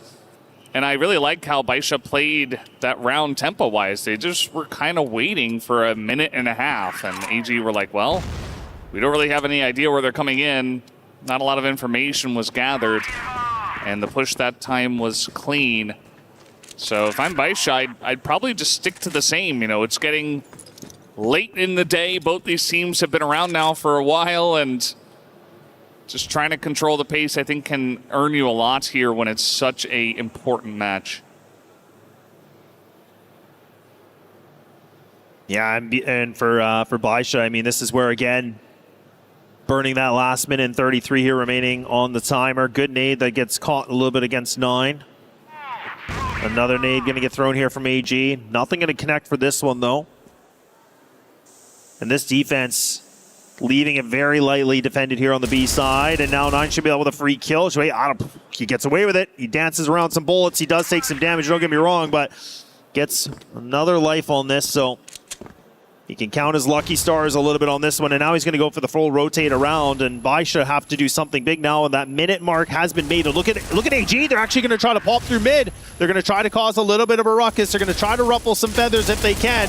But unfortunately for them, it ain't going to happen. It does go a little bit back and forth, creates the 2-2 now. And now you can see Jouet has actually repositioned himself deep into long. Oh, he's tucked away in the corner. They might not clear it. Oh, that is so filthy. That is so cheeky. And now he can just run for the hills. Yeah, Dre has had a tumultuous round here. He was poking out of A-long, went all the way around, got the sniper, and then he gets that kill on the shout. Now Lia in the mid. He is going to be spotted here as an 8 even goes over the top. Has the bomb, though, so an angle here kind of spots Dway. He can get a plant. He's just going to plant fast and try to get away with it, but here come the cavalry, and that is going to be AGAL coming in, picking up another round, making it close once again. Yeah, that's a tough position for him to be in, too, because, again, he threw that smoke so deep on the stairway, and, I mean, you could argue he could have threw it behind him, but then how do you know that they're not going to swing on the front side of stairs like that, right? So really his options are very, very limited. But I like the fact that AG actually just put a lot of pressure on this. They don't, take any time to go for the retake. They're just like, nope, we have to go. He has limited time to plant. We're just going to fight for this right away. He's not going to have a strong position. So good work from them. And honestly, Jouet has just turned things around. I mean, again, like a guy that was in the hard negatives in the numbers, and now look at him. He's sitting at a 16-11. He's top fragging with his captain of DOO. Absolutely beautiful thing to see. Yeah. And we have that little graphic you can see on the right where I was just talking about how much this means to AGAL. They are fighting tooth and nail just to get through Baisha, just to gather a little bit more points from Crossfire. They really need to, though, because Team Falcons, even though they're out of Crossfire, they have other teams in the other games here in the final week of EWC 2026 that are already doing quite well, as we've had some updates across the day. So AGAL need this. There's really no other way to put it, but Baisha aren't going to let them have it, as we've seen. And Baisha here from Blacklist, I mentioned, this has been the most impressive part to me. I think they've prepped really nicely for their Blacklist specifically today. And now coming on in, Dre landing some big shots. That's a couple of kills all of a sudden, as now he's going to swing big time and get taken down, but spots the last two members, so that gives some huge information. 1-2-2-2 comes in, and Dio finishes it off. It's all tied up at 8. Anyone can win now. Wow, this thing is just, again, just the tight little bit of a knot on this one. I was thinking it was looking a little bit loose originally, but AG figuring out the best way to get it done, and now we're back to a tie game scenario. And now they're going to use this here, Baisha. They're going to have the tactical timeout, and rightfully so. I mean, this is where you had that lead. That's where you kind of let it slip again. A little bit of slippery waters for these guys. So now this is, again, the biggest question. 2 rounds needed to close this thing out, or we push this thing to another overtime here for the final map. This is a tough one. And I mean, again, I don't even feel like Baisha are really calling anything wrong. I feel like, again, it just feels like AG are really reacting properly to these executions, and they're just finding it, you know, some good kills that just kind of stuns them a little bit, if that makes sense. And then they're just kind of, again, trying to refight for some control. So it's not even like Baisha are making any, like, drastic mistakes, in my opinion. Oh, jeez. Remember when I said whispering? I mean, well, that's not a thing. Maybe you were being sarcastic, you know? Yeah, I was being a little facetious. Yeah. Just, you know, being a little funny, you know, but it's good though, right? And this is where everything's so, the tensions are so high. Like, again, this is where the IGLs and the coaches are going to just be like absolutely getting as much information as you can in that minute and 30. You're just like, hey, look, we got a lot to talk about, you guys. Even YDSS is like, they're doing this, they're doing that. We got to be here and there. And they're like, it's a minute and a half that you have an attack pause. It's not a lot of time. Because you just know that after a match like this, win or lose, like, you're going back to the clubhouse or the hotel or whatever, and you're watching the VODs, and you're going, like, you could go over this for 4 hours. Like, a minute and a half is not enough. But obviously, that's all you have. So, Baisha, let's see if the attack pause helps them out. They, you know, it's been a bunch of rounds that AGL have slowly clawed back to make this anybody's map at this point. Even though they had an impressive Blacklist, even though they had a lot of momentum, it's not going to matter if they lose from here.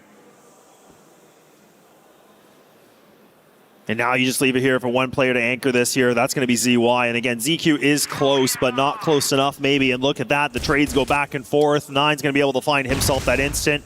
So now for AG, they might just have to give this up. They might have to just go for the retakes. But again, they have to worry about Zhao. He's actually all the way back. He's going to go all the way through Banana. I thought he might have tried to cut through in mid, but instead he will play with his team this time around. The plant's going to come down. And does he want to leave Hotel? He's trying to just eliminate any sort of other options for any sort of a flank here. But now Nine's going to have to do something big. And he absolutely does. He finds himself the double. Why not make it a triple? That is leading by example right there. He locks in when they need him most. And you can see him like he's leading an army. He's got his arms up in the air after a play like that. He does not want to go home just yet. He doesn't care about AGAL's chances in the club championship. He cares about Baisha's chances here at EWC as a Crossfire team. And now they're just one round away. It's been such a close affair. And I would not be surprised if AGL tie this up or if Baisha win. It could go either way. ZQ, he gets the info. He's been playing Hotel all day. What's he going to do? Looks like he's going to sit back there. He's got ZY helping him. And even 1-2-2-2 has made his way over. It looks, you know, this has been a lot of what Baisha's doing in the last 2 or 3 rounds or so, is just kind of hanging around outside a Hotel. So I don't mind this at all, trying to get an extra guy over to deal with the pressure. Oh, I thought the nade was going to... Wow, I can't believe that didn't even land. I was thinking that looked like it landed right on top of his head, but no. So he gets himself a saving grace here for the moment, and now a big swing, and now Baisha does find himself that opening duel, but there is still 1-2-2-2 that's able to do something. A reposition, and now Baisha decides if they want to commit to this or not. Reconfigure the game plan maybe, and it seems like they may. But look at AG, they're just actually going to go for a full rotate back. They're thinking that Baisha have now made a decision just to go for the A take. This could be an opening that Baisha needs. They're taking so much time on this though, a minute remaining. They're going to need to get a move on if they want to get this free site. Yeah, this is going to get pretty interesting. I do like how they've left ZQ back in spawn just in case, right? And the read is that, okay, they're going to rotate to A. It's been a lot of what Baisha have been doing. Hits on one part of the map, rotating out. But a push up here from Dway, and there's only 38 seconds, so, you know, immediately a second guy goes over to B. And now they're ready for it. 1-2-2-2 does pick up the 1. Can he pick up the 2? It's actually a late rotate out here from Baisha. They're going A. Yeah, look at this. I mean, they have time. They have time, but they got to go now. They cannot mess around. They have to just, again, hightail this. You have to just accelerate as fast as you can. It's a free site. This is a perfect little bit of a plan from them. They go through long. This is going to guarantee them the plant, but they have to get it done here and now. AG realizing, okay, I cannot believe they went all the way around with 5 seconds to spare. And now 9 being able to be a little bit cheeky, but ZQ finds the better of them. Now players are dropping like flies. Does AG have it in them? I can't believe 9 wasn't able to get anything done there. As now the retake's coming in. Dio goes in by himself. The timing is off. Whitey SS gets 2. ZQ will go down, and Baisha knock ATL out. They take the best of 3, and they will move on to the semifinals. Oh my goodness. Even gods can bleed here, and AGAL fall down, and history is now being rewritten in the stones, and Baisha Gaming caused the upset.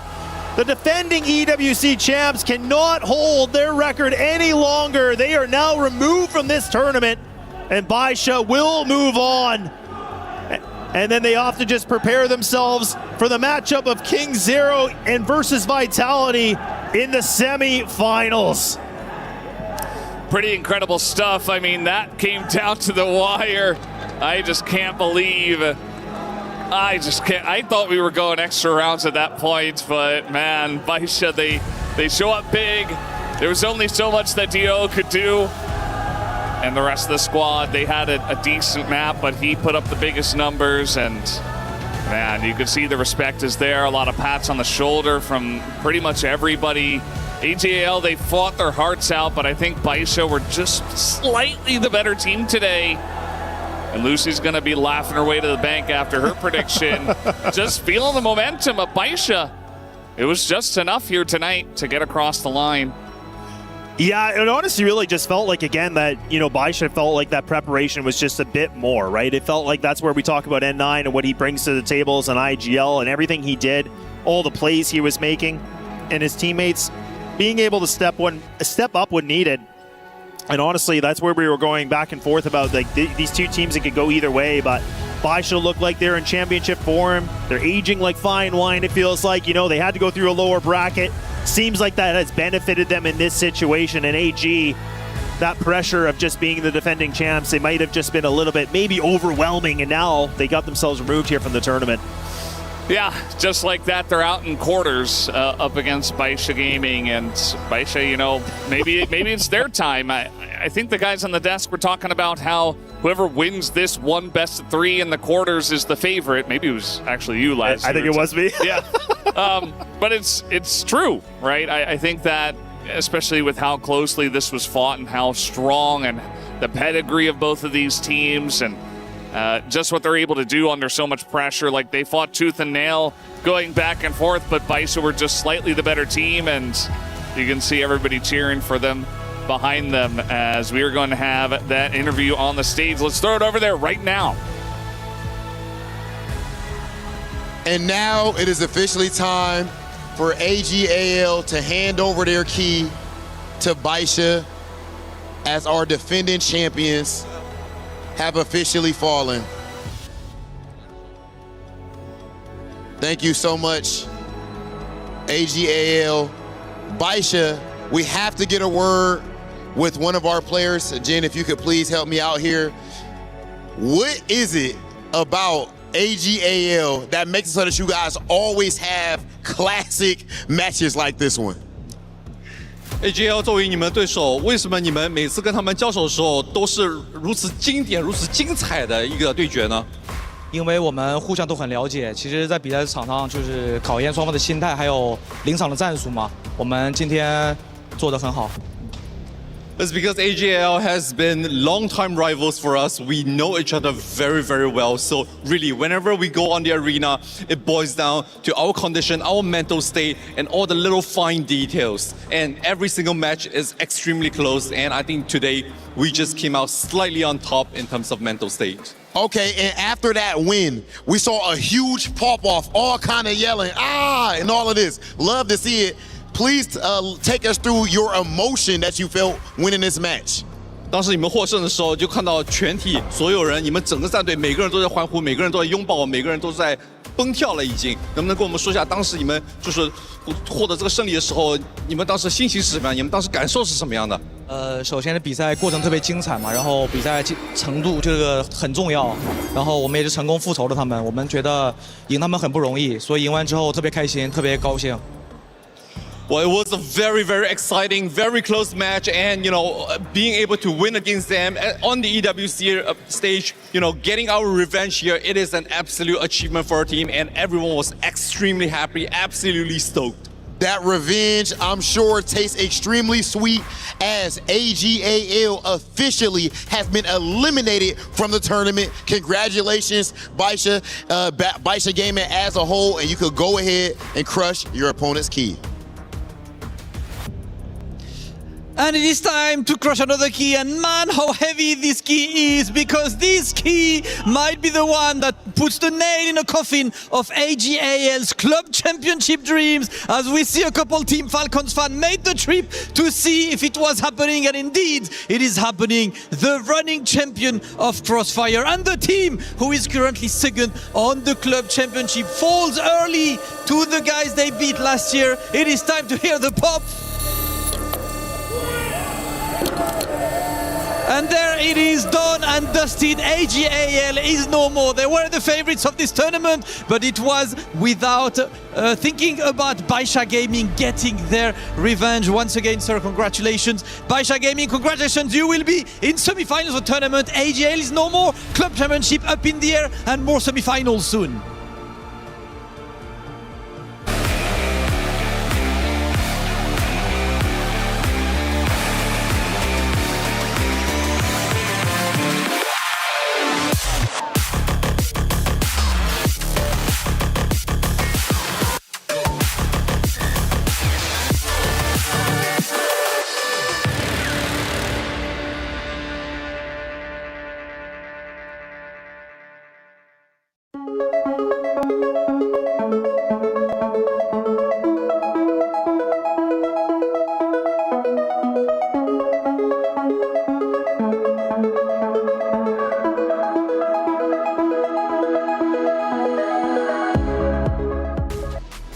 The casters said it best. Baisha shows even gods can bleed. AGAL, the champions of last year, are officially out of the way. Their key has been crushed, and Baisha returns to glory, returns to form, and N9 is leading the charge. Yeah, I mean, talk about an amazing storyline here. You've got a 4-time CFS champion now looking to grab an EWC trophy for the first time, and he was really the key driver in this matchup. We talk about adaptive play calling. I mean, that final round alone, he was ready under the pressure to make that call. Yeah, we talk about kind of the history of these organizations, the history of these players.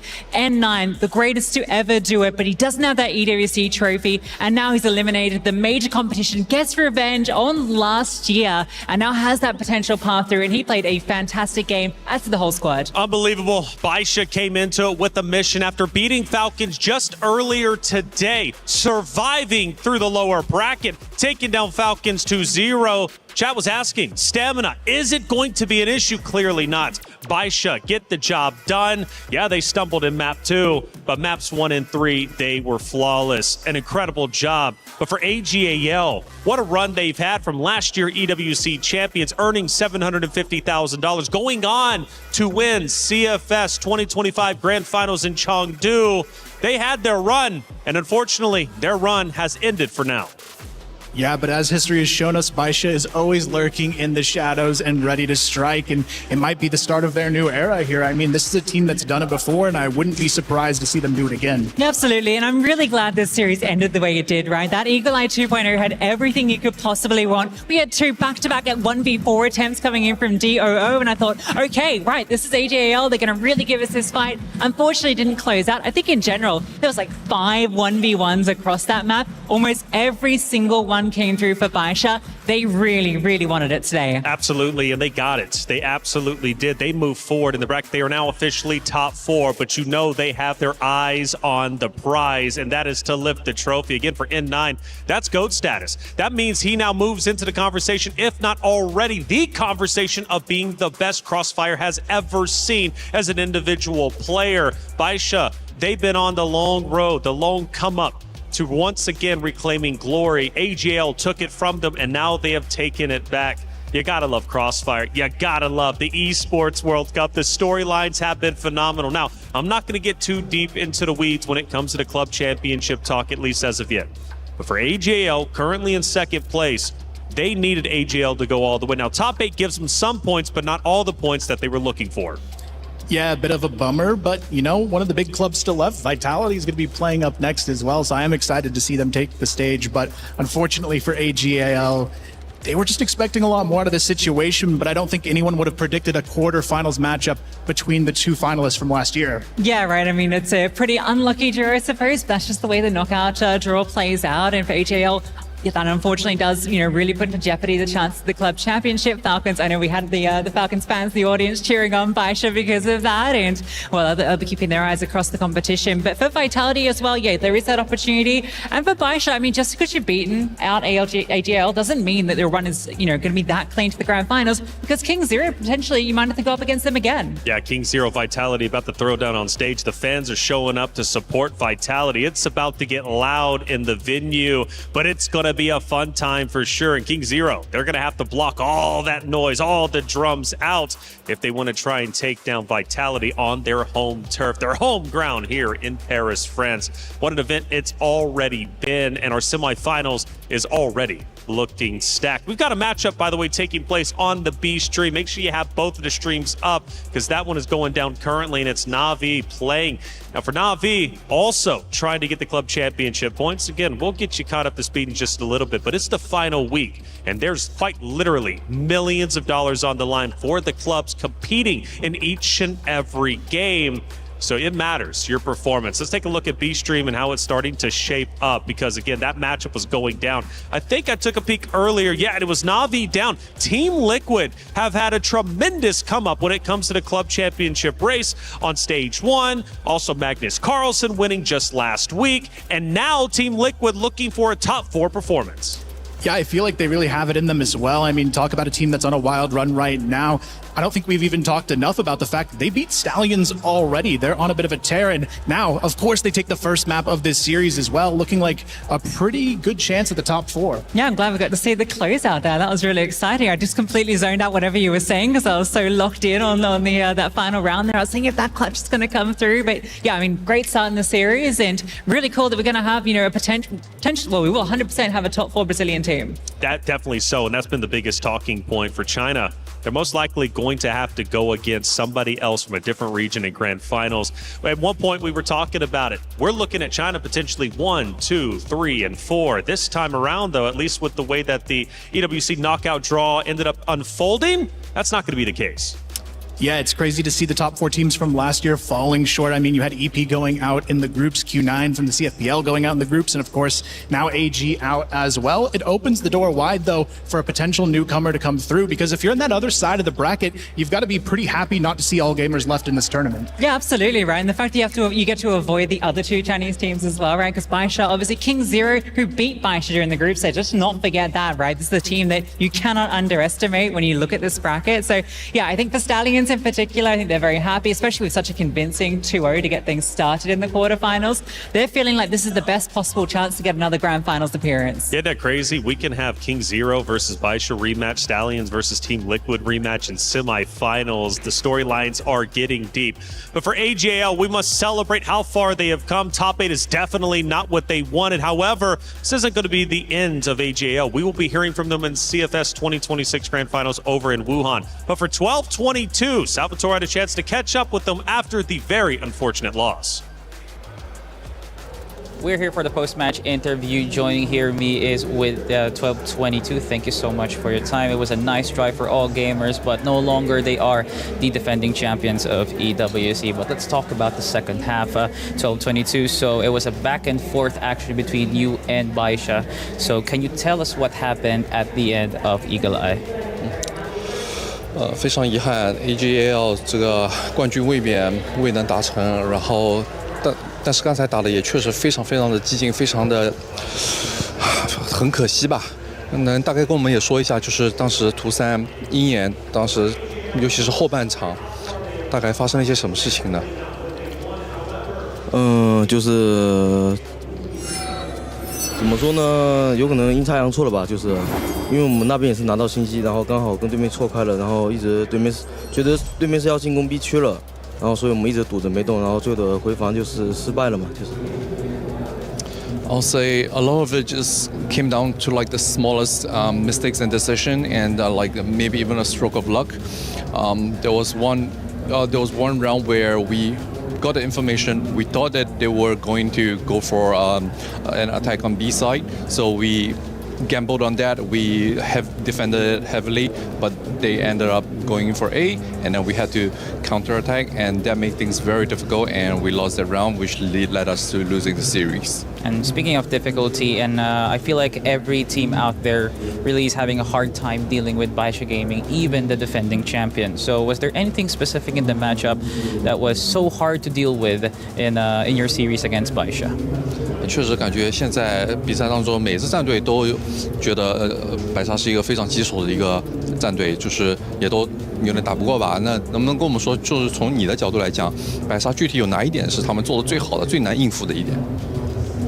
我觉得战术上吧，然后就是每个人的状态，然后他们今天可能状态比我们好一点吧，就是。I'll say in terms of strategy, they definitely have some of the most advanced and most like some of the strongest strategies out there. And also just in terms of mental state and mental condition, they have great mental strength, and I think they were in very much a better condition today.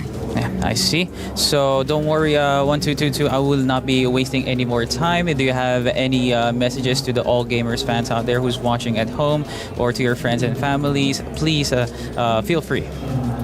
然后我们就最后一个问题，你有什么话想跟在线看的粉丝们、你的朋友、你的家人们想说的吗？确实没打好吧，然后就是我没啥说的吧，确实没打好。I don't know if I should say. I would say it's just it was indeed a poor performance on my part today, so I'm sorry.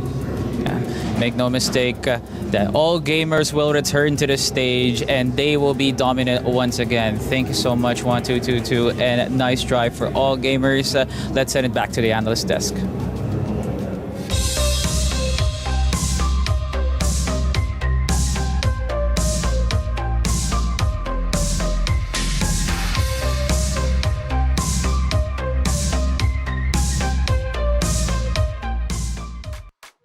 Thank you, Salvatore, as always, for the great interview. 1222, you can tell he's heartbroken. AGAL wanted to win, but unfortunately they fall short. Top 8 is what they have to settle with. Key is crushed by their arch nemesis of Baisha Gaming. EWC, it's brutal. That's just the way the competition goes.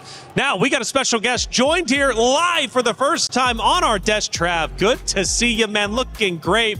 Check it out. AGAL, they're gone, right? They needed these points because the battle between themselves and Falcons has been well underway. We're in week 7. What does AGAL's exit mean for the club championship race? I mean, it's absolutely brutal for AGL. This was the 1,000 points they were banking on when it came to this week in the club championship. We know they needed this. They were trying to go back-to-back. And I'm sure coming into this one, they were probably focusing on the other games, trying to get big wins in them, because this felt like a tied-on win. But it's absolutely not the case. And Baisha Gaming come in, take Falcons out, take AGL out, and they're barely even in the club championship. So I'm hearing a lot of fans behind me. Now, what are the implications coming up, right? Vitality is about to take on King Zero Esports, a talented Chinese roster from one of the best regions in the world when it comes to Crossfire. AGL still comfortably in second place, but is there a chance Vitality, if they could go all the way, potentially dethrone second place, earning an extra $1 million? I mean, an extra $1 million is crazy, and it's huge for them to be able to do this. Vitality need to go perfect in not only Crossfire, but Trackmania, CS, Fortnite. They need to do incredible in all of them to be able to dethrone AGL. They're currently sitting about 2,000 points below them. So much still needs to be done, but with the fans on the side, with the crowd that they've managed to pull in here, they're going to have momentum with them. Yeah, super fans have shown up in a big way. Now, another talking point, I know Navi's playing Team Liquid over on the side stream at B. What does that mean for Navi? Because they're only, I think, 150 points away from catching up to Vitality. I mean, it's the same. It's a similar story for Navi as well. They had to come into this week and put on a performance of a lifetime in all the games they're participating in. And they're participating in less than Vitality this week as well. They're only in 3 out of the 4 games, so really had to be a great performance. They didn't have the best time in CS just now either. So a lot's banking on Crossfire now to be able to get some points on the board, get that across the line, possibly move up into third or second. That's crazy. Any other stories that we should know about for the club championship race as we head into our next series to determine who our top 4 will be? I mean, you know as much as me, Taylor, with what we saw in chess last week, Magnus Carlsen getting some big points on the board. I don't think we can write off Team Liquid. They might have come into this competition, first 5 weeks or so, not had a great time, but here they are now. They get a win in chess, 1,000 points on the board, couple of 100 points from elsewhere. If they can do well in Crossfire, what's stopping them from going higher? That's true. Liquid, how are they looking? Let's go to the experts here, Kyle and Lucy, because right now, Team Liquid is leading. We saw them close out that first map. Kyle, we'll go to you first. Navi, can they come back in the series, or will Team Liquid keep this miraculous run going? I think Team Liquid's really going to sweep this one. I mean, they beat Stallions earlier, so I think they're on a pretty good track record to maybe even make the grand finals here. And just to be clear, they beat Stallions in the group play, not in the playoff bracket, but we might see a rematch. Well, that's exactly what I was about to say, right? That Stallions victory in the group stage sets them up for a great rematch and already the confidence of having defeated that demon. So yeah, Liquid, there's a really high percentage they could get through to the grand final. That's right, Trav. I don't know. You want to throw your hat in the ring? I don't know about necessarily As a Crossfire expert myself, I'd love to see Team Liquid do well. I mean, obviously, Navi's going to mean more for the club championship storylines, but Team Liquid, after last week, if they can go back-to-back 2 weeks in a row, I won't say no. That's right. Club championship, a lot is up for grabs. We're talking millions of dollars. If Vitality can be absolutely flawless across all the stages at EWC, they will jump up to second. What does that mean? Their prize pool goes from $4 million up to $5 million. But for now, AGAL is currently holding on to second and Falcons in first place. Crossfire here at EWC is phenomenal. But did you know we're heading to Wuhan coming up later this year?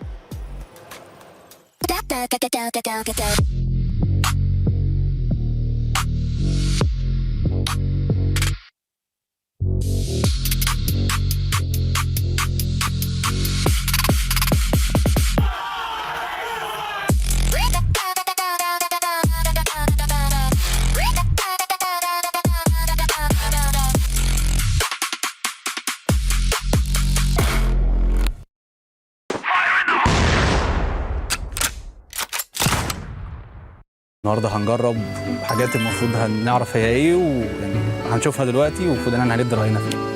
افتح يا باشا.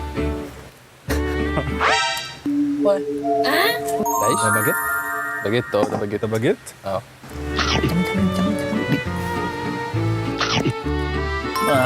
Clássico, pai. Um pãozinho francês. Torrada, pô. Clássico, pai. Torradinha.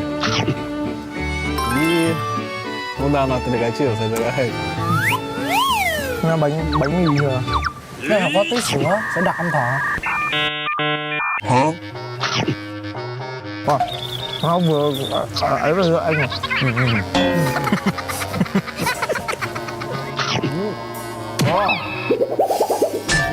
É, que isso aqui tá testando o dente, tá, pai? Aí a pegadinha chegou. Pegadinha. يلا 1 2 3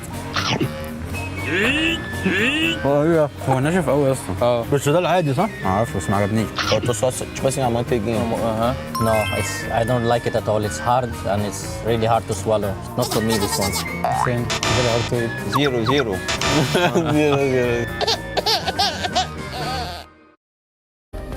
Play is in our DNA. Whenever we let it out, it becomes our superpower.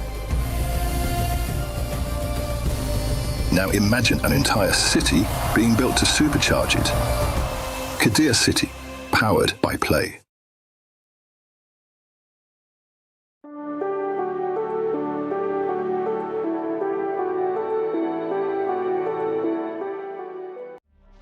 Ladies and gentlemen, the time has come for a marquee matchup to take the stage. Who's getting top 4, King Zero or Vitality? King Zero all smiles as they walk into the venue, but don't let the smiles deceive you. They're vicious on the battlefield.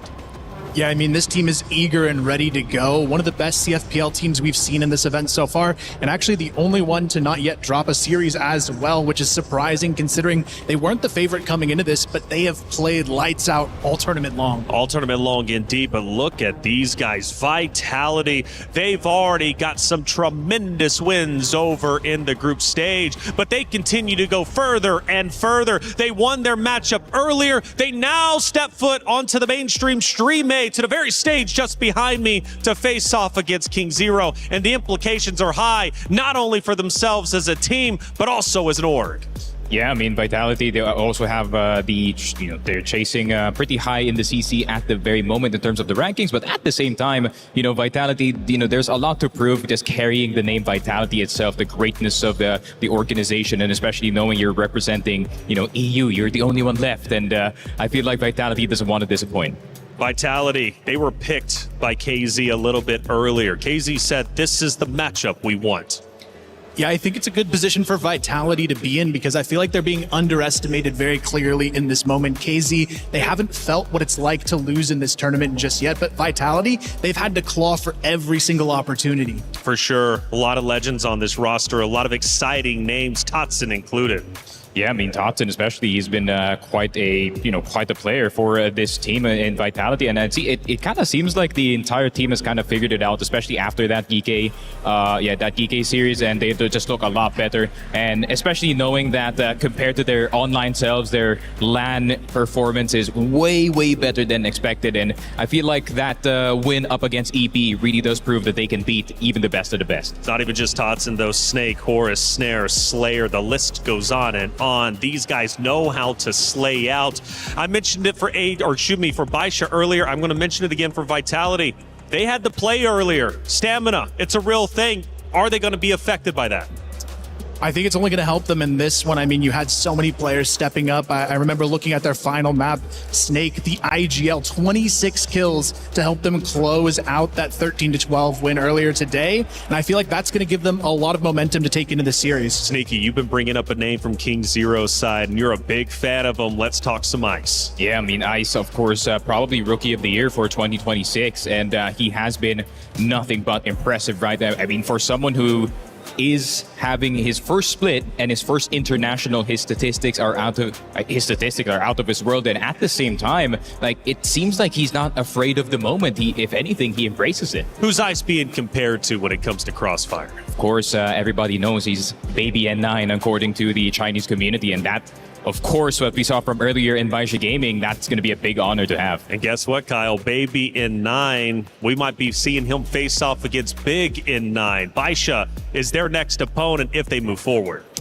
Yeah, I mean, the odds definitely seem in their favor going into this one. The way they've looked has been almost flawless throughout the tournament so far. And not only Ice has been a star for this team, it's really the whole roster coming together in a massive way. I mean, Tong as well, for me, very impressive across the board in his matches too. I just bring up Tong, such a phenomenal player. We take the stage in about a minute's time. The players will walk out there. That's where things start to get real. Now, Sneaky, We got fans out there representing Vitality. They've got the banners, they've got the drums, they've got the chants. How's that gonna affect King Zero? It's definitely going to affect King Zero, considering some of these players are new to the international stage. Granted that they have been in the crowds of CFPL, but knowing the Yellow Hornets, they can get very, very loud. So that could be disturbing the psyche of King Zero a bit, and even boost actually Vitality on their side, because I feel like a little bit of a crowd can definitely get someone going. Kyle, quick prediction, who you got?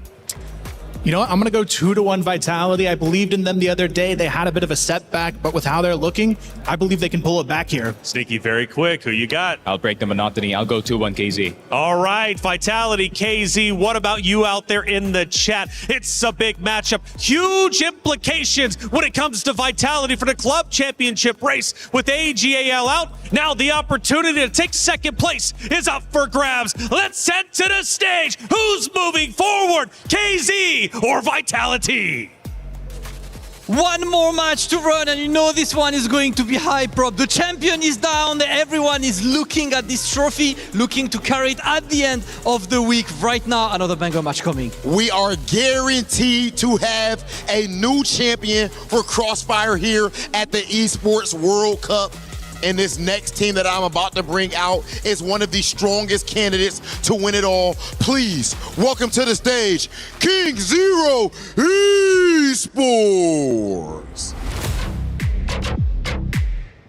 King Zero is currently second in the Chinese point standings. This is easily one of the best teams on planet Earth.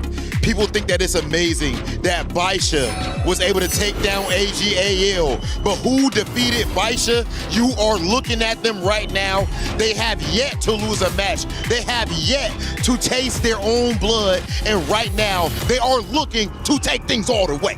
Listen, right now the champion is off, but you can hear what I hear, Rob, because there is a group of supporters that is going to be loud and fierce for their team, as the team that is coming up is one of the most popular around, and they're always full of supporters. Please, it is time to welcome King Zero's opponents. Faites du bruit pour Vitality!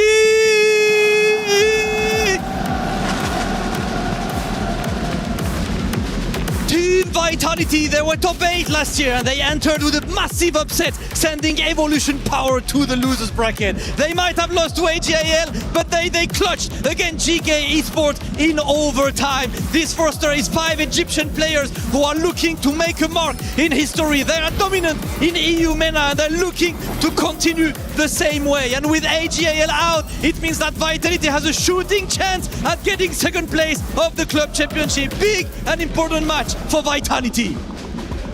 Okay.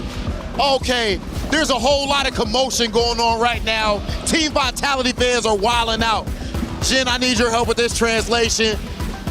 Do you have any words for all of the Vitality fans going crazy right now and booing you? Does that affect you in any way? 那 Vitality 现在有很多粉丝在现场，大声给他们欢呼。你有什么话想跟他们的粉丝说的吗？我打完之后会站起来送他们回家的。After this match is over, I will personally stand up and send them home. Okay, talk that talk then. Let it be known. They can be as hype as they want to, all that drumming and screaming, but the game has to be played. All right, I'm just gonna ask you for an answer. What he just said is, I'm gonna send you home along with the supporters. What do you have to answer to this? I just want to say, guys, don't underestimate us. We kicked already one Chinese team from the tournament, so watch out. All right, I like to hear this. How does it feel for you guys to play here in France for the French team? You see all the supporters behind. How excited are you for this match? Of course, the atmosphere is crazy. I'm excited from now, so let's see.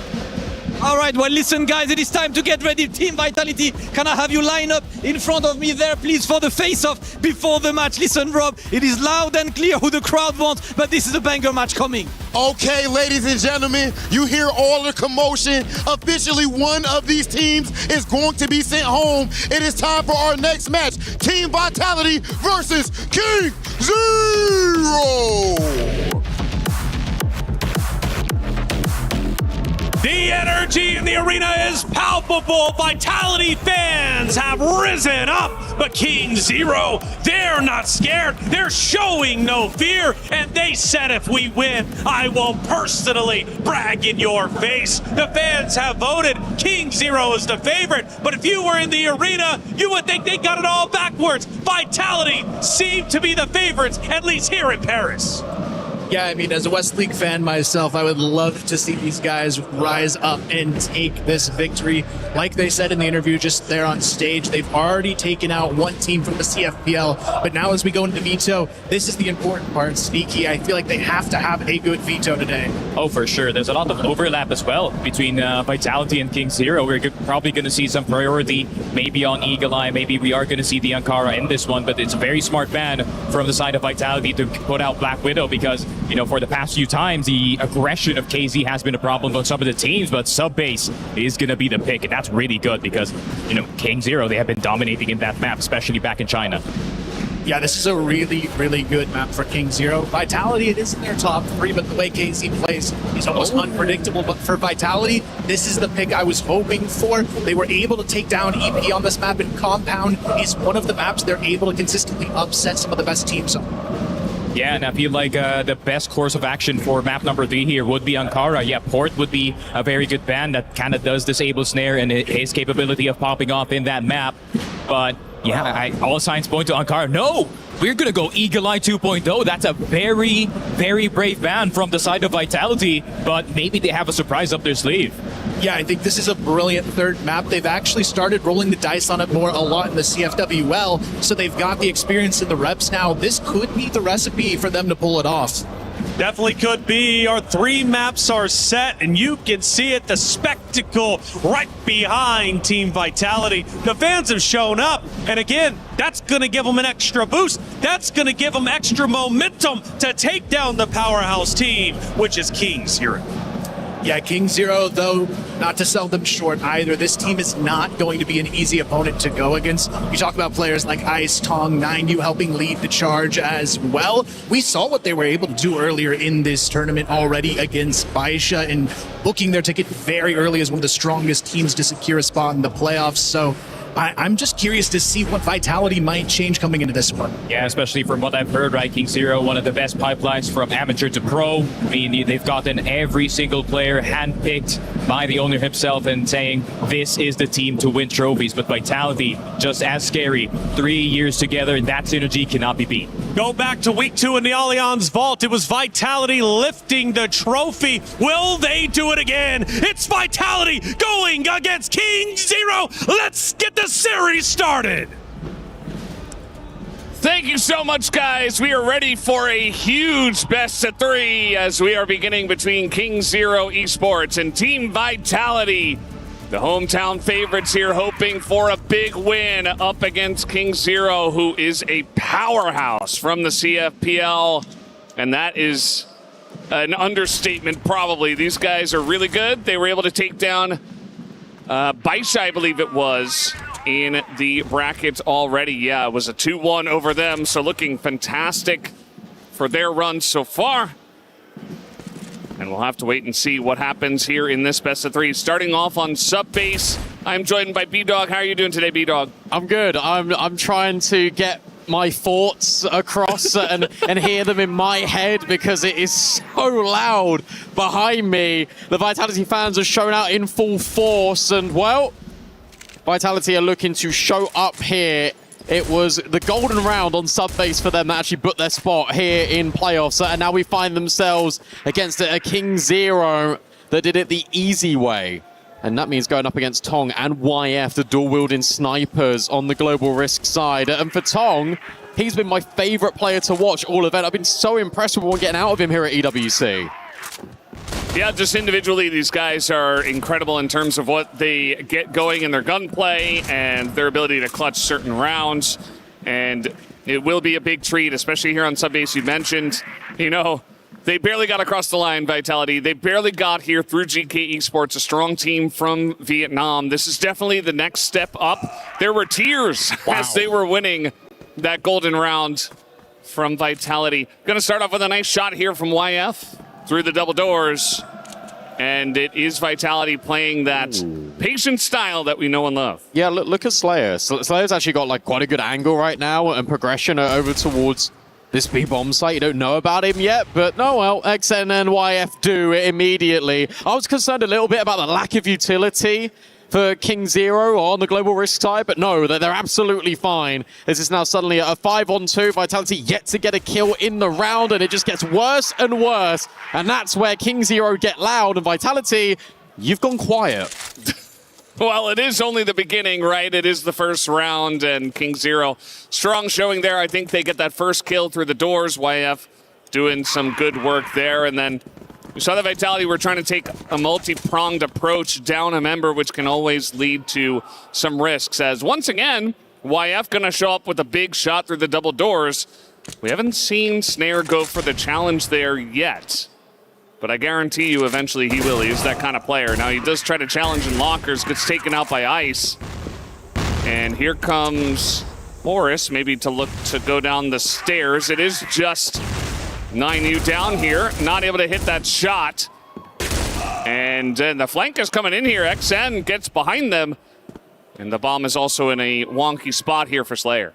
Yeah, that's actually a really difficult round because you got Horus that almost gets pop flashed down the stairs, but it just doesn't work out. He turns a little bit too quickly and gets blinded by his teammate's flash. At the same breath of that, as that contact's being taken, XN is making inroads down in towards middle. So a really nice round out of King Zero. Put a lot of pressure on early to Vitality. And this is the best way to actually silence the crowd. And it's just getting rounds in a row very consistently and very convincingly as well. That's exactly what King Zero are up to here. The desk said 2-1 this, 2-1 that. I genuinely think this is 2-0 King Zero all the way. Well, I mean, so far, it's just the one kill for the side of Snake and Vitality. But again, you know, you got to come here on a big stage in front of a loud crowd. It's going to affect both teams, and you just know that Vitality just got to get in the groove. I think they have some stuff to show, but we haven't seen it yet. They're trying to get in here and challenge YF. Not a bad idea, as they're able to get him off the point and actually move Snake up pretty close to him. Just seeing what he can see here as 9U is going to check the lineup, but he just gets too overwhelmed. And now the push is coming in towards Lock. That's a crazy peak. Just to re-clear that, like I thought they weren't ready for how far Snake had gotten off to, but no. Immediate attention to detail by 9U. Really impressive. Just to keep King Zero in control. Now here for Vitality, they look to reset the situation. They're going to group up in towards woods, maybe go towards the stairs over at A, and that's where Tong lies in wait. Hasn't got his sniper out right now, but gets it out just in time. Tong is putting on a highlight reel. Stands up, points across, and he says, get out of here. Tong sits them down. That is 4 kills in a row. And, you know, that's what can happen if you charge down the A stairs with basically no utility, right? And he doesn't miss these shots. You can't just challenge this player like that. Doesn't matter the man advantage. You have to get some utility in his face. Snare goes for the challenge. This time it's Tong who does get that shot. That third kill is just ridiculous. And the fact he just keeps on going in the next round. The double sniper setup, feeling really good for King Zero. And the lack of kills is now starting to become a very big problem for Vitality. Has Snare found one? I don't think so. I think it is still just Snake. Yeah, I do believe so. And as you mentioned, that is a problem. You do need to get some kills in order to actually win some rounds. They are going to get in the woods. It's the quarterfinal. Yeah. It's an early start. Let's see what happens. YF. They're finally throwing some smokes in his face. They're forcing him off of that point because he just seems to be such a powerhouse on that angle. Now, again, if you're going to challenge this guy, get some flashes in his face. There you go. Hey, you did it. Oh, he's still even hit it. Oh, no. What is this guy doing? What is he on right now? Come on. 3 kills to Tong. And it's just not going to work down those stairs, I guess. Well, I guess we can't go A if we're Vitality. Absurd. Another flawless round. Yeah, I mean, I'll be honest with you. Coming into this one, as you were talking about, expecting the 2-0, right? for King Zero. I do think that they are the heavy favorites in this one. Now, I was expecting Vitality to come in here and show us a bit more right from the get-go, try to mix things up, but unfortunately they haven't been able to, so they are going to go into attack pause.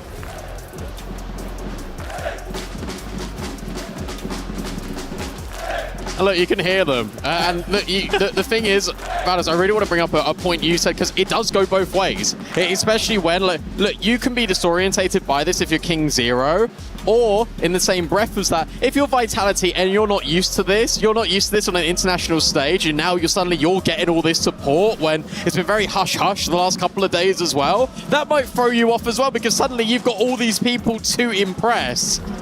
It can really start to damage you, even if it feels like it might be helping you. It really is an interesting psychological moment here for Vitality. And it's nice that the crowd's getting behind them, but they need to shake this off immediately. Otherwise, this is going to get even more out of control. Yeah, you can see Coach hyping him up there. He's got some words for the King Zero squad, as it has been pretty much flying colors from them. And that's what happens when you have these individuals who are just able to hit crazy shots and get big, 1v3s, 1v4s. Like, here, he's half flashed. He hits the shot anyway. Is that jump in? That's ridiculous. Yeah, that's me. That's what I do.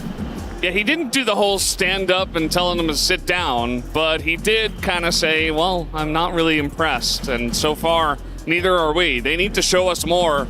Otherwise, this might be a quick one. And I am very worried for that. As you mentioned, it's a quarterfinal, right? This is supposed to be a close best of three. We just had a crazy one between AGL and Baisha. Baisha running away with that one, 10-8 on the last map, barely.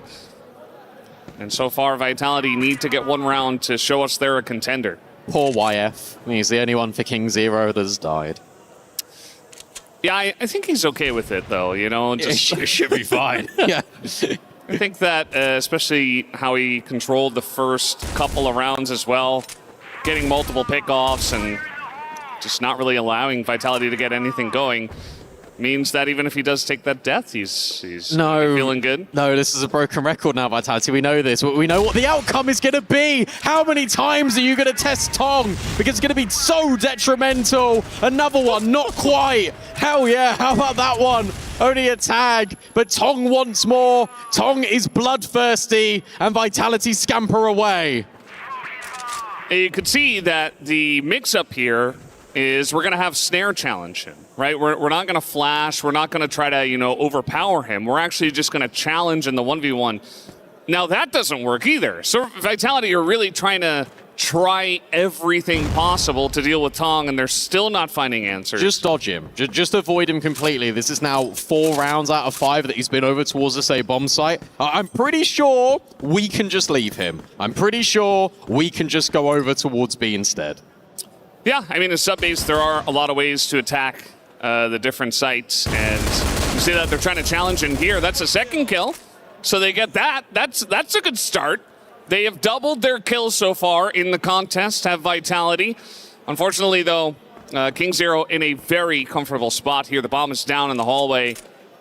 And you can see that Snake and Totson aren't even really making big moves toward it. I think that at this point, they're going to try to drop out of the vent, I suppose, and challenge this. But YF's right here. That's another kill. Snake does get it. But again, there's just not enough time to get the bomb and plant it. It's 5-0 for King Zero. I don't know what else to say. This is a stomp so far. Has he broke his headset? It looked like he, in celebration, smashed his headset on the floor. I don't know. No, it's okay. Oh, no, it's not. Oh, no, yeah.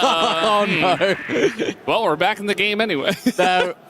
Never mind. No, we're not. You ever celebrate too hard that you break your headset? I don't even know how he managed to do that. Those things just fell apart. He's very strong, I guess. I don't know. POV, a headset's Vitality. Yeah. And he gives the okay to the ref. It seems like whatever happened, it's solved. So looks like we should be back into this in just a moment. But yeah, 5-0 to King Zero. They have taken out some big names already.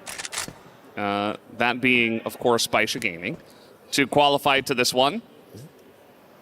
And now up against Vitality. Vitality have not been able to challenge them at all. Here we go. But the issue is that you're leaving Tong and you're going into Ice. So I don't know which one's worse. I guess we're going to find out in the next couple of seconds. Well, they haven't really tested him yet. Well, they have now. Oh, no! And now they're finding out the hard way. Ice has just found a triple, and no matter where you go, nowhere is safe for Vitality. I mean, this has to be so frustrating for these guys. Ice is coming out here, and now he's just challenging them. It's going to take them down, and it's another flawless round. So far, we have 3 kills for Vitality in 6 rounds, and that is not enough. That is not enough. They have challenged Tong, they have challenged Ice, they have challenged YF. None of it has worked, and they're going to have to figure something out. They don't have any other tactical pauses, and apparently they don't have many other options. YF here gets challenged, and to be honest, I like this from Vitality. I think this has been where they found the most success. Unfortunately, you know, as we've really gone over, there hasn't been much success. So. No, there hasn't. But I do like trying to go for the one area where, you know, at least maybe you can challenge YF. Maybe you get something going there. To be fair, like 9U hasn't really been here the whole time either. Like you have been able to sort of get this deep control in towards Woods sometimes. It's just... It's difficult when you're trying to look for positives right now, but they are spreading out. They are trying to take this space. This is nice utility to try and gather it back. You're also forcing utility out of King Zero too. And that has been a bright spark, I guess, for Vitality. Sure, the firepower's not been going your way, but you have been draining the pockets of utility for King Zero. So maybe if you can do that a little bit more, still with over 90 seconds on the clock, when you initially do execute, there won't be any resistance when it comes to flashes and smokes. Yeah, definitely try to get King Zero moving around the map and try to just drag him out of position and not just run into one guy and kind of lose the plot from there. As Snare goes for another challenge here against Tong, but the rest of the team is not here at least, so you can see that King Zero, they're like, well, we don't need anyone else outside of Tong, so we can just stack the B site and be ready for this push anyway.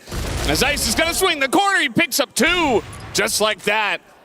And all of a sudden, a lot of pressure taken away from this push. At least Layer is able to get 1, but he is the only one left up, and they kill him through the big box. It is 7-0 on subbase. Do they have a shotgun there? The Ice have a shotgun there? That's ridiculous. The fact that they are so confident we're in a quarterfinal, he's bringing out like a ridiculously close quarters weapon, and he's just ready just to take down Vitality, just adding insult to injury right now. Biggest deficit here at EWC 2026 has been a 10-1. Wow. It could get worse, is all I'm saying. That was a crazy shot by YF. I mean, instantaneous. He's been doing that all map, though. Yeah. I mean, we saw it from Horace's point of view, but I guarantee if we watched YF, like, that would have been insane. Just the reaction time was crazy. 9U gets into the action. He's like, guys, my turn. Leave some kills for me. Like, I want a little bit. XN's like, please notice me as well. Like, I only have 3. Okay, Snare's going to try to challenge Tong again. It's not going to work. When will we learn, Vitality? When will we learn? Well, at least he wasn't on the same box, so maybe a different vibe, perhaps. I don't know. I'm reaching. Ice here. Up against Totson and Snake. He is going to be pushed out. So, okay, there you go. All right. You can see the fans are not happy with the performance so far, and I don't blame them. This has not been a very close bout so far. And we do have a nade into Totson, but he moves ahead of it. YF here on the corner. We saw him hit one of these earlier of this round. He's not going to hit it this time, and he has to back off of it. Snake gets 1, all right. A little bit of momentum, potentially. There's still a 2v3 and make that a 1v3, but, you know, a closer round so far. And Snake with 4 kills, definitely the most on his team. And it looks like maybe he's going to rotate over towards A. Everyone's playing Ring Around the Rosie over towards Machine Room. Like there was so many like overlapping circles there, and yet the timing just works out. The King Zero, and an easy kill for Tong. I think Snake fired off his gun, so just gave all the info over. That's free and easy. That's 8-0. Not a single round here on Blacklist so far for Vitality on subbase. Yeah, and Tong says, I don't have to destroy my headset this time. I think, you know, I've made the point clear enough. Although he still had some words, as you can see at the very end of that replay. He's really giving it to him, isn't he? Yeah, I mean, it's 8-0, man. You might as well. Like, this is... He's got 14-0. He's not died. If you're going to give it to him at any point, I think this is a pretty good start. Yeah, 14-0. And, you know, Snare is that player where he will say, okay, no, let me challenge him. I will deal with it. And generally he does in his region and even at bigger internationals. But so far, he has not found the answer into Tong. I feel like they need to set him up to do that, though. Like, it feels like we've seen a flashbang play towards Tong, sure, but that's been the rifler's lead in. Like, if you want to get your sniper on the line, like, maybe pop him in. Like, give him a chance, because it just feels like these dry contact plays, like, Tong will eat them up for breakfast all day long. Yeah, they really seem on their game today. I mean, we knew they were really good coming into this one. Yes, I mean, that's another statement at this point. Yeah, it's just the fact that they're really not missing. Like, there's not really a lot of mistakes being made. Here we go. I do like this as they're making their way in. It is kind of red here as Ice is going to get the first one, make it 3. It's now YF. He's got buddies here in jail. All right. It's now Totson's on the side. He's going to pick up 1, but it's only the 1. And Tong doesn't die either, so keeping that pristine KD alive. And speaking of pristine, it is 9-0 for King Zero. Could it happen? 10-0 on the way. I don't think I've ever commentated a 10-0 in Crossfire. I think this might be my first one. If it happens, you can see that nobody on the side of Vitality's squad has much to say either. They're just going to have to probably think about map number 2 at this point. Now I want to see it. Now I really want to see it. Let's get it. King Zero. Just for the bit? Yeah, just for the bit. But we know laughing matter for Vitality. YF thinking about pushing the issue towards this B bomb site. There are nades drawn as well for Vitality, but YF doesn't care. He's already round the corner, just in this smoke. It's a lovely angle, and the trade onto Totsin is sublime. Can he find any more? Is he going to be ready for Snare? Not quite. This is better out of Vitality. All right. They have more members than are alive on the side of King Zero. That's a good start. We do have now pushing into A, though. Strong angle. They're going to drop 2 nades. Snake right here going to maybe challenge Tong. We know how that goes. And actually, he's going to hold up here in the corner. Feels the pressure. Does not get the kill on accent, but he's got backup. Has 2 guys up in the computer room. As Tong is looking, he wants to hold on to that pristine KD. I don't know if he's going to do it this time. All right, bomb committed by Tong.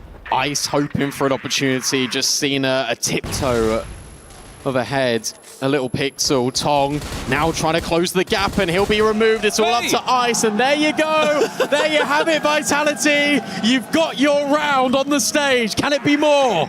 They did it. They took down the round. They got Tong as well. They have defeated the raid boss. And hey, you got to start somewhere. Late is better than never as long as you can get something going. Just feels patronizing at this point. Yeah, I mean, nice round though, you know. Good defense. They were able to handle the pressure. I think Snake, even though he did die on the push, he immediately had backup. So that's good. You know, Vitality are playing well as a team. They're rotating quickly. And, you know, I'm not saying that they're going to win 8 rounds in a row, but at least it's signs of life, right? So maybe you can hope for something in map number 2. Well, let's let it breathe a little bit. If it gets to like 9-4, 10-4, 10-5, and I think we have that conversation, they're still sort of on their last legs, but this is back-to-back opening kills now for Totsin, and Totsin was really struggling. So this is much better now. Out of Vitality, trade out of YF is in though, 4 versus 4. And you got to think about it like this, King Zero are 4 kills away in this round from winning the first map. Yeah, very close to closing it out here. I do like how YF's being kind of a nuisance by himself over in the locker room. It really makes you wonder, you know, does he have backup like we saw earlier on? Is he alone? And Snare is not over there this time. He's actually over by the double doors here. And it's actually Horus to hold down the A stairs this time around. And still no committal from the side of King Zero. Maybe looking for the follow-up into lockers, into B. As that's going to be a nice snipe from Snare. All of a sudden you have a man advantage once again. Surprised they want to keep committing into this. Oh, okay. But it does work. Low HP on Snake as well, something you have to consider, but he's all the way towards Wood. Tong holding the angle, getting the kill. That's immaculate from Tong. And now the player advantage swings the other way. It's King Zero with the better odds of it. Can plant this C4. Ice ready to deal with Horus. Now it's Snake on low HP to try and clutch, try and keep Vitality's hopes alive here in sub base. But Tong, he's already ready for this. He can scope in on the angle and claim another kill. You feel there's no chance for Vitality on sub base. It's 10-1 for King Zero. 10-1, an absolute masterclass individually and as a team. Didn't even really have to show anything. They just shot them down and made it easy. Not spending more time on stage than they really needed to. Almost got the 10-0, but at least Vitality put in the one round, I suppose. And we'll have to see much, much better from them in map number 2. And the crowd's still behind them, of course. You gotta hope that that is enough to get them across the line in the future. But guys, we're done for now. Let's go back to the desk in a moment.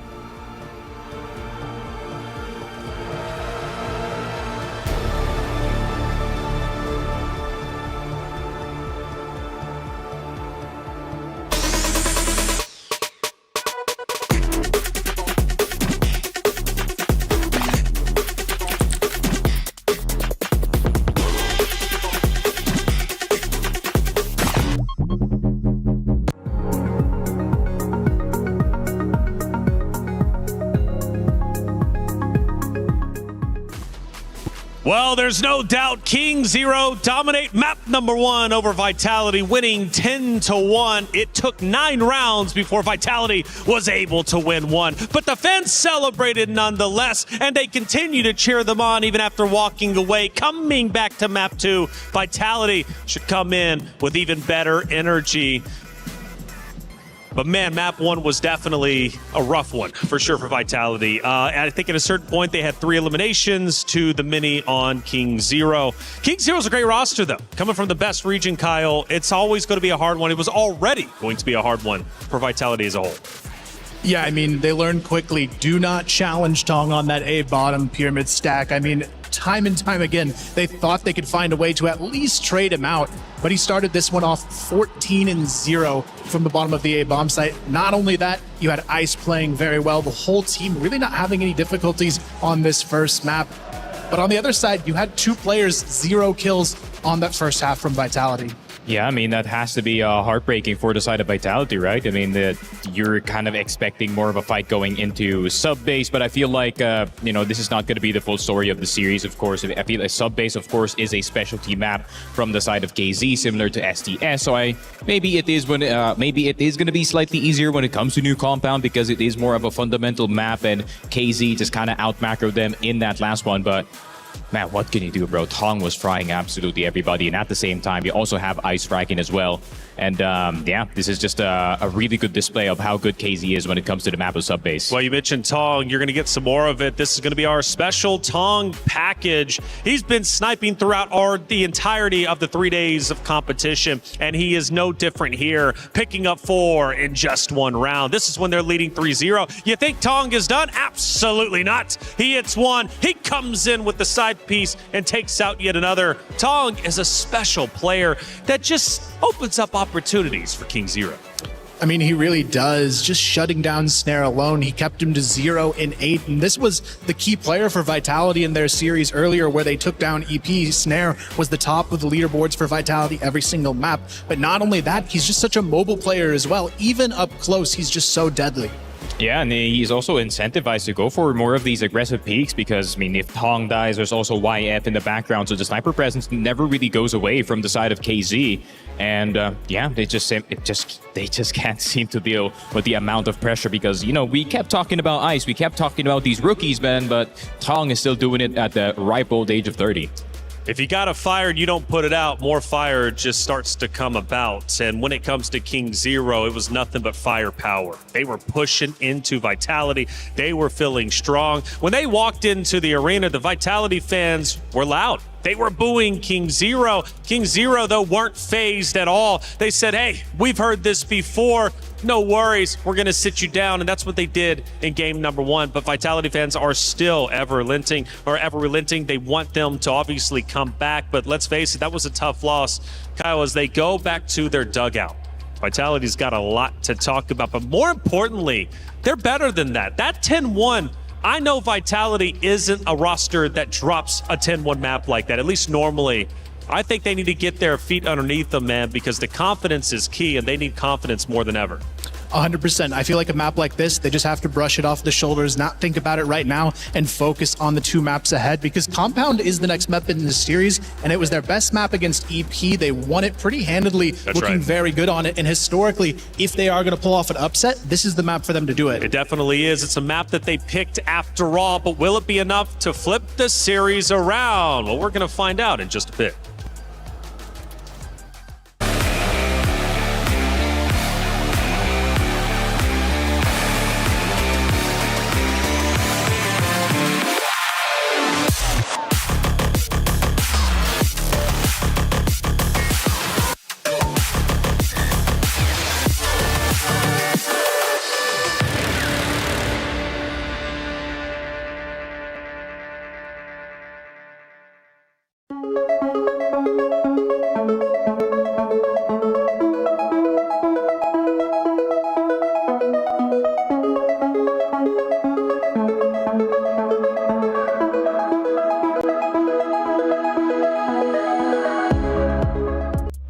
The players have left the dugouts. They're returning to the stage, and Vitality fans are once again erupting in the venue to support their team. They believe in the comeback, but does Vitality believe in the comeback themselves? That's the question they must answer. As we know, Subbase was always going to be a hard one. King Zero picked it, Sneaky. When we come to New Compound, Vitality said, this is our map. They believe in themselves. They're wanting to come back. Oh, for sure. This is the map where KC cannot play that exact same way. They can't be too aggressive or else get punished by the more passive way of Vitality. And especially this map is a lot more fundamental. I think this is a possibility of a comeback by them. 100%. This is the perfect map for them to show us what they can do. We saw them dismantle EP earlier on it, and now they have a chance to catch these guys off guard, because KZ, they're going to go into this one very overconfident, thinking Vitality doesn't have that fight left. But I think fight is going to be what Vitality has in store for us. Sneaky, from Vitality, you got 5 talented members. Who's the one to pick everyone up on the team and says, we are good enough to take down King Zero? It has to be Slayer, right? I mean, Slayer, obviously one of the harder fraggers on the side of Team Vitality, really has to lead the charge when it comes to the frags, but at the same time, we have to look at the sniper Snare. The confidence was still there, despite being 0-8. He was really trying to actively challenge Tong in this one, but we need him to hit. Gotta hit, gotta take down Tong. We had a Tong highlight package. Vitality doesn't want that to happen again. They also need to shut down YF, who was running the dual sniper. But New Compound is a fresh start, a fresh opportunity for Vitality to come back in the series. And if they can force a map number 3, the confidence is going to be at an all-time high, and Eagle Eye will be the decider map. But we're still far away from getting to that point. It's King Zero versus Vitality. Will they come back, or will King Zero crush Vitality's key? Let's find out as we head in to map number 2. Thank you so much, guys. Let's see what we have in store for ourselves here on New Compound. King Zero Esports up against Team Vitality. Fresh slate. It's 0-0 for now. And let's see if they've got anything more in store. I'm not so sure, B-Dog.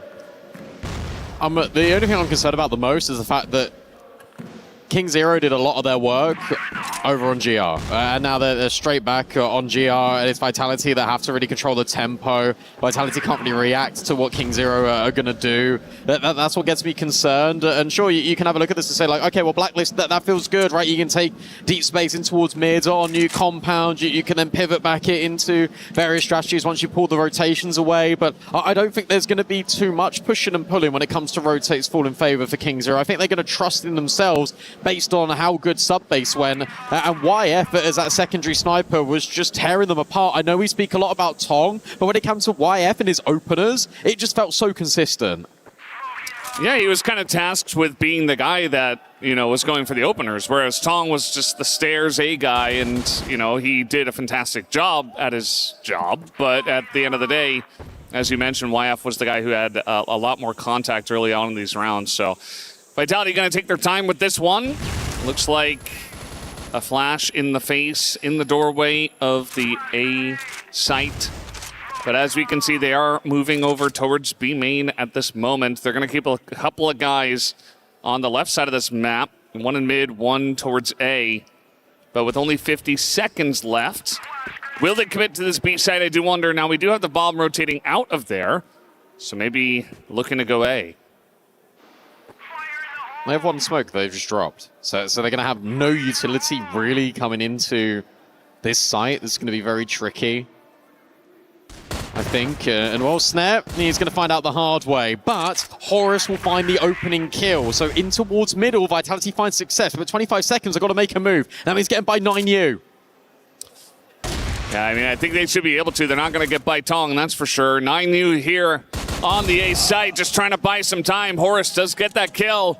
As they make their way in, they're going to have to get this plant. You see Tong wants to go in fast. He wants to go in furious. That shot is insane, but Todson does sit him down. That's another kill for Slayer. And all of a sudden, it is a 1v2. Now, Ice, we know what he can do. Snare, though, is going to hit the shot and get Vitality ahead. Very scary round for Vitality, really, because they had such low HP coming into that. That's why the pistols go forward. They really want to try and disrupt and stop Vitality getting into a decent after plant, but it's the reaction shots that come through from Vitality. The fact that Snare goes to that peak on such low HP, that's impressive more than anything. And that shows confidence. Still running through the veins of Vitality. That is exactly what they needed. Maybe a remedy to their series here against King Zero. A confident start that needs to be consistent.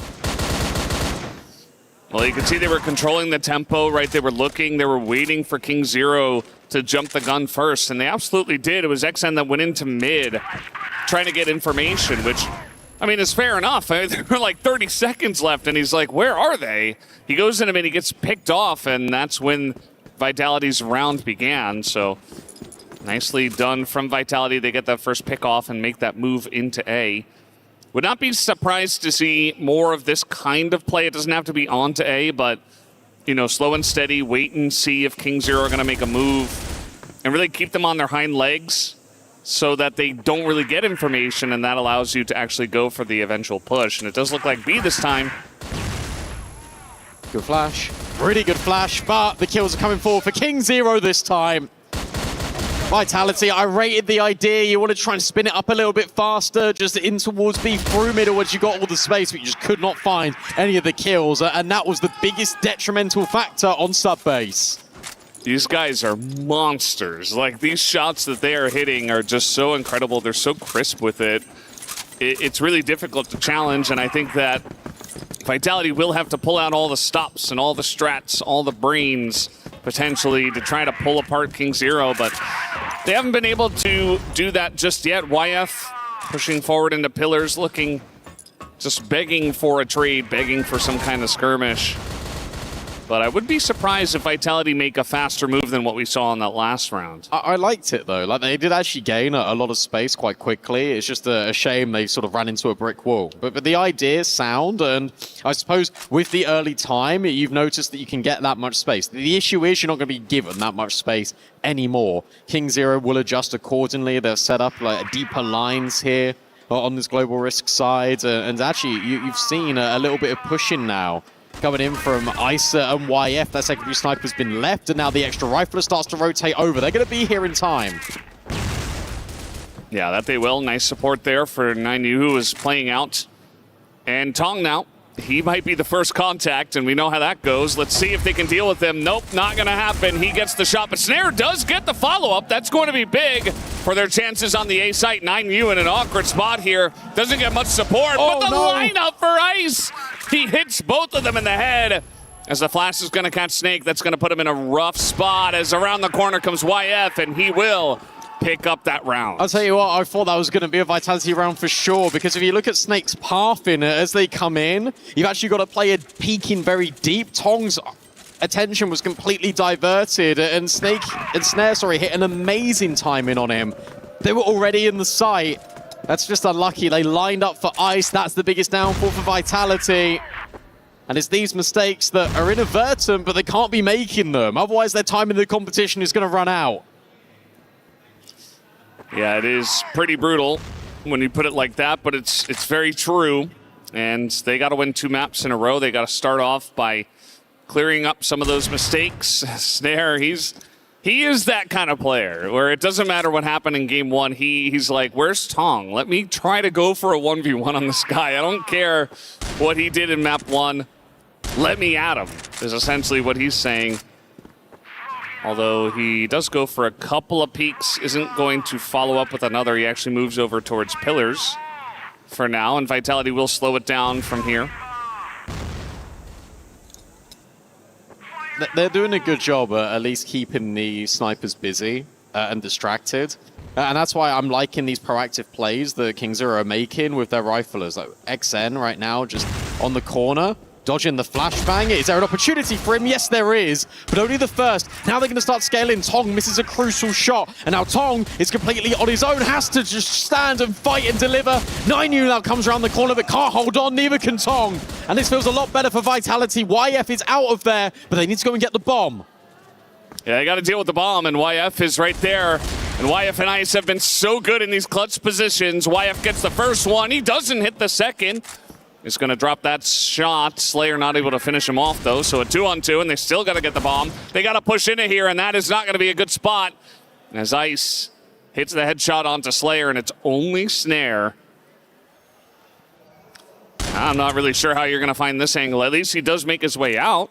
So that's a start. Picks up the bomb.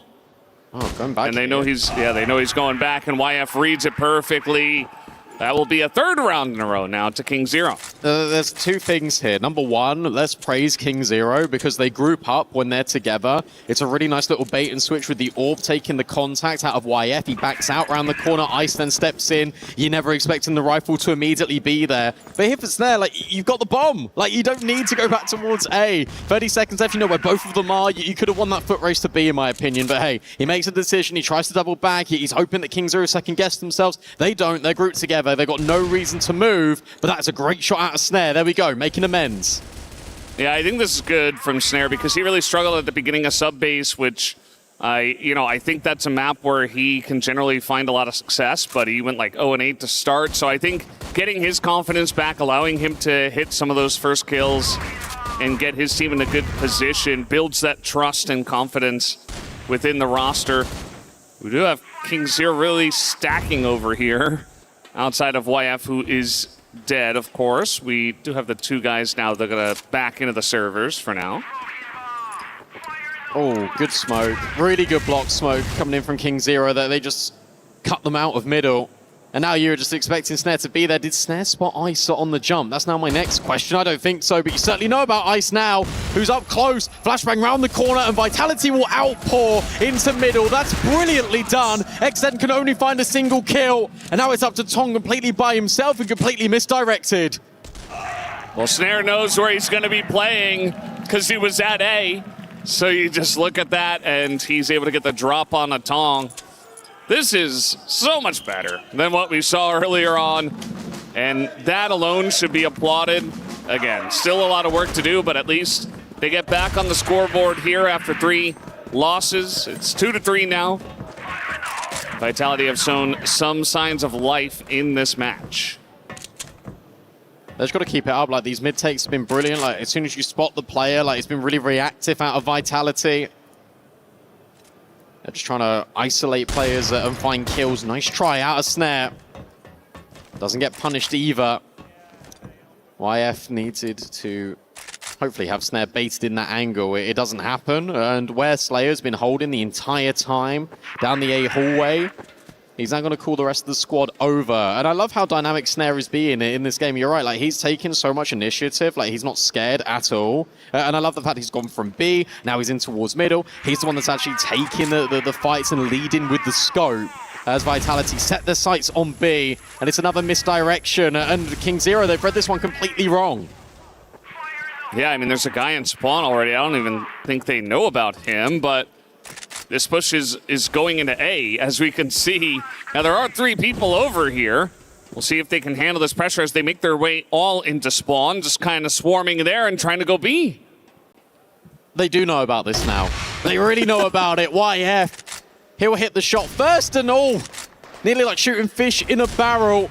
Instead, he's looking to not get stung by the Golden Hornet. Snake instead will remove his life. And that gives space for the bomb to be planted. Yeah, nice little tricky play here from Vitality to gain access to the B site. Whatever works, I guess, is now Ice trying to swing in a 4. Didn't expect that many people there. As the double swing comes out, he still gets a kill. But at least they do root him out and gain control of B main.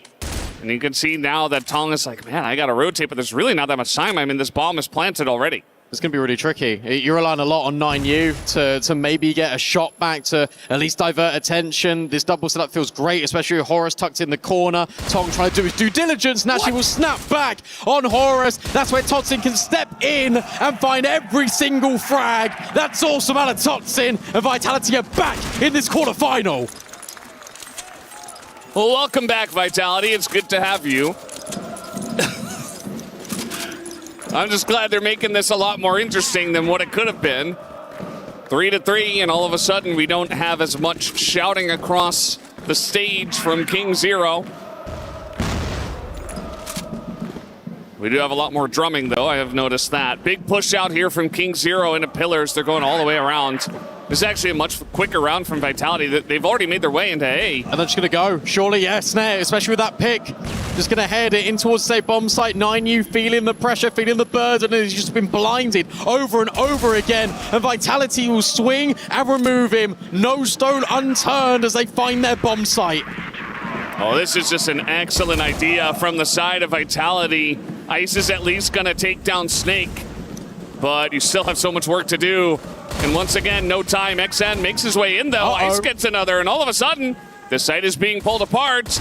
They're coming in through long. YF just right through the front door, just doesn't miss a headshot. And King Zero will not be denied. Oh, it really just felt like Vitality were finding their rhythm there. As soon as the drums were beaten, they started up in the ante. They found really good space in towards that A-bomb site. But King Zero, it starts with that first pick on towards Vitality when Ice gets the kill rotating in, and suddenly they just keep going. They get all of that determination, and they don't give up. YF right through the gullet. And now for King Zero, they take the lead back yet again. No, it doesn't matter how quick you scale on towards the bomb site. It's the individuals that always seem to bail out King Zero, and they've done it again here in round 7. Yeah, absolutely. Nicely done from them. I thought that was kind of a done deal once Vitality made their way on to A. They read the pressure very well. They changed up the tempo. They got onto the site. They double swing the individual members, the initial first pick off from Snare. Like, everything was going perfectly, but unfortunately just not able to hold the 5v3. And that's got to feel pretty rough, but still got a couple of rounds left in this half. And then you move over to GR. I mean, there's certainly an angle here for Vitality once they make the swap over to the other side to get some rounds under their belts where they should be a bit more comfortable. And now it does look like more action towards mid. This is definitely, you know, the main playbook, I'd say, for this map from the Blacklist side. So not too surprising. Trying to flash into A main, actually, and fake a lot of pressure over here. Most of the people are still in mid. Yeah, that was a nice flash being thrown over the top of middle. That gives Slayer a little bit more room. It also pushes the sniper back. And for XN, he's a little bit paranoid about middle. Another smoke goes in towards that A bomb site. And that leaves Ice with a lot of responsibility. You're also looking towards YF, thinking he can't really move off that angle. And XN, that's brave. And yet somehow between him and 9U, they get a kill and an awful lot of damage. Vitality now scared off of A, and they've got to go back to B. Yeah, I mean, that's just great teamwork once again. It's something you were talking about before. It's like XN went out there, he gets the vision essentially. He's like, okay, I see them right in mid, and 9U's right behind him just spraying into the smoke. Look at the health as well. Like, yeah. they are lucky. And now look at this Crossfire as well. This is brilliant. YF's holding the spawn, Ice down low. It only gets scary if Ice gets removed first, and then YF can't find a kill, but that doesn't happen. Instead, he gets a collat. Oh, no. Yeah, that was quick. And here comes Snare now. He's going to peek it, and YF says, nope, not this time. King Zero now left to be the only ones laughing and shouting at the end of the round. 5-3, as they have maintained control here from the GR side, which is definitely to be expected, but, you know, it does feel like a lot of momentum going their way, especially after a round like that. You can see it's not just their ability to shoot insane shots. It's like the setups they have, the ideas they have, playing as a team. A well-oiled machine is King Zero. Yeah, fundamentals feel on point here. Like the way that they're rotating, you're right. The fact that they got the Crossfire so established, deeply nestled into those sites as well, given the time pressure, given how much Vitality is straining middle and really trying to deviate away from it. Like that's really awesome to see out of King Zero, especially when 9U and XZ are really low, but all that damage unconfirmed by Vitality. It was just a random spray through the smoke. They knew nothing about it until their player fell. And now it's 9U getting aggro over towards A main instead. Slayer has been here the entire half, and he's not really had a gunfight. Yeah, 9U once again to be first contact. Feels like it's always him or XN that have to deal with this. And it is Snake and Horus that pair up for a kill there on long. They're not going to commit to it, though. They just get that kill back away, and it's definitely the right call. Do see that XN's trying to get in there and get a trade back, but not quite able to do so. Does a lot of damage to Snake, at least. That's fine, putting the smoke up as well, because you're just denying access. You got to be careful of Snare in the window, but I feel like you're always going to be mindful of that if you're XN.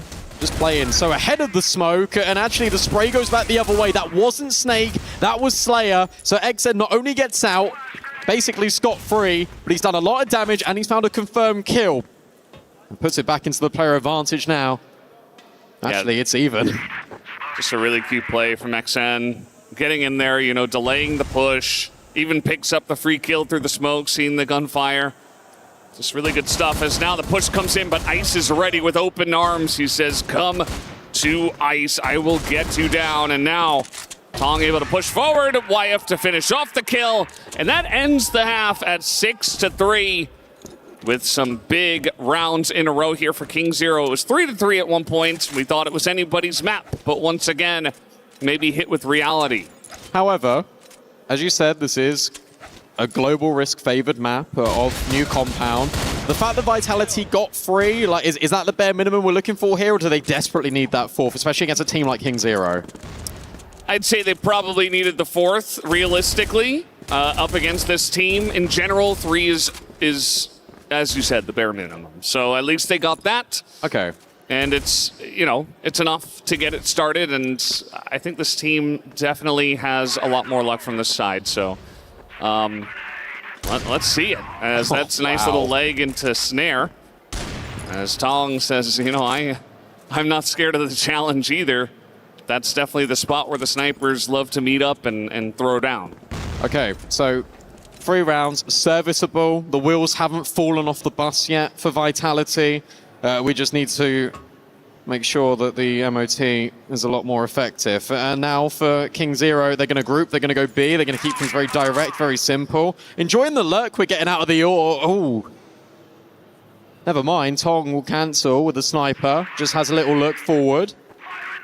XN will come up and group with him, flash through the smoke, and yeah, that feels a little bit crazy. Tong with the trade, with the pistol, and now he's pushing even further forward. This B split, the contact works well, at least initially for King Zero, but look at Tong. He's all the way in spawn. Or he was. He was. He is no longer there. As Snare is able to win that fight once again, and up the stairs goes Snake. As a big defensive round comes through, YF has been having obviously a huge map so far, but you can't expect him to do the 1v3 on the B site. Let's see if he's got it. There's the headshot. He knows. Into Snare. He knows Snake is there. He's looking for Horus. Tries to double swing. And Snake and Horus get it done together. Every single round that Vitality win is difficult. But they have 4-6 and they're on GR. I mean, this is not a bad spot as they do get that kill down. And Horus is trying to get the team pumped. Scary. Very, very scary. Like the fact that Crossfire nearly breaks because you don't have a player swinging in. Like the fact that YF was just so ready for that tucked in player, I think is exceptional. They take space quickly down towards A Halls here, maybe having a little peek in towards Long. Horus is going to be under pressure potentially. Tong's just going for spam through the box. That is not going to work. No one is there, thankfully, for Vitality. Yeah, very common spot we actually saw between Baisha and AGL earlier. And Nine was like, yeah, I know he's going to be there. And Sway was quickly rooted out. Pretty common one. You can see guys tucked in with the shoddy and trying to make plays, but just spam the box. You don't have to deal with it. And now King Zero, rather, moving in towards the pillars. And, I mean, just trying to check what they could see, really trying to check all the boxes and push Vitality back before they make any big committals here. Especially after a round like the last one, which was very fast and loose and, you know, crazy swings. Like, Tong was pushing by himself with just the sniper through the spawn. I keep seeing that at this event. Like, loads of snipers just pushing and lurking by themselves, and it feels very counterintuitive, to me at least. But hey, if it works, Tong, it works. We've got a 1-for-1 rifle trade. Meanwhile, as King Zero look to push into B, and currently there's only one defender here. It is that secondary sniper, though, of Totsin. Yeah, and Totsin's been good. I mean, Vitality, they are behind on rounds, but he still has a positive KD. It's not something you see all the time. Has been very clutch for the squad, as now he's got to pull up big once again. He is ready, shoots him out of the sky, nearly gets another one. He's still alive here in the servers. That's really what matters most. He picks up a second one. Just staying alive, picks up a third, and that's another round on the board for Vitality, just like that. They just completely lost him. They completely lost all sight of him, or it was miscommunication, what have you, for King Zero, but they completely did not look at Totsin, who is plucking players out of the sky, as you said, and he's just being a nuisance in the server room. Overloaded were King Zero, and now suddenly it's a one-round game. Yeah, this is what I was saying. I really wanted to see what Vitality had in store for the Global Risk side, because essentially, we talked about it, the bare minimum, but you get a couple rounds going and you're feeling good. That's a nice start in mid. Slayer takes down Ice, aggressive peek from him. This is the kind of player he is. I'm sure you know if you're new to the squad, you didn't get to really see any of that on sub-base, but now he has been set free here on New Compound. So many more rounds to play with, a much closer map. And you get to see some of these players have their moments. What's Snake up to? Looks like he's very close to the other smoke, and there's YF on the other side with a sniper. So this is going to be a very difficult clear for YF. And yeah, overlooked, and Snake should confirm that kill. Sounded like it took way too long, but he at least does lock it in. Now in towards middle, go King Zero. They're running out of options. All they've got is just this cluster of players, and it's just not working out. Slayer will find one more, and now the dominoes are falling here for King Zero. It's about to be a tied-up game. Yeah, and they're going to go for a tack pause after all of this, after all the domination. Doesn't matter. Nainu gets in. Still a chance here, I suppose. Tong going to get one onto Horus, but Snake going to shut that down, and it's only Tong. 55 seconds. He says, I don't need the bomb. It's fine. I'm just going to go ahead and... okay, he goes back and picks up the bomb. I do think that if anyone's going to do it, there it would be Tong, but he's certainly having a more measured map number 2 compared to his... oh, wow, okay. Snare not ready for that. He was just waiting up on the boxes, hoping for the push to come through, but Tong went back up into the tower, gets the angle. Does he win these? I don't think so. Honestly, I think Vitality have enough momentum, and there's really not that much time. And Tong's crazy. We know what he can do, but... Come on, let's build it up. But 15 seconds. He's got to get in towards the bomb site. Snake jumping, and Tong knows. Maybe he can get the kill. Full blinded. 10 seconds. Rotates need to come in quite quickly, and they will. Nearly for Tong, but not quite. Can't even find a kill in that 1v3. Yeah, not going to happen. Didn't leave himself a lot of time. Had the opportunity to get the quick 1v1. If he immediately hits the shot, then he can take the second follow-up 1v1. With the rotating player, but he doesn't hit the first shot, so it's essentially a wash from there. So nicely done, and you can see the King Zero coach is furious. Yeah, he's not happy, is he? And I don't blame him. That they were in control again of this game. Now it's completely fallen out of their favor. I'll be honest. I could be speaking out of turn here, but it feels like for this Blacklist side here at King Zero, it's felt pretty uninspiring. I feel like I'm watching the same thing over and over for the first 45 seconds. It doesn't feel like there's a real purpose to take a space of map control. Even got the Vitality fans doing the Macarena. That's how confident and comfortable this has been, especially on the global risk side for Vitality. They're having a great time now. This is what they signed up for. And, you know, I think you might be onto something, because I said it in our a couple series ago, actually, with the team up against Falcons that it was Baisha, okay? Baisha up against Falcons, where they're just doing the same thing over and over because they're hiding strats. And they're like, we are better than you. We can take you down. But finally, Vitality are showing signs of life. So I think King Zero now are going to have to really pull out some of the stops, because, as you said, it's been uninspiring. It's been a lot of the same. It's been individual guys trying to make highlight reels, and that's not how you're going to win, especially against an awake Vitality. As we have seen, they have certainly come to play here. 3 rounds in a row on the global risk side after the half. Do you have to hide strats in the quarterfinal? I suppose if you beat the team 10-1 on sub base, maybe. You're nodding your heads very emphatically. Okay. The next team is Baisha Gaming, so yes. I suppose you want to hide strats against Baisha Gaming. Yeah. That's fine. That's if you get through Vitality. Yeah. Well, as you mentioned, the 10-1 certainly gave them a lot of confidence, perhaps overconfidence. And now the coach gives them a good yelling, and we'll see if King Zero change up their play. Smokes comes in, they're going to swing Slayer. Nice. That's a nice play as they make their way in through mid. Horus comes out here. Wow, It's a lot of work done, but kind of a crazy swing. And also Snare is behind them. So, yeah, he's got the angles. Actually gets the drop shot out the window. But the bomb is on the site, and Snare did take a bunch of damage, so still advantage King Zero, I'd say. True, but he does have the sniper, and he's already all the way around the world. And the best thing about this for King Zero is that they're contained, which is why you've seen YF now go on a little adventure on his own. He's already flanking. If he can get rid of Toxin, that's probably the remedy for King Zero and their success. Snare, not caught or clipped by 9U. Snare has now got more time in this site, and the timing actually feels really good. He can't be too far, guys. He can't be too close. But thankfully, it's okay. Whew.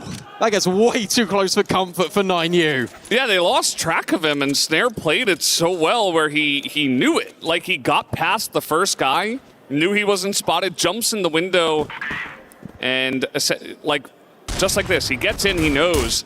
And as long, he knows, he had it. It's so close. And just not able to pull off the 1v2. A lot to ask, though. How did he get in the King Zero sandwich? How did he get in that position?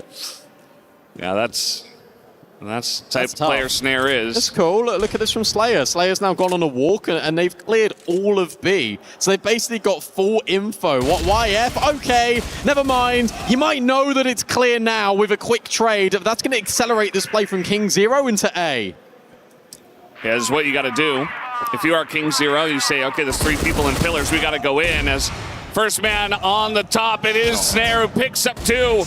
And wow, he peeks again. I thought after the second time, just let it go. But I guess he wanted to get information if they were actually pushing into A. Unfortunately, that does cost him his life. Do it. Push it. Go through.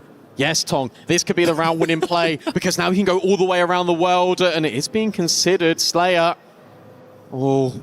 How much? They're now re-clearing mid. They're going to think that A is completely vacant, and it's fine. They're going to go B instead, and that's where Ice can just rendezvous over towards A. This timing is crazy because Tong's walked the smoking spawn with the sniper.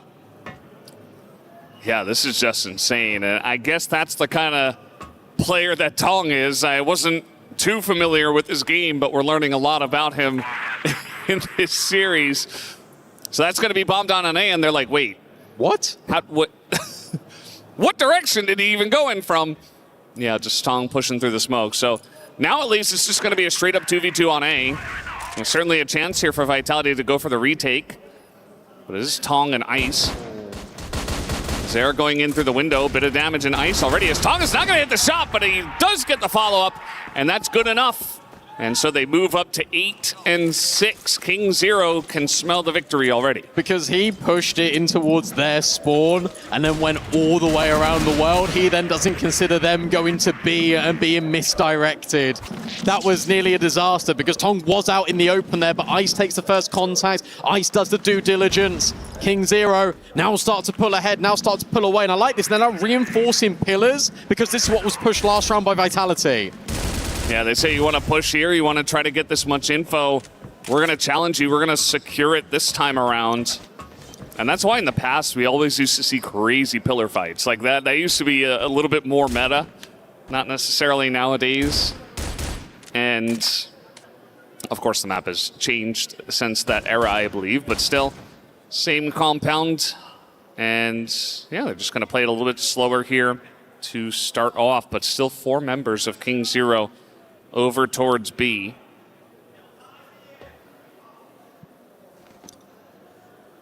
The 3 defenders of Vitality, at least in close proximity. One of them is Totsin, who's been very good as a secondary sniper, especially on the GR side. It's interesting that King Zero drop a smoke here, just sort of in the doorway. You're hoping to try and isolate a fight or at least push players in, or to be honest, do this, get utility out of Vitality. And now they've got to reset. And I tell you what, the Vitality utility is dwindling right now with just over a minute left on the clock. Yeah, not too much left in the tank, but potentially enough if we see a full-on push come through. Smoke in the A doorway, but this is going to be B pressure with all 4 members outside B. As they push their way, there's still a smoke in this doorway as well. But this is fine, right? Because they want this space to line up the smoke on the box to drop deep. Mm-hmm.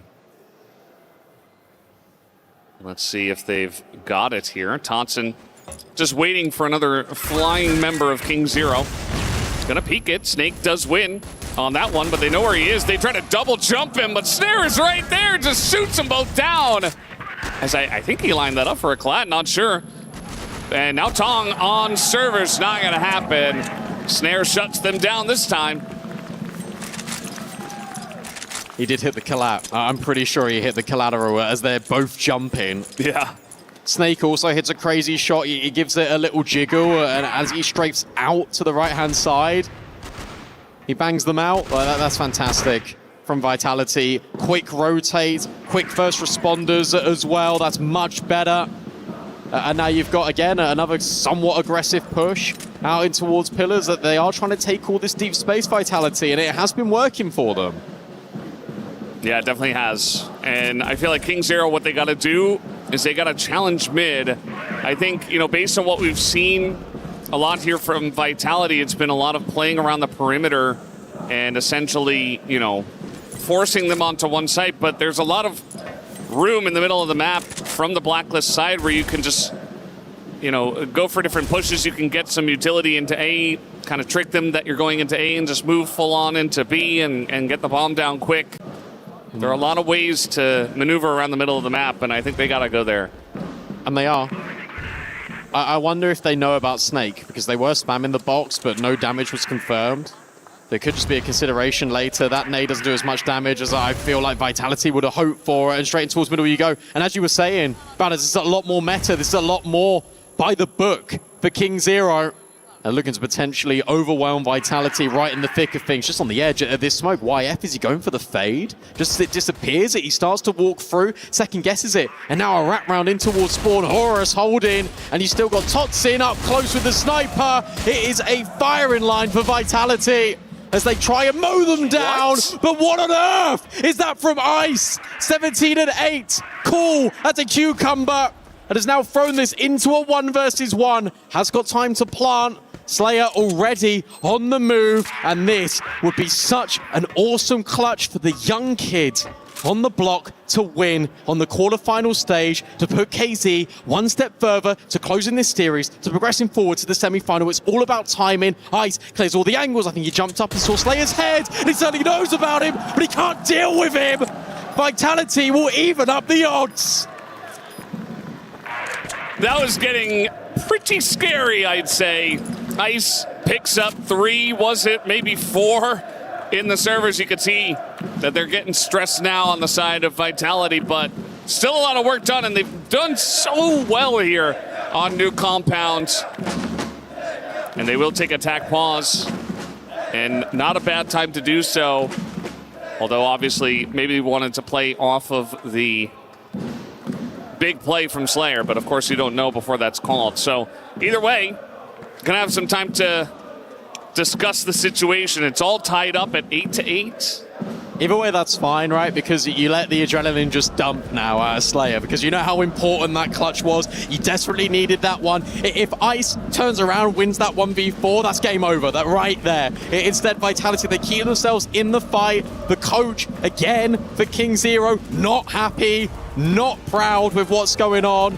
Barking instructions at them. They only need a couple more rounds to close. They were able to get them in consecutive manner, but here it feels a little bit more scrappy, more of a brawl. Look at him. Look at the body language. He is mad.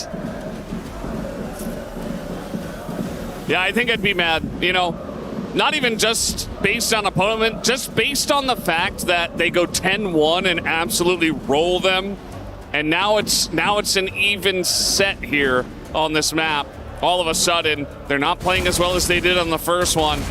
And this is how Ice got everyone. He just 1, 2, 3, twirling around like a ballerina.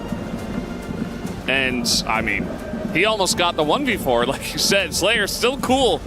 He's almost like, guys, come on. Like, really? I got to do this all by myself? Slayer, you didn't see what happened to your team. They got owned. Oh, hello. Look at that. Little boost up for Snare. Trying to get the opening fight. Doesn't happen this time. It's a cute little trick that King Zero, to be honest, I don't think I've seen.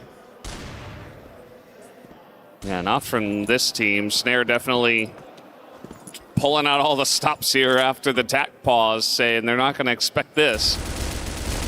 But, well, doesn't really get anything off of that. I suppose XN took a little bit of damage, but not from him. And so now King Zero, after getting an earful from the coach, a very angry coach. And again, understandable. We'll see if it changes up the way that this one plays out. But for me, I think Vitality's got a pretty nice chokehold here from their GR side. I expected it to be strong. They got the bare minimum of 3 from Blacklist, and it's been much more their map after the half, of course, all tied up. You got to go A. Yeah. Like, if you're King Zero, you have to go A. Like, I feel like B, you're right, it's just in complete lockdown. Nice nade onto Slayer, does a little bit of damage, and I also like the decision here that Horus was holding deep over at long, and now he's backed out, dropped a smoke, and is wasting more time. But I feel like A has been your best source of success if you're King Zero. Yeah, I wouldn't mind, you know, mid to A. I do think that they really haven't... This has been underutilized. I feel like, you know, they've done mid somewhat, but it's been a lot of B pressure, a lot of spawn pressure. But now with 2 guys over in A main, I think they're going to go for it this time straight through the smoke. YF lines it up, and they already got that kill on a long. Todson trying to challenge, but Tong very, very smart here. Does not go for the challenge, just backs off to his team, knows they have full control of A, and that's just a little bonus kill from YF. And now Tong can do that because he's alive, doesn't have to go for the challenge. Snake by himself, they know where he is, and he's getting flashes to the face. Not very likely he pulls off this 1v5, and I don't think he's even going to go for it. No, give yourself time to talk. Like that's the most important thing for Vitality. You're right, mid to A, the remedy.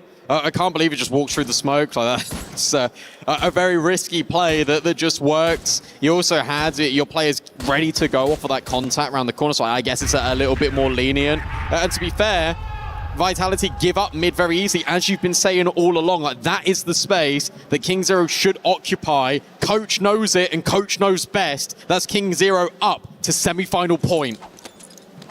It's so close for them. Vitality's made it very difficult here on New Compound.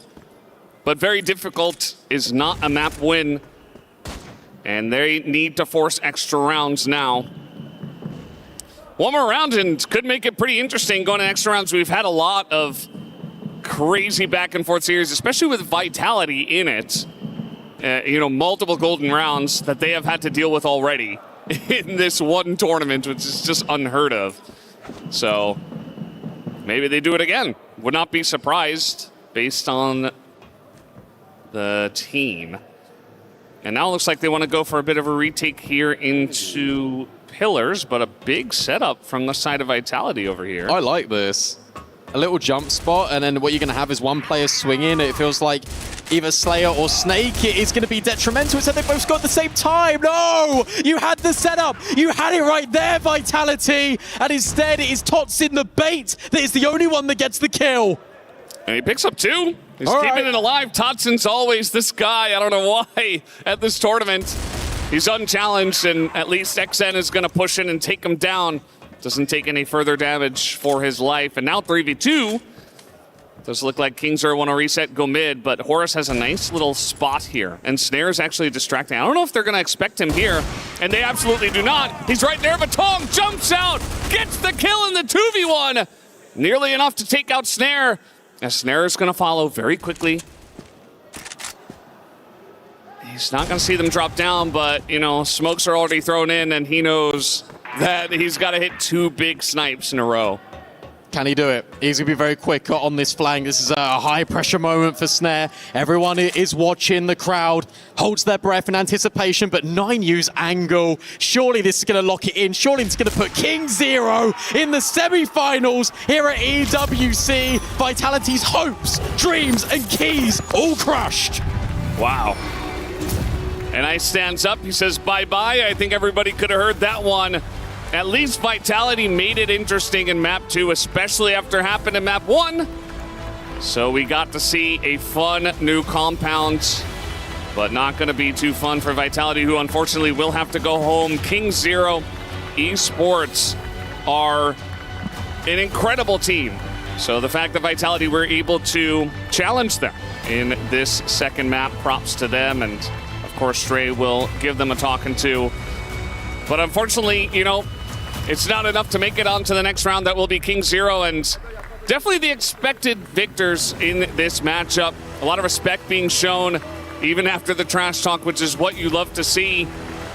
And I think absolutely deserves respect after the play on new compound. I think Vitality got to be happy with how this tournament has gone overall. I know you won't right now, but considering where they were in this group stage, considering, as you said, right up to that final round, how much adversity they had been through in this group stage, how many golden rounds that they potentially were going to go through in these sets. It's fantastic to watch out of Vitality. I think they can say that they've done themselves justice here. They're always on top in West League. Here they find themselves with a top 8 performance, and it felt like earlier today they weren't even going to be here. Yeah, absolutely. I mean, there's just... Crossfire is it's esports where there are just so many incredible teams. And it's difficult to really push top 4, even top 8, as you were saying. Like, props to Vitality to making it there. Again, King Zero were the big favorites. You called it, like, after the desk, you're like, 2-1? I don't think so, guys. I think 2-0 if we're being real. But, yeah, they do get across the line in the 2-0 fashion. King Zero, an interesting new compound as well. But now King Zero have to go up against their CFPL brethren in the semifinals in Baisha. And to be honest, I don't know. I mean, King Zero got the better of them in the upper bracket, but at the same time, Baisha looked very strong, taking out AGAL. So it should be a very close one. It should be, and I think it's a rematch that is absolutely deserved, and I'm really excited to see that. But before we get to the semi-finals tomorrow, we have to crush Vitality's key with Damascus on stage. An exciting match in the end, and Vitality has to bow out of the stage, and it is time to exchange your key. Can Vitality give up their key to the rightful winner, King Zero Esports, taking the win here? Listen, it is time to have a quick chat with our player. Let's have a quick one, of course.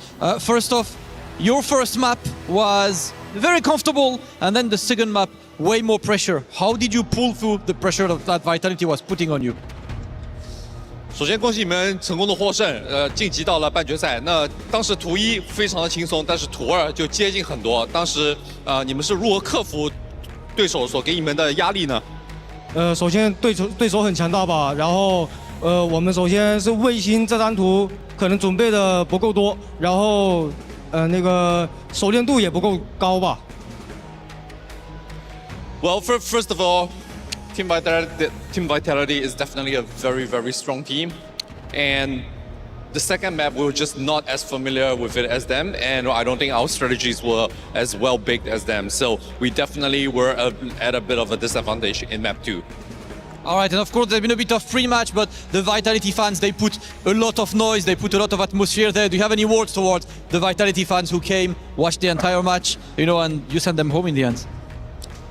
那确实把 Vitality 战队送走之后，那他们现场有很多粉丝在那边一直给他们欢呼。你有什么话想跟对他们的粉丝们、对他们战队说的吗？首先，我觉得有粉丝的支持是一件很幸福的事情嘛。然后他们在现场也很激情，然后喊的我们也很亢奋吧，是一场很精彩的对决。Well, to have fans here on the stage supporting you is something that is very lucky for any team to have. And even though they were cheering for the other team, but the cheers were contagious, and it definitely hyped up the match for us as well. So we're just very happy to have delivered such a good show for everyone, and we hope that you guys will have a good journey. It is hype has no language. Once again, congratulations King Zero. It is time for you to go to the Key Crusher and crush the key, validating your ticket to semifinals. And King Zero is about to crush our final key of the day as they move on to the semifinals of the bracket, ladies and gentlemen. And they have looked absolutely phenomenal throughout all of their matches up to this point. But you could expect no less with how they perform in the CFPL. And as you guys can see, Team Vitality, even with all of the hype and the fanfare, is officially eliminated from the tournament. Once again, congratulations on moving on, and they are officially just 2 matches away from potentially lifting that trophy and etching their names in EWC history. We're gonna send things over to the studio to wrap things up.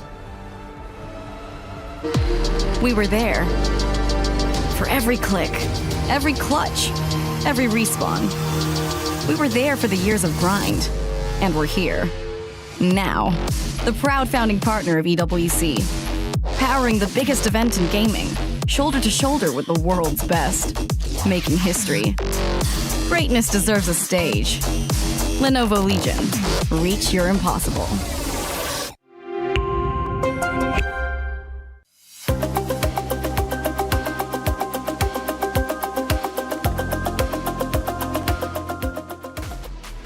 After an epic battle on New Compound, King Zero move forward and they crush the hopes and dreams of Vitality, who are now out of the tournament here at EWC for Crossfire. However, not forgotten, Vitality put up a tremendous fight and they made it top 8, a big accomplishment, I must say so myself.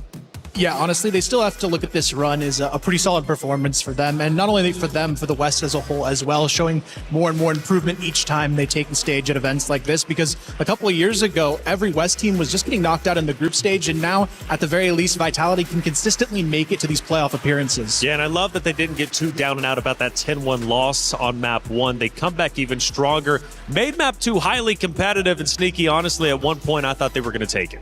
Yeah, I mean, they had us all convinced, especially with that 1v1 that Slayer won right on the site. And I was like, hold on, we might be cooking for a game number 3 here. But obviously, when it comes to just sheer mechanics, you cannot just go up against King Zero just like that. So it does suck for Vitality that this is the way that they went out. But this is more than what I expected, that's for sure. I was thinking that it was just going to be, a clean sweep, especially considering how map 1 went. But, there's actually a bit of a fight there. And there's some hope for Vitality, especially for the end of the year. And the Vitality fans were incredible, having them in the venue, Kyle, like cheering them on, battle drums, chants. They gave everything they had.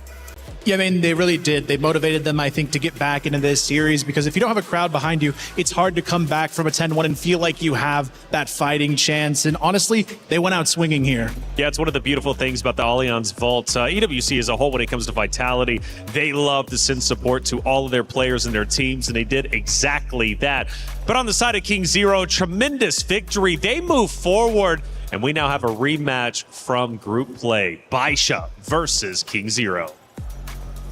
Yeah, dude, Baisha versus King Zero, man. It's baby N9 versus big N9, just like what we said earlier. And I'm very excited because obviously you would want to play with your idol, the man that you've looked up to this entire time. And it just so happens that the man that Ice looks up to just so happens to be the greatest Crossfire player of all time, at least in my opinion. So this could possibly be one of the best of fives that we could actually watch for tomorrow's games. Incredibly excited for it, but Tong, come on, Kyle. Like, Tong is out of this world. Yeah, I feel like a lot of people were uncertain coming into this event how he would perform, but ultimately he was just stellar, top-notch all day long. I mean, he started off this series 14-0. I don't think we've seen that big of a run from a player from the kickoff of a match. Especially whenever you think top 8, right? To do that, especially with the fans cheering for on the side of Vitality, getting loud. Tong, he did not waver in his faith to be able to shoot his sniper. An incredible player for sure. King Zero, very talented, coming from the toughest region, looking to take on Baisha tomorrow in a best-of-5 semifinals. Overall, this series really showcased the strength that they have. A lot of talent for King Zero. They've been making big waves. Honestly, could very well be a favorite to win this entire thing. Yeah, wouldn't be surprised if King Zero is also one of the teams that you consider, considering that, you know, granted that their macro has been shoddy from time to time, especially that even Tong said that their new compound was a bit half-baked for them, so maybe they need to get back into the prac room and practice that new compound, especially considering the entire map pool matters for the best-of-5. So they're still definitely the favorites, but there are more weak spots that they still have to work on. Yeah, Vitality, a tremendous team. They tried to go all the way, but top 8 is what they're going to have to settle for. For Salvatore, he had a chance to talk to Horus upon his exit interview. Unfortunately, Team Vitality is bowing out of the EWC Crossfire 2026. Joining here with me is attacker Horus. Thank you so much for your time. Nice try for Team Vitality. So we saw that sub-base was really difficult for the team. Can you talk us through any insights on what went down inside of sub-base for Vitality? Actually, until now, I didn't understand actually what happened in sub-base especially. But we will work on it. Stray, of course, got the mistakes, and we will see what we can do to not happen again. All right. So, of course, the series did not end in your favor, Horus. But if you were given the opportunity to change a bit of what happened for the team, what would be the things that you would want to change? You mean about this tournament? Yeah. Actually, it will be the bracket. It's unlucky that we have the three Chinese team, but it is what it is. It's fine for us because anyway, it's a good experience, and we will come back stronger in the CFS 2026. Oh, definitely. It's going to be an exciting tournament, and I feel like Horus is anticipating that. But for now, we would like to give you the opportunity, Horus. Do you like to anything to share for the fans at home watching, to your friends, families, and to the Vitality supporters that you heard them, right? They were like very into yeah, they are the best. They are the best. Actually, I want to thank everyone who supports us, my family, my friends, even the fans. Sorry for the disappointing, but we will come back stronger, guys. Yeah. One final question, actually. I want to follow up. I believe there was something that was handed out to you by Harlan from King Zero when he entered your area. So what was that? It was a logo, I guess. It was? It's a pin by the logo. Oh, it's a pen. Okay. Yeah. What a gesture for King Zero, nonetheless. But yeah, that will be all, Horus. Thank you so much for your time. Still, congratulations for your performance. You were able to reach top 8, which is one of the pinnacle and respectable positions here at EWC. We'll see you guys next time for more action here at Crossfire. But that is it. We'll be sending it to the analyst desk for a further breakdown of the game. So that'll be all. Take it away.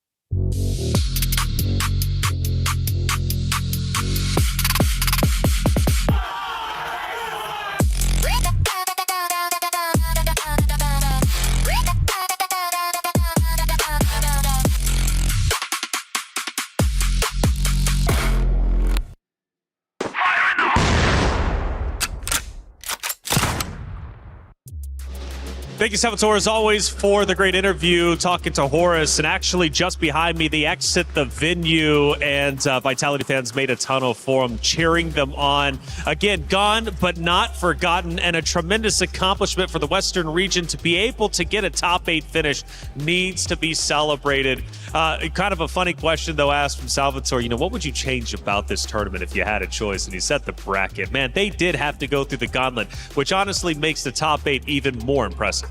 Yeah, honestly, the fact they even made it to the playoffs surprised me, and I think a lot of people in this entire event, because you look at a bracket like that, you don't expect Vitality to be one of the teams making it through to the playoffs, and I think a lot of people doubted them, and they were able to at least prove themselves and hold their own.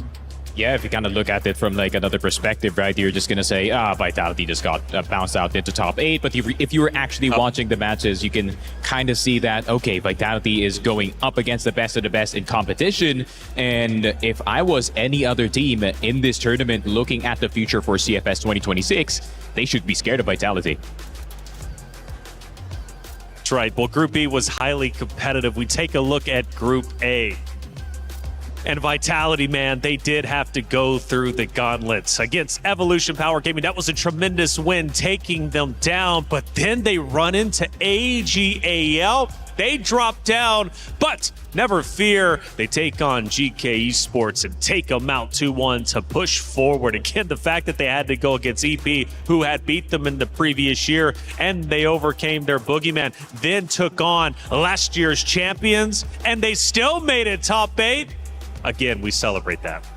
Yeah, I mean, absolutely. I think now the big question on everyone's mind is going to be who can come out on top in tomorrow's matchups, because honestly, it's a bit of a curveball and who made it through. So I think looking ahead, it's going to be really up to some of these teams to prove themselves. But not only that, AG being out of the picture, wide open for anyone else now. Wide open. The crown is for the taking. B-Stream had a matchup earlier, and it was absolutely epic. Was it Team Liquid who got the win? Salvatore, fill me in. The Cavalry advances, but in order to do so, they have to crush the key of their own brothers in arms. Team Liquid defeats Na'Vi to advance to the semifinals of EWC Crossfire. We were treated in set number 1 with an amazing 16-kill performance by Gokyn to close out Black Widow 10-5. To follow it up, we headed to sub-base, wherein WY scored an astonishing 19 kills to seal it 10-7 and close out the series 2-0. That has been the matches for Stream B. We'll see you guys tomorrow. Let's throw it back to the analyst desk.